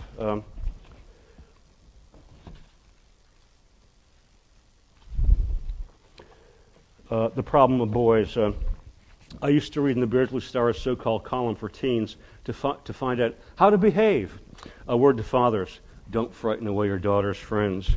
Maybe it's a bit hard for you to realize that now the boys are finding her attractive. To you, she is still a little girl. Why not treat the...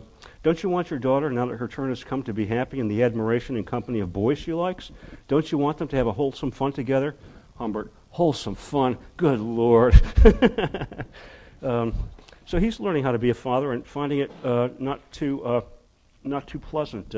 He even talks about like living in the house in Beardsley and going through a form of mimicry because he's pretending to be a dad to everybody in the community. Well, in fact, what he's waiting for is for her to come home so that he can do what he wants to do. Now, Humbert's role in the novel now raises the interesting question of how much is real fatherhood an act. People impregnate others and they have children, or motherhood for that matter, they have children. But does anybody know what it is to be a father? How many drunks or total screw-ups do you know who are fathers who act like they're together and know what they're doing?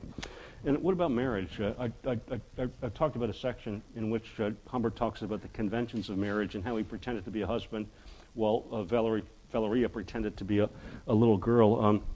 Think about marriage. Do you all know who Scott Peterson was, who killed his wife while she was pregnant? He acted like a husband and a father. But how much of that was an act and what was really going on inside of him? So to what extent is everybody acting? And then we've got the educators, the guidance counselors whom Lolita sees in her school. Take a look at what they do on page 196.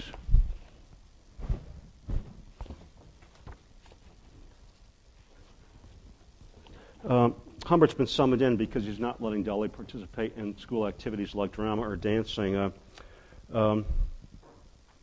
Mr. Hayes, what on earth is wrong with that child? She seems quite normal and happy to me, I said. What worries me, said Miss Pratt, is that both teachers and schoolmates find Dolly antagonistic, dissatisfied, cagey, and everybody wonders why you're so firmly opposed to all the natural recreations of a normal child. You mean sex play? I asked jauntily in despair, a cornered old rat. Well, I certainly welcome the civilized terminology, said Pratt with a grin, but this is not quite the point. Under the auspices of Beardsley School, dramatics, dances, and other natural activities are not technically sex play. The girls do meet boys if that's what you object to.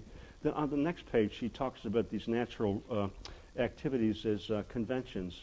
I'm a frank person, she said, but conventions are conventions. And Humbert says, I don't want to interfere with the rules. So Lolita's not conforming to what the guidance counselors expect her to conform to, and they try to shape her too. there's it's not accidental that at this point in the novel, Lolita's best friend is Mona Dahl, who says to Humbert of Lolita, she's quite a doll. And of course, one of Humbert's pet names for Lolita is Doll. And there's the first time that Humbert meets Lolita, I'm trying to find the page number, it's 45. She's sitting in the backyard with a doll, and she keeps on shoving it into Humbert's lap as if she wants him to play with it too. But what is she doing with this doll if not projecting her ideas into it and making it into the kind of human being she wants it to be? Perhaps a child. To what extent is everybody in this novel treating everybody else as a kind of doll whom they can manipulate and shape to their own expectations? Parents do it, guidance counselors do it, Humbert is doing it too. They're all, to adopt the language that Humbert gives us for Lolita, they're all incarnating in others, their dreams and dream girls. Let me give you an example of a place where the novel thematizes and puts it to work broadly. It'll be on page 212, I believe.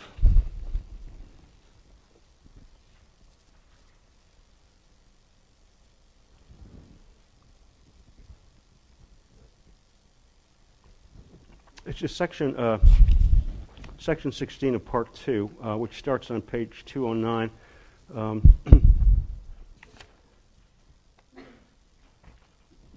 I'm going to start. They get to a motel in a place called Casbeam and check into a room. And Humbert wants to go into the town and take care of some business and asks Lolita to come with him, and she doesn't go. On page 212, she wanted to remain in bed till tea time at least with lots of magazines. And then if she felt better, she suggested we would continue westward. So then Humbert then says our cabin stood on a timbered crest of a hill. And from our window, you could see the road winding down and then running as straight as a hair parting between 2 rows of chestnut trees toward the pretty town, which looked singularly distinct and toy-like in the pure morning distance. One could make out an elf-like girl on an insect-like bicycle and a dog a bit too large proportionally, all as clear as those pilgrims and mules winding up wax-pale roads in old paintings with blue hills and little red people. There's the blue and the red from the comic books. The town is kind of turned into a scene out of a painting or a comic. So Humbert gets his hair cut, and in Casbeam, he says, a very old barber gave me a very mediocre haircut. He babbled of a baseball-playing son of his, and at every explodent spit into my neck, and every now and then wiped his glasses on my sheet wrap, or interrupted his tremulous scissor work to produce faded newspaper clippings. And so inattentive was I that it came as a shock to realize, as he pointed to an easel photograph among the ancient gray lotions, that the mustached young ball player had been dead for at least 30 years. Here's the guy's cutting Humbert's hair and talking about his son as if he were still alive, addressing a fiction. Somebody who's not there so fully that Humbert believes the kid is alive. And then he goes back to the motel and notices, this is the part of the page where the number 3 appears in the margin. A red hood protruded in somewhat codpiece fashion, and nearer to our cabin, a strong and handsome young man with a shock of black hair and blue eyes was putting a portable refrigerator in a station wagon. He's strong, he can lift a refrigerator. And then he sees a woman sitting with some children. A pregnant woman who's smiling at neither of her present children because, like the barber, she's dreaming about the kid in her womb who's not there yet, and she's already shaping him to become the president or the next Nobel laureate or whatever. She's dreaming about something that's not there, like the barber. And then Humbert gets back to the hotel room and sees Lolita. To my surprise, I found her dressed. She's been out. She was sitting on the edge of the bed in slacks and T-shirt and was looking at me as if she could not quite place me. Note the C in the queue there, as if she could not quite place me. Claire Quilty's been in the background. She's probably been out like flirting with him. And there she sat, hands clasped in her lap and dreamily brimmed with a diabolical glow that had no relation to me whatever. Something has made her happy.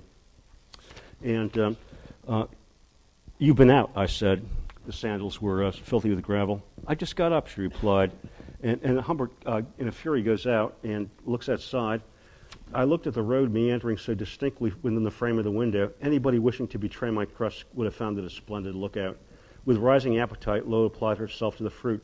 All at once I remembered the ingratiating grin of the Johnny next door. I stepped out quickly. All cars had disappeared. Note the Q and the C again.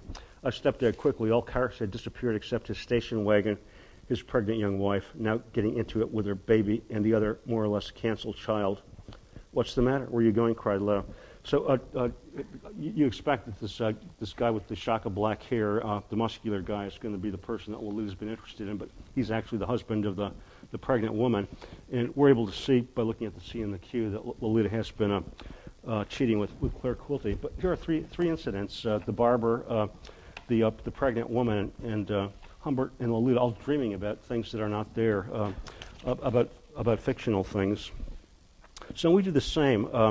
We project our desires into this novel. On page 50, Charlotte Hayes goes out shopping and asks Humbert to come along to pick out perfume and outfits too. And she says, seductively, choose your favorite seduction. We do that, and going through Lolita and wonder about what's going to happen with Humbert and Lolita. And on page 31 in the prison library that Humbert is in, there's a book called A Murder is Announced, and the novel does that too. So the novel becomes our glass in the sense that it gets us, like Humbert, scheming and dreaming and plotting about what's going to happen, about how the seduction is going to happen, or what the murder is going to happen. And we're constantly finding reflections of ourselves in the novel doing the same thing. And that's to begin to see why the novel is full of doubles. First of all, the figure of Hourglass Lake,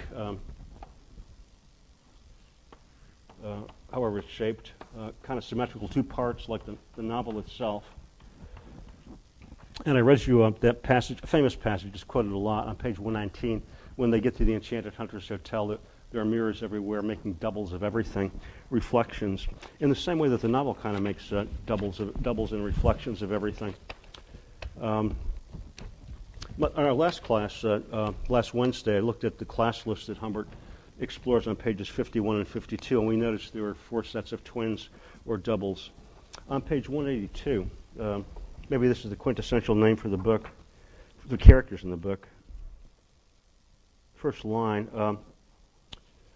Harold D. Double name, which of course could be Harold Hayes, or Humbert, HH, or what about a character who's described in Part 2, Section 6, named Gaston Godin, whom Humbert... I want to start paying attention to what Humbert calls curious coincidences. There's a double letter again. Gaston Godin. In his essay at the end of the book, Nabokov says that this is one of the secret points or nerves of the novel. He appears on page 181 and following.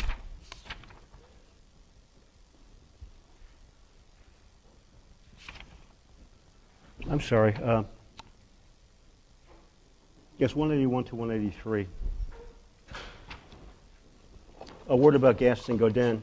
The main reason why I enjoyed, or at least tolerated with a relief, his company was a spell of absolute security that his ample person cast on my secret. And then as you go through this section and look at the details, he was a flabby, dough-faced, melancholy bachelor with a conical pear head, which had sleek black hair on one side and only a few plastered wisps on the other.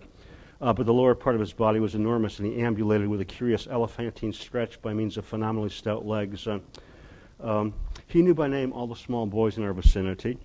He would feed them fancily chocolates with real liqueurs inside, get them drunk, in the privacy of an orientally furnished den in his basement. Upstairs he had a studio. He painted a little, the old fraud. He had decorated a sloping wall. It was not really more than a garret, with large photographs of Pensive André Gide, Tchaikovsky, Norman Douglas, 2 other well-known writers, probably Oscar Wilde and Somerset Maugham, Nijinsky, All Thighs and Fig Leaves, Harold D. Doublename, a misty-eyed left-wing professor at a Midwestern university, and Marcel Proust. They're all gay. He also had an album with snapshots of all the Jackies and Dickies of the neighborhood, and other descriptions of him going to a concert with Humbert and Lolita and Gaston Godin and a little boy. So the long and the short of it is that he's exactly like Humbert, except that he's gay. In fact, on page 189, Humbert calls them duplicates. And so he's the first of a number of characters whom I see doubling Humbert. And this is to get us back to that handout I passed out with all the phrases that contain the letters CQ, suggesting the appearance of Claire Quilty. So Nabokov translated Lolita into Russian because he didn't want the Soviets to do it. He wanted to make sure it was done well. In his translation of Lolita, Humbert Humbert comes out Gumbert Gumbert because there's no H sound in Russian. And so Gaston Godin could be the GG and Gaston Godin could be the two initials that indicate Humbert Humbert in Russian. And Claire Quilty in Russian will be written KK. There's no letter C. So I start to look for all the phrases in the book that have two H's, hot and hairy hand, hermaphroditic hunchback, and also CC, as signs of these characters. They're all kind of reflecting each other. And the doubles are everywhere. Nabokov hated the convention of doubles in literature. He speaks about it vehemently in literature. He thought it was kind of simple-minded. He disliked Joseph Conrad because Conrad was too driven by ideas, and I think he would not have liked The Secret Sharer, and he didn't like Dr. Jekyll and Mr. Hyde. And his reasons for this, he said, were that the fictions of the double are too moralized. There's usually like one guy is good and one guy who's bad, and no borderline. In Lolita, it's always hard to tell like where Humbert Humbert ends and Claire Quilty begins because they're present in the same scenes. One's in the background and one's in the foreground. Nabokov's line on this is that satire is a lesson and parody is a game. So what he's doing is more like a game than a kind of laying out of two moral positions. Let's think about the relation of how old do we think Humbert is? Mid-50s, 50? And Lolita's maybe 8. What's the relation of a 50-year-old man to an 8-year-old girl? Well, there are a lot of them. He could be an educator, as Humbert is, or a father, as Humbert is, or a mentor or a counselor, as Humbert is, a disciplinarian, as Humbert is. He doesn't let her go out with boys. A pedagogue, a father, also a pedophile.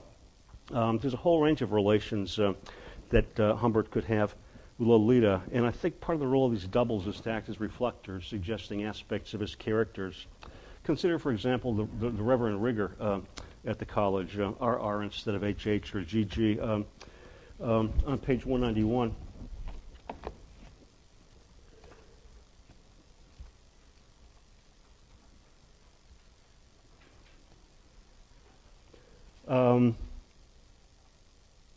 this is the page on which they go to a concert. I'm sorry.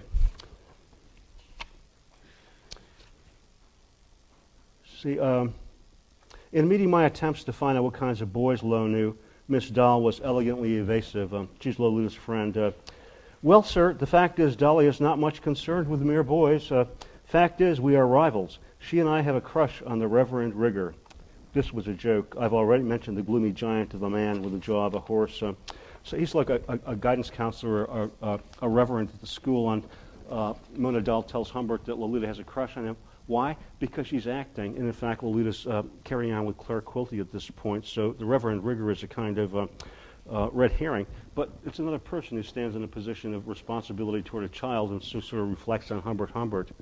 And then in a post office, as they're driving out west, on page 222.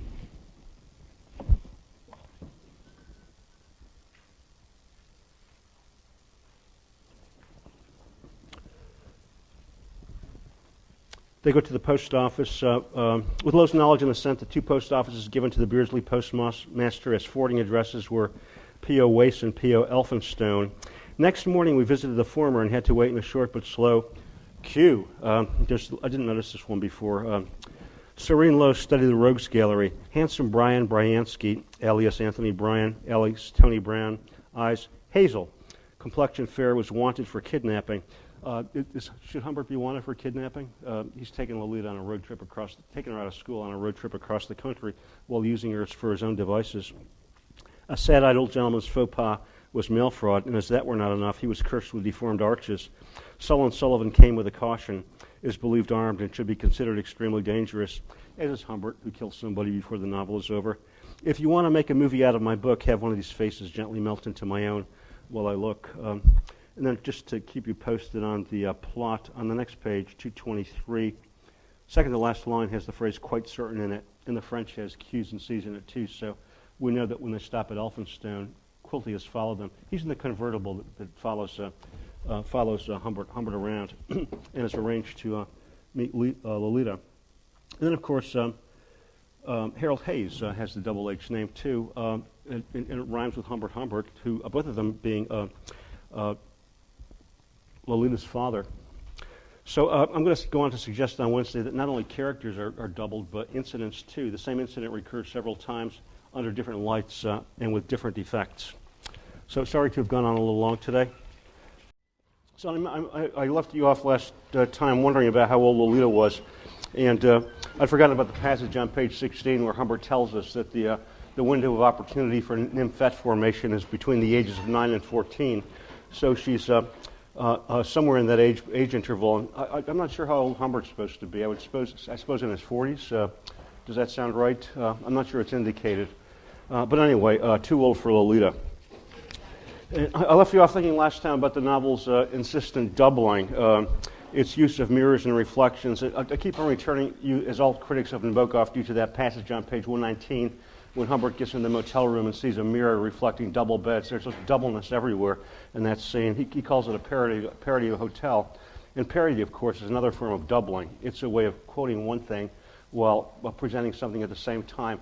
We've seen textual doublings of this sort in Nabokov's parody of An American Tragedy, a novel in which a guy gets engaged to a woman beneath a station, and he falls in love with somebody rich and beautiful, and so he drowns his first fiancée. That's parodied in the scene with Charlotte Hayes at the lake. And then the killing of Quilty at the end of the novel was, of course, a parody of the big shootout in Westerns, but also probably a Poe's House of Usher. The whole building comes down. So, and I also call attention to that Harold D. Double name as a kind of recurrent figure in the book, and then all the names that begin with HH or GG or KK. I think the alliterative dyads you find in the novel, my hot and hairy hand, handsome hunk, and so forth, curious coincidence, they reflect on the doubling that takes place in the text. And then the novel generally is a double structure because it's in two parts that are reflective, and part one segues into part two at an incident that takes place at Hourglass Lake, which again is shaped like a reflective structure, something like that. But then homonymically, Hourglass sounds like hourglass, and the novel becomes our glass because we're reading about a professional reader of literature, Humbert Humbert, and the novel is reflecting someone like us. So it's not simply the characters that are doubles of each other, but incidents double each other in Lolita too.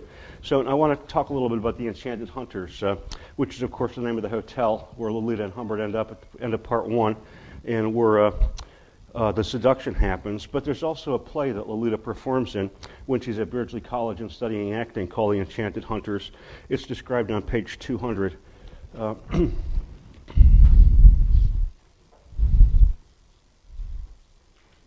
going to come back to this passage again and again because it's a kind of fulcrum in the novel for me. But the plot is the red-capped, uniformly attired hunters, of which one was a banker, another a plumber, a third a policeman, a fourth an undertaker, a fifth an underwriter, a sixth an escaped convict. You see the possibilities. They went through a complete change of mind in Dolly's Dell and remembered their real lives only as dreams or nightmares from which little Diana had aroused them. But a seventh hunter, in a green cap, the fool, was a young poet, and he insisted, much to Diana's annoyance, that she and the entertainment provided, dancing nymphs and elves and monsters, were his, the poet's invention. I understood that finally, in utter disgust at this cocksureness, barefooted Dolores was to lead check-trousered Mona to the paternal farm behind the perilous forest to prove to the braggart she was not a poet's fancy, but a rustic down-to-earth brown earth lass.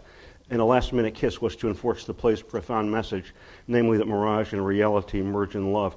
So a play in which a character has to persuade somebody that she's not a fictional character. It replicates the plot of Lolita, where the characters are constantly revealed as fictional characters. But it's a doubling. It's another form of doubling because the Enchanted Hunters, from which the play takes its name, is also the name of the hotel that Lolita and Humbert end up in. So we have two versions of the Enchanted Hunters in this novel now, which are want to conflate. And the first one comes at the end of part one, at the end of a kind of a parody of a pornographic novel, another kind of doubling. because the first part of Lolita generates the expectation that you're going to have some juicy scenes. A seduction is announced, as the novel puts it at one point.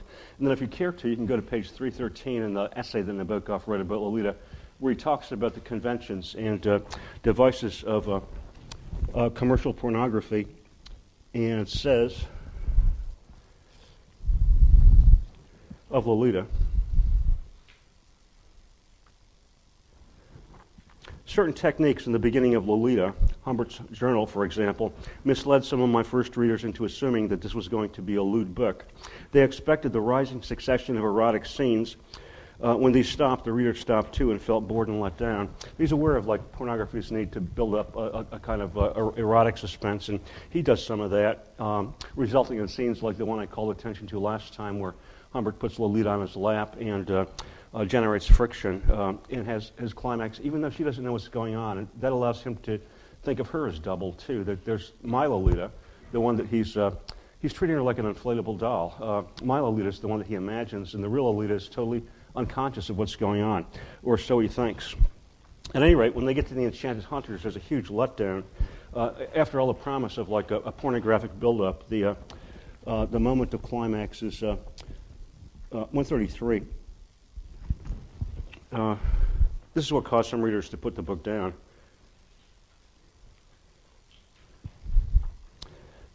He learns that he's been lying in the dark, stiff and rigid with anguish, because he's now her father, an adult, doesn't know if she's awake or asleep, and then she accosts him and starts to make advances to him and says, "Okay, Lolita said, here's where we start. However, I shall not bore my learned readers with a detailed account of Lolita's presumption. Suffice it to say that not a trace of modesty did I perceive in this beautiful, hardly formed young girl, whom modern coeducation, juvenile mores, the campfire racket, and so forth had utterly and hopelessly depraved. She saw the stark act merely as part of a youngster's furtive world unknown to adults. What adults did for purposes of procreation was no business of hers. My life was handled by little Lo in an energetic, matter-of-fact manner, as if it were an insensate gadget unconnected with me. While eager to impress me with a world of tough kids, she was not quite prepared for certain discrepancies between a kid's life and mine. Pride alone prevented her from giving up. But really, these are irrelevant matters. I'm not concerned with so-called sex at all. Anybody can imagine those elements of animality. A greater endeavor lures me on to fix once for all the perilous magic of nymphets. So readers who were expecting something pornographic are let down.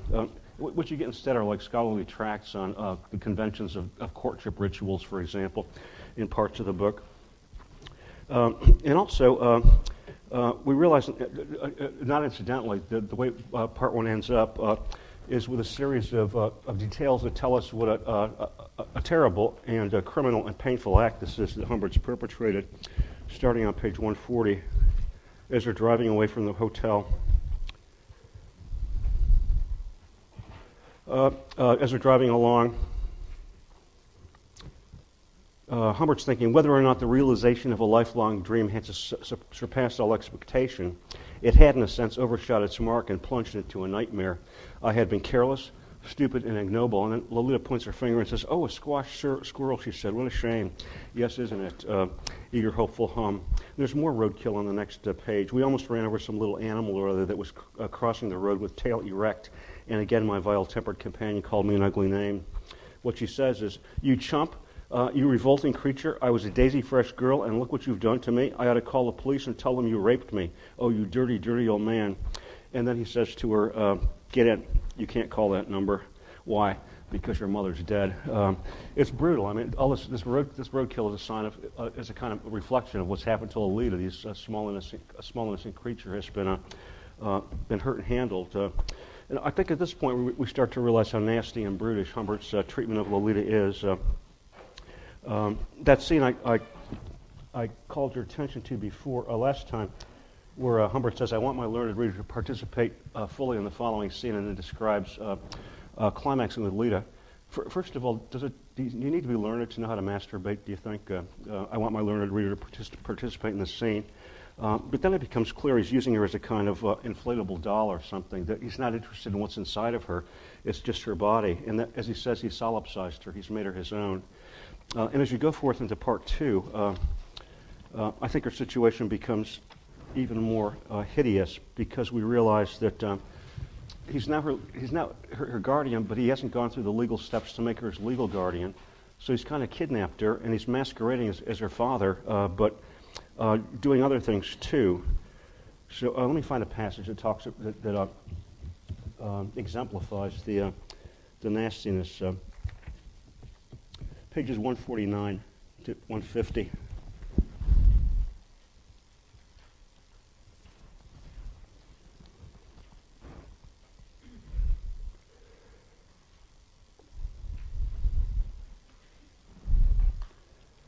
I don't have the right page.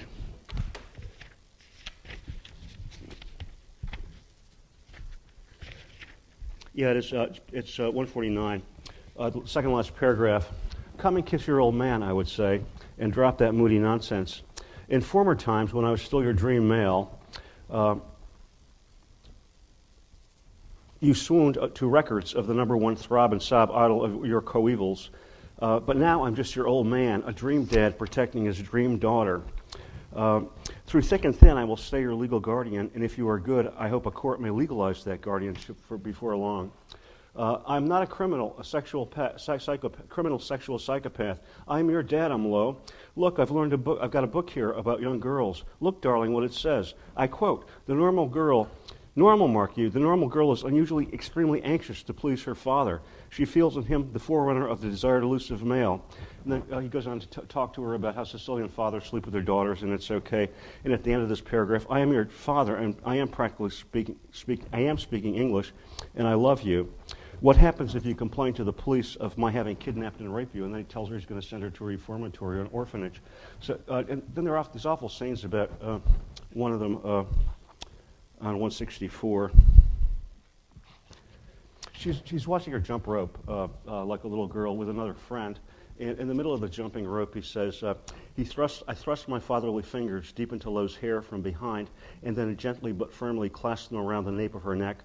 I would lead my reluctant pet to our small home for a quick connection before dinner. So he takes her out of the jump roping game by the back of the neck and takes her home for a quick connection. And notice that phrase, quick connection, because it's CQ, so it signifies Claire Quilty in the background, which I want to get back to.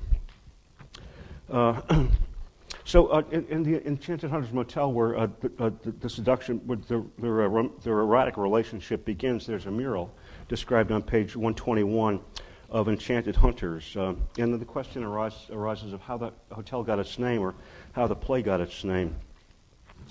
And I pointed out last time how when they're at the Enchanted Hunters Hotel, Claire Quilty is in the background there too, kind of doubling with Humbert, and raising the question of whether Humbert is the father who's not taking care of this orphan girl, or the vile seducer.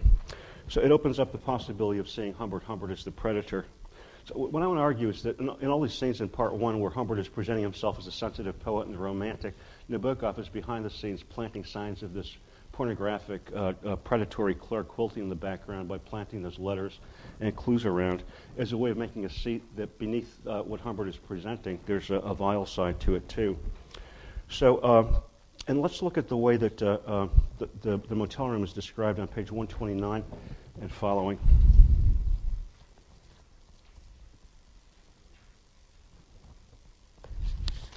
The last paragraph on 129 says, there's nothing louder than an American hotel, and mind you, this was supposed to be a quiet, cozy, old-fashioned, homey place. There's the C in the Q. And on the next page, as Humbert is lying in bed next to Lolita, we're told that a toilet immediately north of my cerebellum took over. It was a manly, energetic, deep-throated toilet, and it was used many times. Its gurgle and gush and long afterflow shook the wall behind me. Then someone in the southern direction was extravagantly sick, almost coughing out his life with liquor, and his toilet descended like a veritable Niagara. So the coughing and the liquor suggests that Claire Quilty is behind on the other side of the wall, listening to what's going on. And I'm pointing out these details because they're going to come back in another double one, which we'll be aware of. So the Enchanted Hunters becomes the pursuit of nymphets here, both Quilty and Humbert pursuing nymphets. So who's Claire Quilty? Humbert, like us, Humbert asks this question of Lolita throughout the novel, making Humbert a reflection of us. So at one point in the road travels, Lolita is such a devotee of theater that they stop at a town someplace in the West and see a play that turns out to have been written by Claire Quilty. And it's talked about on pages 208 and 209.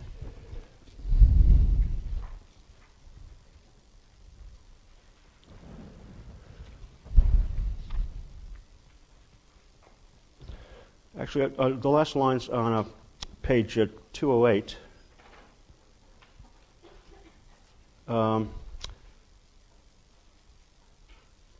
Lolita is wearing a necklace that has cut aquamarine on a silver chainlet. So there's the Q and the C again. And then on 209, who exactly concocted that play? Oh, yes, of course, Lolita says. Some old woman, Claire something, I guess. There was quite a crowd of them there. There's the C and the Q again. So she complimented me, complimented my eyes. She kissed me on my pure brow. Naturally, I'm overjoyed you gave up that absurd stage business, but what is curious is that you dropped the whole thing only a week before its natural climax. And then he tells her that her thighs are getting too big, and he says, I'm only kidding, of course, so we get the double K sound again, suggesting Claire Quilty in the background. But Claire Quilty is presented as a woman, and that's not the case, as you know. Because they also see another. I was thinking of another incident where they see another play by Claire Quilty later on in the novel, on page 221.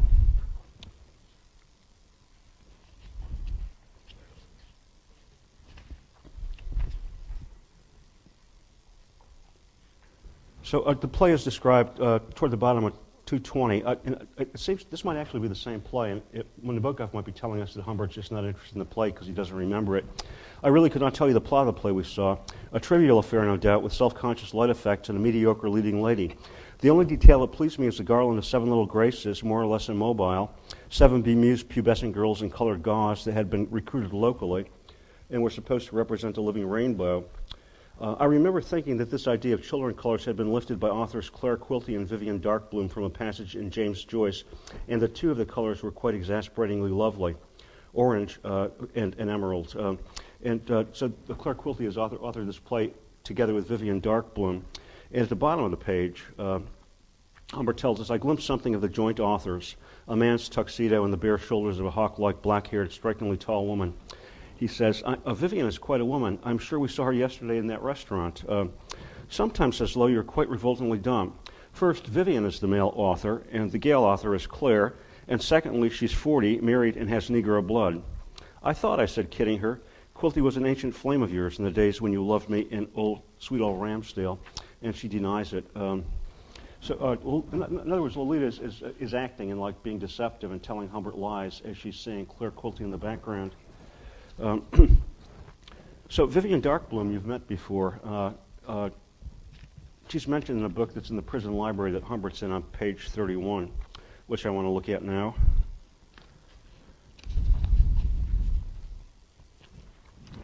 There's a play by Claire Quilty called The Lady Who Loved Lightning in collaboration with Vivian Darkbloom.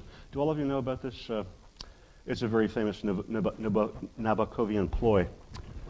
I'm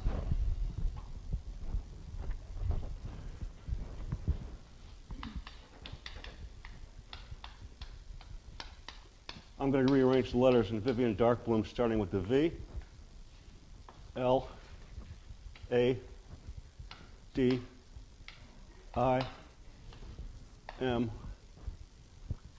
I, R, N, A, B, O, K, O, V. It's an anagram of Vladimir Nabokov, who's now a character inside of his own novel, co-authoring plays with Claire Quilty. And she also, Vivian Darkbloom, is the co-author of the Enchanted Hunter's Hotel play, which Humbert wonders about now self-consciously. When he sits in the play, he wonders about what the relation of the play's name is to the hotel on page 200.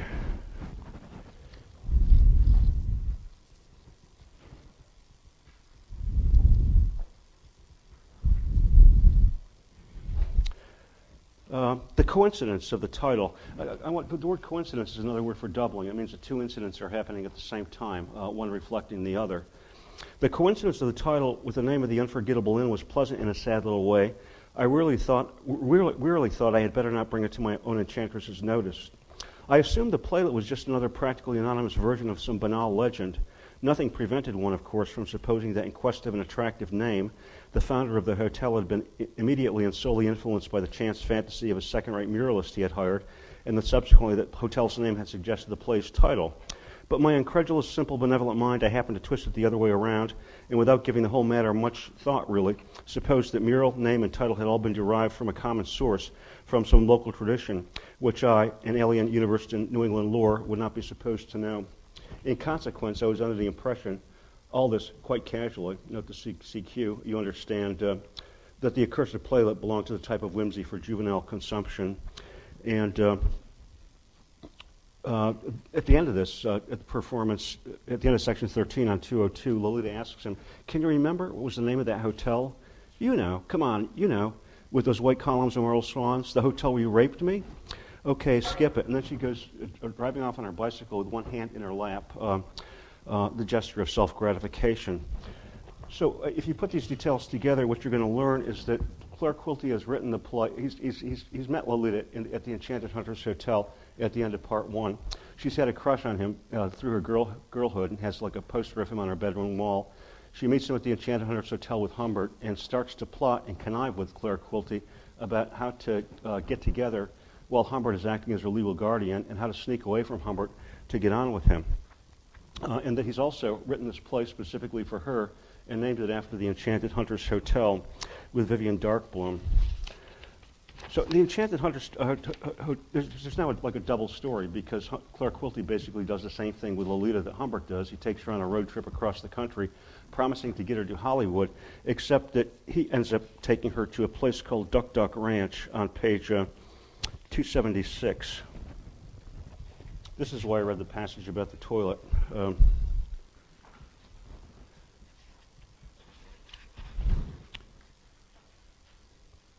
This is after Humbert goes to visit her and learns that she's married and is pregnant, and insists on learning who it was that stole her away from him. And she says at the top of page 276, well, Q. They all called him Q. Her camp 5 years ago. Curious coincidence. Took her to a dude ranch about a day's drive from Elphinstone, named, some silly name, Duck Duck Ranch, you know. The place had vanished and disintegrated. It had everything but everything, even an indoor waterfall. That detail rhymes for me with the waterfalls that Humbert, the toilet waterfalls that Humbert hears in the Enchanted Hunters Hotel. Then we learned that he was going to take her in September to Hollywood and arrange a tryout for her, a bit part in the tennis match scene of a movie picture based on a play of his, and perhaps even have her double one of its sensational starlets.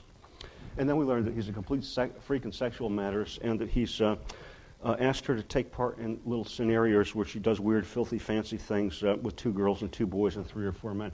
He's taken her to a place to become the subject of pornography, as Humbert does not. And so it makes a contrast with Humbert.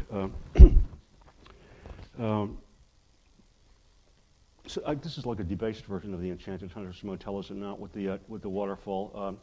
Now instead of being a site of enchantment and of magic, as Humbert has tried to present it, it just becomes a place of filthy pornography. So to put all this in a nutshell, what we now have on our hands is a novel about a character in a play written by a character who's in the novel that he's writing. On 305, Humbert says,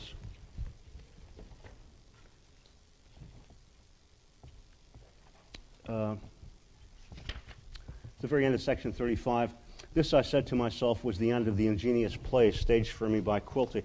There's a lot of language like this in the book, that Humbert's a character in a play that's been staged by Quilty.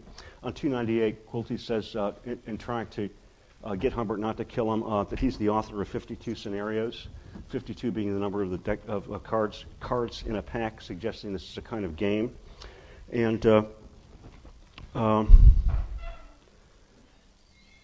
to put it another way, Humbert's a pawn in a play that's being staged by Lolita and Claire Quilty. He's being led around by the nose and being made to act in this play. throughout the novel, at the same time that he's writing about these characters and manipulating them. So let's actually go back to page 31, the prison library that Humbert is in. And notice that he's really in the novel he's describing. He's got a book called Who's Who in the Limelight, which is full of what he calls dazzling coincidences that logicians loathe and poets love. And three of the entries in this Who's Who are Roland Pym. Pym, of course, is a name from Edgar Allan Poe, who married a 14-year-old and who Humbert has talked about incessantly. And Roland has some other Poe connection, which I'm blanking on right now. Among his many appearances are in The Girl in Green. There's the Girl Scouts. Scrambled Husbands. He is, after all, the potential husband of Charlotte Hayes. The Strange Mushroom. And I Was Dreaming of You. Now, Claire Quilty is presented pretty straightforwardly. He's the author of The Strange Mushroom. Also, The Little Nymph, The Lady Who Loved Lightning. I'll come back to that. Fatherly Love, and his many plays have traveled 14,000 miles. That's describing the novel. And then we get Dolores Quine, who's born in Dayton, Ohio. Lolita's born in Pisky, Ohio. And so she's a double for Lolita. So Humbert is now in a library that's full of books that have characters in them that are like him and Lolita and Quilty. It's like we're on the Mobius strip that I passed around. You never get off the text. You're always being reminded that these characters are characters. So because Quilty and Lolita are plotting to dupe and dump Humbert, the novel doubles its plot. So to make a long story short, Claire Quilty seems to start monkeying around with Lolita at Camp Q. What do you expect? CQ. And then I went through with you last time that section that takes place in Casbeam where Quilty is toying around with Lolita while Humbert is getting his hair cut. And then Lolita disappears or evades Humbert in Elphinstone in a passage on pages 244 to 45 where she's said to be playing a double game with the nurse who's watching her. A double game because she's lying to Humbert, she's acting, and she's also lying to the nurse by telling the nurse that she wants to get away from her stepfather and go to her more friendly and congenial uncle, Claire Quilty. So Humbert calls it on that page sordid play. Lolita also is a tennis player and plays games of mixed doubles all the time. In one of those occasions, on page 234, she seems to be playing with Claire Quilty.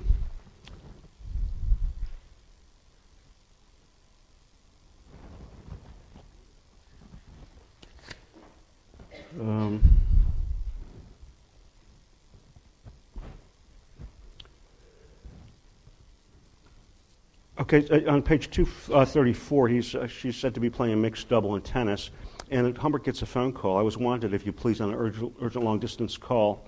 In the last line on page 234, an awful calm kept my heart afloat. As I go back to the motel, and that paragraph ends up with Humbert telling us he had to make quite a climb. So the CQ characters appear in this scene, too, and tell us that Lolita is carrying on in this game of mixed doubles with Quilty. So more doubling in the tennis games. And I don't know if you noticed, but when Lolita's in the hospital and getting ready for Quilty to take her away, Humbert is staying in a motel that's operated by a lady called Mrs. Hayes, which of course rhymes with Hayes. It's the same situation that the novel is describing to you over and over again in these differently reflective situations. And then finally, Lolita disappears and goes off with Quilty, having been born in Pisky. She disappears from Humbert's life in Elphinstone. From the pixie to the elf, a kind of like ethereal creature, all in Humbert's imagination. And we do know that she goes off with Quilty because she tells us to Humbert at the end in a passage on 272.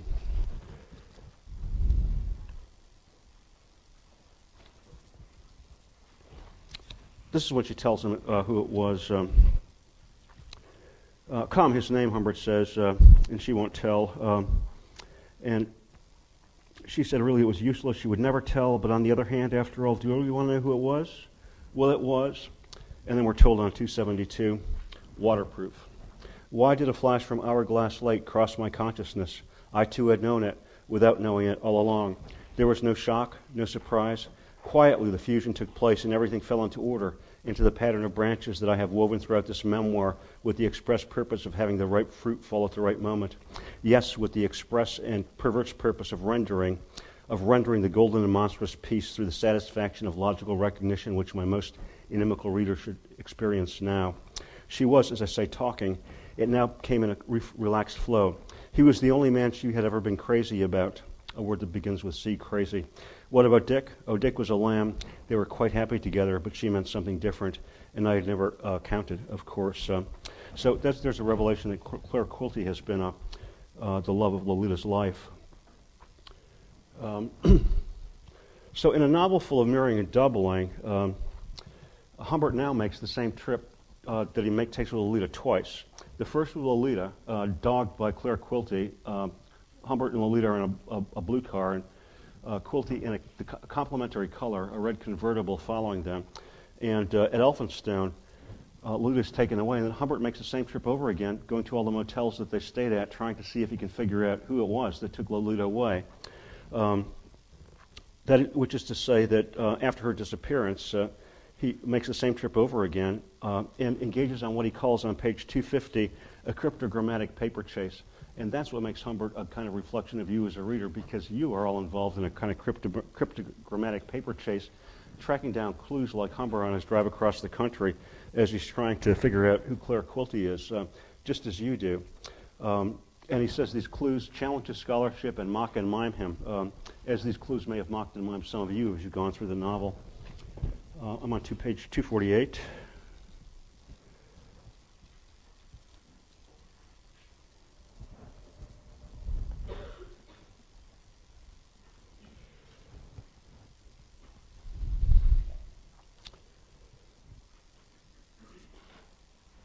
Oh, I don't know what I'm going to do here. I was going to read some of the pseudonyms that Claire Quilty uses as she's driving across the country. One of them is the one that ends at the complete paragraph on page 251.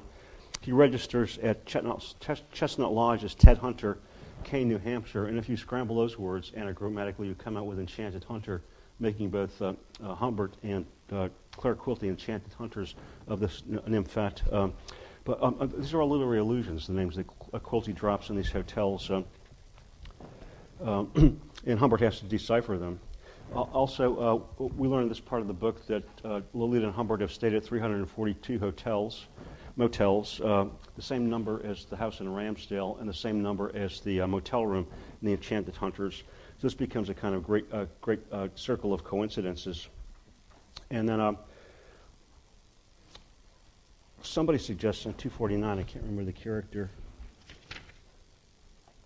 Oh, it's the first motel he goes to is in Elphinstone, and he finds the name out of, I think, Italian comedy, Dr. Gratiano Forbison, and he asks the nurse who has been watching Lolita who he is, and she says, he is your brother, she whispered at last. And it's on the same page that we get the sign that Claire Quilty's clues mock and mime Humbert. So Humbert is like him. Quite clearly, he's a brother, a double figure, a reflection, and that's borne home in the scene where the two cars are dogging each other, and Humbert is constantly looking in the rear view mirror at his reflection. This person who's following in what's called the magical interspace between the two cars.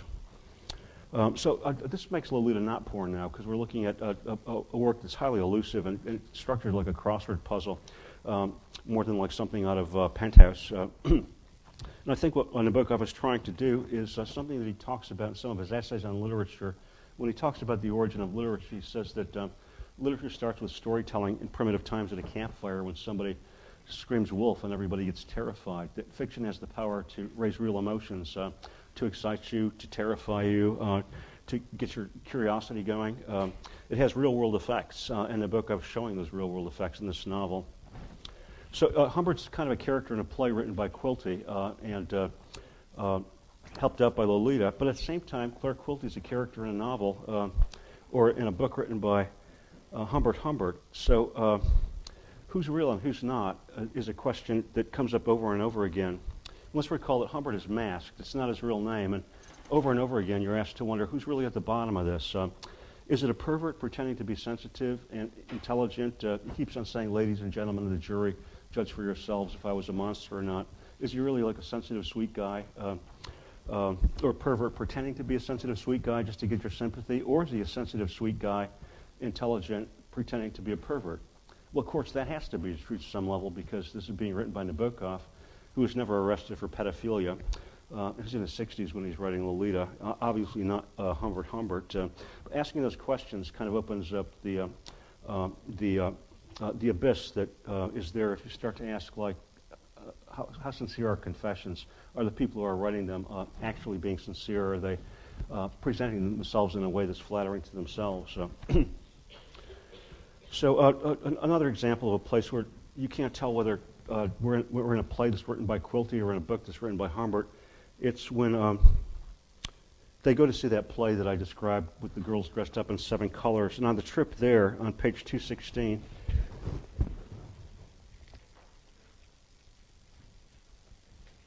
the reader must now forget chestnuts and colts and accompany us further west. The following days were marked by a number of great thunderstorms, or perhaps there was but one single thunderstorm which progressed across country and produced leapfrogs, in which we could not shake off, just as we could not shake off Detective Trapp. And the next page, 217, the first paragraph begins with the word queer. Queer, how I misinterpreted the designations of doom. Perhaps I had been lulled by Lowe's modest behavior in winter. And anyway, would have been too foolish even for a lunatic to suppose another Humbert was avidly following Humbert and Humbert's nymphette with Jovian fireworks over the great and ugly plains. And at the end of this paragraph, as they check into a motel, the door, Humbert steps out of a door, as a response to a knock on the door, and standing there is a man holding before his face the mask of Juddington, Dick Tracy, a grotesque sleuth in the funnies, Juddington. And this is, of course, Trapp, or Claire Quilty, now masquerading as a detective. On page 220, as they go across the country, this is the page where Humbert describes his visit to the play I talked about earlier. Lolita says, "I am not a lady and do not like lightning," said Lo, whose dread of electrical storms gave me some pathetic solace. Then we learned there's a thunderstorm in the play, and that the line that Lolita cites, "I'm not a lady and do not like lightning," occurs back there on page 31.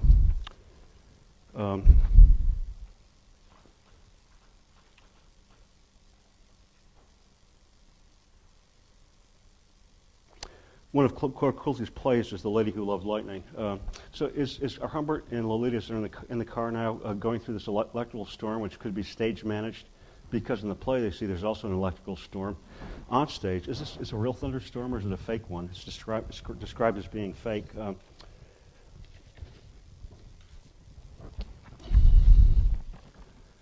So and then we end up talking about Claire Quilty. So we're reading a novel in which the main character is a character in a play authored by a character whom he creates. It makes this novel like the Mobius strip that John Barth devised, asking where that leaves us. There's no way of getting out of the text and determining what its real reality is, whether it's, again, a pervert pretending to be sensitive or a sensitive person pretending to be pervert. Part 1 and Part 2 seem to be reflections of each other. If Humbert makes the same trip twice, once in what appears to be reality with Lolita, and once in what is essentially a journey of library research, Lolita also makes the same trip twice. She makes it with Humbert, who's taking her to Hollywood, supposedly, and then she makes it again with Claire Quilty, who says he's taking her to Hollywood. Where Humbert takes her is into his own personal life, and what Claire Quilty takes her is toward pornography. So it becomes a kind of inversion of the Humbert story. In Part 1, Lolita seems a victim of Humbert, used and manipulated by her. But in Part 2, Humbert seems a victim both of Claire Quilty and of Lolita, too, who starts to look deceptive and mean and promiscuous even.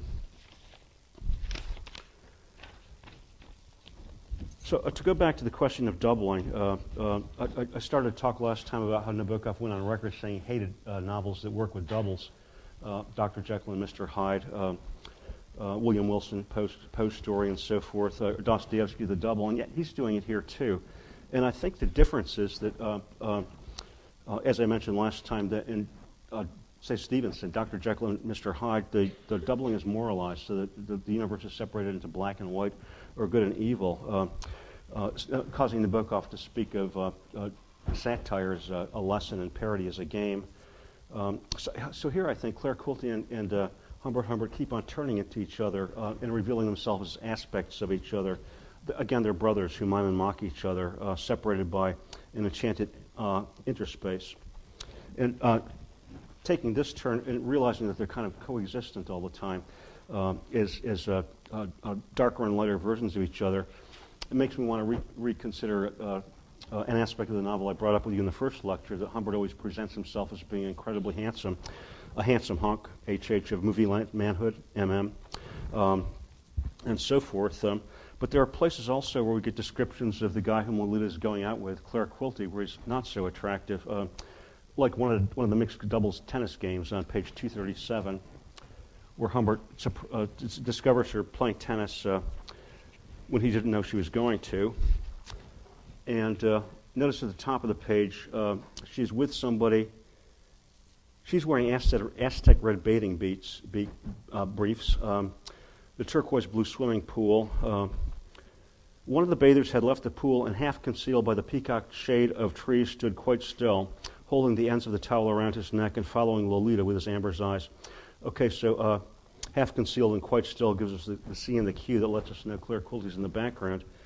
There he stood in the camouflage of sun and shade, disfigured by them and masked by his own nakedness, his damp black hair, or what was left of it, glued onto his round head, his little mustache a humid smear, the wool on his chest spread like a symmetrical trophy, his navel pulsating, his hirsute thighs dripping with bright droplets, his tight, wet black bathing trunks bloated and bursting with vigor, where his great fat bully bag was pulled up and back like a padded shield over his reversed beasthood.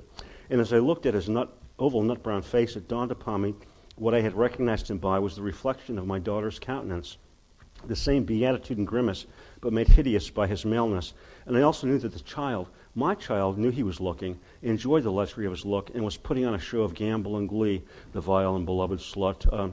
Her obscene young legs madly pedaling in the air, I could sense the musk of her excitement from where I stood, and then I saw, petrified with a kind of sacred disgust, the man close his eyes and bare his small, horribly small and even teeth as he leaned against a tree in which a multitude of dappled preeps shivered. And then Humbert goes on to say he was no longer the satire, but a very good-natured and foolish Swiss cousin, the Gustav Trapp. And Trapp is described physically back on page, page 218, is having a little mustache and a rosebud mouth. And I read to you last time that description of the Elephantine Gaston Godin, the French professor who's Elephantine again and has like a few thin hairs combed over his head. So he seems gross instead of handsome, as Humbert does. But it raises the question of, like, what does Humbert really look like? Do you trust him when he's describing himself as handsome, or is this a more accurate description of what he might be? And to get a sense of how cagey and difficult this question is, think about personal ads and how people describe themselves in personal ads, which this novel is kind of. Humbert's trying to present himself as somebody attractive and moral, but he may not be as beautiful as he says he is.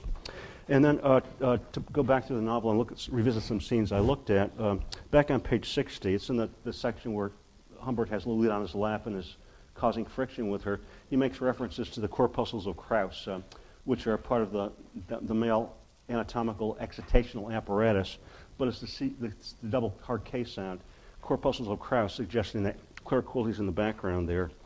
So I think everywhere Claire Quilty's in the background is a kind of nastier, more predatory aspect of Humbert. So I guess I want to close off by asking the question of what's really at the bottom of this novel. What's not an imitation or a copy or a simulacrum or a parody? I think Nabokov was so deft and accomplished at writing this kind of fiction and of making us aware of how much we behave the way we do because of the reading we do, because we follow models and patterns, simply because of his life history. He was like ejected from the country of his boyhood by the Russian Revolution, then had to go to Germany and England and France and to speak in alien tongues. concurrently with Pale-Fire, he was working on a novel called Panin, a great book also, more realistic than either Lolita or Pale-Fire, about a Slavic emigre who teaches Russian at an East Coast university and who's totally alienated because nobody quite gets him and he doesn't get anybody else. And those of you who have been to Europe or a foreign country know what it is to try and look intelligent and while speaking another language. Having to speak another language kind of cretinizes you unless you're good at it. So imagine Nabokov having to speak in English in middle age in a foreign country. It must have given the sense of always having to act. And then I started talking about Lolita by asking you to think about the way the novel figures into the whole body of post-structural, postmodern literature, because it's paying more attention to the sign than the signified, the way that signs point to things. And I think there is something apart from just the play of language. There obviously is in this book because I come away from it very moved. It's almost a tearjerker. It's a very poignant book. When you get to the last scene where Humbert is talking to the married Lolita, and you realize his anguish at having essentially stolen her childhood, prevented her from having a childhood. It gets very, very poignant. And you also realize at the end of the novel that for Humbert, this was the love of his life. This was his life, Lolita, and it's all over. My take on this is that what the real object of emotional power in Lolita is just the simple fact of childhood, which was ripped away from Nabokov in the same way it was ripped away from Lolita, but not by a sexual predator, but by the Russian Revolution. At the very end of the book, there's a moment after Humbert kills Quilty, he goes off and takes a drive. He drives on the wrong side of the road, just because he's transcendent normal conditions, and he climbs up an embankment in the Rockies, described on page 307.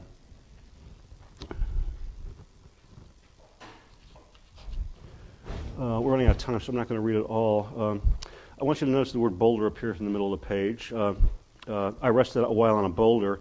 And then as he goes toward the edge of this hill or mountain he's on, as I approached the friendly abyss, I grew aware of a melodious unity of sounds rising like a vapor from a small mining town that lay at my feet in the fold of the valley. One could make out the geometry of the streets between the blocks of red and gray roofs and green puffs of trees. And what he basically says is, I soon realized that all these sounds were of one nature, that he hears these sounds wafting up from the valley, that no other sounds but these came from the streets of the transparent town, with the woman at home and the men away. Reader, what I heard was but the melody of children at play, nothing but that. And so limpid was the air that within this vapor of blended voices, majestic and minute, remote and magically near, frank and divinely enigmatic, one could hear now and then, as if released an almost articulate spurt of vivid laughter, or the crack of a bat. That sound of childhood, invisible childhood, coming up the valley seems to me what is heart-wrenching about Lolita. And there's more to this moment, too, because the reference to that mining town, together with Boulder, tells us this is probably Telluride, Colorado, that he's looking down on. And that's the town where Nabokov discovered the butterfly that his name is attached to. The name is given on page 316 of this edition, and Nabokov tells us explicitly that, well, I'll read it. It's in the essay he writes on Lolita. As one of the nerve points of the novel, he speaks of the tinkling sounds of the valley town coming up the mountain trail on which I caught the first known female of Lycaides sublevens Nabokov. These are the nerves of the novel. So a magical place for him, and one in which I think he is remembering his childhood and regretting it. So his next novel, Pale Fire, is about somebody who's also exiled from a land that's been taken away from him and expresses the same kind of powerful nostalgia. So if I were going to say a little bit more about Lolita, I got 1 minute and 30 seconds, and I'm not going to let it go. There's a book called Man Planned Games by a French theorist named Roger Calois. He points out that he classifies games in four types. There's what he calls agon, which is competition, and goes from an unstructured to structured. Unstructured agon will be like combat. Structured agon will be athletics, boxing or fencing or football. And then there are games of chance, like heads or tails or betting. And then mimesis is a game, acting or pretending, putting on costumes or theater. And finally, vertigo. a kind of game which you get from swings, waltzes, outdoor sports, skiing, mountain climbing, roller coasters, teeter-totters, and things like that.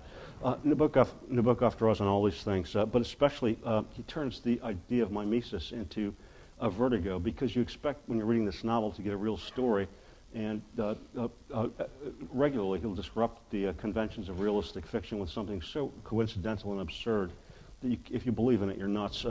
Or else he'll turn this realistic story into toward a description of something that's threatening and morally hair-raising, and raise a reaction from you, and then react to your reaction. So he's gaming with you. Okay, I'm going to leave you on that note. So I passed out a handout with some romantic poetry and theory on it, and some poems by Wallace Stevens taken from your anthology. I don't know how far I'm going to get in this half hour, because he's a very complex poet and difficult to come to terms with in some way. One of the headnotes in the Norton Anthology of Modern Poetry mentions that Eliot, Yeats, and Stevens are the dominant voices in 20th century poetry, and I substantially agree with that, though I would have to add William Carlos Williams as well as a different type of poet. And Stevens, if you've looked at him, you'll notice is a different kind of poet from the ones we've read. He's American, but he's not radically innovative in form. If you just consider his poetry briefly, he does a lot of writing in the iambic pentameter and in blank verse, and this is an initial clue to his indebtedness to the Romantic movement. Like Robert Frost, who we might have looked at too, his roots go back to Romanticism, and he kind of brings it alive in the 20th century and invests it with modern thought. Like Williams, his life wasn't outwardly eventful. It was utterly pedestrian.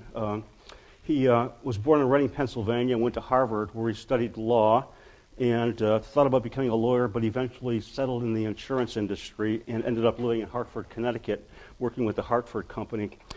He alienated his parents by marrying a woman that they didn't approve of. I don't know why. She's very beautiful. In fact, she posed for the Liberty Head dime. The Liberty Head on the back of the dime, the model for that was Elsie Stevens, Stevens' wife. And though he lived in Hartford and worked there, he would take periodic business trips to Florida, which is why you find a lot of poems about Florida. The idea of water at Key West, for example. And that gave him, like Yeats, a kind of basis for an organic symbolism that grew out of his life. Hartford became like the world of the ordinary and the pedestrian, the world of routine and rut, and periodically would be broken up by a visit to this exotic locale, strange and tropical and foreign. So Florida represents a kind of contrast with the ordinary. And also in Stevens, the seasons become a kind of symbolic force, and the greenery of Florida is contrasted with, say, the stark winters that you get in The Snowman and poems like that. So Yeats, his career is like self-fashioning. He's very much about being a poet, as was Pound. Writing poetry and being the poet was their life work. They saw the poet as kind of a celebrity, a personality, and advertised themselves as poets. You still get a sense of that at poetry readings, I think. There's a kind of like exhibitionistic aspect of some poetry readings that's apart from the language. But Stevens thought that he needed to be rooted in the ordinary life of men and women, and that poetry should also address the circumstances of the ordinary world. One of his poems is called An Ordinary Evening in New Haven, and it's about the power of the imagination to transform even the suburbs. Like Eliot and Pound and Williams, Stephen is also impersonal. Think about Sunday Morning, which has as a point of view a woman dressed up in a nightgown. It's not Stephen. His life is there in the background of his work to pull out, but all of his poetry is basically about poetry and its utility and its value in the modern world. Many of the poems in the anthology, if you want to look them over, The Man with the Blue Guitar, Of Modern Poetry, Notes on a Supreme Fiction, the poem that took the place of the mountain, The Planet on the Table. Poem is a planet on the table. It opens up a new world for you. They're all about poetry, and that's why Stevens is so esteemed as a poet's poet. He writes very much about the process of the imagination and the making of poetry, in the large sense that Whitman uses too. Poesis is the act of making the world. So he works with a set of recurrent ideas and concerns that become clearer and clearer the more you read him. And he's got a very small body of work. He started his literary career though he wrote poetry as an undergraduate and published at Harvard. I love this line. Somebody asked him when he was 70 years old what he thought about his college writing. He said, one's early work gives one the creeps. He settled down and got to business and raised a family, had his daughter, and then he started writing poetry seriously in his mid-40s. So he's already kind of old when he starts writing. And death and becomes an extraordinary preoccupation with him.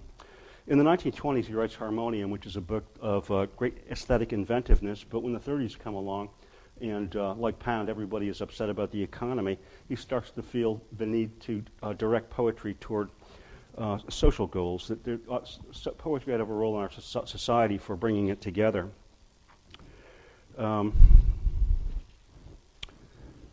So he also is, as I mentioned, by calling attention to his verse form, an ear to the Romantics, and so much of his poetry is about the play between imagination and reality, or between mind and world, or between consciousness and materiality.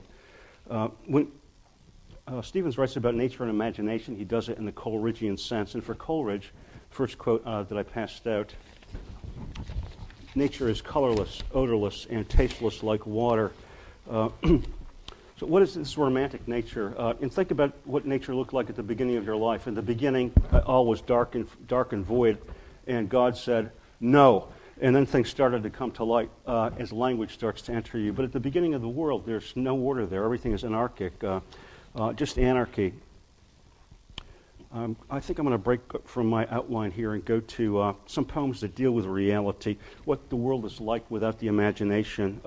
And Sunday morning he calls it a chaos of the sun. In other places, anarchy. The Snowman is a place where we can see Stevens addressing reality. And in fact, the footnote to that poem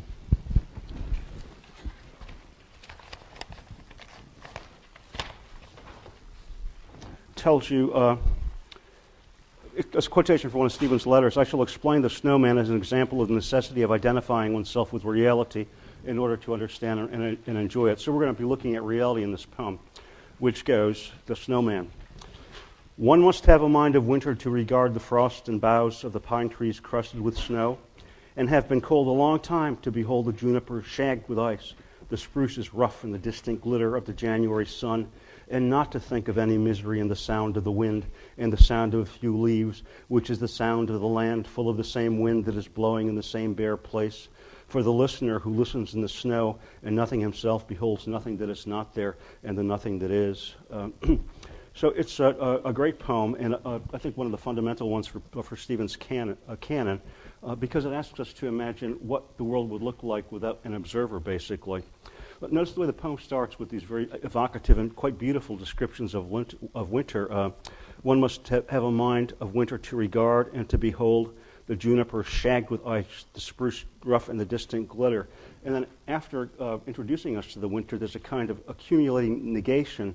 One must have a mind not to think. The poem turns, one must have a mind not to think, so that as the poem goes into its second half, what it's asking you to imagine is the absence of an imagination. There's also in the second half of the poem an evacuation of the visual, and instead of looking at these ice-encrusted branches, the juniper shagged with ice, we're listening to the sound of a wind blowing in a bare place. And what is the sound of wind blowing through the empty spaces in a snowman's head? And what becomes visible from that perspective too? This is reality as Stevens sees it. To see reality purely is to see nothing.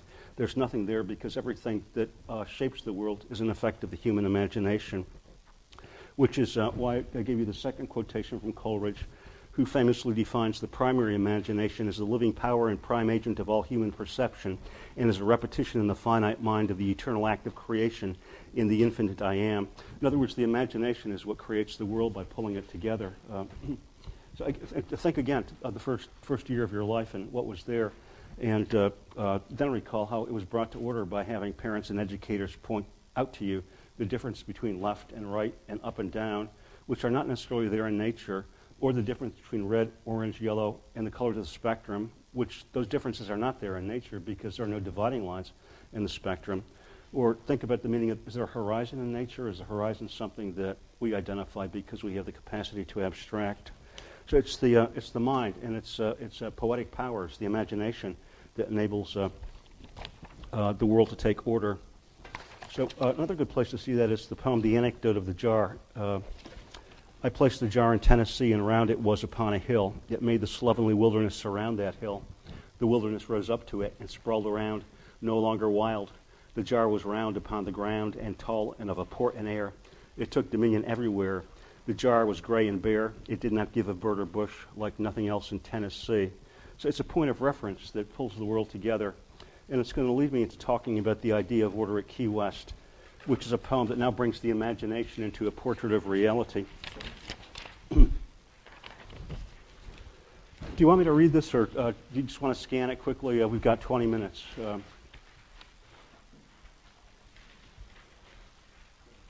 I'm going to read it. She sang beyond the genius of the sea. The water never formed to mind her voice like a body, holy body, fluttering its empty seas. And yet its mimic motion made constant cry, caused constantly a cry that was not ours, although we understood, inhuman, of the veritable ocean. The sea was not a mask, no more was she. The song and water were not medleyed sound, even if what she sang was what she heard, since what she sang was uttered word by word. It may be that all her phrases stirred the grinding water and the gasping wind, but it was she, and not the sea, we heard. For she was the maker of the song she sang. The ever-hooded, tragic-gestured sea was merely a place by which she walked to sing. Whose spirit is this, we said, because we knew it was the spirit that we sought and knew that we should ask this often as she sang. If it was only the dark voice of the sea that rose, or even colored by many waves, if it was only the outer voice of sky and cloud, of the sunken coral water-walled, however clear, it would have been deep air, the heaving speech of air, a summer sound repeated in a summer without end, and sound alone. But it was more than that, more even than her voice and ours among the meaningless plungings of water and the wind, theatrical distances, brown shadows heaped on high horizons, mountainous atmospheres of sky and sea. It was her voice that made the sky acutest at its vanishing. She measured to the hour its solitude. She was the single artificer of the world in which she sang, and when she sang, the sea, whatever self it had, became the self that was her song, for she was the maker. Then we, as we beheld her striding there alone, knew that there never was a world for her except the one she sang and singing made.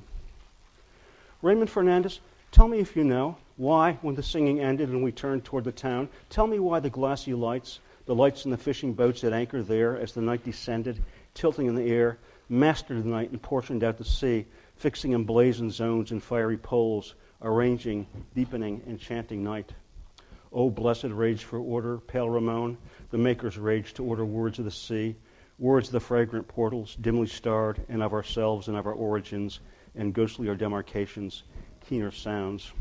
So I'm going to give a broad reading of this and not get too particular.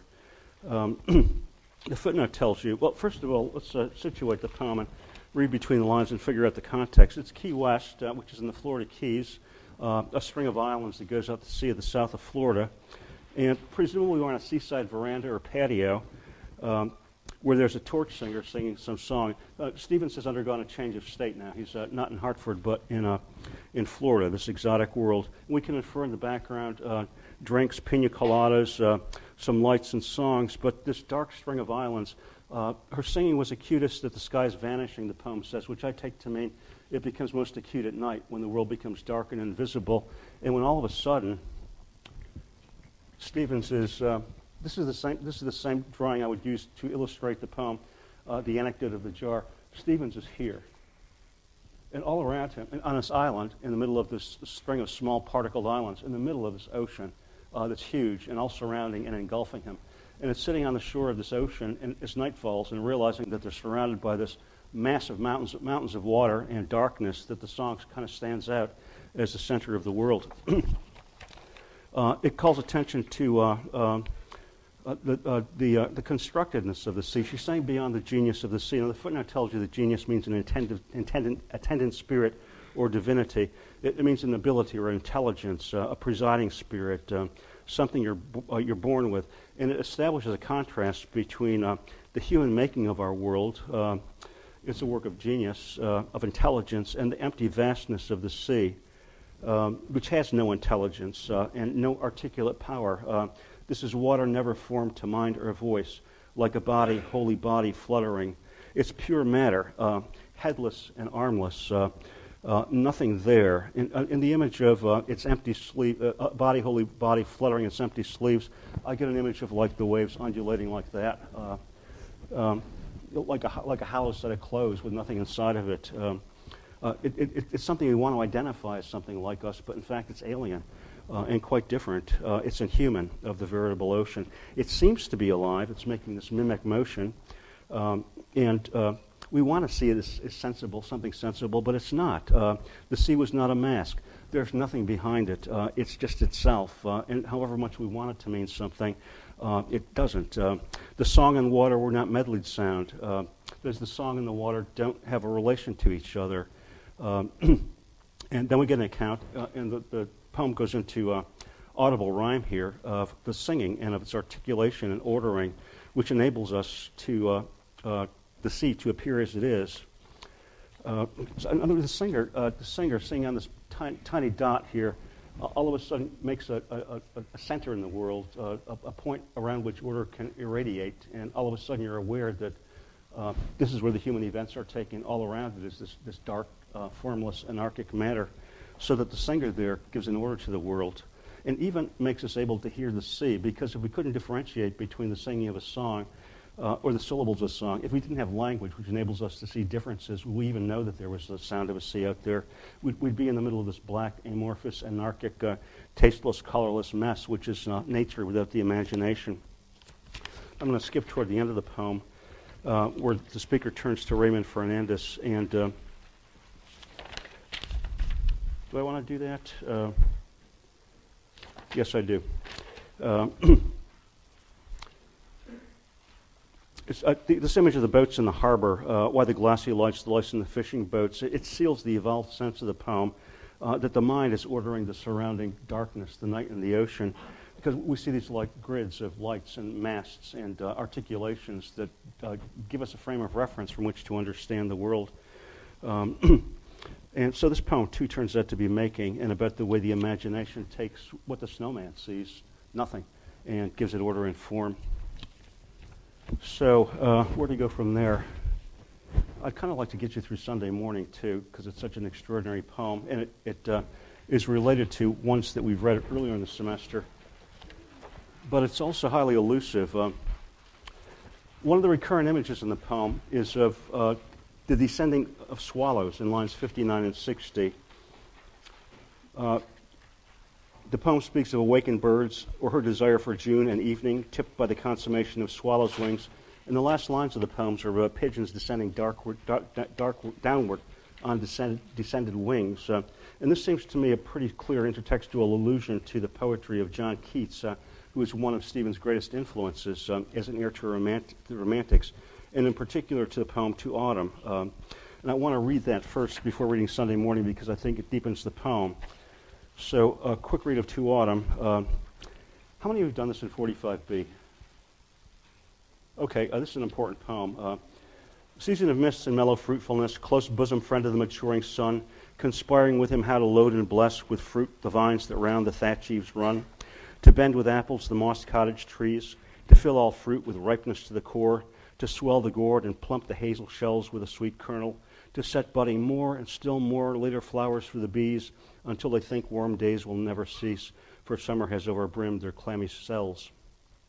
Who hath not seen thee oft amid thy store? Sometimes whoever seeks abroad may find thee sitting careless on the granary floor, thy hair soft lifted by the winnowing wind, or on a half-reaped furrow sound asleep, drowsed with the fume of poppies, while thy hook spares the next swath in all its twined flowers, and sometimes like a gleaner thou dost keep steady thy laden head across a brook, or by a cider press with patient look thou watchest the last oozings hour by hours. Where are the songs of spring? Aye, where are they? Think not of them. Thou hast thy music too, while borrowed clouds bloom the soft dying day and touch the stubble plains with rosy hue. Then in a wailful choir the small gnats mourn among the river sallows, borne aloft or sinking as the light wind lives or dies, and full-grown lambs loud bleat from hilly bourne, hedge crickets sing, and now with treble soft, the redbreast whistles from a garden croft, and gathering swallows twitter in the sky. So the important thing to know about this poem is that Keats wrote it when he was 24, convinced of the fact that he was going to die like his brothers of tuberculosis, and that he did die 2 years later. It's one of the last things he wrote. It's about dying. It's about the end of the year, the dying of everything on the vine. So if we look at the first stanza, autumn is personified as a bosom friend of the maturing sun, conspiring how to do all this stuff. Autumn is seen as human, active, in relations with other things, a being. And what's being portrayed in autumn here is the moment beyond which there can be no more. It's the pinnacle of the year when everything has ripened and is ready to be picked. Those apples bending the mossed cottage trees, one more apple on that branch and it's going to snap off and crack. Or those fruits that are filling with ripeness to the core, one more drop and the skin's going to burst open and pop.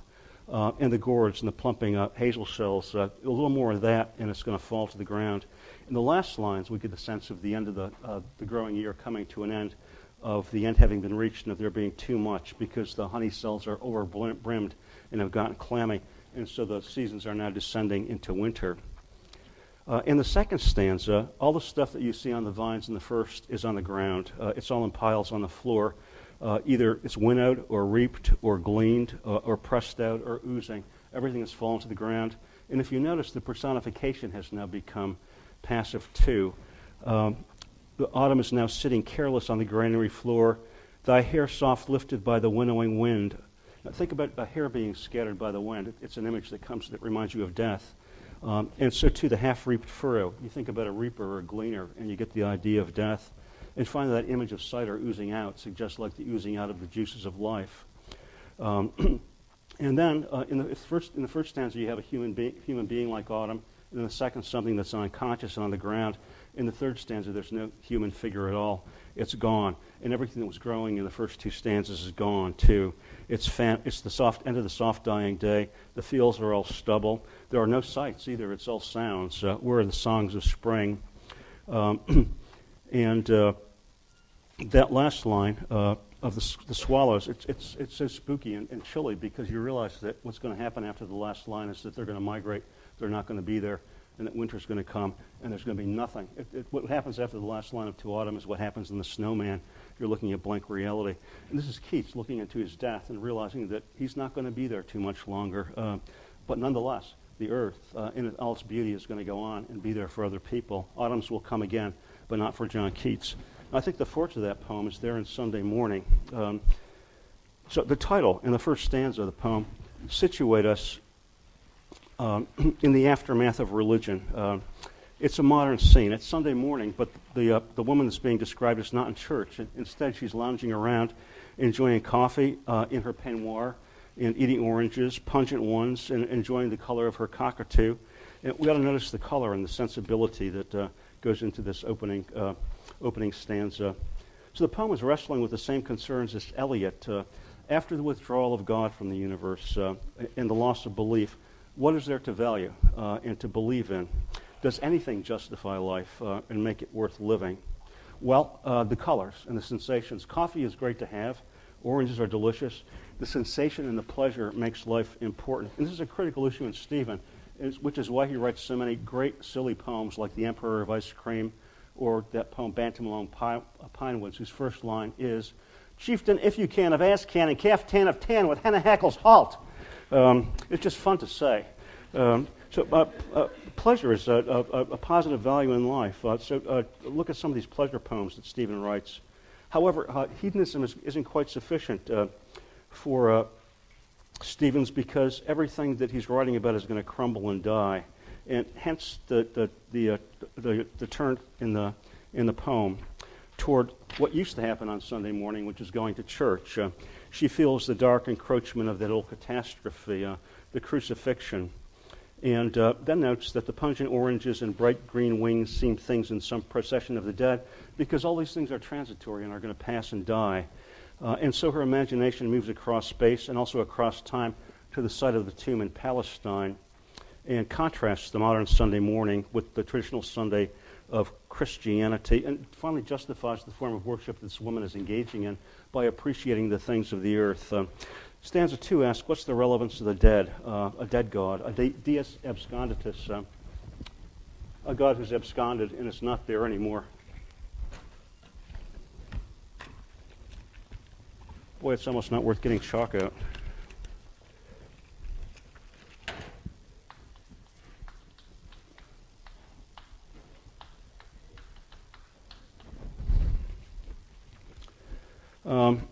Why worship or value things outside of life, some shadow or a dream?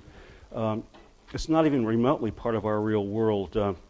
And now notice as you go through the poem, the way that Stevens has aggregated images of fruits, the oranges, berries later on in the poem, and also of winged things, of the swallows, the pigeons, the cockatoo, raising the question of whether or not there can be any Eden that's more beautiful than this earth, because all these images come from the earth, the oranges and cockatoos, and in turn raises the question of where ideas of heaven come from and where ideas of angels come from, since we've never seen one.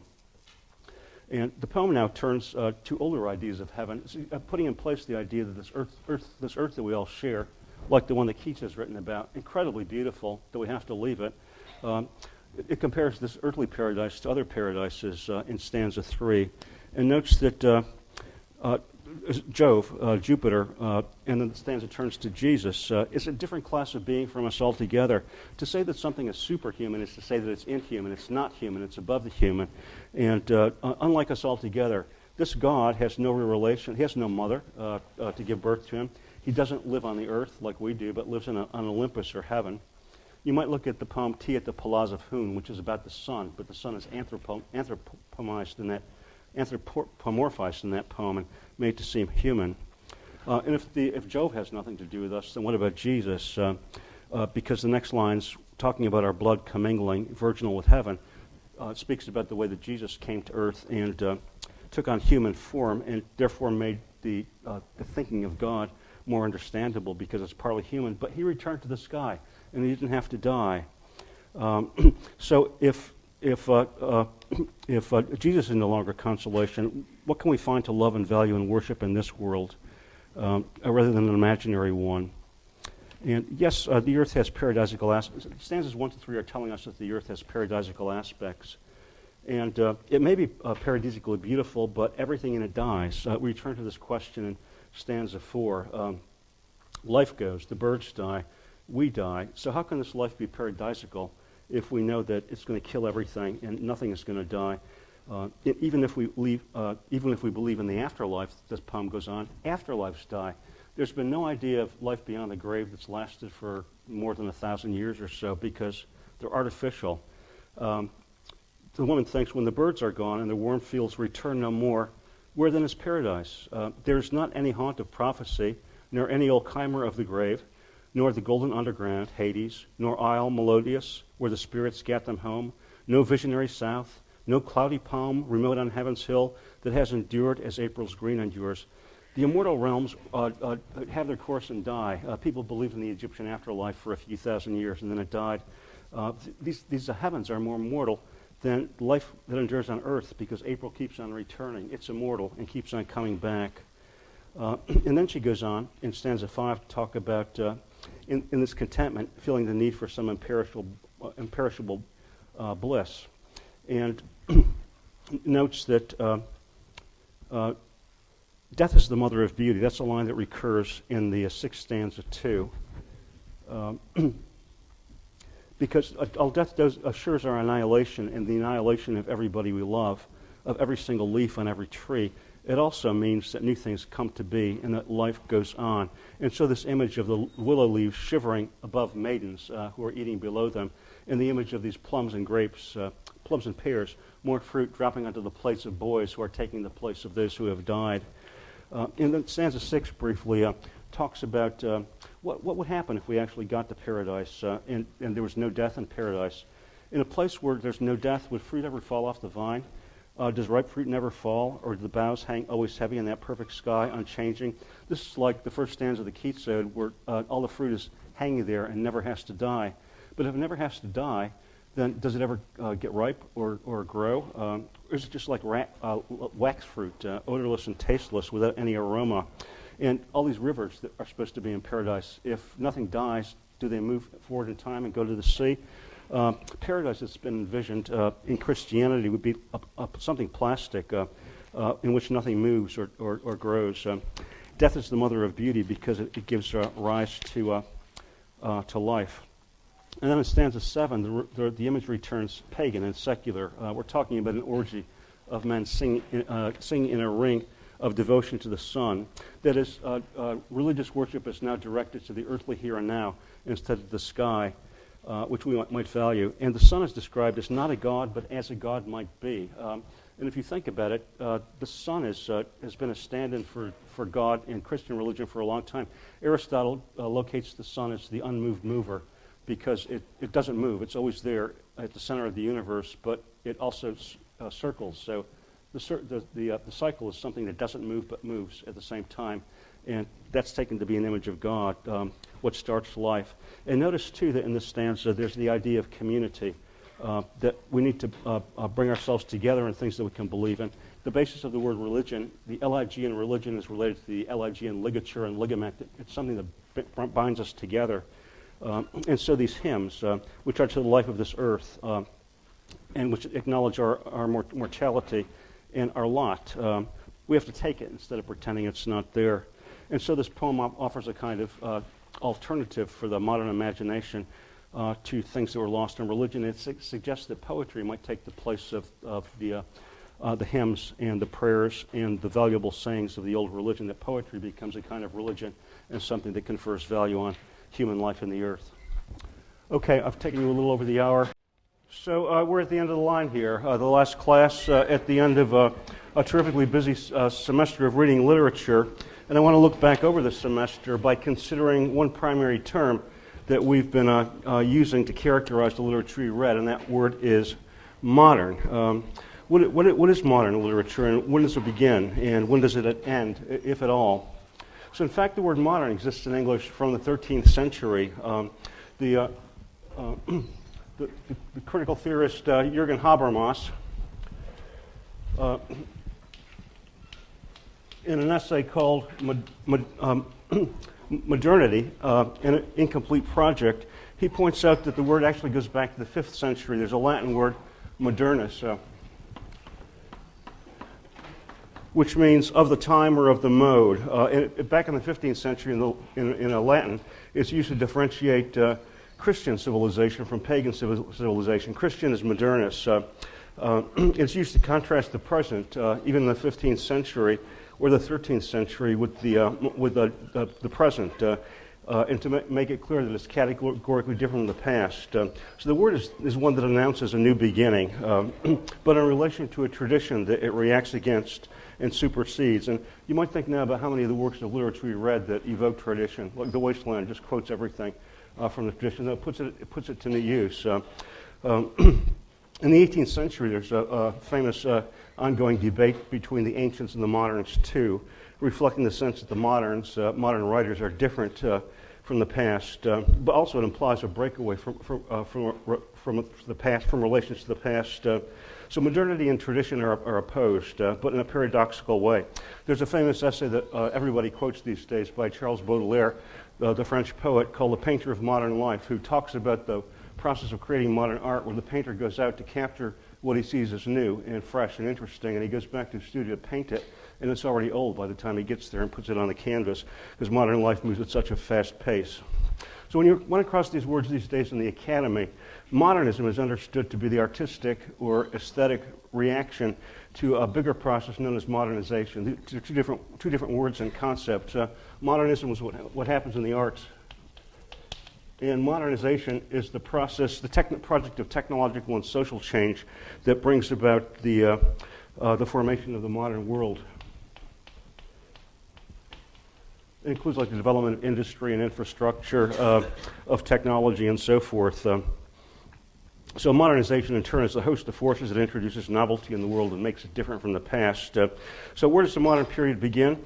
According to some people, it begins in the 13th century. And those of you in the English department here at Berkeley know that some people call Renaissance literature early modern literature because it's in the 13th century that you start to see the growth of a middle class.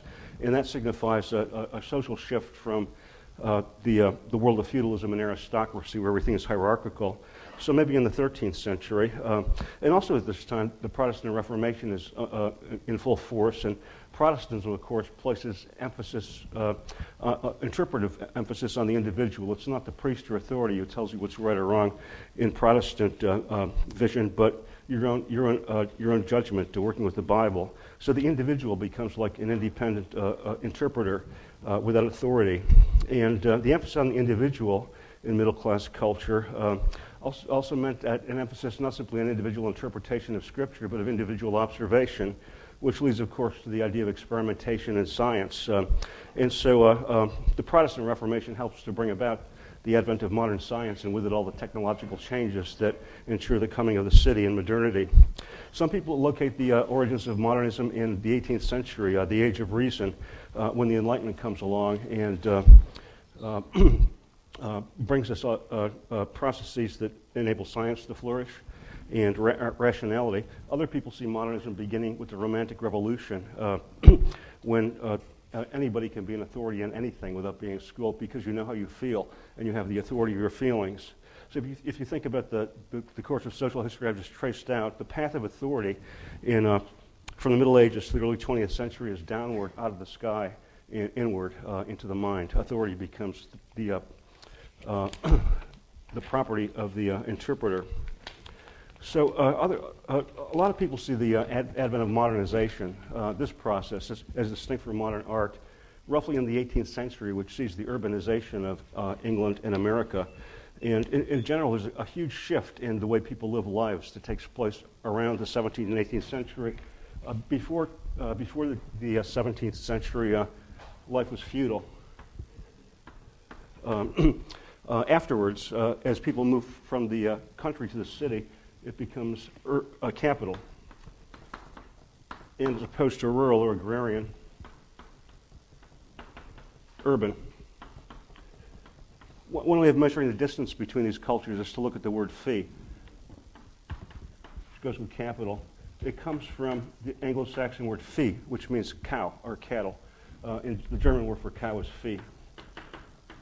And people used to barter with cattle. If you wanted to buy something, you would exchange cattle. Now, fortunately, we have paper money so that everybody doesn't have to be walking around with their own herd of animals. There's also a shift politically from an aristocratic and hierarchical social structure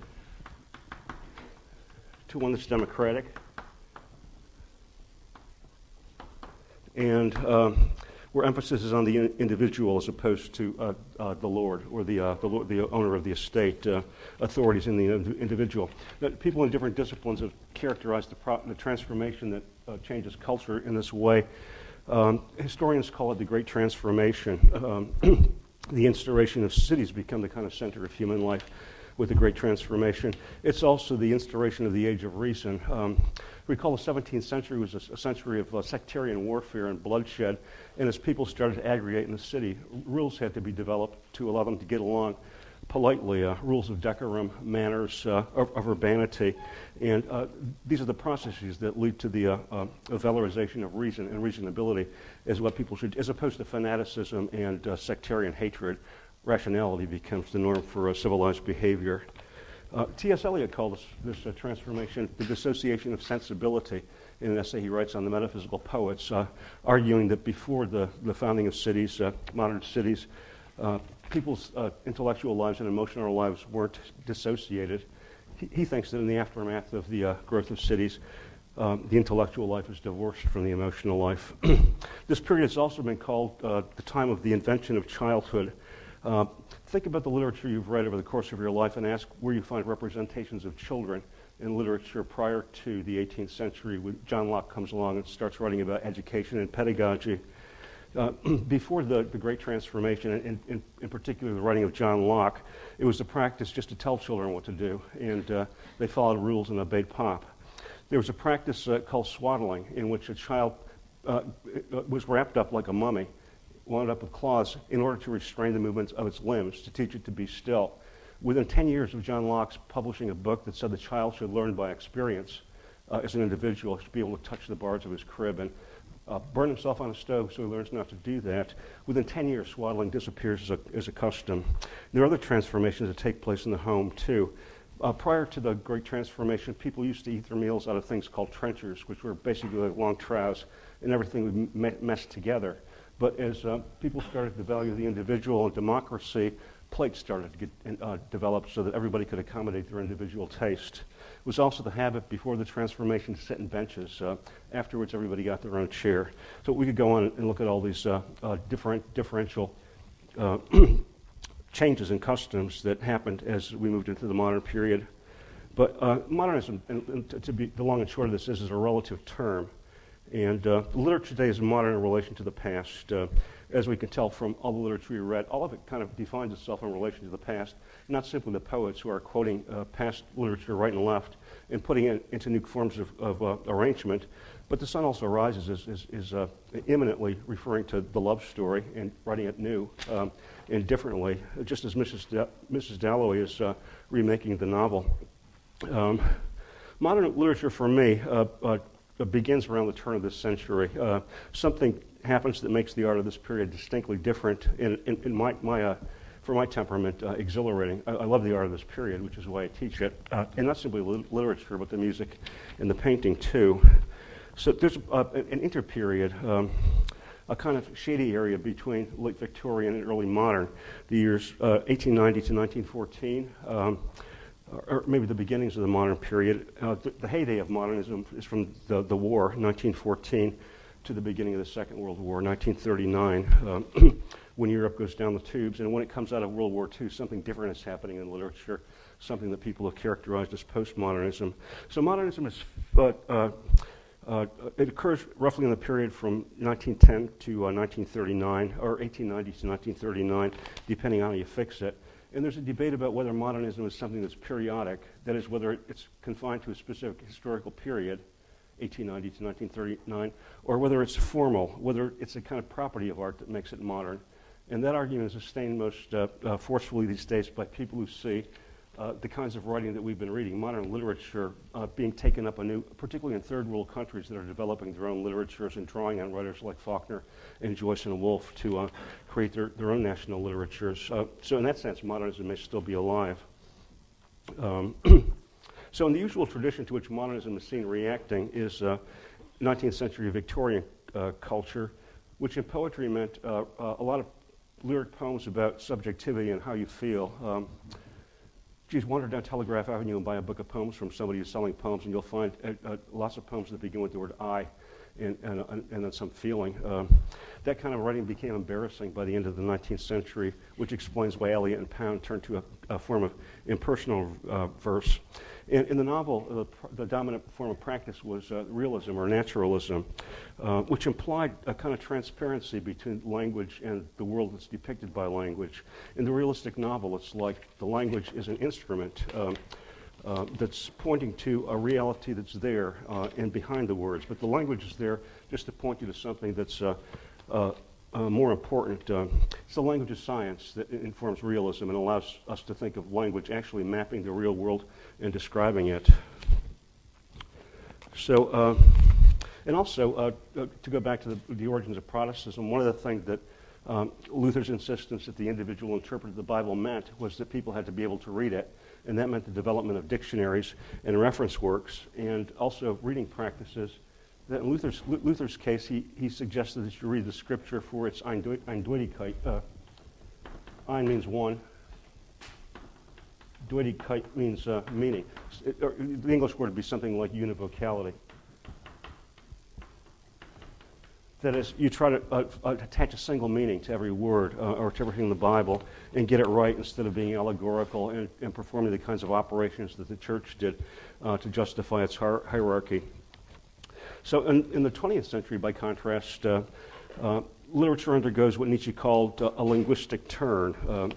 a revolution in the study of linguistics and language, in which language is regarded now as not transparent, not as an instrument that's pointing toward a reality that's always there, but as something that's arbitrary and man-made, and that has an arbitrary relation to things. What's the relation of the word tree to the thing that we see when we go outside there? Is there something inherent in a tree that makes it want to start with a word that begins with T? Or is it just artificial? The sense is that it's artificial, and that these words are arbitrary concepts. And that has profound effects, because think about the meaning of the word human. Does it have a single meaning? The word human has been used throughout history to justify genocide, because all you have to do is say that one culture of people don't behave humanly. They have savage customs, they practice cannibalism, or they don't go to church, so they're not human, they're savage. So words have a profound effect on how we look at reality, and 20th century literature is aware of that. And so I would say that the first of the many shared properties in the literature that we read is a kind of aesthetic self-reflexiveness or reflection. All the writers we've read make their own media, which is words and language and storytelling. Part of their subject, the objects of study, the language itself is part of the story. And that happens because art and language are not merely reflectors of a given reality in the 20th century. Words are seen to create reality. Maybe you can see that most clearly in Absalom, where by the end of the book, given just a few scraps of stories and narratives, Quentin and Shreve are inventing a whole history of the 19th century in the South, just out of stories and fabrications. Or think about James. The characters in James are not always talking about real-world events. There's a lot of talk about talk, and you cannot avoid looking at James's style. You can't read that story and just pretend the style's not there. It's impossible with Henry James. Instead, you have to pay attention to the way the language is working and see how it clarifies Marcher's fate, for instance, at the same time that it's concealing and hiding and evading. It's showing us how the stories that people tell each other hide and evade as much as they conceal.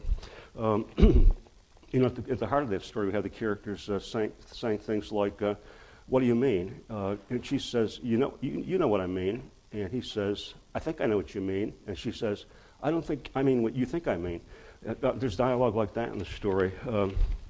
And then in Faulkner, of course, you cannot just get to the subpens without having to listen to the speakers who tell the stories in their language too. The language is there as part of the story. And then in the poetry, we're also made aware of the medium because nothing is told straightforwardly in any of the stuff we've read. Not the poetry, not the novels. In the poetry, we get fragments, and we're left with the question of how these things go together or how they connect. Instead of just reading transparently through a poem the way you could say in the 19th century, reading one of Wordsworth's lyrics on clouds, we have to work to see how things fit together as ideogram and pound, or as fragments that are juxtaposed meaningfully in the wasteland. And Toomer's cane works like this too. It's a series of disjointed fragments that we have to ask about their unity. So I would say that this attention to the media in which they're working is a property of other arts that appear in the early 20th century too. In Cubism, for example, Picasso's practice, there's always a tension when you look at his painting between a sense of the flatness of the canvas, the two-dimensionality, and the illusion of perspective. And also he will draw pictures of ladies that are made out of geometric shapes, so that at one moment you're looking at what looks like a representation of something real, and at the other you're aware that this is just a construction made of geometry and flat shapes on a surface. And then in the theater too, the theater of Bertolt Brecht or Samuel Beckett, Brecht in A Threepenny Opera has a moment where one of the characters faces the audience and asks them to vote on what's going to happen in the play. And the idea of a character turning to the audience and engaging the audience, what he called the estrangement effect, and Fremdung. Geez, we're getting a lot of German in here today. Estranging effect, it takes you away from the idea that you're looking in on the life of other people, and reminds you you're in a theater watching a work of art. And in music, all of you can hum in your heads the beginning of The Rite of Spring, where Stravinsky has a bassoon playing at registers it was never meant to play at, so it sounds ethereal and weird. In The Firebird, he has the violinists in the string section turn over their bows and play with the wood, which makes this incredibly weird sound, ethereal. and so on and so forth. So as a result of this self-reflexivity and the attention to the media in which stories are being told in the 20th century, in modern literature, you generally find a weakening of straightforward storytelling. And this is in part an effect of the weakening of meta-narratives.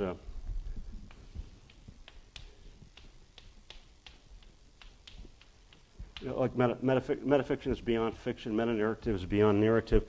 Meta-narrative is a term that's used in current theory for the big stories that explain everything, like the Judeo-Christian story, which tells us that if we're good and kind and self-sacrificial, we'll end up happy and in heaven. Or the story of 19th century science, which says that the mind can conquer nature and manage it, and we're progressing and everything's getting better and easier and more perfect. Or the indoctrinated story of middle-class success, which are told, don't give up on your dreams. If you believe in yourself and work for what you want, you'll get it. You always hear that story from the people who get it. You never hear it from the people who don't. There are a lot of those people, too. They had dreams and they worked hard and got nowhere. So in the 20th century, these meta-narratives, or these all-encompassing explanations for how the world works, lose their hold. In a place of clear storytelling, you get things like juxtaposition and montage, the putting together of discontinuities and fragments in the poetry, or contradictory stories in the novels, stories that efface each other or contradict. According to the critic Gregory Ulmer, quote, by most accounts, collage is the single most revolutionary formal innovation in artistic representation to occur in our century. And you might think about how many of these novelists and poets work by juxtaposing fragments against fragments, or take Mrs. Dalloway as a case in point, where you have multiple points of view looking at the same single thing, a single day. And some of those points of view, like Septimus's and Mrs. Dalloway's, are in utter conflict. So we've read some epic poems, The Wasteland and the cantos, which have a large sweep but don't have a kind of narrative continuity or coherence. Things are put together in ways that suggest new unities, or that build fragment against fragment, as in the ideogram, or in Eliot's use of fragments, or in Picasso. I think I pointed out in the lecture on William Carlos Williams his construction of a bull's head from a bicycle. He took the bicycle seat for the head and the handlebars for the horns. And in doing so, he evoked two pasts, two cultures, as Eliot does in The Wasteland by juxtaposing 20th century life against the life of the past. So you're going to find other forms of juxtaposition and collage in this literature too, like in Ulysses, where Joyce is constantly foiling the activities of Mr. Leopold Bloom against those of his cultural forebear Ulysses, or for that matter, The Wasteland, where Eliot is juxtaposing his wandering and diffuse narrator to the Grail Knight. So in Woolf, Faulkner, and Hemingway, we get multiple points of view on one day in Mrs. Dalloway, on one man and family in Faulkner, and on a community in Hemingway. But no one point of view captures the whole story. Some of these novels are like looking at a mobile, where say Absalom, where you have different characters all kind of hovering around the same center, but none of them ever kind of getting there. So as a consequence, modern literature has been seen as a literature of paradox, ambiguity, and uncertainty. The realistic novel, crudely put, gives you the point of view of a character who learns how to adjust and fit into the world around him, usually middle-class society. It shows you what a well-managed or a badly managed life will get you, so that most novels in the realistic genre will end up with somebody getting married, or discovering that they're really a noble person, or getting a great job or position, or else, this is the middle class, or else if the character is a female, she gets a husband at the end and marries. Or complement to that kind of novel is a novel that shows you how to botch your life in middle class society. And in that story, somebody ends up in prison. Crime and Punishment, for example. You kill somebody, you go to prison, and you don't end up assimilated to middle class life. So the realistic novel is, in some sense, how to survive in the world of middle-class reality. One of my colleagues, D.A. Miller, has a great book called The Novel and the Police, which talks about the novel as a kind of policing institution. Father would bring it home in the 19th century and read it to the family in front of the fireplace, and it would tell you what you could get away with and what you couldn't. So in Jane Eyre, for example, you learn just how vociferous and aggressive a woman can be without getting shut up. Because if you scream too loudly, like Rochester's first wife, you get shut up. But if you're angry like Jane, then you can get married. So it was kind of guidebook for a woman in the middle of the 19th century. So in a modern lit, though, in modern literature, though, with the collapse of meta-narratives, whether they're religion or science or omniscience, it's not clear if successful entry into the middle class is a good or bad thing. Think about Sutpen's story. He got the American dream, and it turned out to kick him in the ass and be the American nightmare because of the way he got it and the people he hurt on his way to the top. So the same thing happens in Great Gatsby. He gets it in the end too. So it's not clear if making look at marriages in Faulkner or in Mrs. Dalloway for that example, if getting married or acquiring a job is a good thing. And think about the end of Mrs. Dalloway for that matter. Is it a happy ending or a sad one? Has she sold out, and or has she reached paradise? Maybe some of both. And in Bloom, in Ulysses, is Bloom a modern-day equivalent of Ulysses, or is just a kind of impotent sad sack?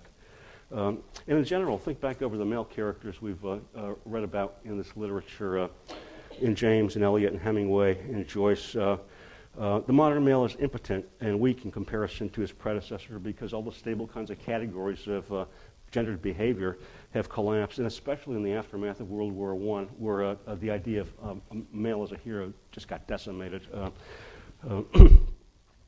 So another property of modern art, corollary to its pursuit of paradox and ambiguity, its portrayal of it breaks away from the portrayal of an integrated and individual subject. In the 19th century novel, the hero or heroine is the master or mistress of his own fate. He or she struggles with adversity, difficult people, and either triumphs or fails. But the implication is that the individual is the master of his fate and has control of his life. And you might think about Walt Whitman in this regard, very confidently in command of what he's going to do and doing it well. In the 20th century, by contrast, heroes and heroines are conflict-riddled and often self-sabotaging. Freud had taught most of these writers that no one really knows himself fully. In this regard, you might think of The Secret Sharer, where we learned that half of our attention is somewhere below the deck in an underworld that no one else sees. And we see this in Joyce as well, and even in Hemingway, where immense attention is given to keeping control of things, and that suggests that there are hidden things that need to be controlled, and that, of course, we want to look for once we see that an attempt is being made to not talk about them. And Faulkner shows us that our most committed, calculated, and deliberate actions, Sutphen's grand design, has vast unintended consequences that can't be foreseen. So setting out to achieve his design also releases the forces that come back for retribution and revenge and to seal his destiny. And then in Woolf, I think we see that people aren't really individuals, discrete and apart from each other, but exist in relations and of dependency. Everybody depends on everybody else in an integrated society. So it leads to a new model of being, I think, in the 20th century too, as opposed to the kind of self-contained, autonomous, self-governing individual that's at the heart of the realistic novel. Instead, we find 20th century heroes and heroines who are split subjects. They have divided minds, and part of what makes up their minds is not native to them. It's the language that they work with, in which these writers are self-conscious. So at the same time that we see all these destabilizing tendencies in modern art, there's an opposite tendency according to which, in some views, the deep structure of reality is still knowable or intellectually and culturally penetrable. So the process of uncovering or penetrating, moving beneath the surface and interpreting is felt, at least theoretically, to reveal or approach some essential sense of the world. Think of all the places in the literature we read where people talk about apocalypse. In The Second Coming, Yeats's poem, Closing Time in the Wasteland, it's closing time, or Elijah's coming in Ulysses. There's this, I think these emphasis on the apocalypse, which means taking the cover off of things, more etymology. The Greek word kalyptine means to cover or hide. And something that covers really well is eucalyptine, eucalyptus, Apocalypse means taking the cover off. And showing the real fabric of things. And you get the sense that just one more trip through Absalom, conflating facts and cross-referencing details, will put you a little closer to the truth about Sup. And if you read it a fourth time, even a little closer and closer, so that you approach something that seems real. Just as one more reading of Mrs. Dalloway would get you closer to the heart of the moment that she's portraying in giving us this one day. Or in Pound or Eliot or Joyce, you get the sense that if you just penetrate the clutter of everyday life, you can get to the bottom of something that's accessible and real. Maybe the mythic consciousness that Eliot evokes in The Wasteland, or the unconscious, which for a brief period at the beginning of the 20th century becomes a new meta-narrative, something that can explain everything, at least for a while.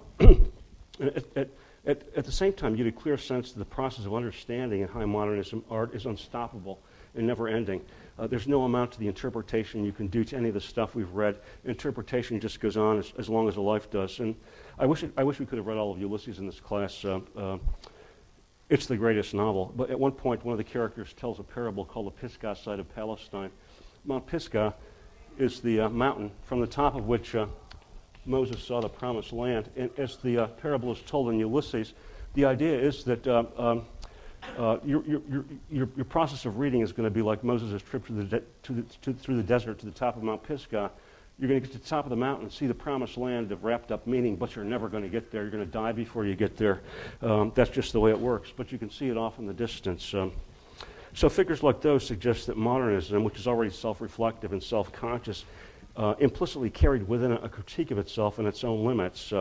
It strives to find, but doesn't believe it can find, a meaning that's complete and final and wrapped up.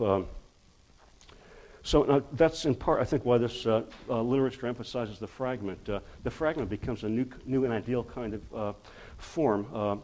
Instead of having everything wired and wrapped up in a whole, the fragment presents things the way they are in life. There's one critique of modern literature that says it's totalitarian, that Eliot in The Wasteland and Pound and the Cantos and Joyce and Ulysses tries to imperialize everything and put everything in there. Ulysses has a reference to everything until the last chapter when Joyce crams in a woman, so that he's doing like with the realm of human knowledge what imperial culture does with the world. I don't see that. I see all of modern literature instead like Valorous and the Fragment telling us that there's nothing whole. Everything's a part. So and it doesn't endorse the belief in progressive perfectibility or in the attainment of kind of intrapsychic unity. And instead, these, as the arguments and insights I've offered suggest, there's a line of continuity between modernism and postmodernism, the latter of which can be best understood as, and summed up, as a critique of modernism's pretensions and its elitism and its posturing. People got impatient with it in the aftermath of World War II. So I'm going to now try to give a brief account of my understanding of the difference between, first of all, realism and naturalism, the aesthetic program of the 19th century, and then modernism, which I've been talking about, and then postmodernism. Postmodernism, a critic named Russell Berman has pointed out that it shifted meaning from an awkward neologism to a derelict cliche without ever retaining the dignity of a concept. It first appears actually in the 1930s in Spain. It gets the most usage in it started to appear to be used mostly in the 1970s in architectural criticism. But it's a kind of program of art that proclaims its opposition to a lot that's done in the literature we've been looking at. For one thing, it commits itself to heterogeneity and fragmentation and difference as opposed to homogeneity and wholeness and totalitarian unity. It validates the fragment over the whole. But as I've said, I see modernism doing that too. And I don't see Joyce or Eliot or Pound kind of imperialistically wrapping up everything up perfectly in their works. At the end of the cantos, Pound says, I can't make it cohere. It doesn't cohere. The criticism of modern enterprise sets in after World War II, where with the growth, explosion in culture after the war, the baby boom, and the growth of mass culture, no one is special anymore, and everybody seemed to be operating repetitively and iteratively, doing the same things over and over again, particularly in the kind of homogeneous, conformist culture of the American 1950s. The literature after World War II has been called the literature of exhaustion by John Barth. Pound used to say, make it new. In the aftermath of World War II, Barth and writers like him, Samuel Beckett, said there's nothing new. It's all been told. Every story's been told already. How many more love stories do we need to hear? There's nothing left to do that's new. And so literature becomes kind of, as in Nabokov, parodic. It starts quoting prior literature and talking about the way the world is built up of literature. Or it resorts to a form of what's called pastiche, drawing on styles from other works of literature. Or art, kind of like that building on the corner of Telegraph and Durant on the southwest side of the street. It's a postmodern building. It's got like features that look like columns, but they're not really columns. And it's got like fan lights that look like fan lights on Wheeler Hall, but they're not like fan lights on Wheeler Hall. It's quoting a lot of architecture of the past, but and doing it in a canny and knowing way. But it's not functional. It's just decorative. And I'm going to have to look at it for the rest of my life. So the belief in literature not being able to do anything new or special anymore is also deepened by the sense that art is somehow out of touch with life. It pretends to have a grip on life, but it's art. It's artificial. And some of this has to do with the atrocities that were visited upon culture by World War II, with the death camps and the prospect of nuclear annihilation. The Frankfurt critic, Walter Benjamin, famously said, there is no work of art that is not also a work of barbarism. And what he's partly referring to is the sense that art can be a sop to take our minds off of the real world and real problems. And he cites in particular the stunning discovery by American troops when they went into the death camps after World War II of German soldiers lounging in lounge chairs and listening to the music of Franz Schubert while bodies are going up in smoke. So if you think about the kind of enjoyment that a Schubert song would provide in those circumstances, you can see the kind of critique of art that's being made in the aftermath of World War II. Terry Eagleton, the critic, the Marxist critic, talks about art appealing to the aesthetic realm. That is, it provides us a place where we can sympathize with other people, feel really bad for the poor and downtrodden, to such an effect that when we walk down the street, we don't need to feel guilty about not giving any money to beggars because we felt sorry for them in books. So it's that sense that artists seem to sanitize reality and to evade it. And it's for that reason, too, that some people think the ending of Mrs. Dalloway, for instance, is a kind of sleight of hand in which problems are overlooked to get a happy ending, because Septimus kills himself and she goes into that room aside and says, well, too bad. It'll spoil my party. And then she gives him a few minutes of thought and goes back and has her party.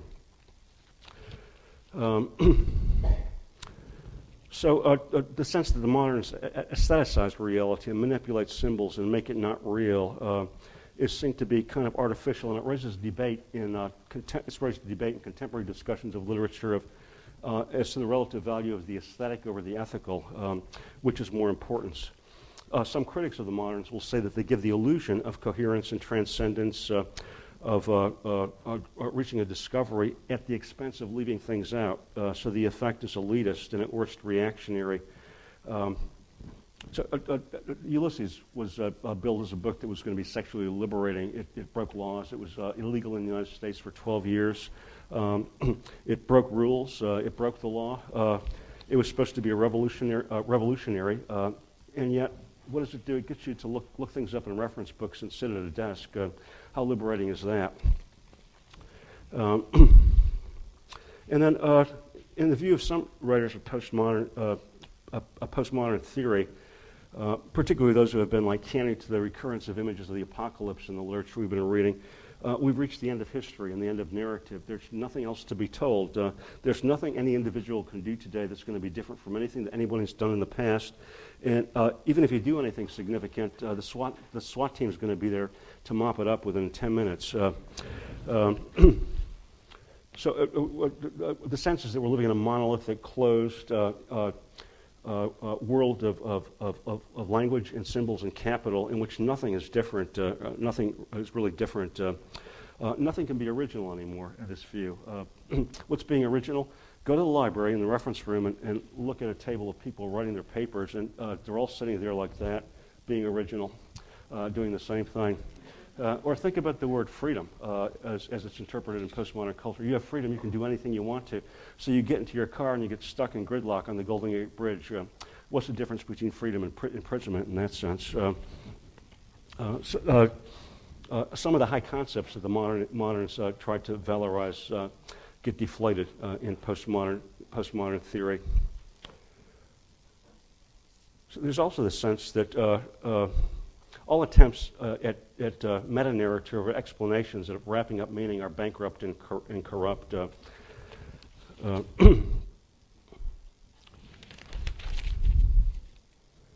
So postmodernism also, it claims to dissolve the artificial and arbitrary boundaries that separate high and low culture. And so it sees itself as a reaction to the elitism of the modernism, its institutionalization. Advocates of postmodern art would claim that Picasso might have been a good artist, but he was an even better marketer who was good at dealing with agents and salespeople and getting his work installed in museums.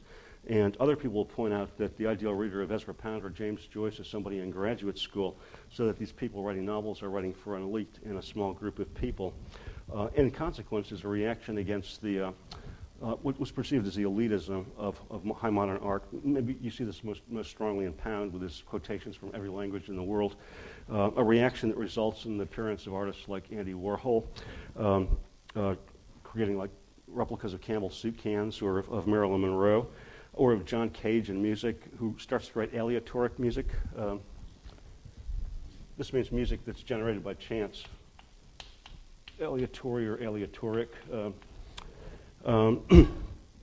Or in Samuel Beckett, he starts cultivating a style that has no style. He started writing in Joyce's style, very ornate and rococo, and after World War II, he started writing in French so that his writing didn't get interesting. It stayed flat. In one of his novels, he says, in this reduction of the literature exhaustion, I'm going to tell 3 stories, one about a man, one about an animal, and one about an object. And then within one paragraph, he says, to hell with the animal. So Nabokov is engaged in this kind of postmodern movement, too, because he's drawing on all kinds of pop culture and all the movies and comic books and junk literature, which he parodies and makes the subject of his art. But I would argue that what the postmodern theorists say, that modern art is high culture and disregards and contemns low culture, it's not true. There was always a tendency to look at low culture in modern literature, which we can see in Joyce, for example, whose character is like looking at commodities of the early 20th century. In the book he writes after Ulysses Finnegan's Wake, one of his sources is a book called Read 'em and Weep, The World's Worth Jokes. One of which I'm tempted to tell. A man may laugh through the whole of a farce. A man may laugh through the whole of a play. But a man can't laugh through the hole in his arse because he just wasn't built that way. So in postmodern, people who theorize postmodern will also say that this art dissolves the distinction between art and life. That instead of producing kinds of art that are installed in museums where the wealthy and elite go, or taught in graduate schools, it's a kind of art that happens on the street. And so in postmodern culture, you find things like The Happening or situational art appearing. Situational art, it's where people agree to do something disruptive in ordinary circumstances. One of my visits to Dublin, Ireland, I was walking down the street enjoying the view, and there was a line of women, all of them wearing these Clarabelle clown wigs, flaming red, wearing black tuxedos with shorts and carrying little briefcases, walking in a file. And they just, the one in the front of the line blew a whistle, and they all lay down on their backs and started doing bicycles. So I went up to the one at the end of the line and said, "Who are you people?" And she said, "Oh, we're a group of traveling physicians." So that's situational art.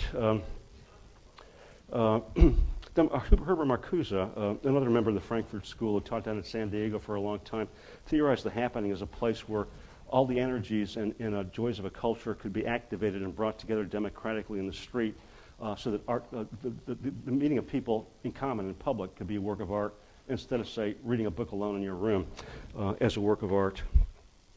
On the other, and we see this in Nabokov too, that in Lolita, the hero of the book is a reader. Something real, because you as a reader of the book are a real thing and not fictional. And Nabokov is constantly making you aware of the act of reading. So in postmodern literature, too, there's a rejection of totalizing theory, of global theory, of essentialism, of universalism, of meta-narrative, the sense that if you try to have a theory that wraps everything up, you're always going to leave something out and disregard it. And so, again, a kind of emphasis on the pastiche or the fragment. So I guess I will have implied in what I've said that I see a lot of what people take as distinct in postmodern literature, at least, growing out of and imminent already in modern literature. It's already there, I think. The moderns develop these insights that the postmoderns claim as their own and put into play. So, is art dead? If we're in an era where people are proclaiming the literature of exhaustion and saying there are no new stories to be told, my sense of it is that it's not. That there are fantastic things, fantastic novels and poems being written these days. In the word novel, the area of literature in which I specialize as a professional, it means new, novel. Implicit in the idea of the novelist's novelty, what makes the novels that we read good is that they're all novel. They do something that prior novels didn't do, and they expand the horizons of what literature and this kind of writing can accomplish. My sense of what happens is happening with the novel now in the future is that there are still writers who are perfecting traditional forms of the traditional novel. Saul Bellow is a writer like that. He's writing about people who are identifiably real citizens of real cities dealing with middle-class life. And Faulkner and Hemingway are kind of in this class, too. They're dealing with traditional stories. The novel's also going in the direction of metafiction, a sample of which we got in looking at Nabokov and Barth's short story.